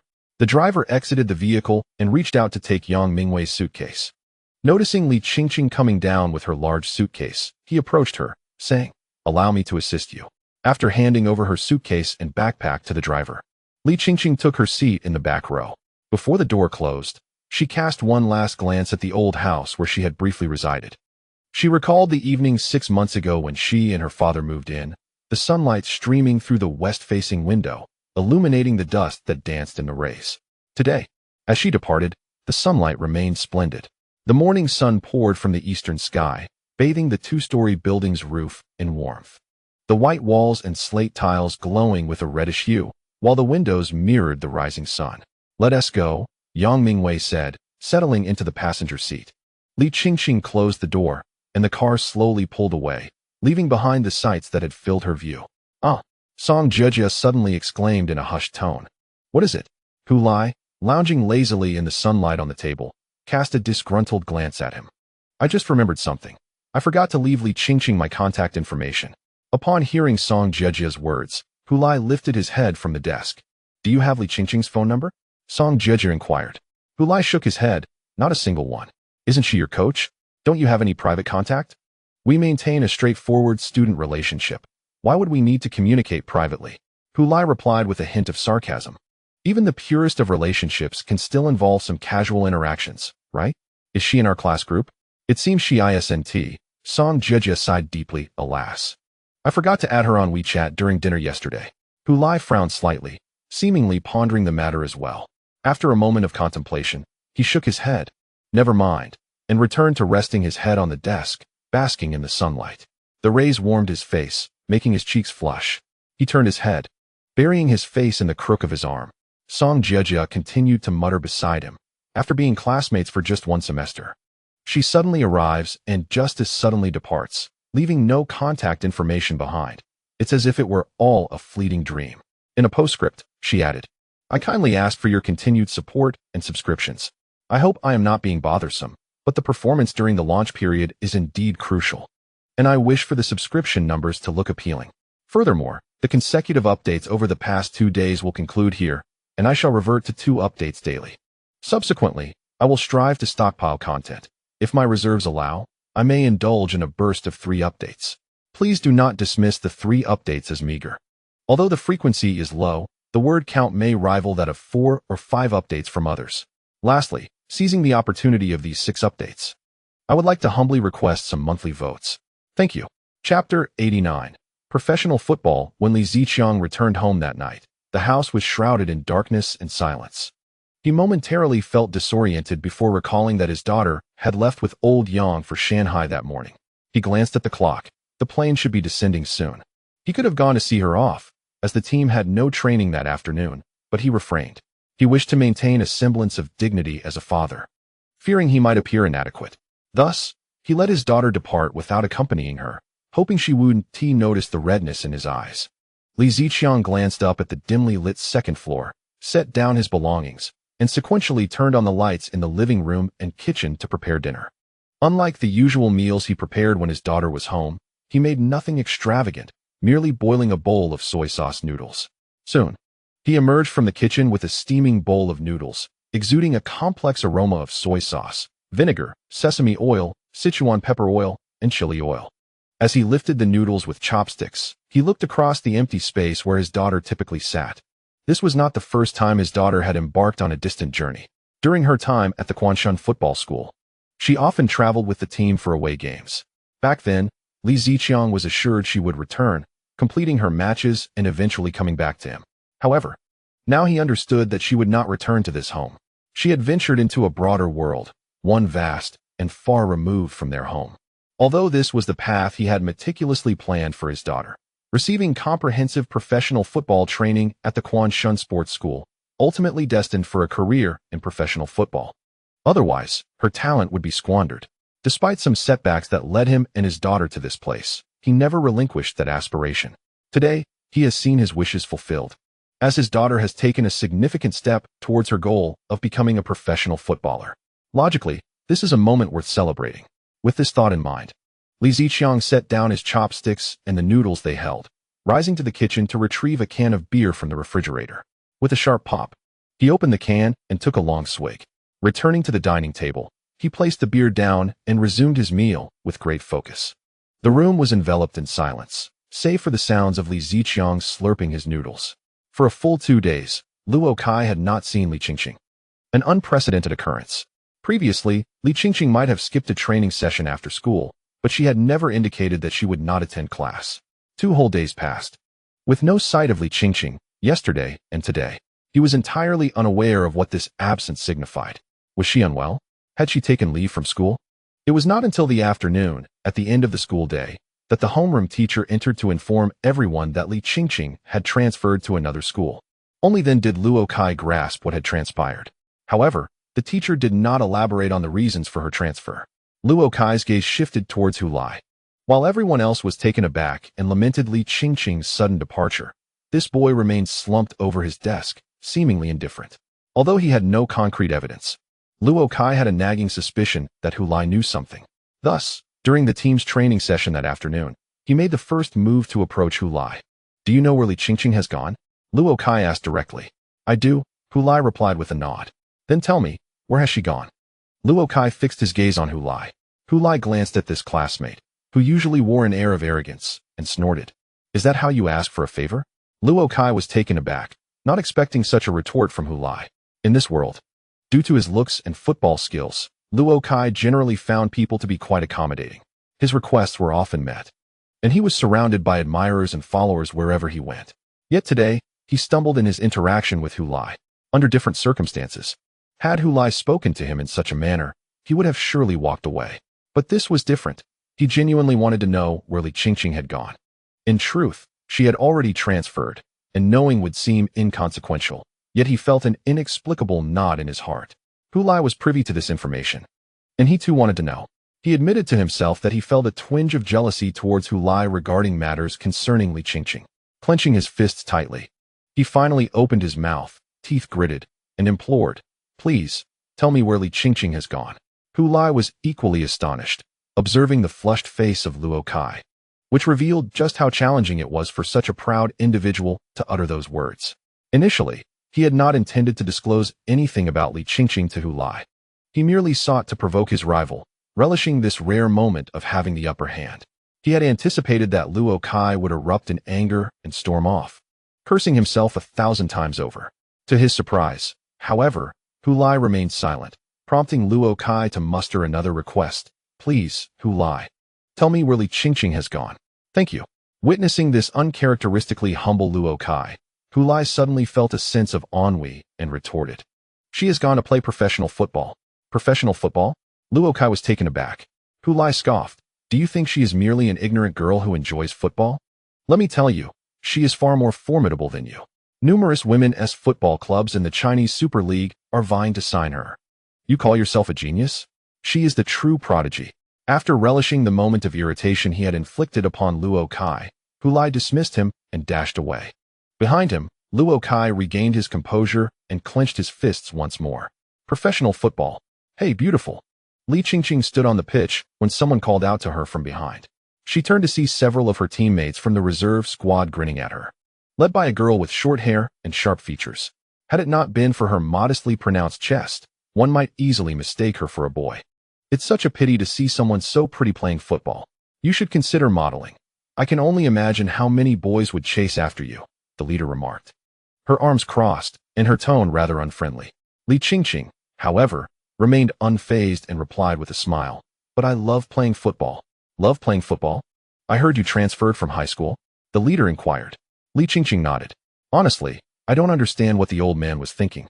Allowing a high school student to join a professional team. And don't say I didn't warn you. The intensity of the upcoming matches will be nothing like the childish games you played in high school. Don't let the older girl scare you into tears. After her remark, she wore a disdainful smile, prompting laughter from her companions. In response to their jeers, Li Qingqing nodded vigorously, flipping her ponytail. All right. As the internal matches commenced, the assistant coach of the reserve team furrowed his brow and spoke to the head coach. What was old Yang thinking? He went to Anong for 2 days and returned with a high school student. I hear she's the daughter of one of his friends. The head coach stood at the sidelines, his gaze fixed on the field, as he responded to the assistant's concerns. I can understand if he used connections to bring her in, but why should this high school student be placed directly in our reserve team? This is not his personal squad. The assistant coach continued to grumble, despite Yang Mingyuan assuring Li Qingqing and her father that everything had been arranged. It was evident that not everyone was entirely pleased with the outcomes of his arrangements. That's precisely why I organized this match, to assess her true capabilities. At that moment, if her performance fell short, naturally she could not remain in our team, the reserve coach remarked. While the two were conversing, Li Qingqing on the field received the ball. Facing an opponent rushing towards her to intercept, Li Qingqing deftly flicked the soccer ball forward with the arch of her foot, simultaneously leaping into the air. Thus, she evaded the opposing player's tackle. Upon landing, she accelerated to catch up with the ball and pushed it forward, her movement akin to an arrow released from a bow. The second player, who had intended to defend against her, had yet to reach her. In a reflexive motion, they extended their hand, only to grasp a mere wisp of air. How swift! The assistant coach exclaimed, unable to contain his astonishment. Li Qingqing continued to gain speed on the standard 11-a-side pitch. which was far more spacious than the nine-a-side field where she had previously played at the Dongchuan Southgate compound, providing ample room for her to exploit her speed advantage. Like a gale, she traversed the distance from the halfway line to the attacking third. With each dribble, Li Qingqing held her head high, her upper body erect like a sail filled with wind, her ponytail billowing in the breeze. Her hands moved rhythmically like oars, propelled by her arms, and her legs, seemingly infused with high-octane energy, released powerful thrusts with every ground push, propelling her forward at an exhilarating pace. Such beautiful movements that the assistant coach could only whisper in awe. In the blink of an eye, Li Qingqing surged into the attacking third, now confronted by a denser defense. Immediately, a defensive player charged up from the flank, attempting to cut her off. Li Qingqing leaned slightly forward, feigning an acceleration with the ball, then gently nudged the soccer ball inward with the outside of her left foot, allowing it to glide past the defender. At the same time, she came to an abrupt stop, exerted force with her right foot to pivot and cut inside. The approaching defender merely experienced a blur, as if a braid had swept past, and found herself outmaneuvered. "Here I come," shouted a player from the sidelines, mocking Li Qingqing's style, rushing forward with a reckless tackle, determined to show this audacious high school girl what professional football was all about. However, she failed to make contact with either the ball or the player. As her foot flew through the air, Li Qingqing had already used her left foot to deftly pull the ball inward, completing another change of direction, evading her opponent. Now lying on the ground, the defender could only turn her head in dismay, watching as Li Qingqing caught up with the ball and swung her right leg. With the outside of her right foot, she struck the ball. It traced a magnificent, pronounced arc, soaring high towards the goal. Despite the goalkeeper's desperate leap, stretching to the utmost, she could not touch the ball. It soared past her, striking the underside of the crossbar and bouncing into the net. Silence enveloped the field and the stands. Everyone stared in astonishment at the scene, as if they had just witnessed a rainbow in the penalty area. What a goal! After scoring, Li Qingqing leapt in joy. Professional football is truly exhilarating. P.S. A new book has been launched. Subscriptions are welcome. The next chapter will be updated at 6 in the afternoon. Chapter 90. The young warrior's departure. Hulai halted his mother's attempts to stuff more items into his suitcase. "That's enough, Mom. I'm off to participate in a technology competition, not to work. Why are you packing so many clothes?" He cast a furtive glance at his father. "Dad, aren't you off to work? Aren't you worried about being late?" Hu Li-sin, with a stern expression, fixated on the suitcase and shook his head. "I want to be late. Don't concern yourself with me." Hulai shrank back a bit. He truly wished his father would not linger nearby, fearing that he might grow suspicious. In fact, up until this moment, he had been anxious that his plans would be uncovered, leading his father to confine him at home. Xiaolan assisted Hulai in securing his suitcase. "All right, while you're out, take good care of yourself, maintain good relations with your classmates, avoid trouble, and be generous when the time calls for it. Perhaps treat your classmates to a meal." Hulai nodded repeatedly, choosing to overlook the final remark. Got it. Don't worry, Mom. I'm not the kind of person who stirs up trouble. I'm off now. If I don't leave, I'll miss the gathering time." With that, he dragged his suitcase and slung his backpack over his shoulders, stepping out the door. "Be cautious on the road, stay safe, and call us when you arrive." Xiaolan gestured from behind. Hulai turned back and waved his hand. "Rest assured." He then descended the stairs, and upon reaching the ground floor, he turned to look up, spotting his mother once again on their balcony. When she noticed him, she waved her hand. He reluctantly raised his hand in farewell. It wasn't until he had boarded the bus with his suitcase that he finally exhaled, reassured that his father would not suddenly rush down to retrieve him. The thought of the upcoming national competition made him smile uncontrollably, even prompting him to hum a cheerful tune. At that moment, he felt as if he were a bird liberated from its cage, soaring through the vast expanse of the world. The familiar streets outside seemed more appealing than ever, and the strangers on the bus appeared more attractive. He greeted every curious gaze with a smile and expressed his elation through song. Meanwhile, the passengers on the bus merely thought, "Goodness, this kid sings terribly." Hulai and his teammates stood on the podium at the sports field. It was not their first time occupying this position. In the past, Hulai could hardly have imagined standing on the podium during the flag-raising ceremony. Yet here he was, having done so twice in quick succession.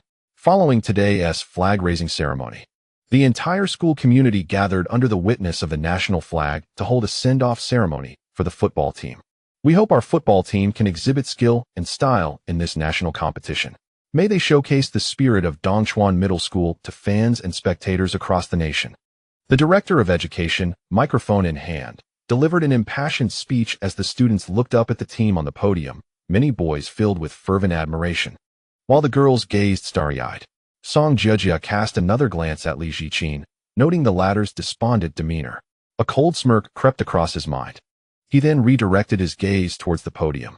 Hu Lai was among those present, donned in the school's uniform, exuding the aura of a true football athlete. Standing tall and straight like a javelin, Hu Lai wore an uncontainable smile on his face. Now, let us invite Principal Zhai Guangming to present the flag to our Dongchuan High School football team. We wish the team a triumphant success. The director gestured grandly towards the elderly principal, who stood beside him grasping a flagpole. A flag hung limply from the pole, which he held firmly in his hand. Teachers in the audience led the applause, soon joined by a growing crowd of students. Amidst the clapping, Principal Zhai stepped forward, presenting the flag to the team captain.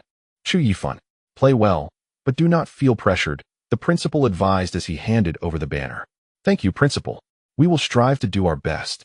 Chu Yifan replied, taking the flag with both hands and waving it vigorously, the yellow fabric billowing in the wind, revealing the embroidered emblem of Dongchuan High School and the words, 2026 National High School Football Championship, Anong Province Representative, Dongchuan High School Football Team. This flag would grace the opening ceremony of the national competition, raised high by Chu Yifan as he passed before leaders from the Football Association, the Educational Department, and various esteemed guests, marking Dongchuan High School's inaugural appearance on the national stage, coming into the view of all present. The flag, under Chu Yifan's vigorous motions, rustled in the morning breeze. Below, all eyes of teachers and students were captivated by the fluttering standard, while behind him, the thoughts of the entire football team soared with the flag, traversing mountains and rivers, over plains and hills, reaching the distant capital where the national competition was to be held. At this moment, a crimson banner hung above the entrance of Dongchuan High School, proclaiming, warmly bidding farewell to our school's football team representing Anong Province at the 2026 National High School Football Championship. Where's Chen Xingyi? Has anyone seen Chen Xingyi? Huang Hai, the captain of Shuguang High School, was scanning the area anxiously near the bus. The football team members had gathered in front of him, all clad in their school's athletic uniforms, waiting for the last member to board.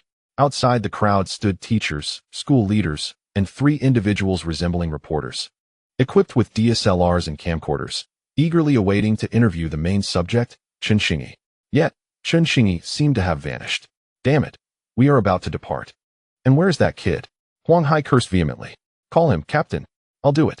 Someone pulled out a phone, and after a lengthy wait, the call was finally answered. Chen Xingyi's languid voice came through. Hello? Chen Xingyi, where have you run off to? Huang Hai seized the phone, shouting, the reporters are waiting for you. Hurry up. Once the interview is over, we will head to the high-speed train station. The voice from the mobile earpiece grew increasingly clear until it ultimately materialized behind Huang Hai. Oh, everyone has arrived? You are all so slow. Huang Hai turned around to find Chen Xingyi standing at the bus door, one hand clutching his phone to his ear, the other playfully gesturing at the group. How did you get in there? Huang Hai asked in surprise. I've been here for a while. Seeing that none of you had arrived, I took a moment to rest and catch up on some sleep, Chen Xingyi replied, putting away his phone before leaping off the bus and striding towards the reporters. I'm heading for an interview now, so you all better get on the bus. It was truly remarkable. With the national competition approaching, none of them seemed particularly motivated. Huang Hai shook his head in resignation at Chen Xingyi's demeanor. Once Chen Xingyi stood before the camera, a reporter posed the question, Chen Xingyi, what specific goal do you have for the upcoming national competition? Of course, it's the championship. Chen Xingyi proclaimed confidently. Oh, and I also want to be the top scorer. While he spoke with unwavering certainty, everyone present felt he was merely boasting. After all, the previous competition's top scorer had such confidence, and it was justified. This year, the national competition would collaborate with professional football. It was rumored that outstanding players could attract the interest of professional clubs and potentially become professional players. Would you consider becoming a professional player? The question was one that many young footballers would answer without hesitation, their responses flowing freely as soon as the reporter finished speaking. However, Chen Xingyi tilted his head thoughtfully. Frowning as he pondered, I don't know. The reporter was taken aback. You don't wish to be a professional player? It's not that I don't want to. Chen Xingyi replied with a furrowed brow, attempting to explain, but seemingly at a loss for words. He sighed and shook his head, saying, let us just wait and see. Huh. The reporter appeared bewildered.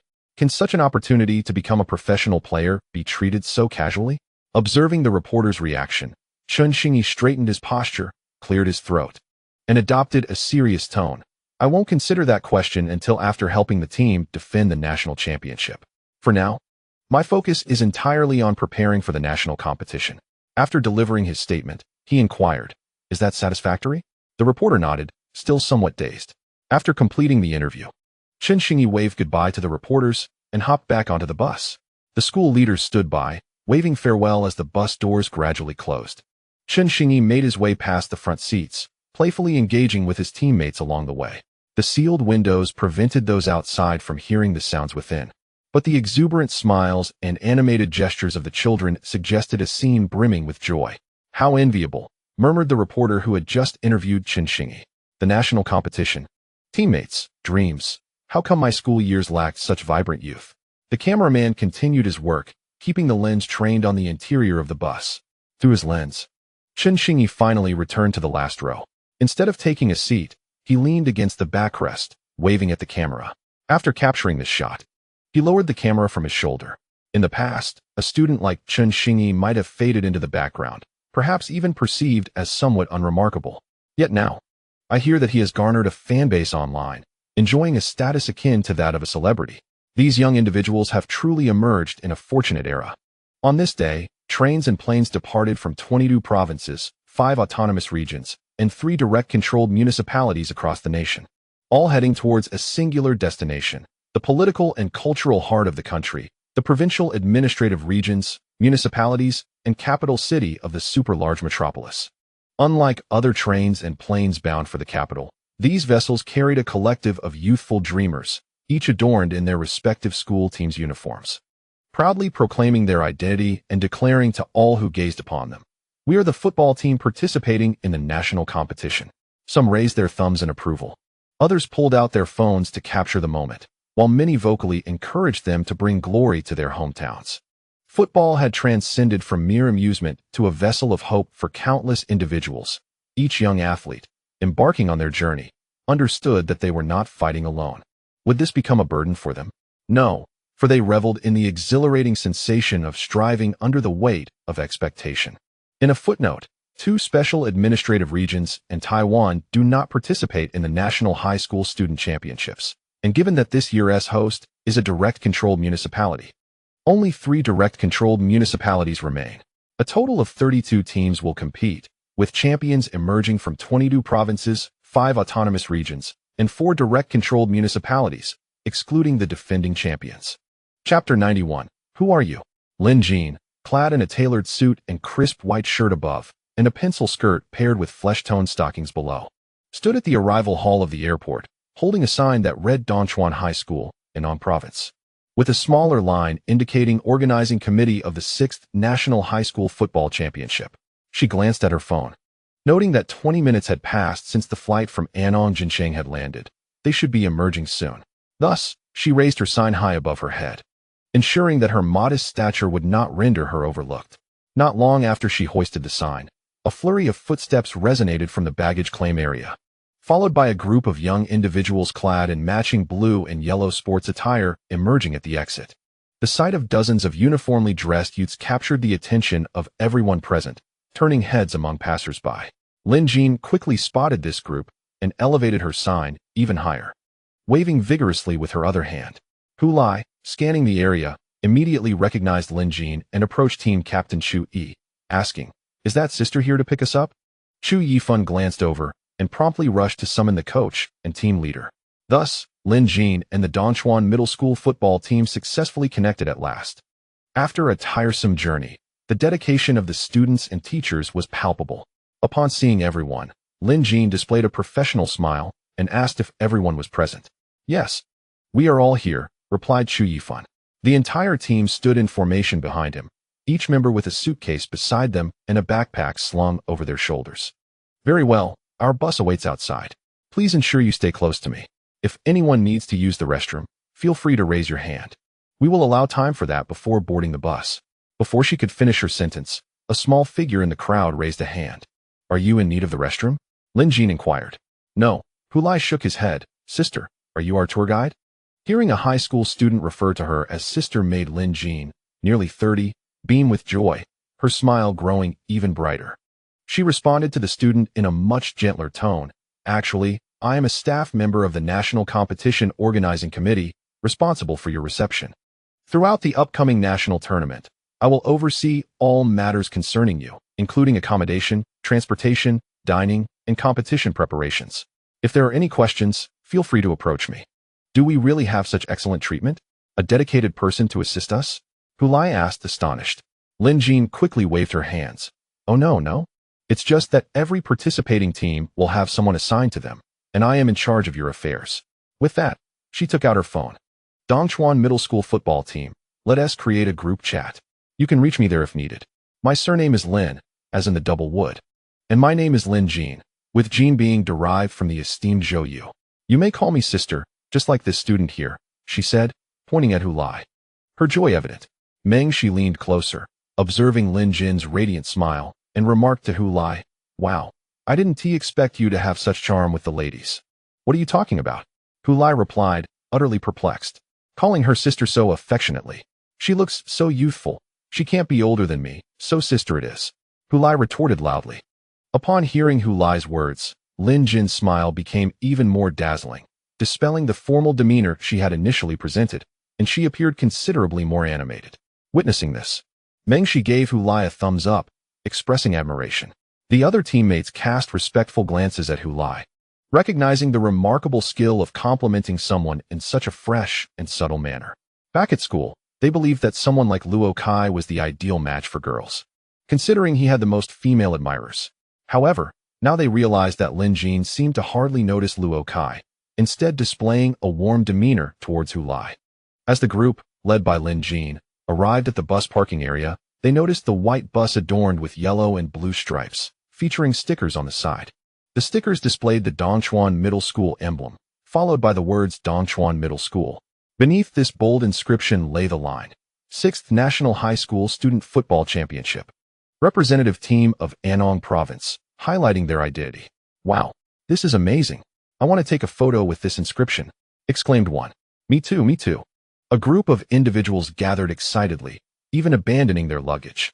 Apologies flowed from the team leader, Lin from Dongchuan Middle School, towards Lin Jin, anxious that their team's inexperienced demeanor might amuse the committee staff.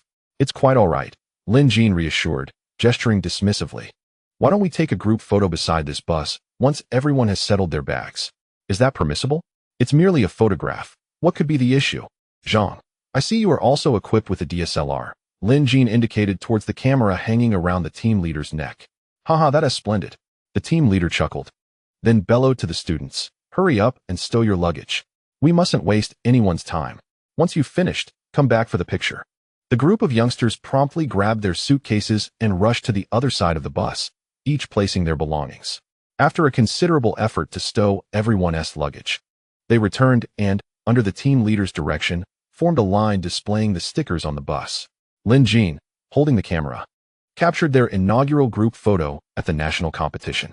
After the bus had traveled along the circular route for a significant distance, Lin Jin, seated at the front, unfastened her seatbelt, stood up, and took a microphone.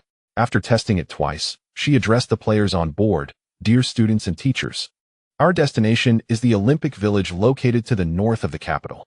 The Olympic Village will serve as the accommodation for all participating teams and features an expansive dining hall where we will have our meals.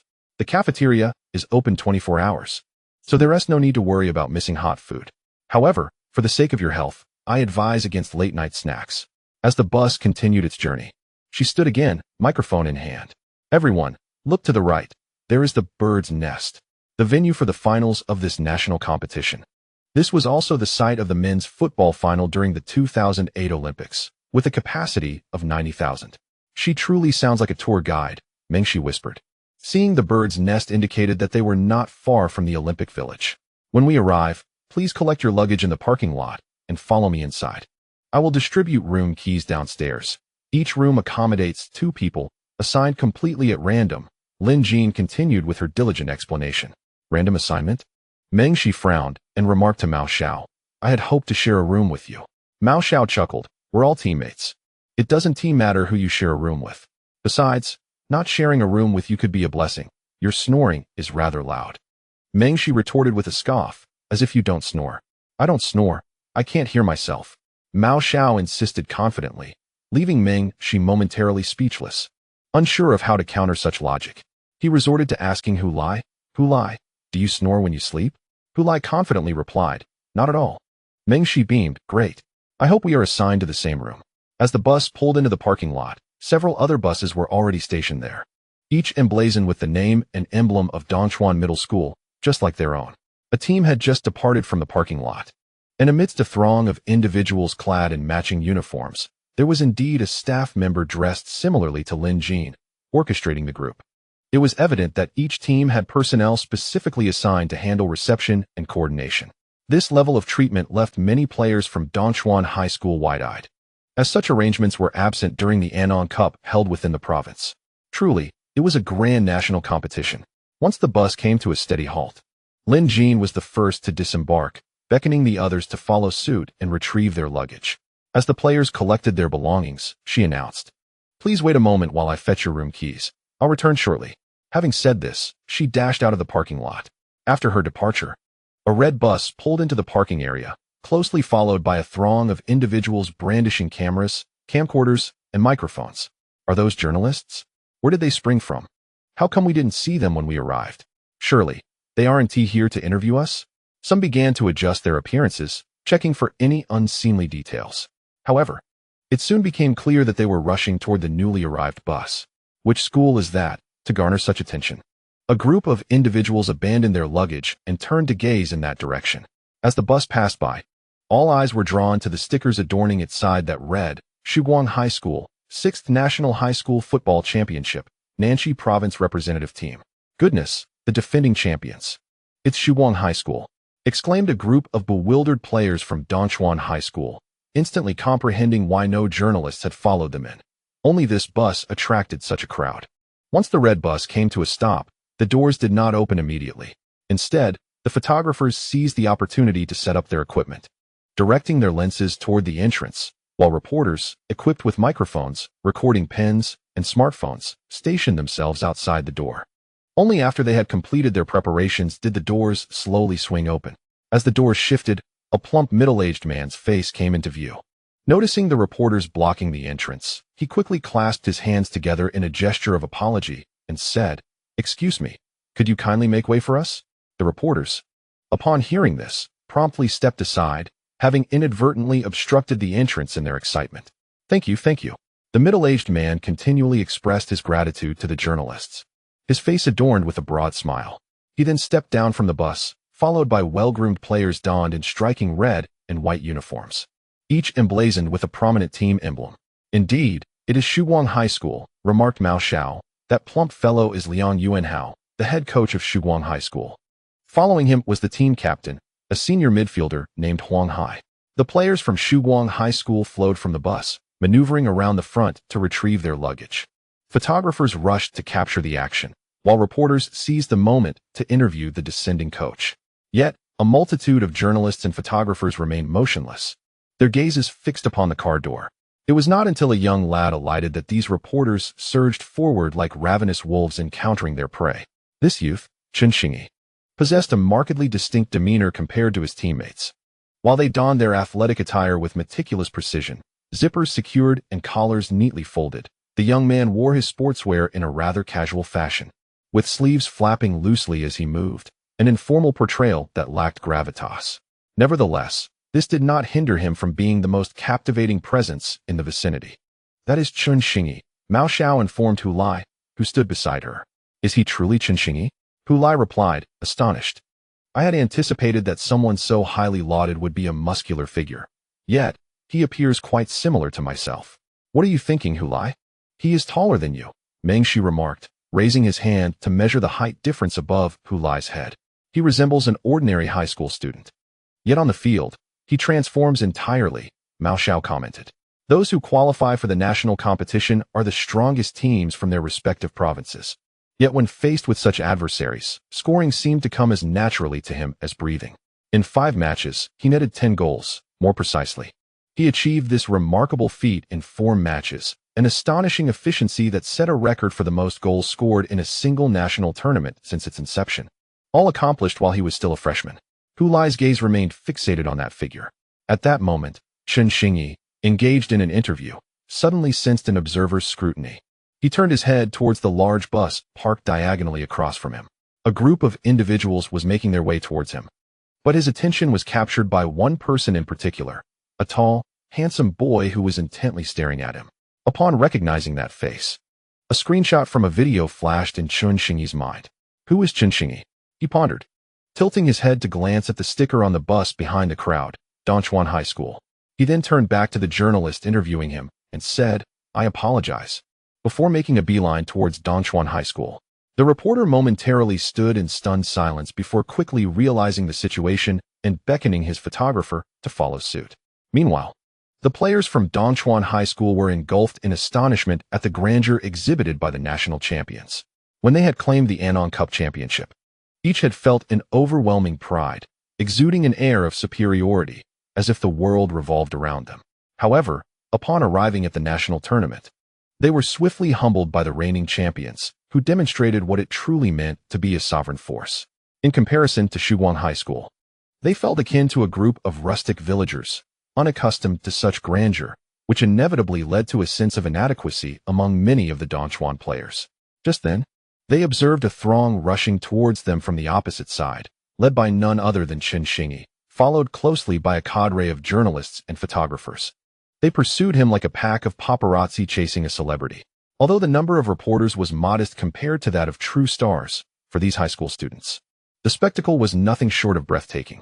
They stood there, bewildered, as they watched one another approach. After surveying the group, one inquired, "Who is Luo Kai?" A collective gaze turned toward Luo Kai, who stepped forward from the crowd, his expression devoid of emotion as he stated, "I am he." "And you are?" Chen Xingyi chuckled, responding, "I've heard you are unaware of who I am, so I came to introduce myself." Luo Kai continued to regard Chen Xingyi with an impassive demeanor, while Chen Xingyi maintained his smile, even raising an eyebrow in a teasing manner. Behind them stood a group of Dongchuan middle school players, still trying to grasp the situation, watching the unfolding scene with wide eyes as cameras clicked incessantly in the air. "Damn, these two pretentious fools," Mengshi muttered under his breath, only to be startled as Hu Lai appeared before him, having maneuvered between Luo Kai and Chen Xingyi. Hu Lai turned to the latter and asked, "Are you Chen Xingyi?" Chen Xingyi shifted his gaze from Luo Kai, perplexed by this sudden interloper. "Who are you?" Hu Lai smiled slightly, responding in a nonchalant tone, "Oh, I am someone who surpasses you."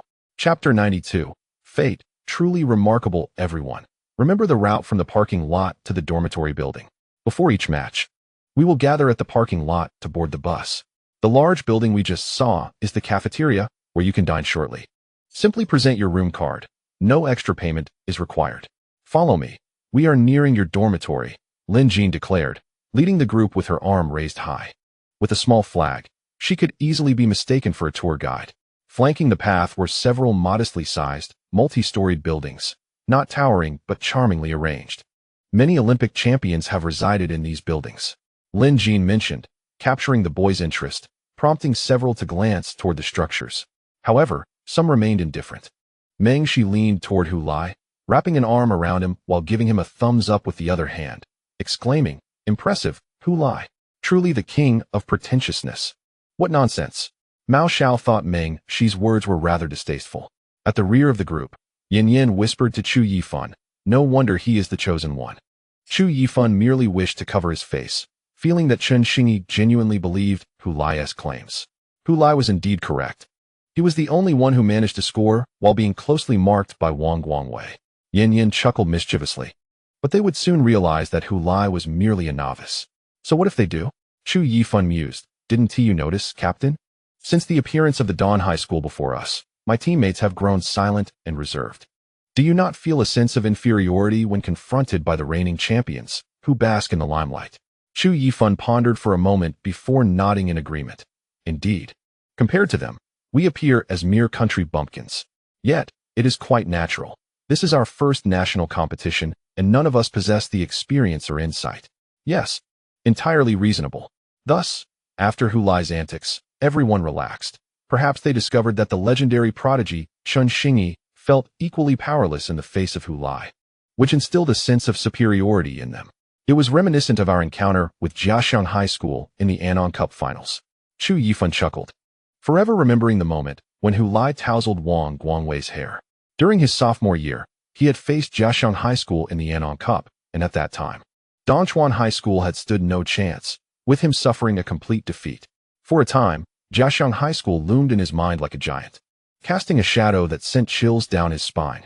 If he felt this way, how must the other Dongchuan players have felt? Many of those who participated in that match would inevitably recall the haunting memories when facing Jiaxiang High School again in the finals. However, when Hulai entered the fray and disrupted Wang Guangwei's hairstyle, it felt as though the oppressive shadow that had loomed over them for a year was finally dispelled. And the situation mirrored that of the finals. He smiled at Yan Yan and remarked, "Sometimes, I truly cannot fathom what goes on in Hulai's mind." One would think that after finally earning a chance to play in a final, a typical person would be preoccupied with thoughts of the match, or perhaps so anxious that their mind goes blank. Yet, this fellow instead thinks about how to mess up Wang Guangwei's hairstyle. No wonder our coach holds such high regard for him. He must possess qualities that set him apart from the ordinary. Yin Yin stole a glance at the head coach. Earlier, when Chun Xingyi approached, their coach had stood by, observing with a calm demeanor, indifferent to the provocation. It seemed he had already seen through it all, knowing Hulai would surely step up to restore their spirits. Under Lin Jin's guidance, the group finally arrived at the dormitory building where they would stay. "All right, everyone. Please wait here for a moment while I distribute the room cards," Lin Jin announced, raising her hand like a tour guide. The team, led by Captain Chu Yifan and Vice Captain Yan Yan, lined up in 2 rows along the side. "When I call your name, please raise your hand so I can hand you your room card. 2 people per room," she stated. She called out the first name, but looked up to find no one raising their hand. "Luo Kai? Is Luo Kai not present?" she asked. Soon realizing that the group of high school students was focused on one individual, the slender boy who sweetly referred to her as sister. He stood with his hands behind his back, the center of attention. "Luo Kai?" Lin Jin inquired. "Sister, I am not Luo Kai," Hulai protested, waving his hands dismissively. Finally, someone chuckled. "His name is Hulai, from Peng Lai, not the vegetable Kai." Lin Jin's cheeks flushed crimson as she hastily apologized. "I'm so sorry, Hulai." "It's perfectly fine. What else could I say?" Hulai replied amiably. As Lin Jin continued to apologize, she handed the room card to Hulai, saying, "Here it is. Please take good care of it." She then picked up the list again. "There's one more, Luo Kai." No one raised their hand. Lin Jin quickly lowered her head to confirm the name on the list, anxious that she might have misread it again. Yet, she had not erred this time. It was indeed Luo Kai. Puzzled, she lifted her gaze once more. She observed everyone's attention fixated on a tall, handsome figure, whose expression resembled that of someone in discomfort. "Luo Kai?" she inquired tentatively. Under her curious gaze, the striking young man slowly raised his hand. "I am Luo Kai." Lin Jin sighed in relief, realizing she had not made a mistake. She placed the room card in Luo Kai's hand. "All right, the first room has been allocated. Your room is on the 3rd floor, 301. However, she soon sensed an unusual atmosphere. Everyone was staring intently at Hulai and Luo Kai, their silence punctuated by the vivid expressions on their faces. What is going on?" she asked, bewildered by the unfolding situation. Lin Jia," Luo Kai began. "Would it be possible for me to switch rooms with someone?" Lin Jin found it somewhat strange. Perhaps these two did not get along well. Still, she nodded, "Of course, as long as others agree." Before she could finish her sentence, the others chimed in. "Sorry, Luo Kai, I can't accommodate that. I snore terribly while sleeping. I'm really sorry, but my feet have a rather unpleasant odor." Everyone was shaking their heads and eagerly voicing their unwillingness to switch rooms with Luo Kai. Lin Jin stood by, astonished, unsure whether to feel that Luo Kai was unpopular or that Hulai was. Ultimately, Chu Yifan, as the team leader, stepped forward, asserting, "Well, since the allocation is random, whoever is assigned to each room is who it is. We are all teammates, part of the same team." Hulai interjected, "Don't say that, Chu. Perhaps living with me is causing Luo Kai some pressure. How about you, Mengshi? You mentioned wanting to share a room with me?" Before Ming-Shi could respond, Luo Kai abruptly declared, "No, I want T-switch." With that, he grabbed his suitcase and strode directly into the dormitory, heading for the third-floor room. Seeing this, Hulai also picked up his suitcase and rushed after him, leaving a group of onlookers exchanging glances before erupting into laughter. Everyone was aware that Hulai and Luo Kai, despite never having openly quarreled, had a tense relationship. It was evident to all. So when they were randomly assigned to the same room, no one could resist the urge to obstruct any chance of a room swap. As they began to anticipate what state they would find themselves in the following morning, laughter erupted among them. The delightful unpredictability of fate left Yin doubled over in laughter, while Lin Jin observed the mirthful group of boys with a perplexed expression, unable to grasp the situation. "Chun Xingyi, what just happened?" a teammate inquired as Chun Xingyi retrieved his phone. "Nothing much, just exchanged pleasantries with the team that eliminated Wang Guangwei," Chun Xingyi replied, his fingers dancing swiftly across the keyboard. In no time, he sent a message, "Wang Guangwei, come out." 2 seconds later, he followed up with another message, "Don't play dead. I know you're online. Come out, I need to ask you something." As Chun Xingyi typed fervently, Wang Guangwei finally responded with a question mark. Upon seeing this, Chun Xingyi promptly deleted his previous messages and retyped, "I encountered someone from Dongchuan Middle School at the Olympic Village. Wasn't it Luo Kai who scored under your defense?" After a considerable pause, Wang Guangwei replied, "When did I say it was Luo Kai? Isn't it Luo Kai? You claimed he was exceptionally skilled. The best player from Dongchuan Middle School is certainly Luo Kai. Don't think I'm unaware. Isn't he the top scorer of this year's Anong Cup?" After sending this barrage of messages, Wang Guangwei responded with a curt, "You're driving me to madness. Come on, tell me. What is the name of the person who scored against your tight defense?" Hulai. Chun Xingyi stared at the two characters on his screen in a daze, recalling the scene in the parking lot. "Better than me? Who do you think you are? Listen closely. I'll say this only once. My name is Hulai." Hulai. Chun Xingyi clenched his phone tightly. Chapter 93.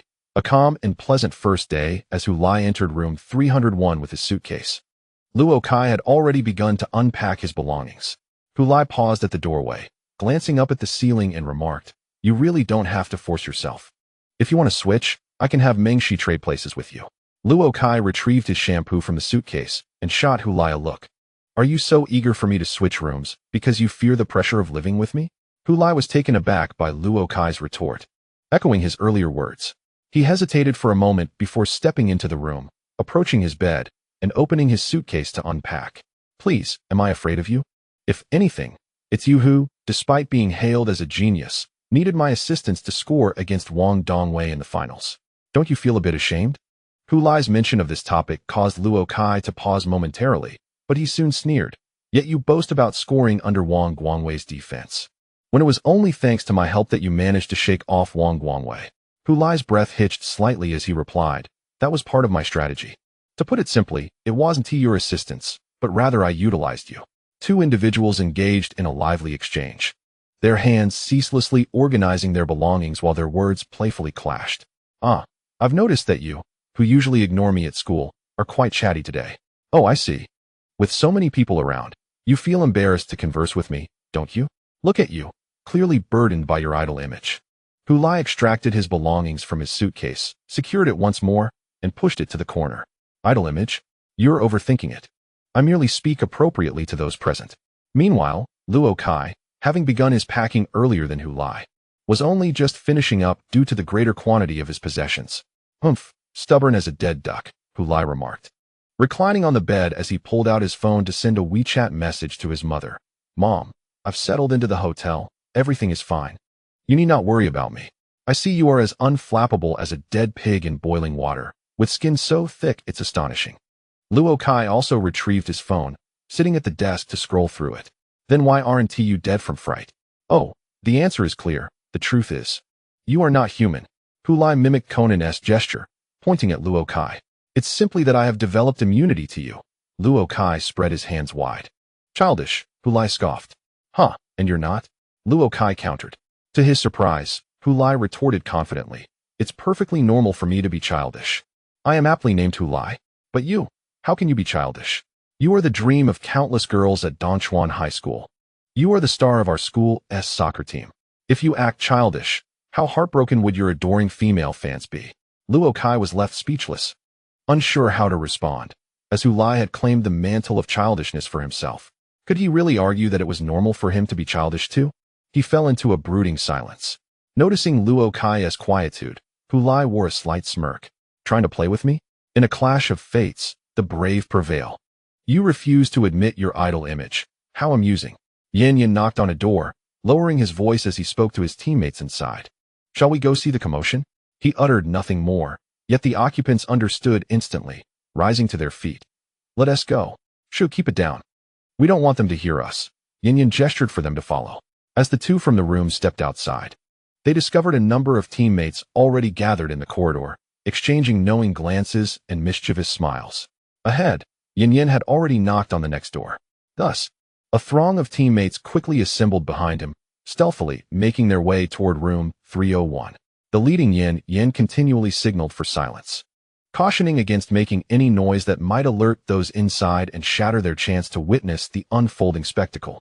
Finally, they arrived at the door of room 301, collectively holding their breath, pressing their ears against the wall or door. With a shared sense of curiosity, they stifled their excitement, straining their hearing to capture every sound from just beyond the barrier. However, after a while, everyone raised their heads, exchanging puzzled glances at the utter silence. How could two individuals, known to be at odds, be confined in a room without a single sound?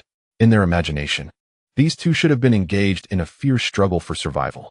They had prepared themselves to rush in under the pretense of mediating, but in reality, to satisfy their curiosity. Just then, the door to room 301 swung open, revealing Luo Kai before them. He glanced at his teammates, who were still bent over, straining to listen, including the vice-captain Yin. Yin gradually straightened up, surveyed the crowd behind him, then turned back to Luo Kai and said, "We came to call you for dinner.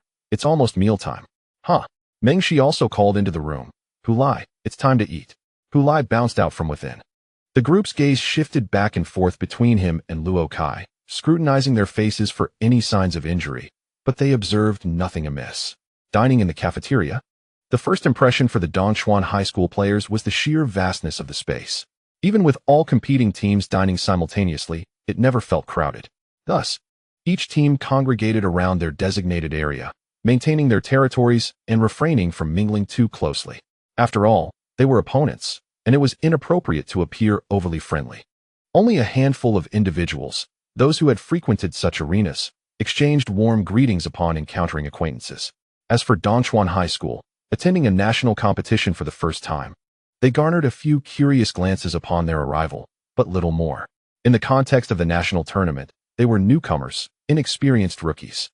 What did it matter that they had claimed the championship of Anong Province? The national tournament was a stage far superior to the Anong Cup. Every participant here was a champion within their respective regions. Luo Kai, having been the top scorer in the Anong Cup, was regarded as a minor celebrity within the province. Yet at the national level, he was but an inconspicuous player. The attention was predominantly on Chen Xingyi. During the meal, Mao Xiao held up his phone, introducing his teammates to Chen Xingyi. Before coming here, he stated in an interview that he aims to claim both the national championship and the title of top scorer.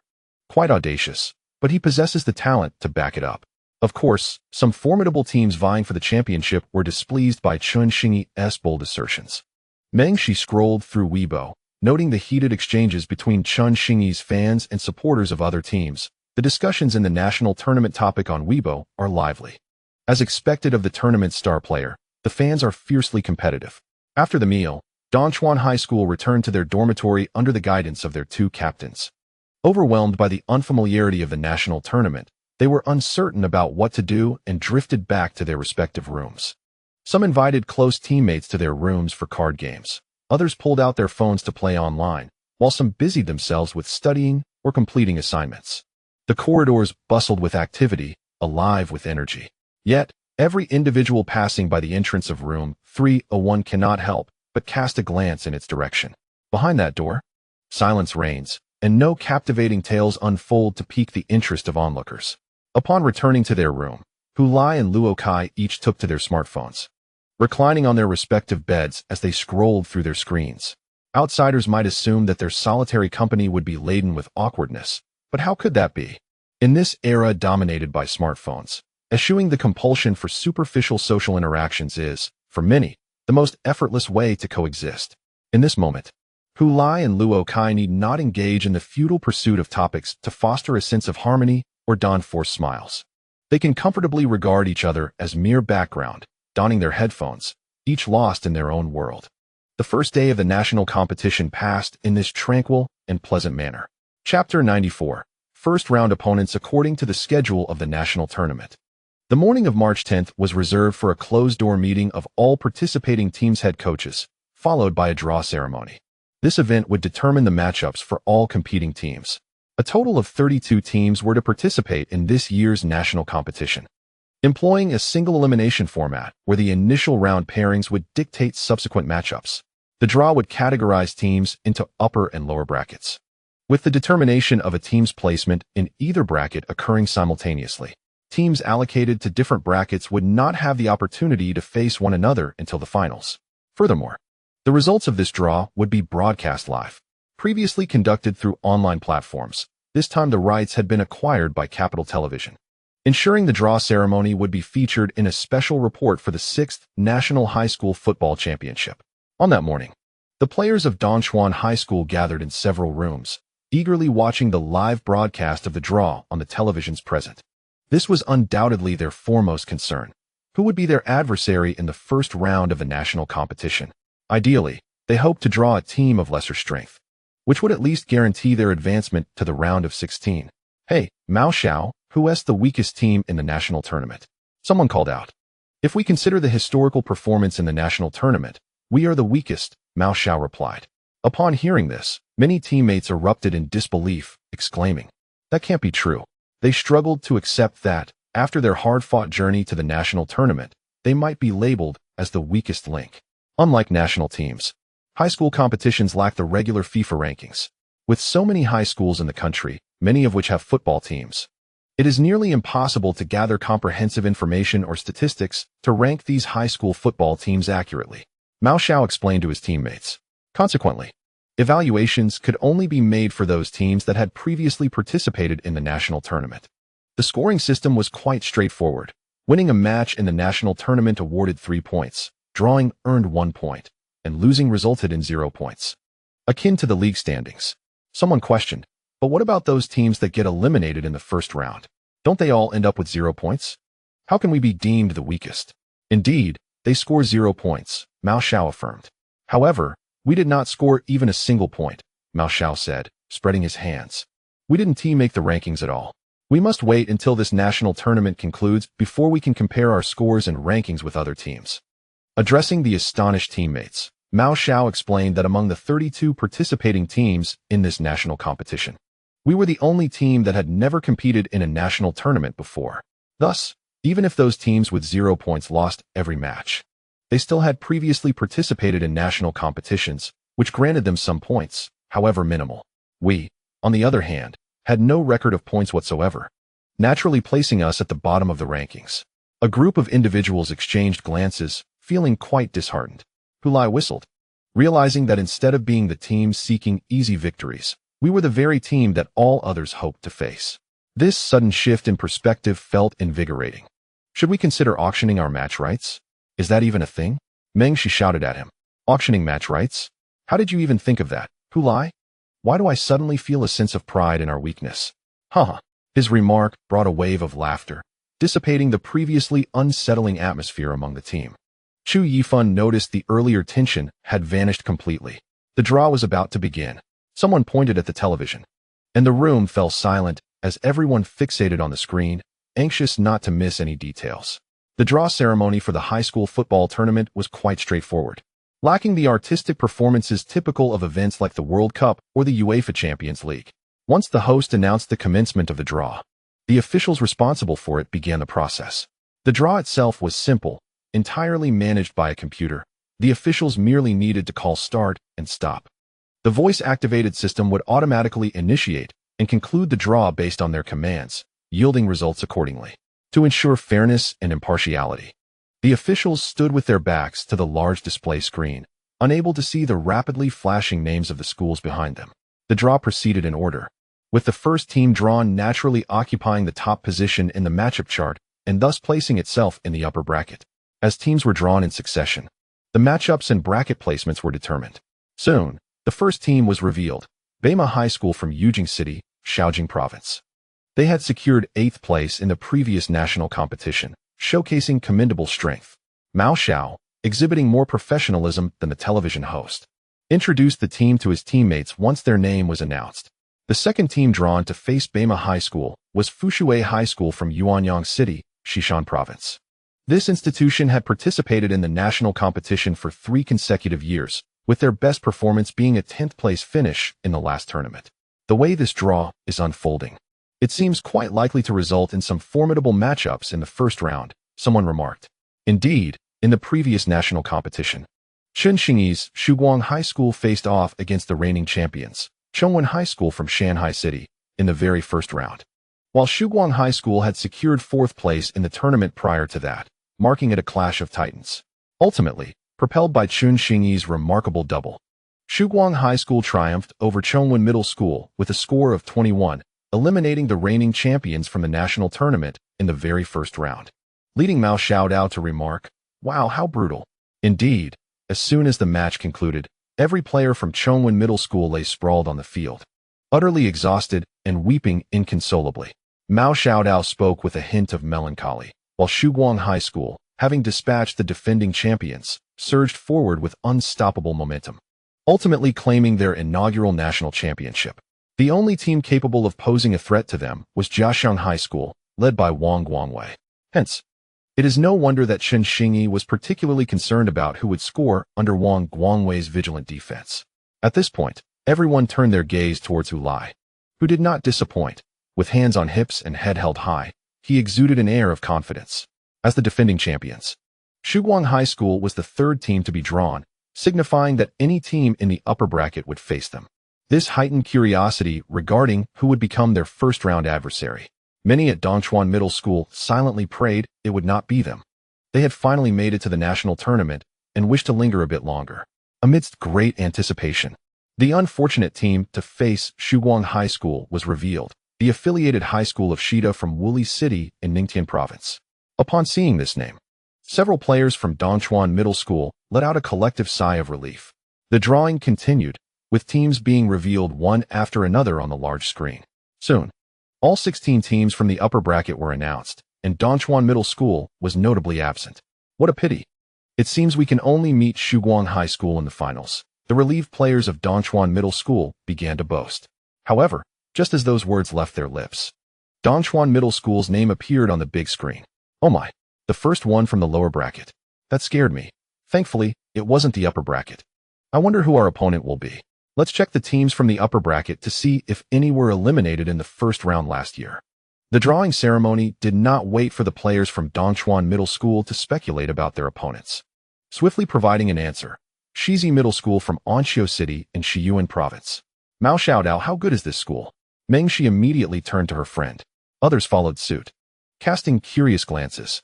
Last year's 15th place, a top 16 team. Wow, a top 16.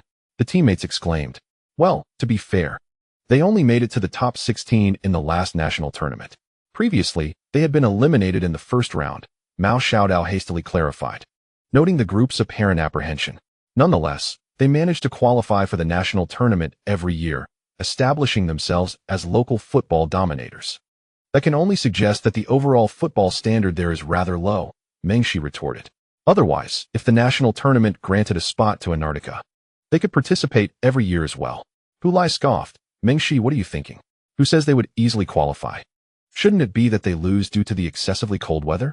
Meng Shi was momentarily taken aback, completely unprepared for Hu Lai's perspective on the issue.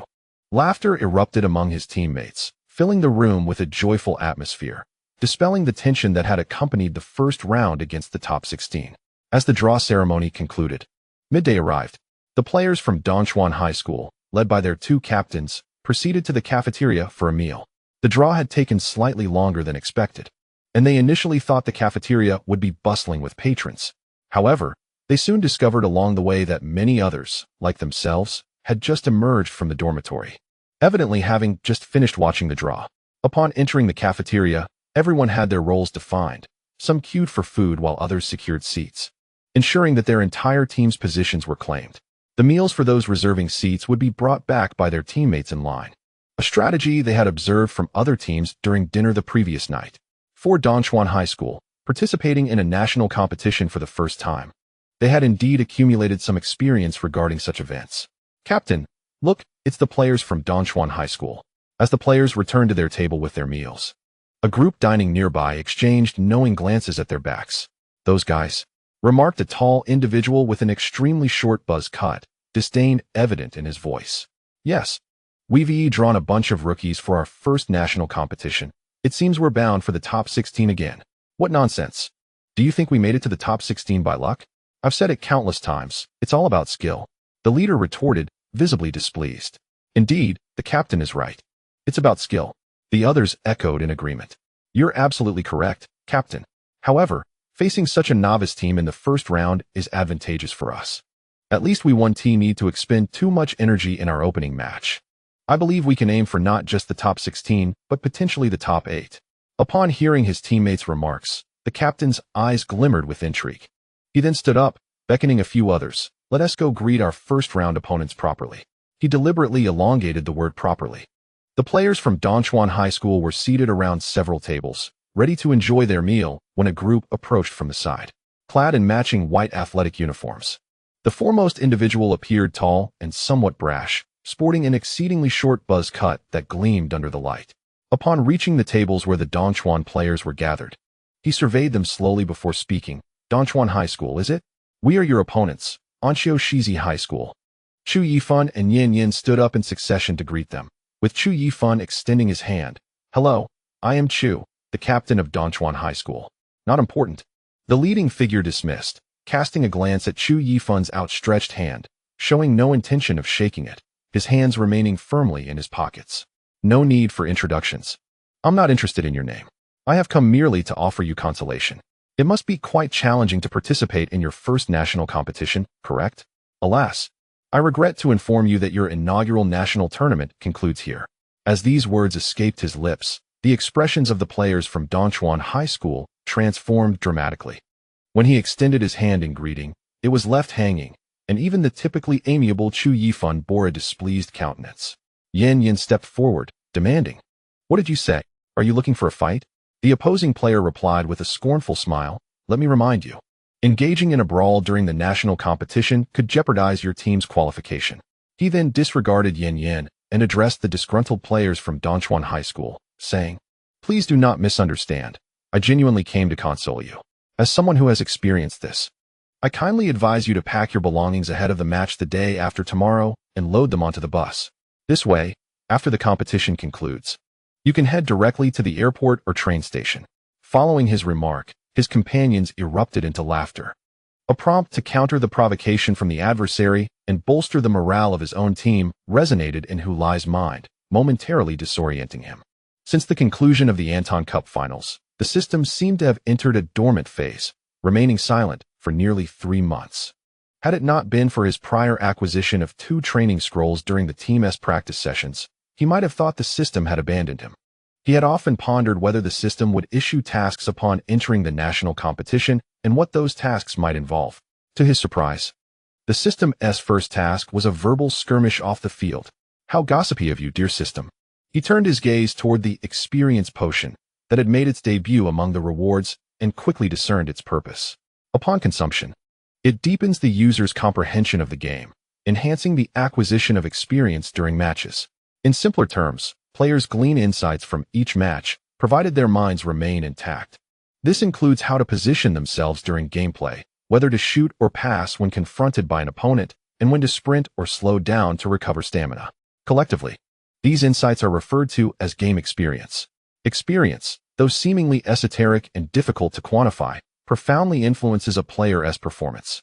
A seasoned player invariably outshines an inexperienced novice. For instance, in this national competition, the seasoned players from Shizi High School appeared overwhelming and superior when facing the inexperienced players from Dongchuan High School, simply because they had the advantage of experience. As for Hu Lai, who had not engaged with football for 16 years and had never played a match, his lack of experience posed a significant disadvantage. If he aspired to catch up swiftly, Diligent training was undoubtedly crucial. However, the accumulation of game experience was equally indispensable. At that moment, the system presented before him the means to advance, requiring nothing more than his verbal prowess. Amidst the laughter, the players from Sigh waved goodbye, sincerely hoping to see their counterparts again next year, followed by a hearty laugh. He then turned and led his teammates back. Behind him, the players from High clenched their fists, their faces flushed with anger. Yet, none dared to pursue, for as the individual had stated, any player involved in a brawl would result in the disqualification of the entire team. Nobody wished to see their hard-earned journey in the national competition abruptly end for such a reason. Thus, despite their simmering frustration, they bore it in silence. Even Luo Kai merely glared at the retreating figures of the Sigh players with a darkened gaze. Mao Xiao bit his lip, furrowing his brow, while gripping his friend Meng Shi's arm, preventing him from acting impulsively. At that moment, whether it was an illusion or not, he suddenly heard Hu Lai beside him let out a sigh. Since the Sigh players approached High, the attention of others in the cafeteria had been drawn to the commotion. Upon discerning the situation, murmurs erupted at the respective team tables. Oh, isn't that High, who eliminated Jiaxiang High. Right, their first-round opponent is Sigh High. What incredible luck for Sigh High, drawing High in their inaugural national competition. They might just reach the top 16 again. Damn, 2 consecutive top 16 finishes. With Wang Lu's character, he must be looking down on everyone. Look, the match hasn't even started yet, and he has already come to taunt us. Isn't that a bit too arrogant? I doubt Wang Lu is merely being arrogant. He is likely engaging in psychological warfare with the newcomers, intentionally provoking them, leaving them helpless, which could lead to a loss of composure when they finally meet in competition. Truly a cunning mind. On the side of High, someone nudged Chen Xingyi, saying, "Hey, Chen Xingyi, High won't truly be eliminated in the first round, will they? If they are, then so be it," Chen Xingyi replied lazily. "But didn't you say you wanted to take revenge on Wang Wei? What's wrong? Do you think they can reach the finals?" Chen Xingyi sighed. They're not even in the same half of the bracket. What can be done? That's true. Everyone was eager to vent their anger on High, but that was contingent upon the two teams meeting, and given the current draw results, it was evident that such an encounter was impossible. No clear-minded individual would believe High could advance to the finals. Chen Xingyi returned to his meal, seemingly indifferent to the surrounding chatter. Upon the announcement of the draw, he had adopted a rather zen-like demeanor. Just then, he first heard the sound of chairs scraping against the floor, followed by 2 dull thuds, and finally, a voice exclaimed, "Hey, you there, big guy, wait a moment." He looked up to see a youth standing atop the dining table, pointing at the players from Sigh High. Who else could it be but Hu Lai? Chapter 95, Brother. You truly have a life. Hu Lai stood atop the dining table, becoming the tallest figure in the room and the focal point of everyone's attention. All eyes were raised towards him, and the previously buzzing conversations in the cafeteria came to an abrupt halt. The few students from Sigh Middle School paused in their tracks and turned to look at him. The leader, Wang Lu, frowned upon seeing this. What is going on? Oh. As the boy at the table felt the gaze directed at him, he appeared somewhat hesitant, a hint of bashfulness crossing his face. However, just when everyone assumed he was intimidated, Hu Lai spoke up. "I merely wish to inquire, as a seasoned individual, do you possess considerable experience regarding being eliminated in the first round?" A burst of laughter erupted in the cafeteria. Everyone turned towards the source of the laughter, discovering Chen Xingyi covering his mouth with one hand while playfully waving his chopsticks with the other. "Ah, my apologies. Please continue. Please continue." Wang Lu redirected his attention, glaring at Hu Lai once more. "What do you mean?" Yet Hu Lai stood elevated, compelling Wang to look up at him, which intensified his irritation toward the youth before him. "I mean nothing," Hu Lai shrugged. "I'm simply curious. You elaborate with such detail about preparing your luggage beforehand, placing it on the bus, and how after the competition, you can directly board a plane or train. You seem to lead quite a life. If one had not experienced such matters, would they be able to articulate them so intricately? You see, this is our first time participating in a national competition, and we truly lack experience in returning home immediately after the first round." A series of suppressed chuckles resonated through the crowd. Although Sigh Middle School frequently participated in national competitions and was a familiar face, everyone was well aware of their performance in these events. In the past 5 national competitions, they had been eliminated in the first round 4 times. Thus, Regarding the experience of returning home after just one match, they were indeed seasoned. The players from Dongchuan Middle School glanced around, noticing that many onlooking students from other teams were stifling their laughter. They were clearly not mocking Hulai. The emotions that had been bottled up seemed to find an outlet, and with a soft laugh, they released in unison, feeling a sense of liberation. Consequently, some among them began to laugh openly. Notably, Mengshi laughed heartily while adding, "No wonder this kid claims to speak as someone who has been through it." Amidst the surrounding laughter, Wang Li's expression darkened considerably. He had initially aimed to undermine the confidence of his opponents and engage in psychological warfare. Little did he expect that he was now the one being subjected to such tactics. Eager to reclaim his standing, Wang Li fixed his gaze on Hulai. "What is your name?" Hulai shook his head, a look of indifference on his face. "You are not worthy of knowing my name." Ha!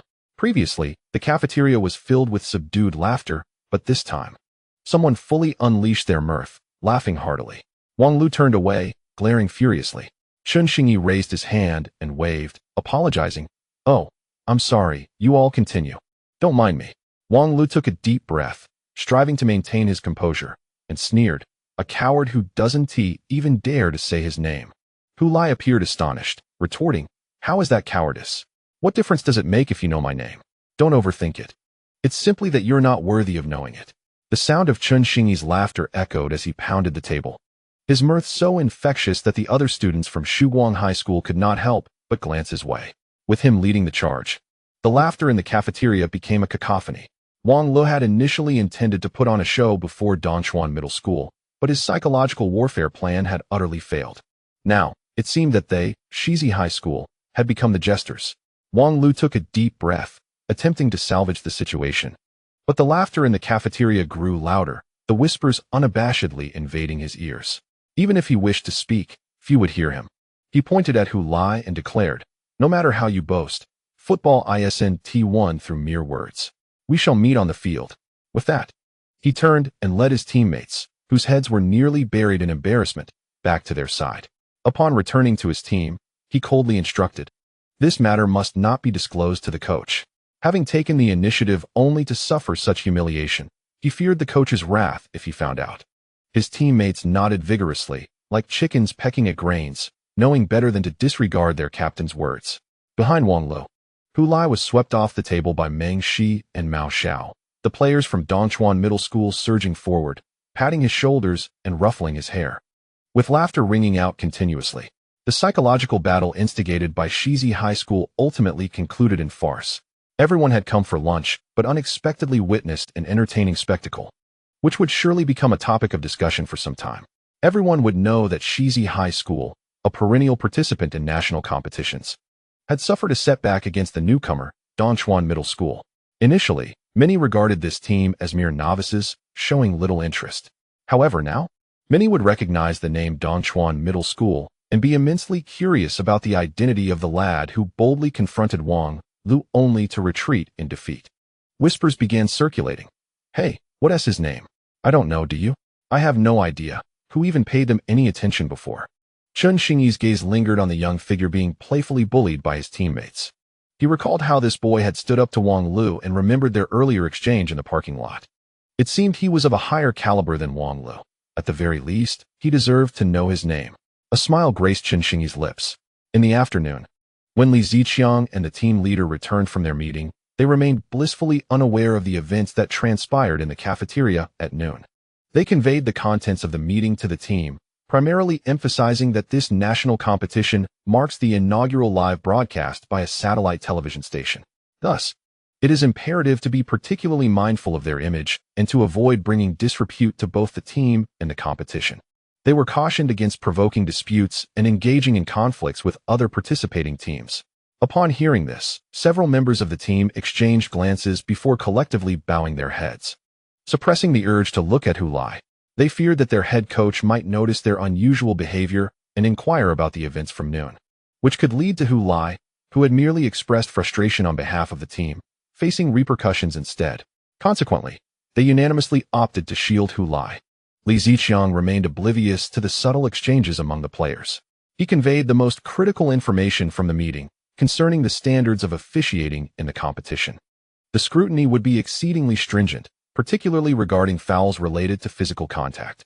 Certain actions that might have gone unnoticed in provincial competitions would undoubtedly attract the attention of the chief referee at this national event.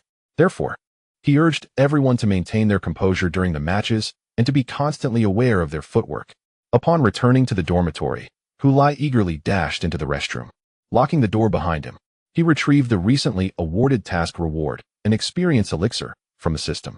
This small glass vial contained a purple liquid, and without hesitation, he uncorked it and drank it down, neglecting to savor any distinct flavor. At this moment, he was indifferent to any ceremonial significance. He was only concerned with its effect on his body. He also took a moment to check his current points balance. Having purchased 4 training scrolls from the shop during training, costing him 8,000 points, he found that before completing this task, he had only 9,100 points, falling short of 10,000. However, upon completing the task, he received a reward of 3,000 points, elevating his total to 12,100 points.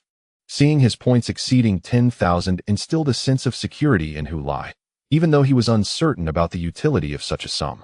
It felt akin to savings. The more one had, the greater the sense of safety. While he might not need it immediately, it was crucial to have access to it when required.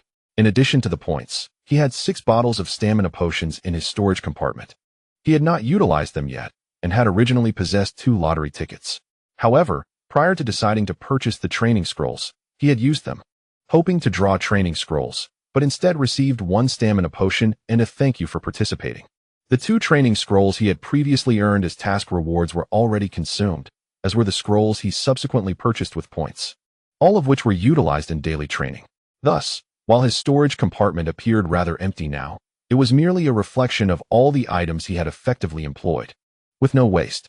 After reviewing his current assets, Hulai contentedly exited the system space. Before opening the restroom door, he made sure to flush the toilet to create the illusion that he had indeed been using the facilities, thereby avoiding any suspicion from his roommate, Luo Kai. As Luo Kai observed Hulai emerge from the restroom, a smile barely concealed on his face, he hesitated momentarily before speaking. Being the hero of the team must be quite an honor, no? Hulai cast a sidelong glance at Luo Kai and replied with a smirk, "It's all right. My apologies for stealing your thunder. You can steal whatever thunder you like. The genuine glory on the field is something you cannot usurp," Luo Kai retorted, momentarily taken aback by his own unexpected confrontation with Hulai. He had not intended to engage in a verbal sparring match. Frowning, he added, "Don't celebrate too soon. Fool. If you face retaliation during the match, don't say I didn't warn you." Hulai leaned back against the bed, hands cradling his head. "Well, I need to be on the field first. During practice, I've only been a substitute." Luo Kai was left speechless. It was indeed true that Hulai had no chance of starting in the match. However, he simply could not bear to see Hulai so self-satisfied. Thus, he scoffed. "No matter how much bravado you boast, if you can't perform on the field, what good is it?" Hulai raised 2 fingers in a gesture. "What is that for? Since joining the school team, I've only come on as a substitute twice and scored 2 goals. It is known that when I was absent, someone failed to score against Wang Guangwei, but when I entered the game and drew Wang Guangwei away, he finally scored. So, who is truly ineffective? Huh? Without my ability to draw attention, could you have evaded Wang Guangwei? The truth is, you stood there like a statue, a mere spectator. If I had truly made a move, that goal would not have been yours." The second day of the national competition passed in a calm and pleasant manner. On the 3rd day of the national competition, which marked the official commencement of the event, the players gathered in the cafeteria for lunch before taking a brief respite. They then assembled in the parking lot to board the bus, bound for the nearby Bird's Nest Stadium. In reality, the walk from the Olympic Village to the Bird's Nest would only take about 10 minutes. However, to demonstrate the significance of the occasion, all players were required to travel by bus, facilitating better management. Otherwise, with the short distance, some would walk briskly while others lagged, potentially losing track of one another midway. It would be quite undignified for spectators to witness the competitors trudging along in a disorganized line. Thus, the decision was made to transport everyone by bus. On board, the players from Dongchuan High School were greeted once again by their tour guide, Lin Jin. Seeing the players brought a radiant smile to Lin Jin's face. "You all look quite spirited. It seems your stay at the Olympic Village has been enjoyable. When we arrive, please heed my instructions and refrain from wandering off. Our entrance ceremony will not have a rehearsal, so it must be executed flawlessly. Rest assured, each team will be accompanied by a hostess to guide you. Chu Yifan placed the neatly folded team flag on his lap, gently stroking it, as he listened attentively to Lin Jin's instructions regarding the proceedings. At 3 o'clock in the afternoon, he would stand before the television cameras, in front of an audience of tens of thousands, alongside esteemed leaders and peers, unfurling this banner. Ever since he entered high school, he had been recurrently dreaming of representing Dongchuan High School on the grand stage of a national competition. It was only in his final year that this dream began to materialize, thanks in no small part to 2 first-year students. Reflecting on this, he cast his gaze towards Luo Kai and Hu Lai. One was engrossed in his phone with headphones on, while the other animatedly conversed with Mao Xiao and Meng Shi, the noise inside the vehicle rendering the conversation inaudible to him. In recent days, Chu Yifan had discreetly observed them, finding no signs of discord on their faces. Their demeanor was consistent with their usual selves within the team, suggesting a pleasant rapport without any visible conflict. This thought eased the mind of the team captain, who feared that any quarrel in the dormitory could unsettle the entire group, potentially impacting their performance at the national competition. It seemed that both of them were quite understanding. Or perhaps their disagreements were not as exaggerated as Yin had claimed, with notions of one mountain cannot accommodate 2 tigers or kings not meeting. Oh, speaking of Yin, with his incessant stream of whimsical thoughts, Chu Yifan wondered whether he could trust him with the captain's armband after graduation. Would he possess the same steadiness as himself? Just then, Yin approached, casually draping his arm around Chu Yifan's shoulder. Thinking of me? Chu Yifan shot him a disapproving glance. At a time like this, you're still on my mind? I never knew you were so taken aback by me. Get lost. Yin laughed. Chu captain, don't lose focus. If you forget to wave the flag when we reach the podium, this trip will be for naught. Go to hell. We didn't come here just to wave a flag, Chu Yifan retorted. Just then, someone in the vehicle exclaimed, "Look, the bird's nest." Everyone turned their attention to the window. And sure enough, the iconic stadium stood majestically beneath the blue sky and white clouds. The weather was splendid, and under the afternoon sun, the stadium appeared especially beautiful. Outside the stadium, a series of flagpoles were erected, adorned with promotional banners for the 6th National High School Football Championship. A throng of people was making their way beneath these banners towards the stadium, all eager to witness the opening ceremony and the inaugural match. Hu Lai nearly pressed his entire being against the window, greedily absorbing the sights outside. The magnificent stadium, the fluttering event flags, the mascots brought to life, the satellite broadcasting vehicles, the police officers ensuring safety, and the continuous influx of fans into the stadium, all painted a vibrant scene. Among them were fellow high school students, parents bringing their children, and even elderly individuals with silver hair. In his previous world, it was unimaginable that a high school football match would attract such a crowd. Even having 1,000 spectators in the stands was considered a grand affair. Perhaps the tales that once unfolded in this world are no different from those of the world he has traversed. Yet, this very world now endeavors to transform the antiquated and decayed elements of the past. They have disrupted the status quo, armed with audacious courage, long-term aspirations, and an unwavering resolve to persevere. This is indeed a remarkable world. As Chu Yifan led his team past the podium, he vigorously swung the flagpole forward. With this motion, the banner he had clutched unfurled, tracing an arc through the air before cascading down, prominently displayed within the camera's lens. Sunlight streamed through the yellow silk of the flag, rendering the words Dongchuan Middle School exceedingly conspicuous. Simultaneously, the host of Capital Television, with great enthusiasm, announced, "Now taking the stage is the Dongchuan Middle School football team. Hailing from Dongchuan City in Anong Province.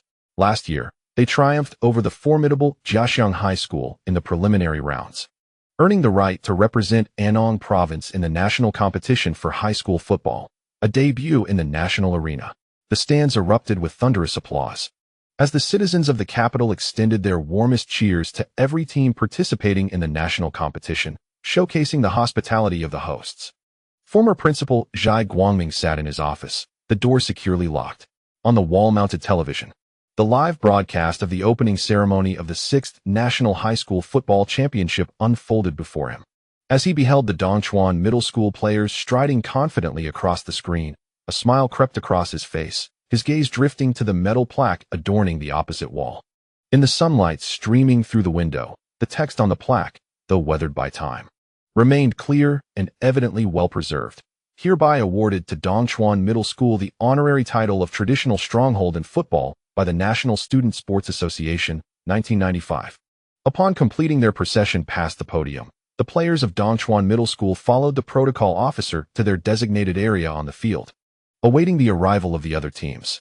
Subsequently, there were speeches from the officials, one after another. An official remarked, "I shall conclude with 2 final points," followed by a brief outline of 3 key messages, culminating in a wish for the success of the tournament. The players on the field clapped vigorously, their hands reddening, their faces flushed with either excitement or the sun's embrace. Amidst the cheers and whistles, the pre-prepared balloon boxes burst open, releasing countless colorful balloons into the sky, akin to festive fireworks. The 6th National High School Football Championship was officially inaugurated. Following the opening ceremony, rather than returning to the Olympic Village, each team took to the stands, settling into the designated area reserved for them to enjoy a simple cultural performance, followed by the opening match. The host team, People's Middle School of the capital, faced off against Huayuan High School from Nanhanshi, Yuezhou Province. People's Middle School had concluded the previous tournament in 5th place, while Huayuan High School ranked 26th, reflecting a significant disparity in strength that mirrored their rankings, leaving little room for doubt. Amidst the thunderous cheers of the home crowd, the representatives from the capital, People's High School, seized the initiative, launching an offensive against Garden High School. By halftime, People's High School had established a 2-goal lead and displayed no intention of easing up in the second half, relentlessly bombarding Garden High School's penalty area. This fervor sent waves of excitement through the stands filled with capital fans. It was Hulai's first experience of a national tournament. Previously, he had never even watched a game online, let alone attended one in person. The atmosphere on-site and the intensity of the match were a stark contrast to his previous encounters with the Anton Cup. While he had been astonished by the prospect of playing at the Provincial Sports Center and the presence of a cheerleading squad from Jiaxiang High School, the grandeur of the national tournament rendered those experiences trivial by comparison. Ultimately, both teams scored once more in the second half, leading to a final score of 3-1 in favor of People's High School, marking the end of Garden High School's journey in the national tournament. Observing the players from Garden High School reduced to tears on the field, the athletes from Dongchuan Middle School fell silent. They recalled Mao Xiao's recounting of last year's national tournament, where the defending champions, Chongwen High School, were eliminated in the first round by Shuguang High School. Having only heard about the tragic scene, they now witnessed it firsthand, leaving each of them profoundly impacted. The players from Garden High School must have triumphed over numerous obstacles in their provincial qualifiers, defeating adversaries one after another, all while carrying the hopes of high school football in their province. Yet, they faced elimination on the very first day of the tournament's opening ceremony, and tomorrow they would begin their journey home. For them, the national tournament felt fleeting, akin to a fleeting dream. Every spectator in attendance offered applause to the eliminated Garden High School team. The players, supporting one another through tears, lined up to express their gratitude to the audience. "It was undeniably cruel," murmured someone from Dongchuan Middle School. For the players of Dongchuan Middle School, participating in their first national tournament, this scene was nothing short of shocking. During the opening ceremony, they had envisioned their own futures in the national tournament, but now they had witnessed its harsh realities. The single elimination format allowed no room for error. A single match determined the fate of a team for the entire year. Would we face a similar fate as Garden High School? Someone wondered anxiously. Others resolutely declared, "No. I refuse to meet such an end." Chapter 97. I do not wish to return home. Hurry up. Get out the door. Everyone is assembled, boomed Yan Yan's commanding voice in the corridor of the dormitory where Dongchuan Middle School was staying. "Quick, quick, quick," he shouted as he strode past each room. If a door was closed, he would knock forcefully. The sound of his knocks echoed through the corridor. Someone opened a door, grumbling, "Stop rushing me. I'll be ready shortly." Another voice bellowed from behind a closed door, "I'm in the bathroom." Meanwhile, some had already prepared, donning matching sports uniforms and carrying coordinated sports bags, stepping out of their rooms to wait for their teammates to appear. The chaotic scene in the corridor persisted for approximately 10 minutes, during which all the players from Dongchuan Middle School had donned their gear and stood before their head coach, Li Ziqiang. "All right, let us proceed," Li Ziqiang nodded, prompting the group to surge forth from the dormitory building. Among them were those filled with anticipation, others bearing a sense of trepidation. and some with expressions so solemn they seemed almost intimidating. They were on the brink of their inaugural match in the national competition. Upon reaching the parking lot, they found Lin Jin waiting enthusiastically in front of their bus, waving warmly at them. However, the response from Dongchuan Middle School was sparse, aside from Hu Lai. The rest directed their gazes towards another bus parked nearby. A group of despondent peers, clad in matching uniforms, were lined up beside the bus, loading their luggage onto it. These were the students from Huayuan High School. Following their defeat in the opening match yesterday, their journey in the national competition had come to an abrupt end. Devoid of the spirit to explore the capital, they had arranged for an immediate return trip. As dozens of individuals congregated, the only sounds were the footsteps of those walking and the rhythmic clatter of suitcase wheels against the pavement, creating an eerie silence. This scene stirred a deep sense of empathy within the players of Dongchuan Middle School. Should they falter against that so-called Shizi Middle School, they too might find themselves in such a predicament the following day. Chu Yifan inhaled deeply, then turned to his teammates. Let us board the bus promptly. We need to warm up and acclimatize to the venue. Once everyone was aboard, the bus doors closed, and they swiftly departed the parking lot. Meanwhile, the players from Huayuan High School continued to queue with their luggage.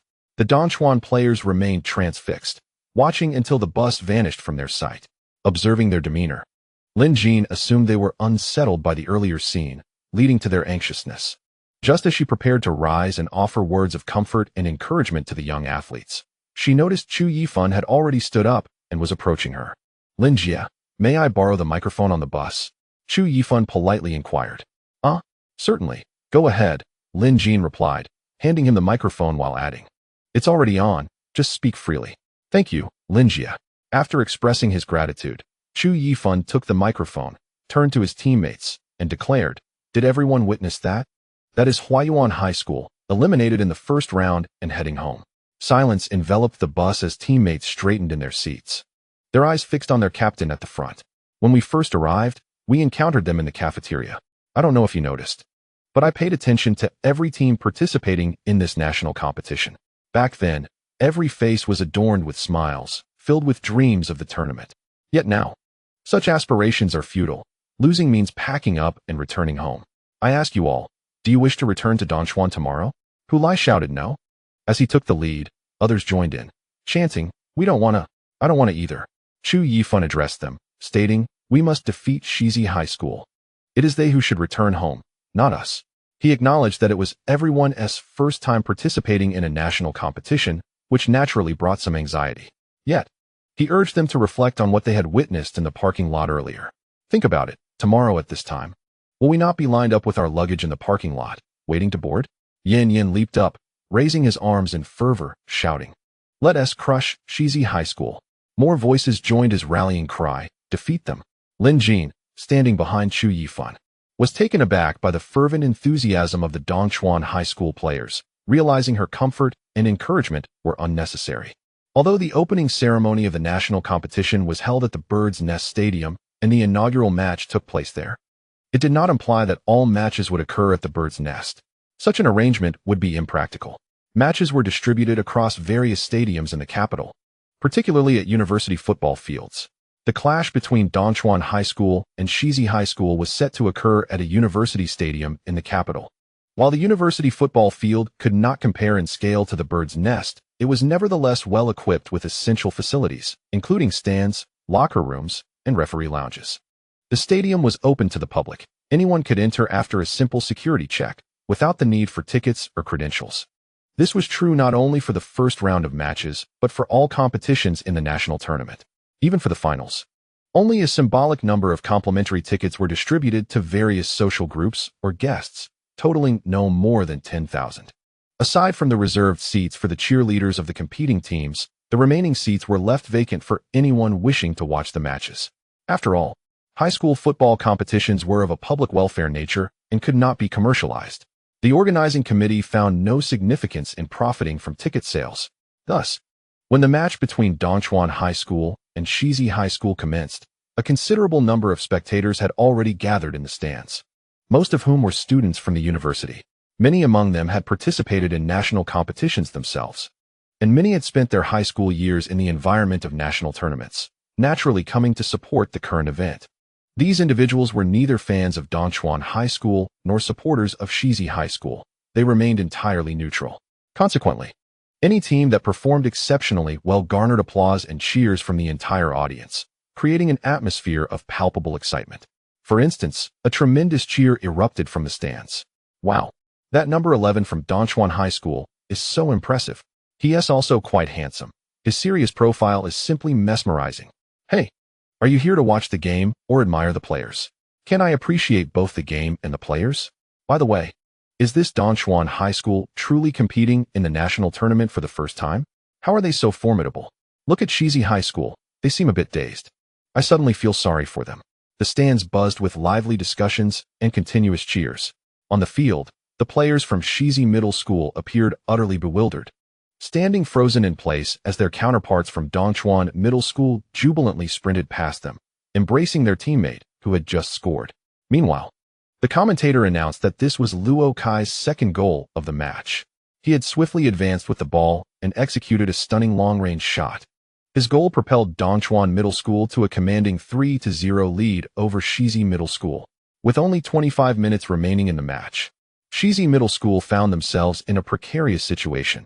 If they wished to avoid an early exit from the tournament, they needed to act swiftly. Following Luo Kai's goal, the substitutes for Dongchuan Middle School erupted in celebration, signaling a significant boost in their hopes of advancing to the quarterfinals. The team leader stood up, applauding the players for their performance. However, the head coach, Li Ziqiang, refrained from joining the celebration, instead directing his gaze toward the substitutes. With a 3-goal advantage and time dwindling, should he consider making substitutions to allow more players to experience the atmosphere of a national tournament? There were restrictions on substitutions. According to tournament regulations, each team could make a maximum of 3 changes per match. With so many substitutes available, whom should he select? Li Ziqiang's gaze landed on Hu Lai. Go warm up, Hu Lai, he called out. Hu Lai abandoned his celebrating teammates, quickly donned a yellow vest, and bounded towards the warm-up area like a rabbit. He understood that he was about to take the field. Chapter 98. New Task Qingqing. Would you like to join us for shopping later? The teammates who had just finished training invited Li Qingqing in the locker room. However, Li Qingqing had already slung her bag over her shoulder and dashed out, leaving behind a brief message. Sorry, everyone. I have something to attend to, so I must leave now. Next time, I promise to go shopping with you.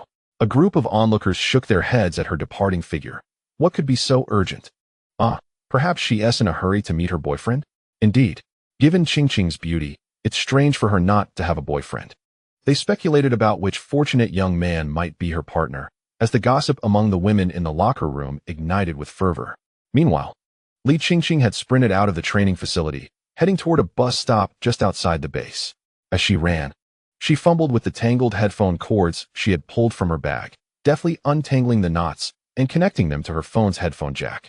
She simultaneously opened a live streaming app, locating the section for the National High School Football Championship, and navigated to the live match between Dongchuan Middle School and Shizi Middle School. When she finally arrived at the bus stop and paused to wait for the bus, the live stream appeared on her phone screen. In that instant, she was taken aback.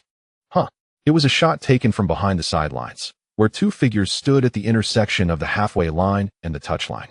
One was the 4th official clad in a black referee's uniform, while the other, with his back to the camera, donned the yellow and blue jersey of Dongchuan High School, emblazoned with the prominent number 14. Simultaneously, the voice of the commentator echoed through the earpiece. With 20 minutes remaining in the match, Dongchuan High School has made its first personnel adjustment. They have substituted player Hu Lai, number 14, for the starting center forward, number 9, Zhong Shihao. Hu Lai is about to take the field, with a 3-goal lead.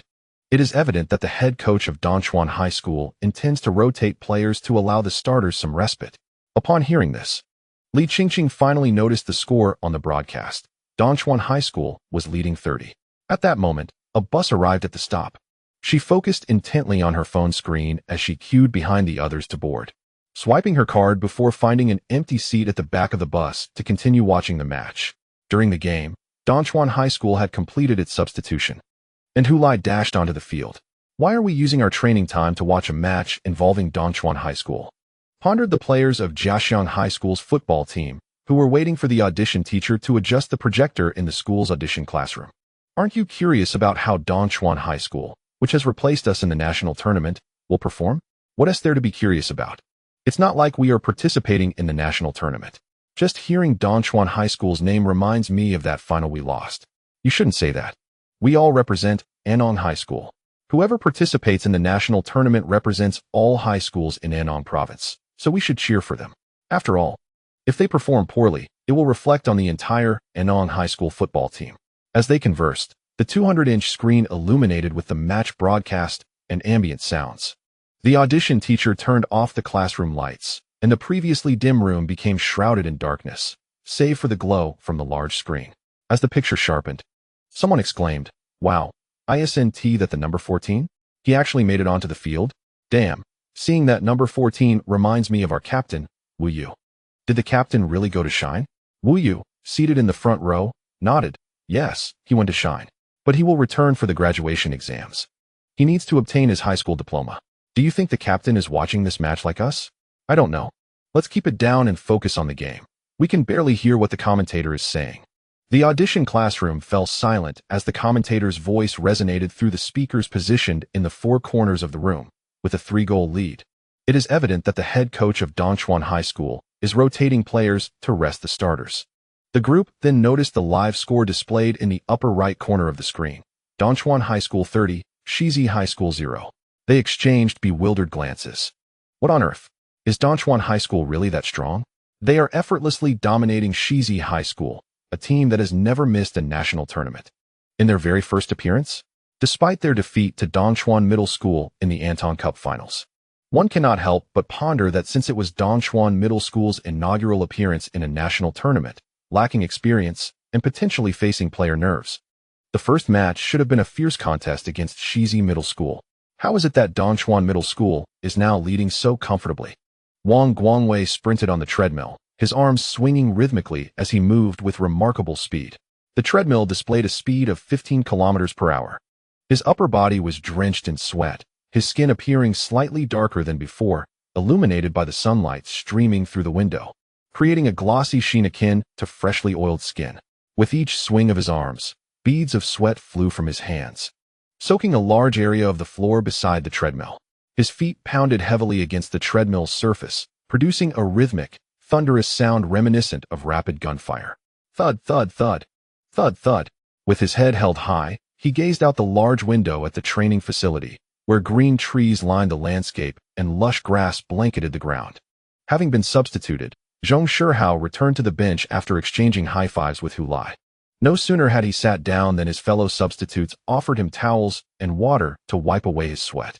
He accepted a towel and wiped his brow before draping it around his neck, twisting open a water bottle and gulping down nearly half of it. It was only then that he raised his eyes to the court.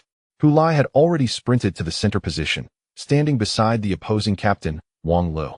The contrast in their physiques was striking. Standing next to that player, Hu Lai appeared almost diminutive. Zhong Shihao furrowed his brow, feeling a twinge of concern for Hu Lai. The head coach remained oblivious to the encounter that had transpired between Hu Lai and the opposing team in the cafeteria. With Sigh Middle School trailing significantly, the fear of losing with heightened emotions loomed large. In such a situation, encountering Hu Lai again, Zhong Shihao scrutinized the physical disparity between Hu Lai and his opponent. Believing Hu Lai had little chance of success, it was best not to anticipate any notable performance, but rather to ensure he did not sustain an injury. Thus, as they exchanged places, he quietly cautioned Hu Lai to be careful. He was uncertain if Hu Lai had absorbed his words, judging by his eager demeanor. It seemed he could hardly wait to enter the fray. This kid must keep his wits about him. The moment Hu Lai stepped onto the field, a new mission echoed in his mind. He had been so preoccupied with the exhilaration of participating in a national tournament that he paid little heed to the emotionless voice in his head. Upon entering the field, he first sought out team captain Chu Yifan to relay the head coach's latest instructions, a tactical adjustment, no longer playing according to Zhong Shihao's situation on the field. Given that Hu Lai's tactical characteristics were entirely different from Zhong Shihao's, indeed, they were polar opposites, Zhong Shihao preferred to remain in the penalty area, occupying a fixed position to utilize his physicality to win the ball. In contrast, Hu Lai's physical attributes dictated that he could not play like Zhong Shihao. He had to keep running incessantly. Thus, Li Ziqiang instructed him to proactively withdraw to assist, which would also draw the opponent's defenders out, creating openings. Since the center's playing style had changed, it was only natural for Chu Yifan and the entire team's tactics to adjust accordingly. This had all been documented during training, rendering it a rather uncomplicated matter. Merely a notification to the captain sufficed. After conveying his message to Chu Yifan, he swiftly positioned himself where the center was supposed to be.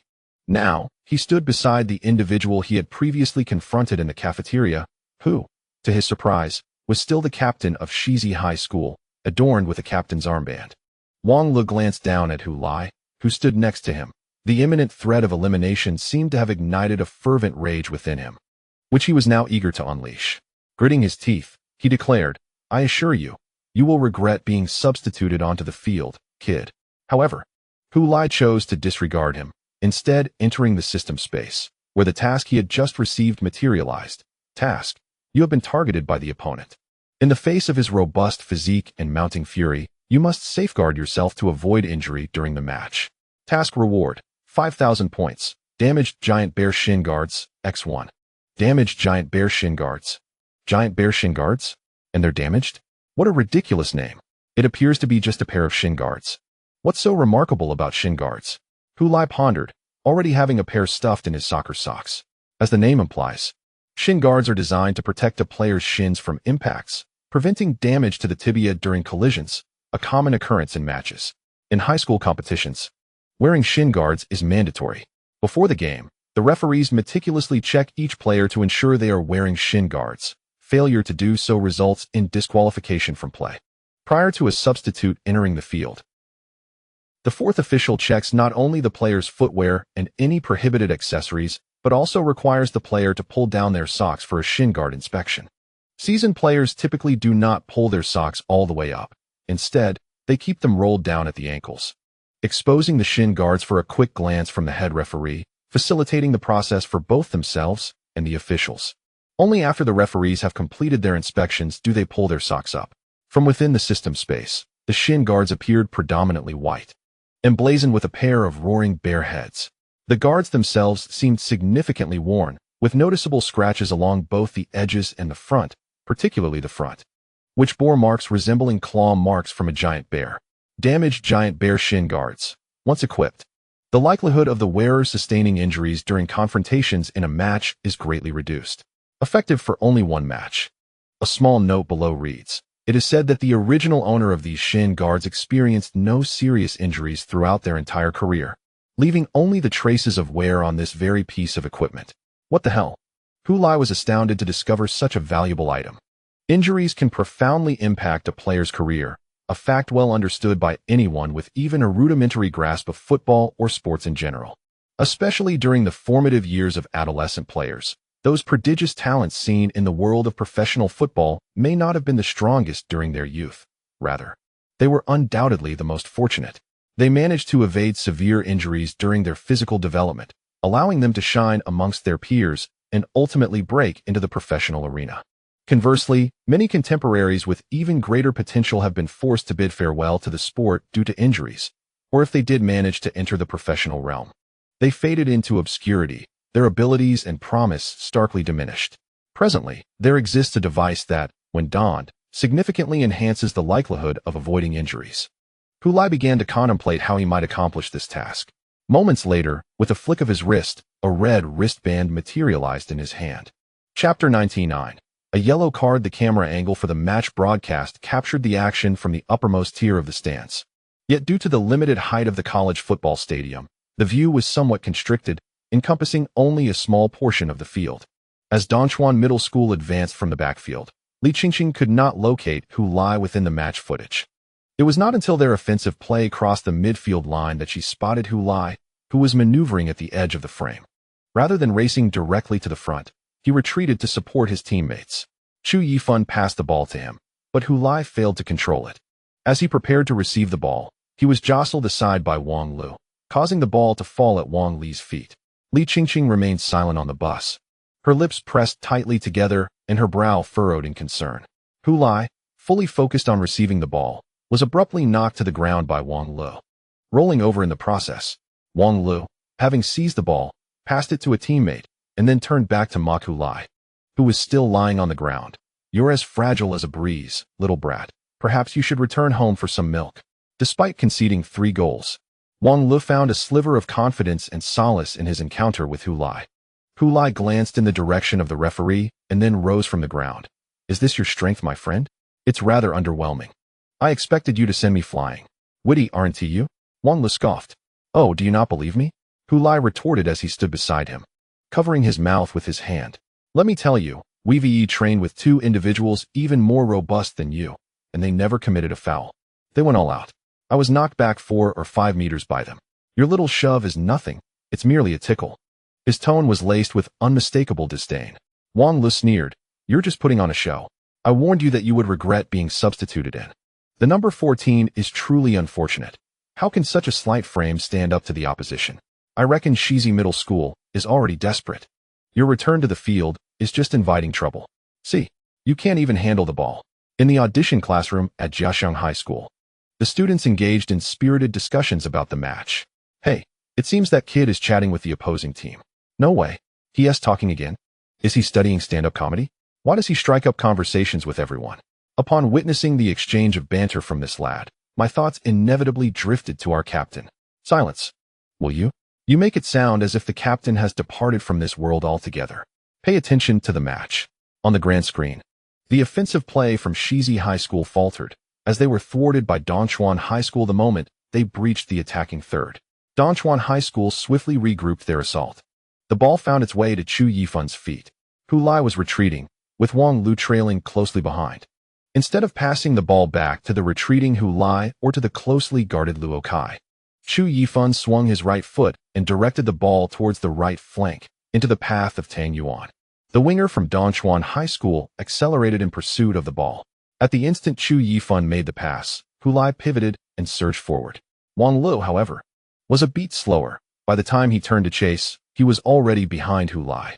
This lumbering giant truly has a sluggish turnaround, remarked a player from Jiaxiang High School in disdain. But number 14 isn't exactly a speedster, is he? Look, he's about to be caught. Someone else chimed in. If Su Gaofei were in his place, he would have left that big fellow in the dust by 5 or 6 meters. In the camera's frame, Hu Lai raised his hand, signaling Tang Yuan to pass him the ball, which indeed came his way. Yet, the once leading Hu Lai was now caught up by Wang Lu. Su Gaofei, if you were in this situation, surely you would have advanced the ball and accelerated to shake him off, right? Someone called out. Indeed, Su Gaofei nodded. Despite the presence of a defender from Shizi High School ahead, he felt confident. Number 14 has a good positioning, but alas, that speed. A sigh escaped the lips of another. Players from Jiaxiang High School watched in disbelief as Wang Lu, using his long strides, closed the gap on Hu Lai. With just a slight exertion, the opponent could easily dislodge Hu Lai and seize the ball. Yet, just as this thought crossed everyone's mind, they beheld Hu Lai deftly intercept the incoming ball with the outside of his right foot, simultaneously halting and executing a half-turn before leaping into the air. Almost instantaneously, Wang Lu barreled into Hu Lai's shoulder like a roaring truck. Even from 1,000 miles away. The anguished cry echoed through the audiovisual room of Jiaxiang High School, transmitted via satellite.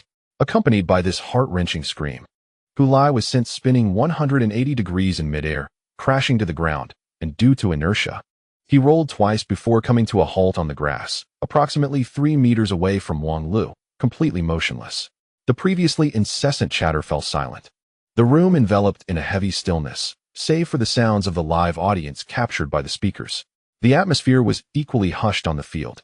Before anyone could process the unfolding events, the referee's piercing whistle cut through the air.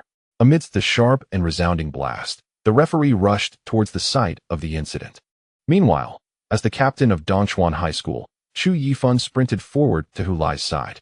Li Ziqiang gazed solemnly at the scene, remaining utterly still. Zhong Shihao and his teammates rose from their seats, shouting, "That was a deliberate foul." The stands erupted with boos, accompanied by shouts of disbelief. What a ruthless move. What animosity must exist. Wang Lu noticed the referee rushing towards him and instinctively raised his hands to signal that he had not committed a foul, insisting it was a legitimate collision. The referee provided him no opportunity for defense. Upon reaching him, he pulled a yellow card from the zippered pocket of his shorts. Wang Lu, the captain of the number 3 player from Shizi Middle School, received a yellow card for his foul. The commentator exclaimed in astonishment. This tournament has been particularly stringent regarding fouls involving physical contact. In previous competitions, players might have received a verbal warning to cool off. However, this time, there was no phase for verbal warnings. Any foul committed resulted in at least a yellow card. Wang Luo had clearly found himself in a precarious situation. Let us review the slow-motion replay. In the footage, Hulai halted the ball and attempted to pivot away, but his movement was slightly delayed. Though much of his body had evaded the contact, his left shoulder was still struck by Wang Luo, ultimately causing him to lose his balance and fall backward onto the ground. Indeed, it was a foul. The referee's decision was indisputable. Issuing a yellow card was entirely justified. The commentator sternly condemned Wang Luo's actions. Of course, Hulai was fortunate. Had he delayed even a moment longer, the impact might have been devastating, potentially leaving him disoriented. Li Qingqing, listening to the commentator through her earpiece, frowned and pouted. She believed that a mere yellow card was far too lenient, in her opinion. A red card would have been more appropriate. Luckily, Hulai had managed to evade the worst of it. Hey, Hulai, are you alright? Chu Yifan rushed over to Hulai, disregarding the need to pressure the referee. Hulai inhaled sharply, grimacing as he replied to his captain. I'm fine, captain. Just a minor issue. Just a minor issue? Exclaimed Chu Yifan. You look like you were about to spin out of control. Was it really that visually striking?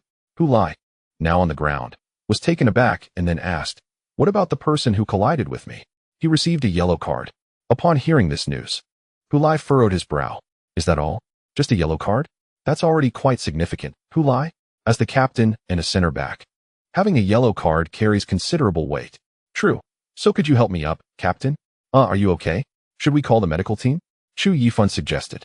Considering that not every school could afford to have at least one team doctor, the national tournament provided a dedicated medical team for each match to address injuries sustained during play. No, it's not necessary. It hurt a bit when I was hit, but I've recovered significantly now.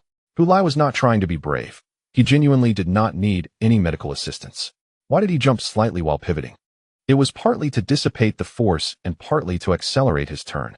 Thus, the visually impactful maneuver of a 180-degree aerial rotation followed by landing on his back was largely attributed to Hulai's own skill, with Wang Luo merely providing a boost to his action. Though the physical contact between the two was indeed painful, it was merely pain and nothing more. There were no other issues at hand. Why was Hulai so certain that there were no underlying problems? What if there were hidden injuries?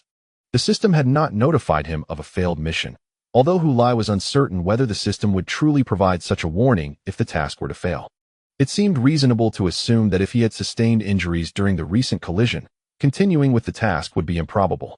Was he truly unscathed? Chu Yifan remained skeptical, for it had appeared quite alarming when Hulai was knocked away. I'm fine, Hulai asserted, and then, with determination, he propped himself up and attempted to rise. Observing this, Chu Yifan quickly extended his hand to assist him.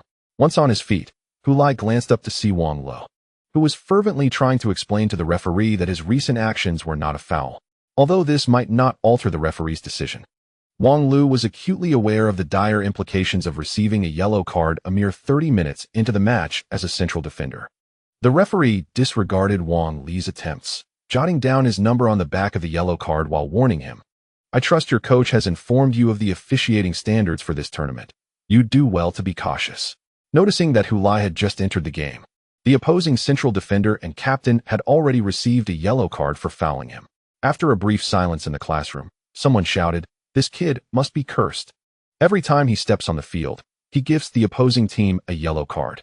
They all recalled the scene from the Anton Cup final, where this number 14 had just entered the game, causing their captain, Wang Weiguang, to receive a yellow card for pushing an opponent. Speaking of yellow cards, my thoughts drifted to the moment when Wang Luo was shown his card, and Luo Kai stood not far away, fixated on the central defender. Despite Shizi High School trailing by 3 goals, the performance of this player had been relatively commendable, with only one of the 3 conceded goals directly attributed to him. It now seemed an opportune moment to dismantle this central defender, who had already scored 2 goals in the match, needing just one more for a hat trick. Wang Li's yellow card illuminated the possibility of achieving that hat trick. Chapter 100. Run Hulai. Wang Luo, fueled by anger after receiving a yellow card, was solely focused on retaliating against Hulai in the ensuing match. Don't think that just because I've received a yellow card, I want to take action. With your frail frame, even a normal tackle would be too much for you. However, shortly after the game resumed, he was unexpectedly confronted not by Hulai, but by Luo Kai, who had appeared beside him. He glanced at Luo Kai, sensing a chill in the air. Where was that kid? He raised his head in search, ultimately spotting that slender figure just outside the penalty area. Damn, coward. You still have the leisure to look around?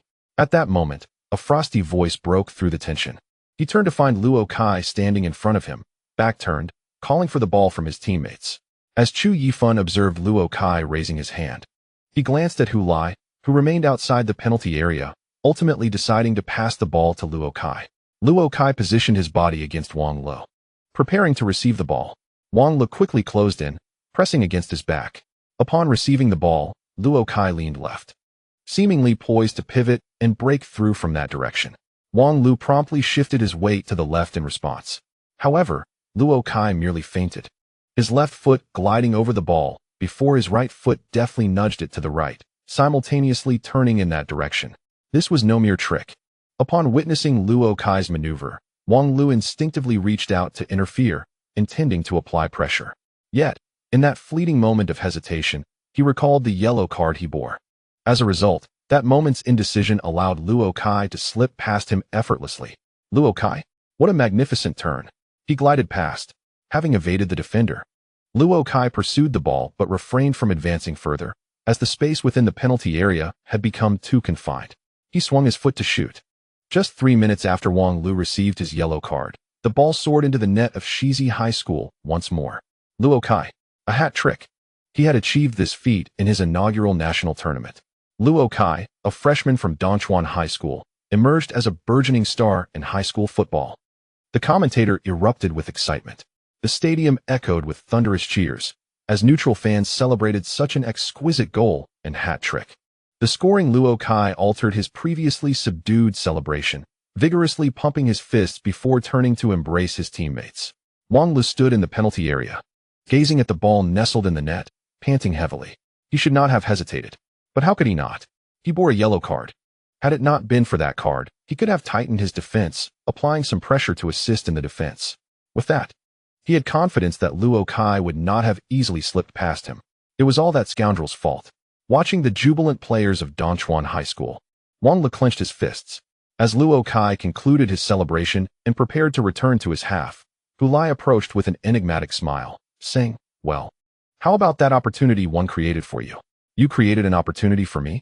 Luo Kai's expression darkened. Indeed, had that player not received a yellow card from me, do you think he would have let you turn so easily? Hulai chuckled, glancing at Wang Luo. A center back with a yellow card would inevitably affect his performance. Such a simple truth, yet you fail to comprehend it? Luo Kai yearned to retort, but found himself at a loss for words. Hulai was right. He had indeed capitalized on that very fact to score his third goal. At that moment, his mind was solely focused on completing his hat trick, never considering that Hulai would later attempt to vex him. Taking a deep breath to steady his emotions, he accelerated past Hulai. "Hey, at least say thank you," Hulai called out, spreading his arms towards the retreating figure. A smile broke upon his face as he observed the somewhat disheveled silhouette. He was indifferent to Luo Kai seizing this opportunity to score. Rather, he relished the sensation of dousing Luo Kai's exuberance with cold water. The 4-goal deficit had severely dampened the spirits of Shizi Middle School. Despite their coach's fervent shouts from the sidelines, it proved futile. Their offensive maneuvers lacked coherence, devoid of a clear objective, seemingly reliant on mere luck. As they approached Dongchuan Middle School's penalty area, the ball was deftly intercepted by Mao Xiao, who executed a clever, anticipatory defense, passing it to the retreating Chu Yifan. Chu Yifan relayed the ball to Luo Kai, initiating the attack. As Luo Kai surged forward, the cheers from the stands crescendoed. Having executed a hat trick in this match, he had ascended to the status of the stadium's foremost star. The neutral spectators, entirely unconcerned with the emotions of the Shizi Middle School players, chanted, "Score again! Score again!"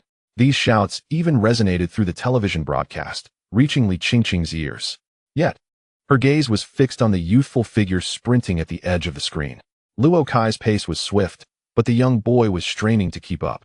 The mobile screen was too small, and he was merely a shifting black dot in Li Qingqing's view. Yet, Li Qingqing felt as though she could discern the boy's expression. Surely he was panting with effort, much like during the team trials, amusing yet awkwardly pursuing Luo Kai's shadow. However, this time was different. Previously, he had failed to catch up before Luo Kai scored. In the end, during Luo Kai's celebration, he had merely been a humble backdrop, bent over, gasping for breath, inconspicuous. Now, despite his apparent struggle, he was keeping pace, not being left behind. Run, Hulai, run. Li Qingqing clenched her fists, fixating on the diminutive figure on the screen, silently cheering for him. Could this boy achieve 4 goals? In the audiovisual classroom of Jiaxiang High School, the football team members watched in awe as Luo Kai charged forward on the screen. Completing a quadruple in his very first national competition was an achievement even the last tournament star, Chen Xingyi, had not accomplished. As Luo Kai approached the opponent's 30-meter zone, he finally decelerated. Facing Wang Li's direct defense, he cast a fleeting glance to the right. That single glance misled Wang Lu, shifting his entire weight in that direction. Yet, with a deft touch, Luo Kai nudged the ball to the left with his right foot, smoothly pivoting to the left. The entire movement was fluid, as if he were not merely changing direction, but rather flowing past an obstruction with natural ease. Wang Lu was bypassed, and immediately, more players from Shizi Middle School converged, aiming to encircle him before he reached their penalty area. Within the encirclement, Luo Kai glanced to the left. A vast expanse lay before him. As the defensive players were drawn towards him, just as he was about to divert his gaze, a figure clad in a yellow and blue jersey abruptly entered his peripheral vision. Without a moment's hesitation, he sent the ball soaring from the encirclement. With a deft push of his right foot, the ball rolled into the vacant space to his left front. As Hulai sprinted, he could only hear the heavy sound of his own labored breathing and the rush of wind brushing past his ears. Were there shouts from the stands? He was completely oblivious. Amidst his shifting field of vision, he noticed the goal ahead drawing ever closer, the grass beneath his feet appearing to surge towards him like a white line. Following this, a ball rolled into his view. He did not ponder how the ball arrived, nor did he seek the linesman to confirm his position. Such thoughts never crossed his mind at that moment. His mind was a blank slate, save for one singular recollection, a task repeated countless times in training: to lift his foot and stop the ball, then to take the shot. He decelerated while running, coming to a halt, and raised his left foot to block the approaching ball. The ball struck the inside of his foot, rebounding slightly before settling perfectly within reach of his right foot. After stopping the ball, his left foot transitioned into a supporting roll, slightly pivoting outward on the artificial turf as he swung his right foot back. With his body leaning slightly backward and arms outstretched for balance, he unleashed a powerful strike. The ball rolled towards the far corner of the goal. The goalkeeper from Shizi Middle School, sensing the impending danger as Luo Kai passed, abandoned the center and scrambled back. He narrowly missed the ball as it flew past him, diving toward the near post while the ball surged toward the far corner. The shot. Amidst the commentators' elongated and fervent shout, the ball ricocheted off the inside of the far post and then bounced into the net. Unbelievable. Dongchuan Middle School scored 2 goals in 2 minutes. It was astonishing to think this was their debut in a national tournament. This marked the very first national competition in the history of their school. The score of 50 completely eliminated any suspense from the match. The goal was netted by their number 14 player, Hulai, a forward who had been substituted in during the second half. The commentator momentarily chuckled at the name, yet quickly regained composure. Luo Kai's pass was exquisite. Almost single-handedly, he drew in the defenders from Shizi Middle School. Especially with his direct breakthrough against Wang Lu, it appeared effortless, as natural as breathing. Li Qingqing could no longer absorb the commentator's subsequent remarks. She gripped her phone tightly, suppressing her voice as she stifled an almost instinctual cheer. Subsequently, she gazed intently at her phone screen, her eyes seemingly attempting to penetrate the confines of the device to reach that diminutive figure. The conversations of the passengers in the vehicle, the roar of the bus's rear engine, and the sounds of traffic and wind outside faded into oblivion. The only sound that resonated in her ears was the jubilant cheer from the match venue. This made Li Qingqing feel as if she were not on the bus, but rather at the scene of a competition, watching Hulai from the stands with a smile on her face. Chapter 101, Now You Owe Me. After scoring, Hulai seemed to awaken from a dream, as the cheers from the audience, the shouts of his teammates, and the crisp sound of the whistle resonated around him. He confirmed the football in the goal with his gaze and glanced at his teammates approaching him before turning to run. As he neared the corner area, he leapt high, performing a 180-degree turn in midair, crossing his arms and forcefully swinging them down, attempting to replicate Cristiano Ronaldo's signature celebration. In this world devoid of Messi and Cristiano Ronaldo, Hulai sought to commemorate a reality he could never return to through this gesture. However, much like a previous failed attempt, he could not maintain his balance upon landing due to the overwhelming inertia. He stumbled back several steps, desperately flailing his arms, yet failing to stabilize himself, ultimately landing on the ground. His celebration brought laughter to the fans in the stands and amusement to the commentator, who remarked on the uniqueness of Hulai's celebratory actions. As Hulai sat on the ground, his teammates rushed over and tackled him. "Haha, congratulations, Hulai. Your first goal in a national competition." One remarked, "Is it true that Luo Kai assisted you? Are you two on such good terms now?"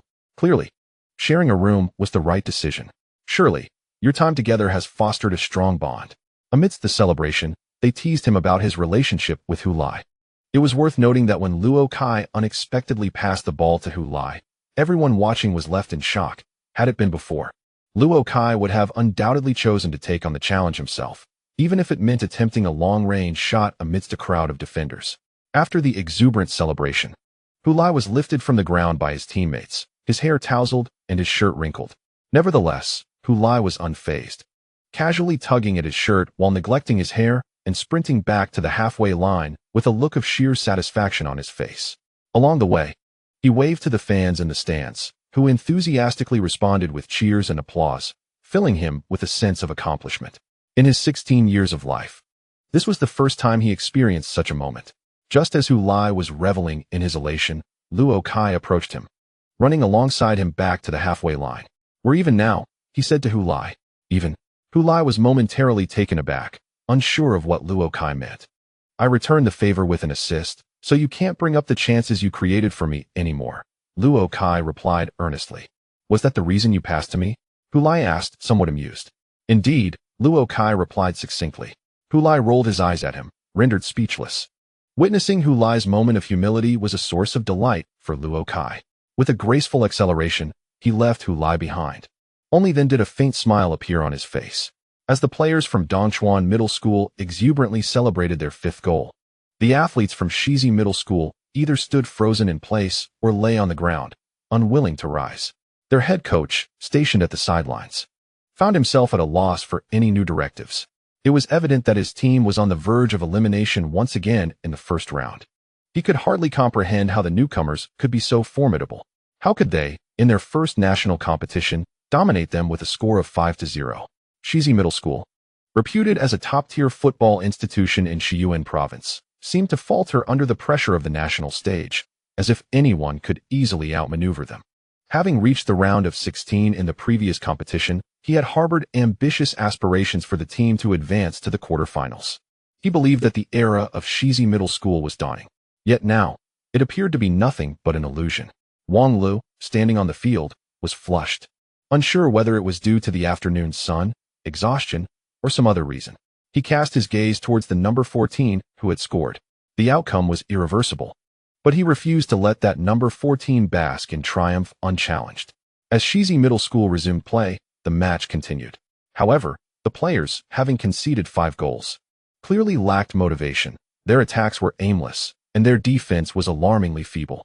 Faced with Dongchuan Middle School, they could scarcely muster the thought of salvaging their pride with even a single goal. Dongchuan Middle School, seemingly invigorated, continued their relentless assault on Shizi Middle School's penalty area. Tang Yuan delivered an over-the-top ball from the flank, sending it into the box. The football bounced just outside the penalty area, and Hulai made a diagonal run to chase the ball's descent. Wang Lu closely followed him, observing as the ball rebounded, while number 14 leaned in, intending to head the ball forward. Their heads were nearly colliding. Consumed by the fervor of defeat, Wang Li's mind fixated on one thought: opportunity. He swung his foot towards the ball. Naturally, given the proximity of the ball to number 14's head, he would inevitably strike the latter while attempting to clear the ball. Having just grazed the ball with his head, Hulai caught a glimpse of a shadow swiftly approaching him from the corner of his eye. His instincts flared, and he instinctively tilted his head to the right. Just as he did so, Wang Lu's foot swung through the air, with the cleats slicing dangerously close to his face. Hu Lai felt something brush against his skin, unsure whether he had truly been kicked or if it was merely the wind. In any case, he promptly fell to the ground, letting out a cry of "ah," while raising his hand to cover his face. The whistle sounded. Wang Lu was momentarily taken aback before he pivoted sharply to the approaching referee, exclaiming, "He faked it. That kid is feigning. I didn't even touch him." He could indeed sense whether he had made contact. If he had truly struck the lad, he would have accepted the foul, believing it to be justified, but his foot had clearly swung through the air. Thus, it was evident that the boy had feigned injury. The spectators gasped in shock at Wang Li's kick, followed by a chorus of boos from the neutral fans, who disapproved of such violent fouls. As the captain, Chu Yifan rushed forward to confront Wang Lu. Despite his shorter stature, he held his head high. With his hands clasped behind his back, he vociferously challenged, "What feigning? It is you who committed a malicious foul." As the captain of the team, it was imperative for him to bravely defend his teammates' rights. Regardless of how intimidating the opponent appeared, retreat was not an option. He kept his hands behind his back to avoid being perceived as escalating the situation by the referee. If the opposing player were to collapse before him, he could not be accused of having pushed him. The players from both teams quickly clustered together. The players from Sigh Middle School, trailing by a significant margin, were understandably agitated, while the East Chuan Middle School team shared their displeasure over the infringement against their teammate. Fortunately, the referee intervened promptly, blowing his whistle sharply to remind every player to maintain their composure. He positioned himself between Chu Yifan and Wang Lu, forcibly separating them. "Calm down, both of you." Chu Yifan took a step back, yet his eyes remained wide and fixed on Wang Lu in anger. Meanwhile, Yan Yan, the vice-captain, had already helped Hu Lai to his feet. Hu Lai was touching his face and asking Yan Yan, "Am I disfigured?" Yan Yan shook his head, "No." It seems he didn't make contact. Wang Lu, eager to protest, pointed at Hu Lai and exclaimed, "Referee, look, he didn't even touch me." The referee disregarded his protest and reached into his back pocket. Any observer would know what was about to unfold. It appeared that he was preparing to issue a card. Indeed, this maneuver was perilously reckless. In slow motion, it seemed he had not made contact, but thankfully, he had not. The commentator remarked, "This was undeniably a dangerous action of lifting the foot too high." Before the gathered crowd, the referee revealed two cards, a yellow card and a red card. He first displayed the yellow card to Wang Lu, then brandished the red card. Two yellows converted into one red. Wang Lu, the captain of Sigh Middle School, was sent off. Furthermore, the referee pointed to the penalty spot, indicating that East Chuan Middle School would take the penalty kick. Being reduced to 10 men and conceding a penalty, Sigh Middle School was truly beset by misfortune. Wang Lu, still aggrieved, trudged off the field. As he approached the sidelines, he encountered his coach, who stood before him with a stern expression. "Coach," he attempted to justify himself. He was feigning injury. It was him. The coach unleashed a torrent of reprimands. "What on earth were you thinking? Do you realize you were already on a yellow card? What were you contemplating? Get back to the locker room and reflect." Wang Lu, head bowed, walked past his coach, and just as he was about to enter the players' tunnel, he turned back for one last glance at the field. The young man, surrounded by his teammates, is laughing. How despicable it is that he can still find joy. Without looking back, he strides into the tunnel.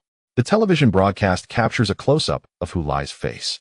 Li Qingqing observes closely and notices that there are no marks on Hu Lai's visage, which brings her a sigh of relief. When Hu Lai fell to the ground after being kicked, her heart nearly leapt into her throat. At that moment, she could only grit her teeth, fearing that if she opened her mouth, her heart would leap out. The penalty for Dongchuan High School is to be taken by Luo Kai, who has already completed a hat trick in this match. Scoring another goal would grant him a remarkable quadruple. This is an extraordinary achievement. In the 6 years of the national tournament, no one has ever scored 4 goals in their very first match. The camera swiftly shifts to Luo Kai, who stands at the penalty spot, cradling the ball in his hands. This shot is undoubtedly his. No one can usurp his right to take it.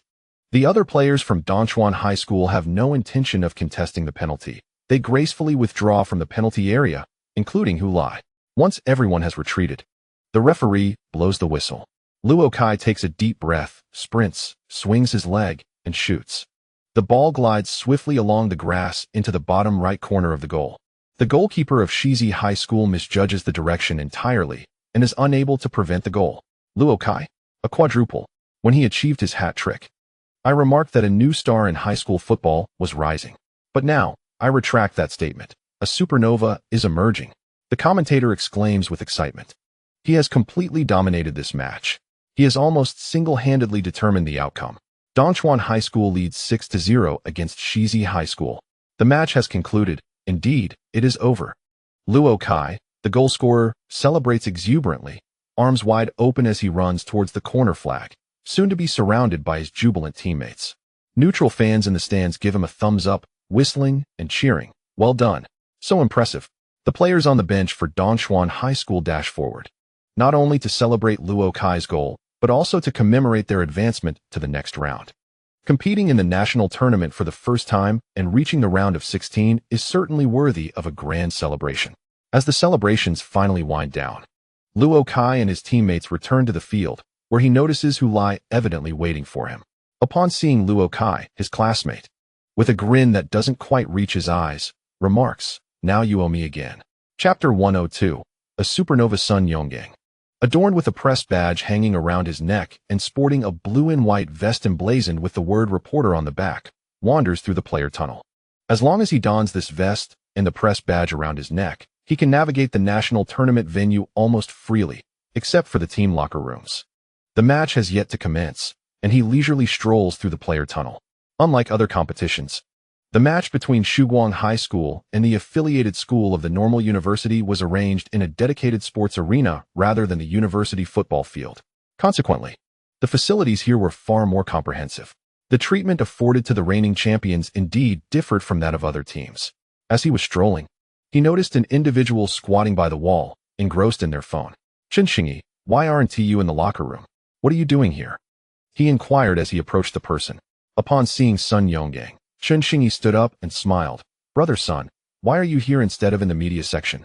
Hearing Chinxingyi refer to him as Brother Sun reminded Sun Yonggang of the young lad who had called him uncle during an interview at Dongchuan Middle School. It was evident that the young man possessed remarkable insight, which explained why he could achieve accolades as the best scorer and player in national competitions. Sun Yonggang chuckled. "I came to see if there were any newsworthy materials, and lo and behold, I found you. What are you watching?"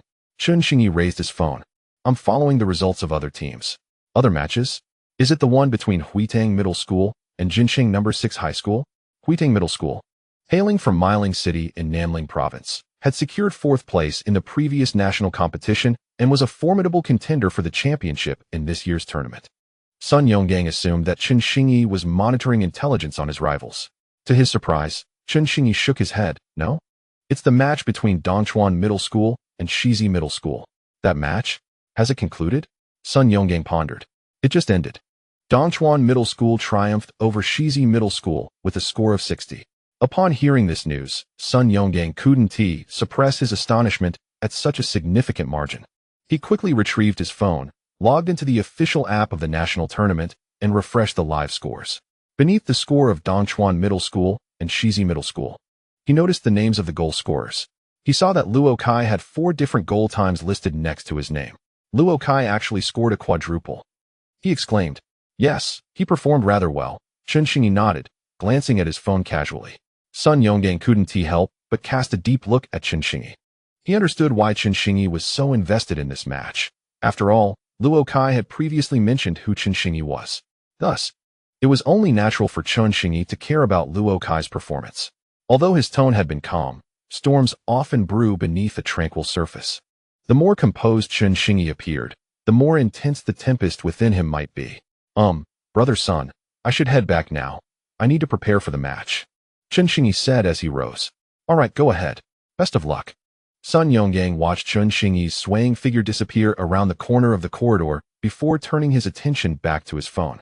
In the media group chat, messages and comments regarding Luo Kai's remarkable quadruple had flooded the screen. "Wow, this kid is impressive. In his first national competition as a high school freshman, he scored 4 goals. The commentator is spot on. A new star is on the rise. Last year it was Chinxingyi, and this year it's Luo Kai. No wonder Dongchuan Middle School was able to surpass Jiaxiang High School, especially with a prodigy like Luo Kai. Haha, Brother Wen, your nickname truly suits him. Luo Kai is indeed a marvel," He scored 13 goals in 7 matches during the Anong Province qualifiers, netting in every single game.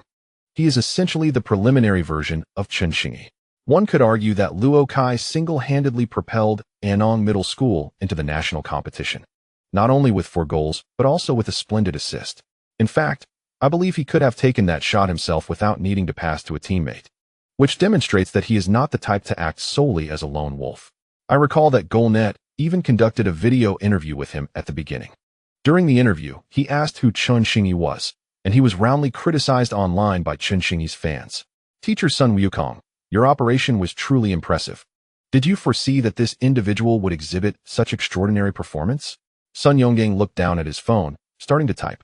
Haha, actually. Luo Kai maintained a remarkably composed demeanor throughout our interview, and I sensed that he was exceptional, unlike the typical high school players. Chen Xingyi lowered his gaze at his phone as he walked toward his team's locker room. On the screen was the moment when Hulai assisted Luo Kai, leading to a goal. Subsequently, he locked his phone, tucked it into his pocket, and pushed open the door. Chen Xingyi, why were you gone for so long?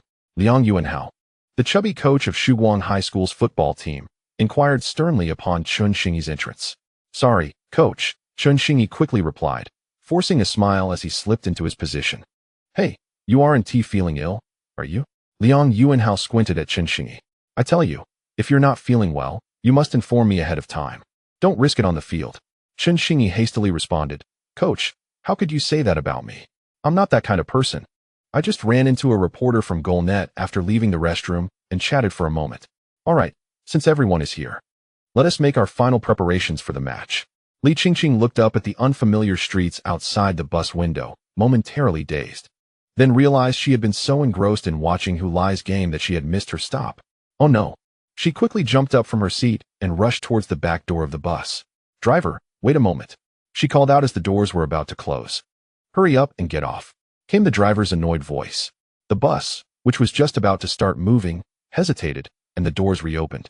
Sorry, my apologies. Li Qingqing apologized as she squeezed through the back door and jumped onto the platform. Gazing at the station name on the sign, she realized she had missed 3 stops. Originally, the journey from the training base to her rented accommodation required just 4 stops, but in her eagerness to watch the game, she had completely forgotten to disembark and lost track of time. Li Qingqing chuckled at her own foolishness, laughing so hard that she bent over at the platform. Her smile seemed to illuminate the bus station, causing some passengers on the bus to lament, "What a beautiful girl, but she seems a bit absent-minded, looking rather silly." The players of Dongchuan Middle School celebrated exuberantly in the locker room, their upper bodies bare, as they exuberantly splashed water from plastic bottles everywhere, brandishing their jerseys and towels, singing and dancing in a joyous outpouring of excitement. Winning the first match of the national competition was no small feat, let alone triumphing by 6 goals. A sense of surrealism enveloped them all. Some even refreshed the official app of the national tournament on their phones, eager to see how the media would report on their match. The news was out. Wow, those reporters were incredibly swift. What did the article say? A teammate, holding his phone, read aloud, Rookie team Dongchuan Middle School advances to the top 16. A sweeping victory of 6-0 against Shizi Middle School. Luo Kai scored 4 goals. A new star is on the rise. There were numerous posts about them in the community. One discussion titled Battle of the Best Newcomers debated whether Luo Kai or Chen Xingyi was more impressive. One commenter noted that no one had achieved a 4-goal feat in their first national tournament match, not even Chen Xingyi. Luo Kai's post-match interview had also surfaced, and it seemed their team was on the brink of producing another star akin to Chen Xingyi. Someone jokingly remarked to Luo Kai, remember us when you achieve greatness. In response to the praise and attention, Luo Kai merely smiled faintly. His teammates, familiar with his temperament, paid it no mind and continued their revelry. Many picked up their phones to check online evaluations of their match, and Hulai was no exception. Eager to see the discussions about himself, he clicked on a post. In the 65th minute, Dongchuan Middle School launched a counterattack. Luo Kai sprinted over 30 meters, drawing all of Shizi Middle School's defenders before passing the ball to an advancing teammate, who scored. This play showcased Luo Kai's exceptional personal skills and vision. Teammate, Hulai fumed. Did the player who scored not deserve to be named? Enraged, he exited the post and clicked on another link. The substitute player number 14 was active, scoring a goal assisted by Luo Kai. Finally, a mention of a number. Thank you very much. Then Hu Lai encountered a post titled, "Let us be honest, did Dongchuan Middle School's number 14 exaggerate his acting?" Upon entering, he found, "I feel that the fall of number 14 was somewhat exaggerated. Even in slow motion, there was no actual contact. Of course, I acknowledge that Wang Lu did raise his foot too high. I just want to discuss whether number 14's performance was too theatrical, possibly enticing the referee to make favorable calls. Exaggerated? Nonsense. If it weren't for my good fortune, that kick could have struck my face. Thank goodness I wore that Lucky Charm bracelet. It cost me 10,000 points to redeem, and I felt a pang of regret. After acquiring the bracelet, only 2,100 points remained in my account. However, it appears that, although he does not comprehend the specific mechanism by which this bracelet operates, it is evident that he has been fortunate in this match. Despite only playing for over 20 minutes as a substitute and expending 10,000 points, Hu Lai now feels that the expenditure was worthwhile. Moreover, this task has rewarded him with an additional 5,000 points. Now, he is merely 3,000 points away from reaching the coveted 10,000. Furthermore, he has acquired an item as a reward for completing the task. The mere thought of that shin guard brings him considerable joy. Although this shin guard can only be utilized once, given the system's tendencies, it is certain that it will be available for purchase in the official store afterward. The only uncertainty lies in its price. If it is comparable to the red string of lovers, then redeeming it at a critical moment could significantly reduce the risk of sustaining serious injuries, which is undeniably crucial for a player.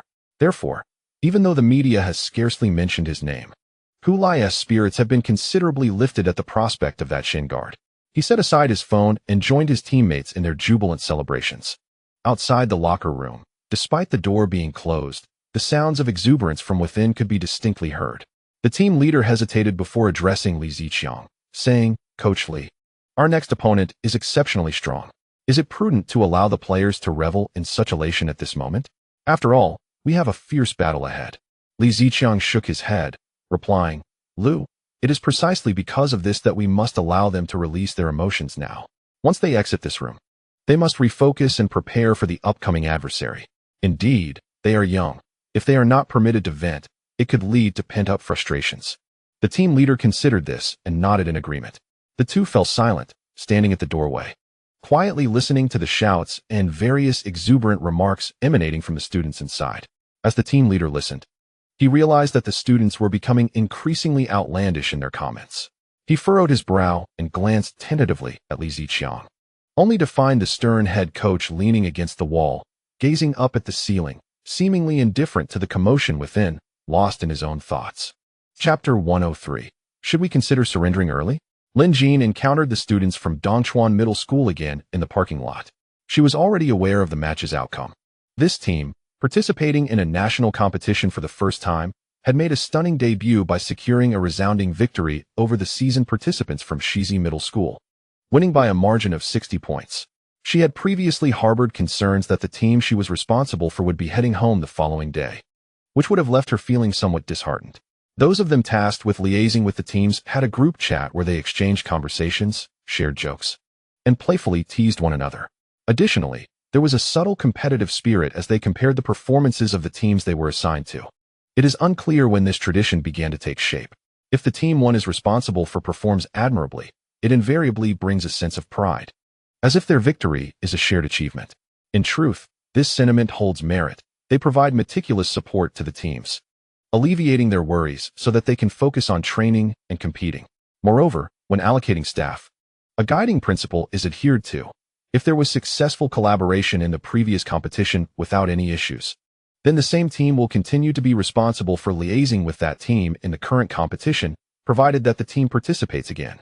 This approach aims to minimize the need for adjustment between the team and the staff, fostering a greater sense of synergy, which facilitates their work while allowing the team to focus on their preparations for the competition without being distracted by trivial matters. In such circumstances, teams that consistently participate in competitions and the staff dedicated to liaising with them naturally become friends. Lin Jin, having joined as an intern only last year, finds herself leading a team for the first time in this competition.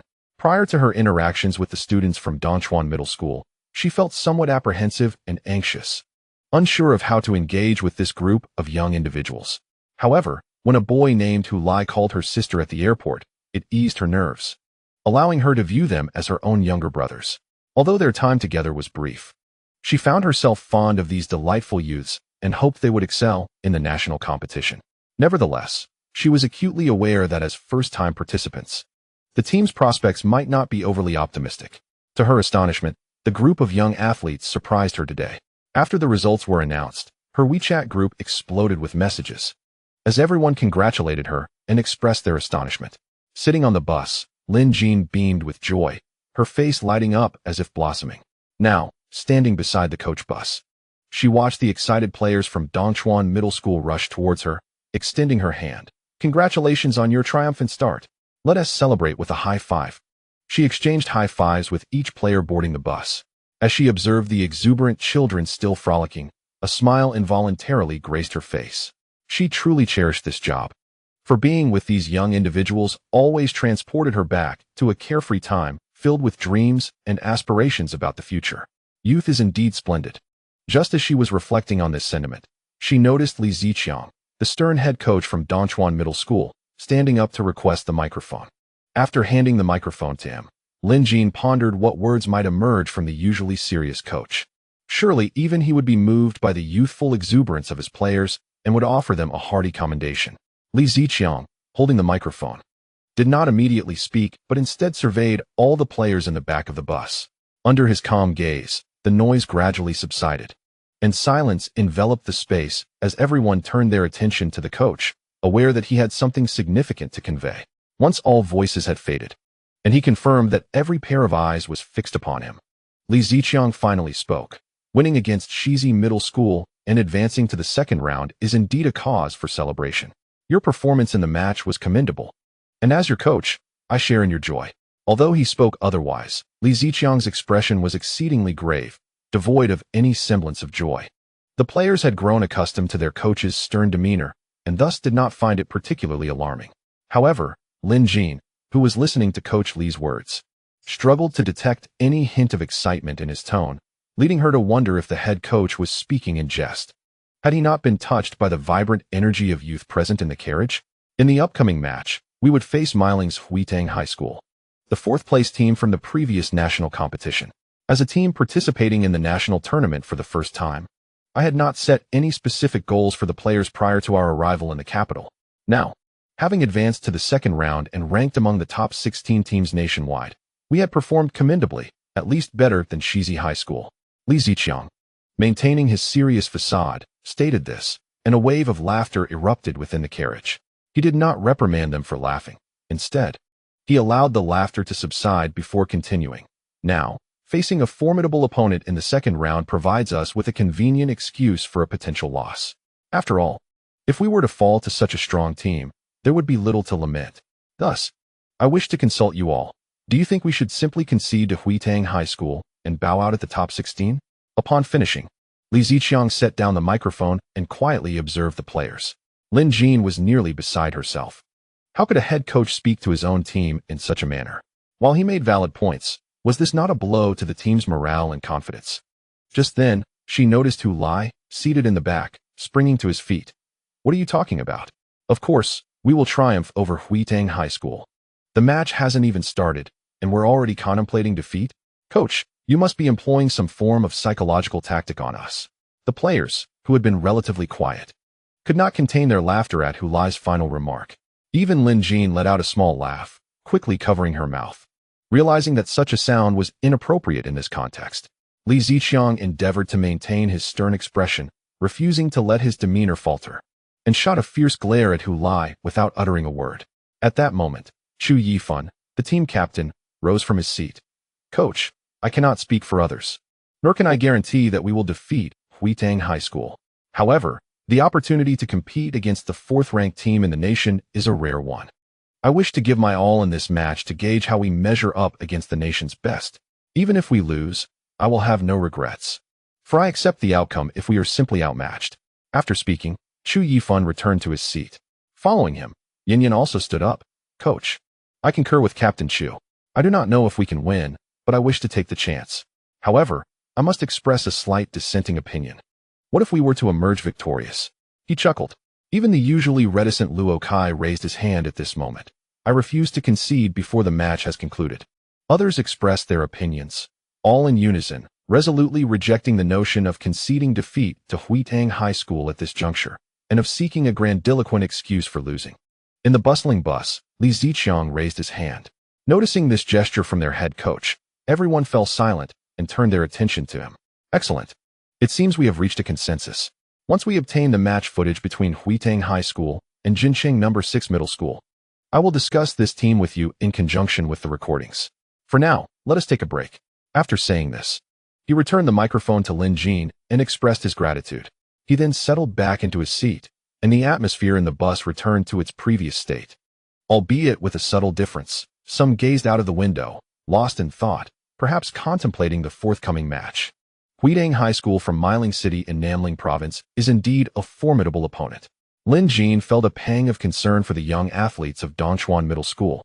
Yet she was also inspired by their displayed courage, fostering an unrealistic anticipation for the upcoming match that left her emotionally conflicted. Conversely, aboard the returning bus to the Olympic Village, Huitang High School's head coach, LV Jianbai, wore a grim expression as he vehemently criticized his team. Look at your performance. Against a team that finished 25th in the last competition, you still managed to concede a goal. What were you thinking? Just because you were leading by 4 goals? Did you assume victory was guaranteed? Is this the attitude we are adopting? Keep this up, and you will continue to falter in the next match. Seated at the front of the bus, Wang Hao, tasked with liaising with Huitang High School, couldn't help but internally scoff. Come on, at 40. How can you not feel secure? 40.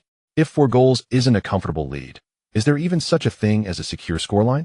Yet, he understood that this was LV Jianbai's temperament. His expectations for the team were indeed high. In facing Jincheng No. 6 Middle School, which had been eliminated in the first round of the previous competition, he likely hoped for a flawless victory without conceding a single goal. After all, their next opponents, Dongchuan Middle School, had decisively triumphed over Shizi Middle School with a score of 60 in the first round. Moreover, in the last national competition, Shizi Middle School had ranked 10 places higher than Jincheng No. 6 Middle School, marking a significant difference between the top 16 and the top 32. All the players from Huitang High School sat with their heads bowed, silent and chastened, as their coach's voice echoed throughout the bus, leaving no room for any other sound. To an uninformed observer, this scene might suggest that Huitang High School had been eliminated in the first round of the national competition. Do not be complacent just because your opponent is a novice team participating in the national competition for the first time. If you approach Dongchuan Middle School with the same mindset you had against Jincheng No. 6, I assure you, you will find yourselves utterly vanquished. He continued.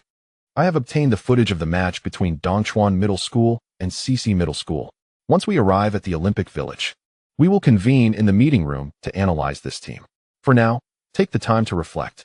With that, LV Jianbai furiously returned to his seat, lapsing into silence. The atmosphere within the vehicle seemed to have grown more solemn than before. Chapter 104. The contingency plan of Dongchuan High School. As the bus came to a halt in the parking lot, Lin Jin addressed Li Ziqiang. Coach Li, if you plan to hold a meeting to review the match footage, I can assist in reserving a conference room for you. Otherwise, it would be quite cramped to convene in the dormitory, given the number of participants. As she spoke, she glanced at the players from Dongchuan High School disembarking in an orderly manner. If possible, that would indeed be preferable. Thank you, Teacher Lin, Li Ziqiang replied. No need for thanks. This is part of my responsibilities. Lin Jin picked up her phone and stepped aside to make a call. After a while, she returned with an apologetic expression. Coach Li, the conference room has already been booked. If you wish to use it, you will need to wait until the current occupants are finished. When will the room be available? Li Ziqiang inquired. It should be free after 8 o'clock tonight, she responded. That works for us. Let us schedule it for 8, he suggested. Certainly. How long should we reserve it for? Lin Jin asked, holding her phone. Li Ziqiang frowned in contemplation and proposed a duration. 45 minutes should suffice. All right, I will make the reservation. Shortly thereafter, Lin Jin informed Li Ziqiang that the conference room had been secured. Li Ziqiang expressed his gratitude once more, to which Lin Jin promptly waved her hand. Really? No need for such formality, Coach Li. Best of luck to you.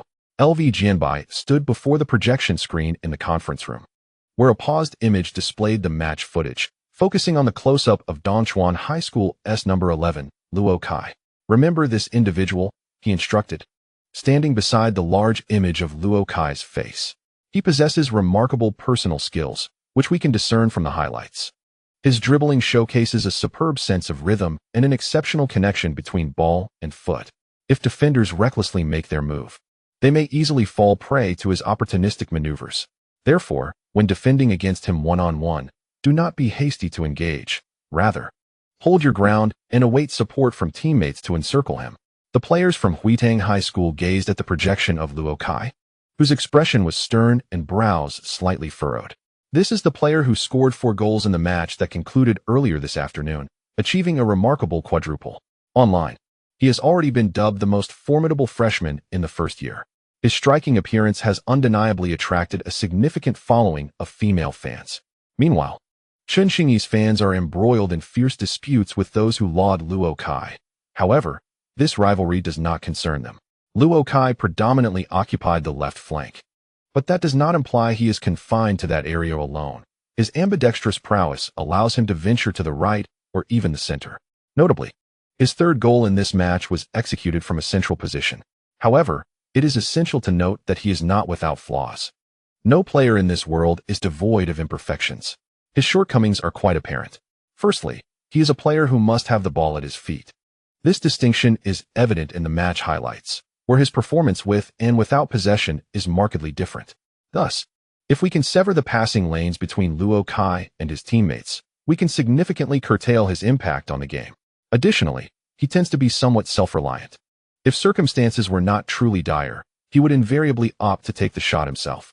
The sole instance of his assisting a goal arose from being ensnared within the encirclement of Shizi Middle School, compelled to pass the ball. Post-match technical statistics reveal that Luo Kai single-handedly executed 2/3 of Dongchuan Middle School's attempts on goal, which speaks volumes.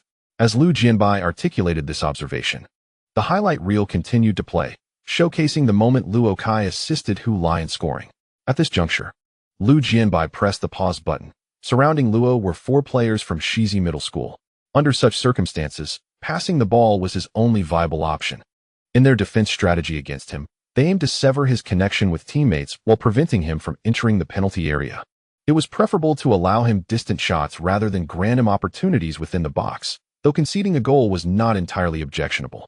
Having said this, Lu Jianbai transitioned to a different segment of match highlights, focusing solely on the defensive performances of Dongchuan Middle School. Our objective is simple. We must score more goals than they do. Although Dongchuan Middle School's defense faced little scrutiny during the match, their limited performance still revealed certain aspects. Their number 5 player, Yin Yin, displayed decent overall qualities without any outstanding strengths, rendering him relatively average. Number 6, Mao Xiao, posed a challenge with his excellent predictive abilities. Despite his height, he exhibited remarkable agility, albeit lacking in physical strength. Lu Jianbai began analyzing Dongchuan Middle School's defensive capabilities with the players, subsequently devising offensive tactics for Huitang Middle School.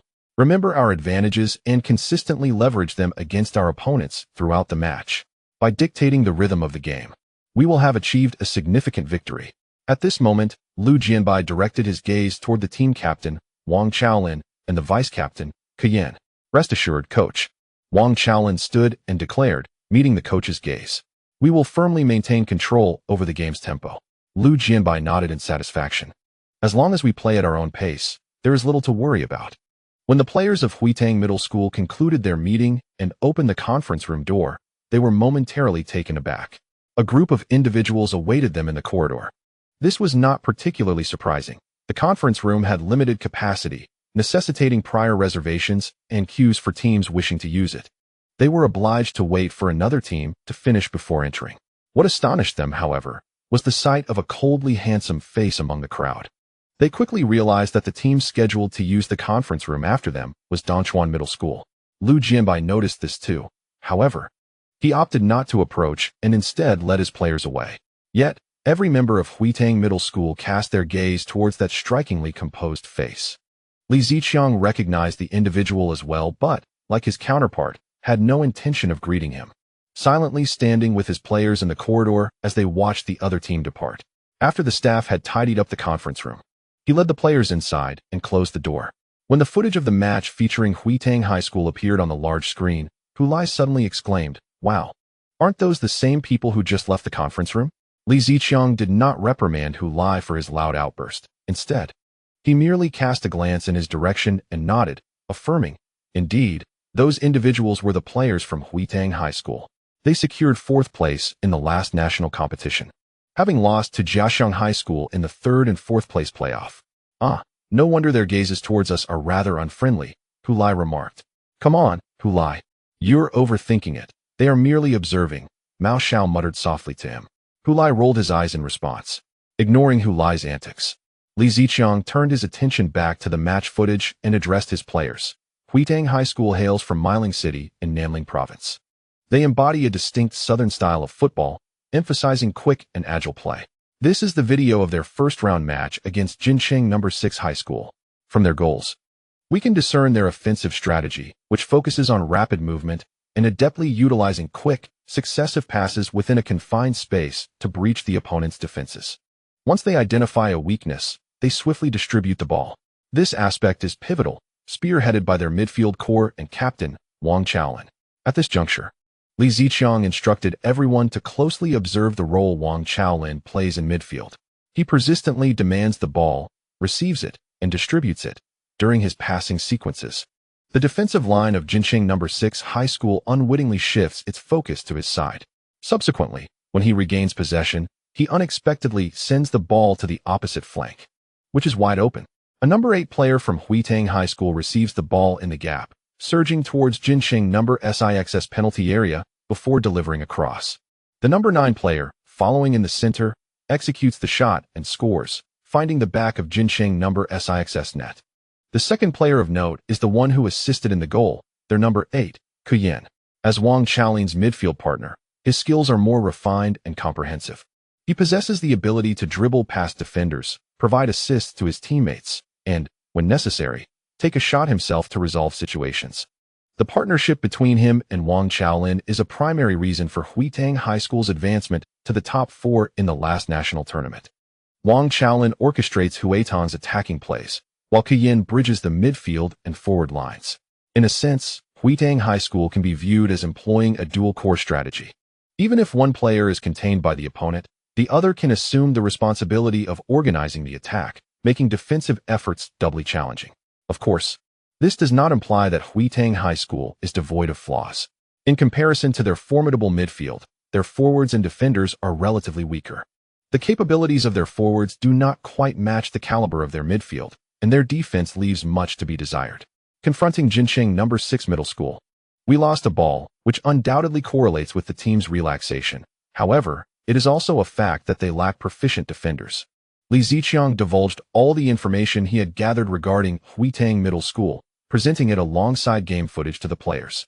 After all, mere verbal explanations devoid of visual aids would not facilitate comprehension among the players. Our strength lies in our formidable scoring ability and exceptional offense. Yet our weakness is that the defense has yet to endure the true trials of national competitions. The offense from Shizi Middle School is not particularly impressive, so we should not place undue emphasis on that match. In the upcoming game against Huitang Middle School, every member of the defense must remain acutely aware of their positioning. Furthermore, while Luo Kai possesses remarkable scoring capabilities, we must also consider alternative scenarios. At this juncture, Li Ziqiang cast a glance at Hu Lai. Luo Kai scored 4 goals in this match. If that does not command the opponent's attention, then our adversaries must be quite foolish. Thus, what if Luo Kai faces stringent marking in the next match? We need to devise a contingency plan. After articulating this, Li Ziqiang called out Hu Lai's name. "Hu Lai." "Present." Hu Lai responded with enthusiasm.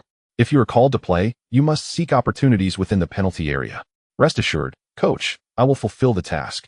Li Ziqiang then turned his attention to Luo Kai. "If Hu Lai takes the field, Luo Kai, I wish for you to transition from the wing to a central position, slightly retreating to operate as an attacking midfielder. Meanwhile, Chu Yifan, you will play as a defensive midfielder, responsible for organizing the offense, while the task of linking the midfield and forward line will be entrusted to Luo Kai. Utilize your individual prowess to create opportunities and then pass the ball to Hu Lai." As Li Ziqiang articulated this strategy, A chorus of gasps echoed through the meeting room. The players exchanged astonished glances between Hu Lai and Luo Kai, not out of disbelief that the head coach would assign Hu Lai a significant role, but rather that he would instruct Luo Kai to pass to Hu Lai. This was utterly inconceivable, considering their strained relationship. Unprepared, Luo Kai's face reflected confusion and puzzlement. He seemed poised to speak, yet was interrupted by Hu Lai's boisterous laughter. "Coach, you truly have an eye for talent," Hu Lai exclaimed, hands on his hips, laughing heartily. "Silence," Li Ziqiang retorted. "I said if Luo Kai encounters tight marking and has no opportunity to score." Hu Lai obediently closed his mouth. Though the smile on his face was impossible to conceal, he made no effort to hide it, his eyes crinkling in a comically exaggerated expression. Meanwhile, Luo Kai's brow furrowed, his typically stoic demeanor growing even more solemn. Chapter 105. Individual thoughts. All the way back to the dormitory, Hu Lai's somewhat exaggerated grin showed no signs of fading, a testament to his elation. In the dorm, he cheerfully hummed a tune, swaying his hips. Do you want to dance?" Luo Kai endured for a while, but ultimately could not restrain himself. "Don't celebrate too soon. Let us see if you even get to play." Hu Lai paused his humming, turned to his roommate, and furrowed his brow. "I just thought of something, Luo Kai. If I really get on the field, you won't neglect to pass me the ball, will you?" Luo Kai was momentarily taken aback. He hadn't anticipated Hu Lai's query. He scoffed, such a narrow-minded thought. Unperturbed, Hu Lai chuckled. "I tend to envision the worst-case scenarios. That way, if things turn out differently, wouldn't it be quite a delightful surprise?" Luo Kai replied. "Since it's the head coach's directive, rest assured, as long as you find your position, I will definitely pass you the ball." Hu Lai clapped his hands energetically. "Now that's what I like to hear. My forte is getting into position." Hearing Hu Lai's words, Luo Kai initially intended to retort, but as he opened his mouth, he recalled that Hu Lai's assertion about the game might indeed hold some truth, particularly regarding the goal this afternoon.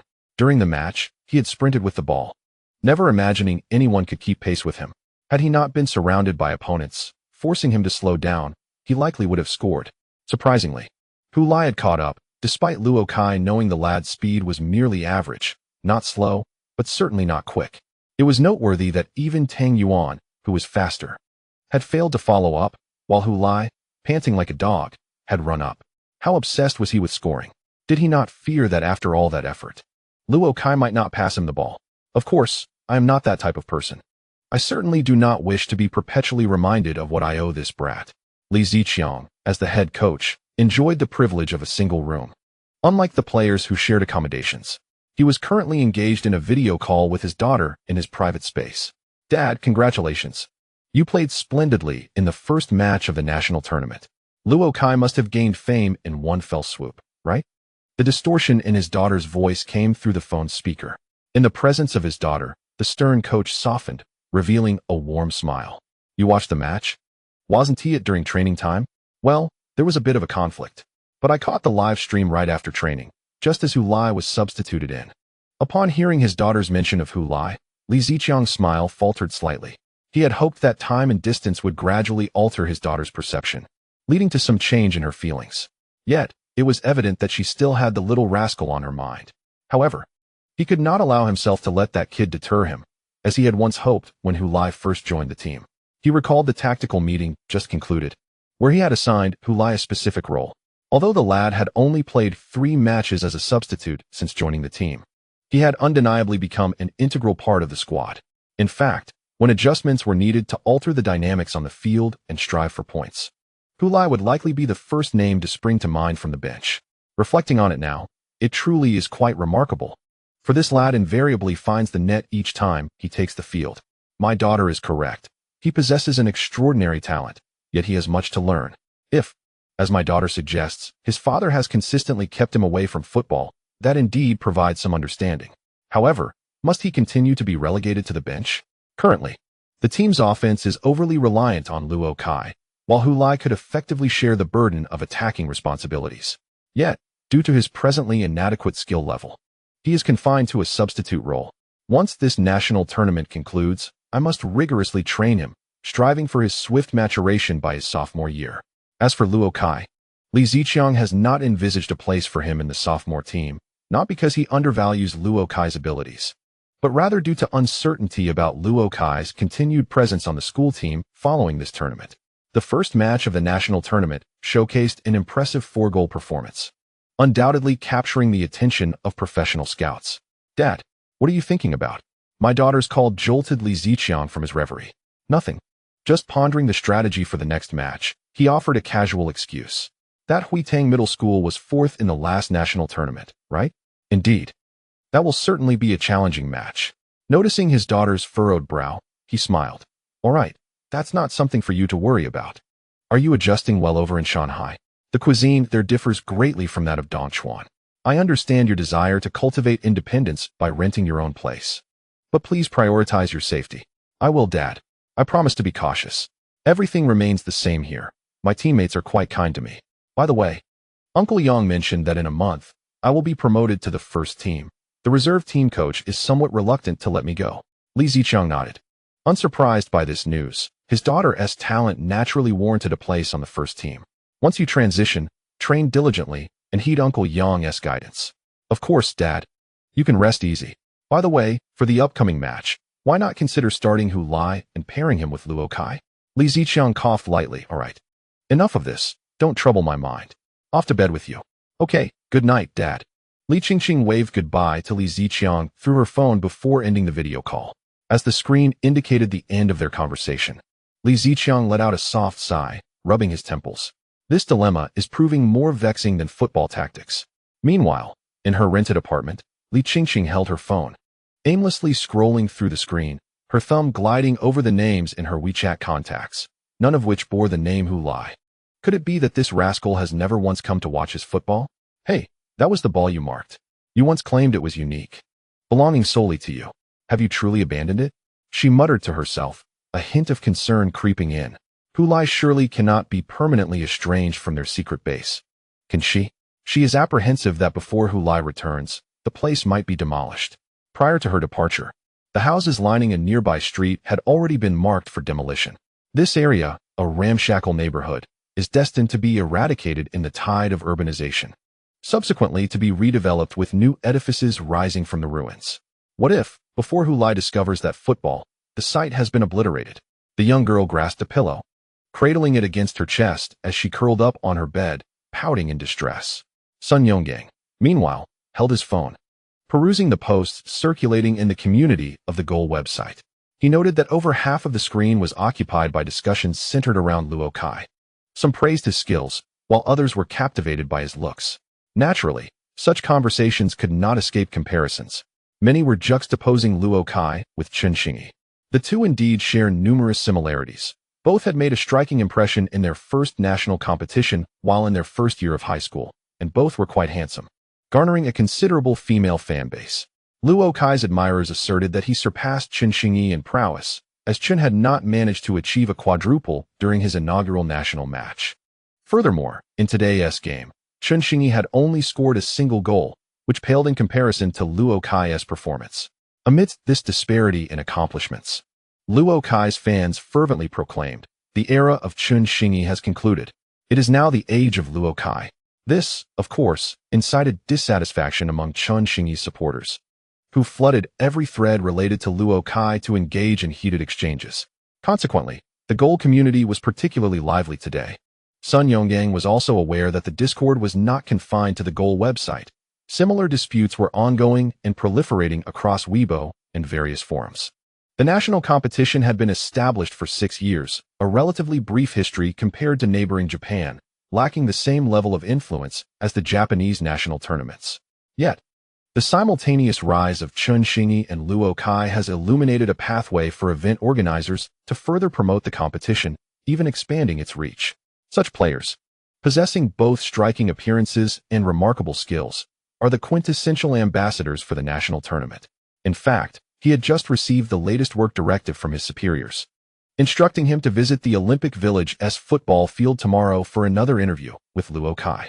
This time, it would not be solely the Goal website covering the event. Sun Yonggang recalled the moment he first interviewed Luo Kai at Dongchuan High School. When Luo Kai mentioned Chen Xingyi, he felt utterly disheartened, pondering how the youth of today could be so audacious. Yet, in less than 3 months, The Luo Kai, who had been mercilessly criticized online for that very statement, had amassed a legion of fans. The phrase "who is Chen Xingyi" had even morphed into a catchphrase among Luo Kai's supporters, transforming him from an obscure high school student into a celebrated star on the internet. The envy of youth.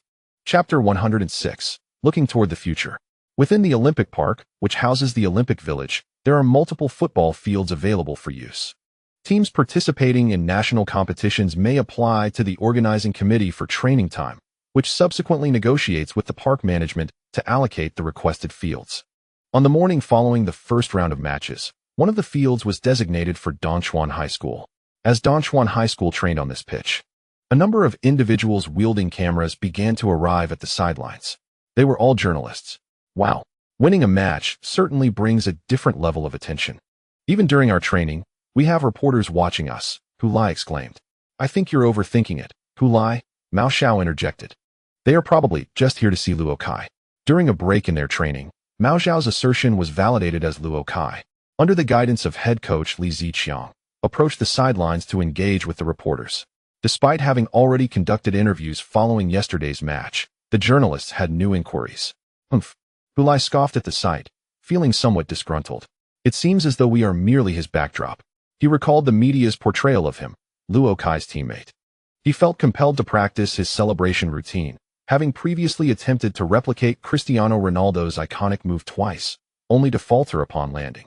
He yearned for a successful execution of this celebration on the national stage, hoping to etch his name into the memory of all who witnessed it. The only lamentable aspect was that high school jerseys only bore numbers, omitting players' names. Otherwise, viewers could easily associate the celebration with his identity. With this thought in mind, he rose from the grass. Hey, Hu Lai, what are you doing? Mao Xiao asked anxiously, fearing Hu Lai was about to seek attention again. With only a single media outlet covering the event at that time, any embarrassment would be limited. However, with so many media present, including official outlets, any misstep could lead to significant ridicule. Practicing, Hu Lai replied, not looking back. Practicing? We just finished training. What more do you need to practice? Mao Xiao questioned, skeptical. The celebration, Hu Lai declared, sprinting onto the field. He leaped high into the air, executing a 180-degree turn, crossing his arms before him as he descended. Unfortunately, he lost his balance upon landing, stumbling backward and falling onto the grass. Yet, he quickly rose, brushing himself off, and resumed his practice without a second thought. This time, he approached with less speed and a lower jump, managing to maintain his balance upon landing. However, it was evident that he was dissatisfied with the result. The onlookers noticed Hu Lai shake his head, continuing to refine his celebration routine. His teammates observed as he repeatedly attempted the move.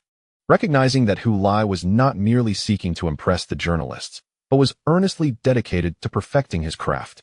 Why is he so fixated on this celebratory gesture? Is there some significance behind it? I wonder. Wow, has Hu Lai already convinced himself that he will definitely score in the next match? I believe he thinks he will undoubtedly get playing time, which perhaps implies that Luo Kai will not score. Some eyes turned towards Luo Kai, who was surrounded by journalists during an interview, giving off a semblance of a professional athlete. The sheer number of media personnel vying to interview him necessitated a queue, and even those waiting found themselves pushed to after the training session. Sun Yonggang was among those who could only interview Luo Kai post-training. Watching Luo Kai being besieged by reporters, each thrusting microphones and cameras in his direction, Sun Yonggang was reminded of Chen Xingyi. Replacing Luo Kai with Chen Xingyi would seem entirely natural, as Chen had enjoyed similar treatment during last year's national competition. After scoring twice in the opening match, propelling the previously unremarkable Shuguang High School past the reigning champions, Chongwen Middle School, he swiftly became the media's object of pursuit. The national competition officials also promoted him as a key star. Of course, this was also due to Chen Xingyi's commendable physical appearance. Otherwise, those lacking in looks, regardless of their scoring prowess, would likely not attract such media attention. Presently, in terms of appearance, Luo Kai seemed to surpass even him. Observing Luo Kai's composed demeanor during the official national competition interview, Sun Yonggang felt considerably at ease. This young man appeared consistently unfazed, seemingly possessing a limited range of expressions. This was perhaps a blessing, for it was difficult to envision such a handsome figure losing composure with an unrestrained smile. Celebrities often find themselves caught in unflattering candid moments captured by fans or passersby. Sun Yonggang chuckled softly, shifting his gaze elsewhere, only to spot a familiar figure on the other side of the field, engaged in peculiar antics. This figure was none other than the boy who had persistently sought the camera's attention during Luo Kai's interview. With a rather unusual name, Hulai indeed lived up to it. Sun Yonggang recalled those earlier moments and couldn't help but smile. This boy, Hulai, had also netted a goal in the national competition. So what was he doing now? Practicing? That set of movements seemed oddly familiar. Wasn't it the same celebratory routine he performed after scoring against Shizi Middle School? With this thought in mind, Sun Yonggang beckoned his partner photographer, Xiaoli, come, let us capture him. He pointed towards Hulai, who was repeatedly jumping and crashing back down onto the field. Hulai attempted to decelerate during his sprint and lower his height while leaping. While this ensured he didn't tumble to the ground, he felt that his execution lacked forcefulness, appearing overly cautious and devoid of the bold flair he aspired to convey. Thus, he accelerated once more, mentally aligning his movements with those of Cristiano Ronaldo, attempting to replicate the celebrated gesture. The inevitable result was him landing unceremoniously on his back. The motion appears deceptively simple, yet executing it proves to be quite challenging, requiring substantial core strength and leg support to effectively counter inertia. As Hulai was reflecting on his experiences internally, a face approached him. "Excuse me, Hulai, what are you doing?" Initially taken aback, he soon recognized the individual. "Ah, it's the uncle who came to interview at our school." Sun Yonggang smiled and said, "My surname is Sun. You may call me Brother Sunday." "Oh, all right, Brother Sunday. I see you jumping repeatedly, only to fall down. What exactly are you attempting?" Sun Yonggang inquired. Hulai rose from the ground and replied, "I am practicing a celebration move." "Practicing a celebration move? You've accurately guessed it," Sun Yonggang remarked. "I've never successfully executed this celebration before. I want to practice diligently so that when the time comes for the competition, I might manage to pull it off after scoring. In truth, this celebration move is quite impressive, Brother Sunday. It involves jumping, performing a mid-air twist, landing steadily, and then sweeping one's arms back to reveal the number on one's jersey. Don't you think that final flourish is explosive?" Sun Yonggang pondered for a moment before shaking his head. "I'm afraid, based on your demonstration, it doesn't quite come across that way." Hulai felt a tinge of disappointment. "That was just me not executing it properly. Once I've perfected it, you'll see, it will definitely be explosive." He felt confident about this. As the celebration had garnered countless imitations and admiration in that world, its effectiveness was undoubtedly unquestionable. However, Sun Yonggang chose not to dwell on the topic of the celebration move and shifted the conversation to Hulai's goal in the national competition. "Hulai, scoring a goal in your first national competition, don't you feel fortunate?" Hulai retorted with wide eyes. "Why should I feel lucky? Isn't that a testament to my skill?" Sun Yonggang thought to himself. That goal was only possible because Luo Kai had drawn all the defenders away, allowing you to receive the ball and shoot in an unguarded space. What skill does that demonstrate? Nevertheless, he refrained from undermining the young man's pride and smiled as he redirected. "Yes, it is indeed skill. So, Hulai, what are your aspirations moving forward?" "I want to become a professional player," Hulai declared, clenching his fist and raising his chin. Sun Yonggang nearly lost control of his expression. He had merely intended to inquire about Hulai's goals for the current national competition. "Who asked you about your career plans?" "Wait, career plans? You've only scored one goal in the national competition, and you're already thinking about participating in professional matches?" "Indeed, starting from this national competition, scouts from professional football clubs will be present to observe those exhibiting exceptional talent. Yet, the number of individuals who will actually be selected for professional teams is exceedingly rare. Such privileges are reserved for players like Chen Xingyi, even at Dongchuan High School." Sun Yonggang believed only Luo Kai had a genuine chance of being noticed by a professional team. "What do you mean wanting to play professional football? Aren't you afraid of the wind blowing your tongue out?" While Sun Yonggang and Hulai conversed, the photographer continued to circle around, capturing the moment. This scene was observed by the other players from Dongchuan High School, who immediately comprehended why Hulai felt compelled to practice celebratory gestures at that moment. The lad was clearly attempting to attract the attention of media reporters, and he succeeded. How insidious, how cunning. Let us not complain. Could you all, like Hulai, step onto the field and behave oddly without any psychological burden? That truly seems implausible. The players engaged in animated discussions, and soon, the break during training came to an end. Li Ziqiang blew his whistle, signaling everyone to return to the training ground. The media reporters, who had gathered around Luo Kai, retreated to the sidelines. Meanwhile, Sun Yonggang, who had been interviewing Hu Lai, also departed with his photographer. After exiting the training field, the photographer curiously inquired, "Brother Sun, weren't we here to interview Luo Kai? Why did you go to that lad instead?" "Well, since we were idle anyway. I found his practice of celebratory gestures quite amusing. I've seen plenty of players putting in extra training, but this is the first time I've encountered someone rehearsing celebrations. Since it's interesting, why not document it? We can insert it as an Easter egg at the end of the video interview with Luo Kai to enhance its appeal. You know how dull Luo Kai can be during interviews. Should we include his declaration about wanting to play professional football as well?" Sun Yonggang hesitated. Logically, adding that remark could infuse the video with dramatic tension and intrigue. A player who had just fortuitously scored in a national competition boldly proclaiming his aspiration for a professional career would undoubtedly spark heated discussions. However, he ultimately shook his head. No need for that. Our focus is on Luo Kai. We shouldn't dilute this emphasis with other topics. As soon as the training session for the Dongchuan High School football team concluded, Sun Yonggang rushed onto the field with his photographer and intercepted Luo Kai to conduct an interview. Inspired by Hu Lai's earlier words, he initiated with a pertinent question.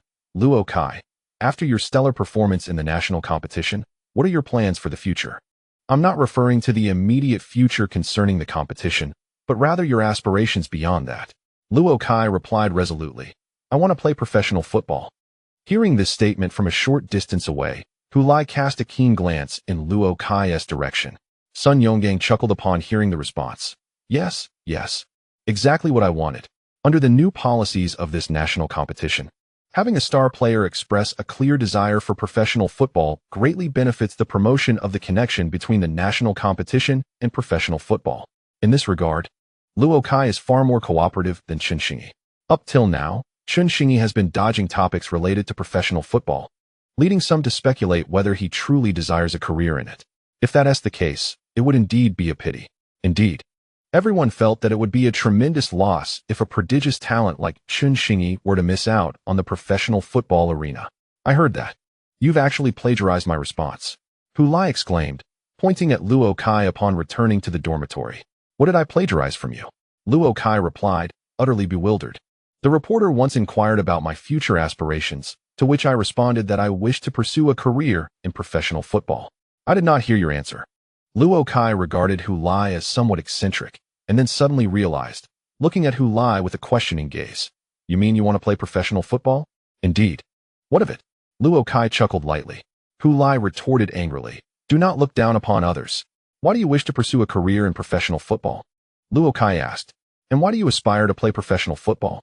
Hu Lai, feeling too indifferent to engage with such inquiries, decided to turn the question back upon Luo Kai. In truth, he cared little for Luo Kai's reasons for wanting to play professionally, and thus had no intention of divulging his own. After all, it would be absurd to admit that he felt it would be a waste not to pursue it, given his fortunate advantages. To his surprise, Luo Kai candidly answered his question, because of Li Qingqing. Hu Lai was at a loss for words. He was aware of Luo Kai's affections for Li Qingqing, but did not anticipate such a forthright declaration. "So you are pursuing a career in professional football solely because of Li Qingqing? Are you truly intent on this path?" Hu Lai found it hard to believe. Luo Kai nodded. "My goodness, can you not take this more seriously?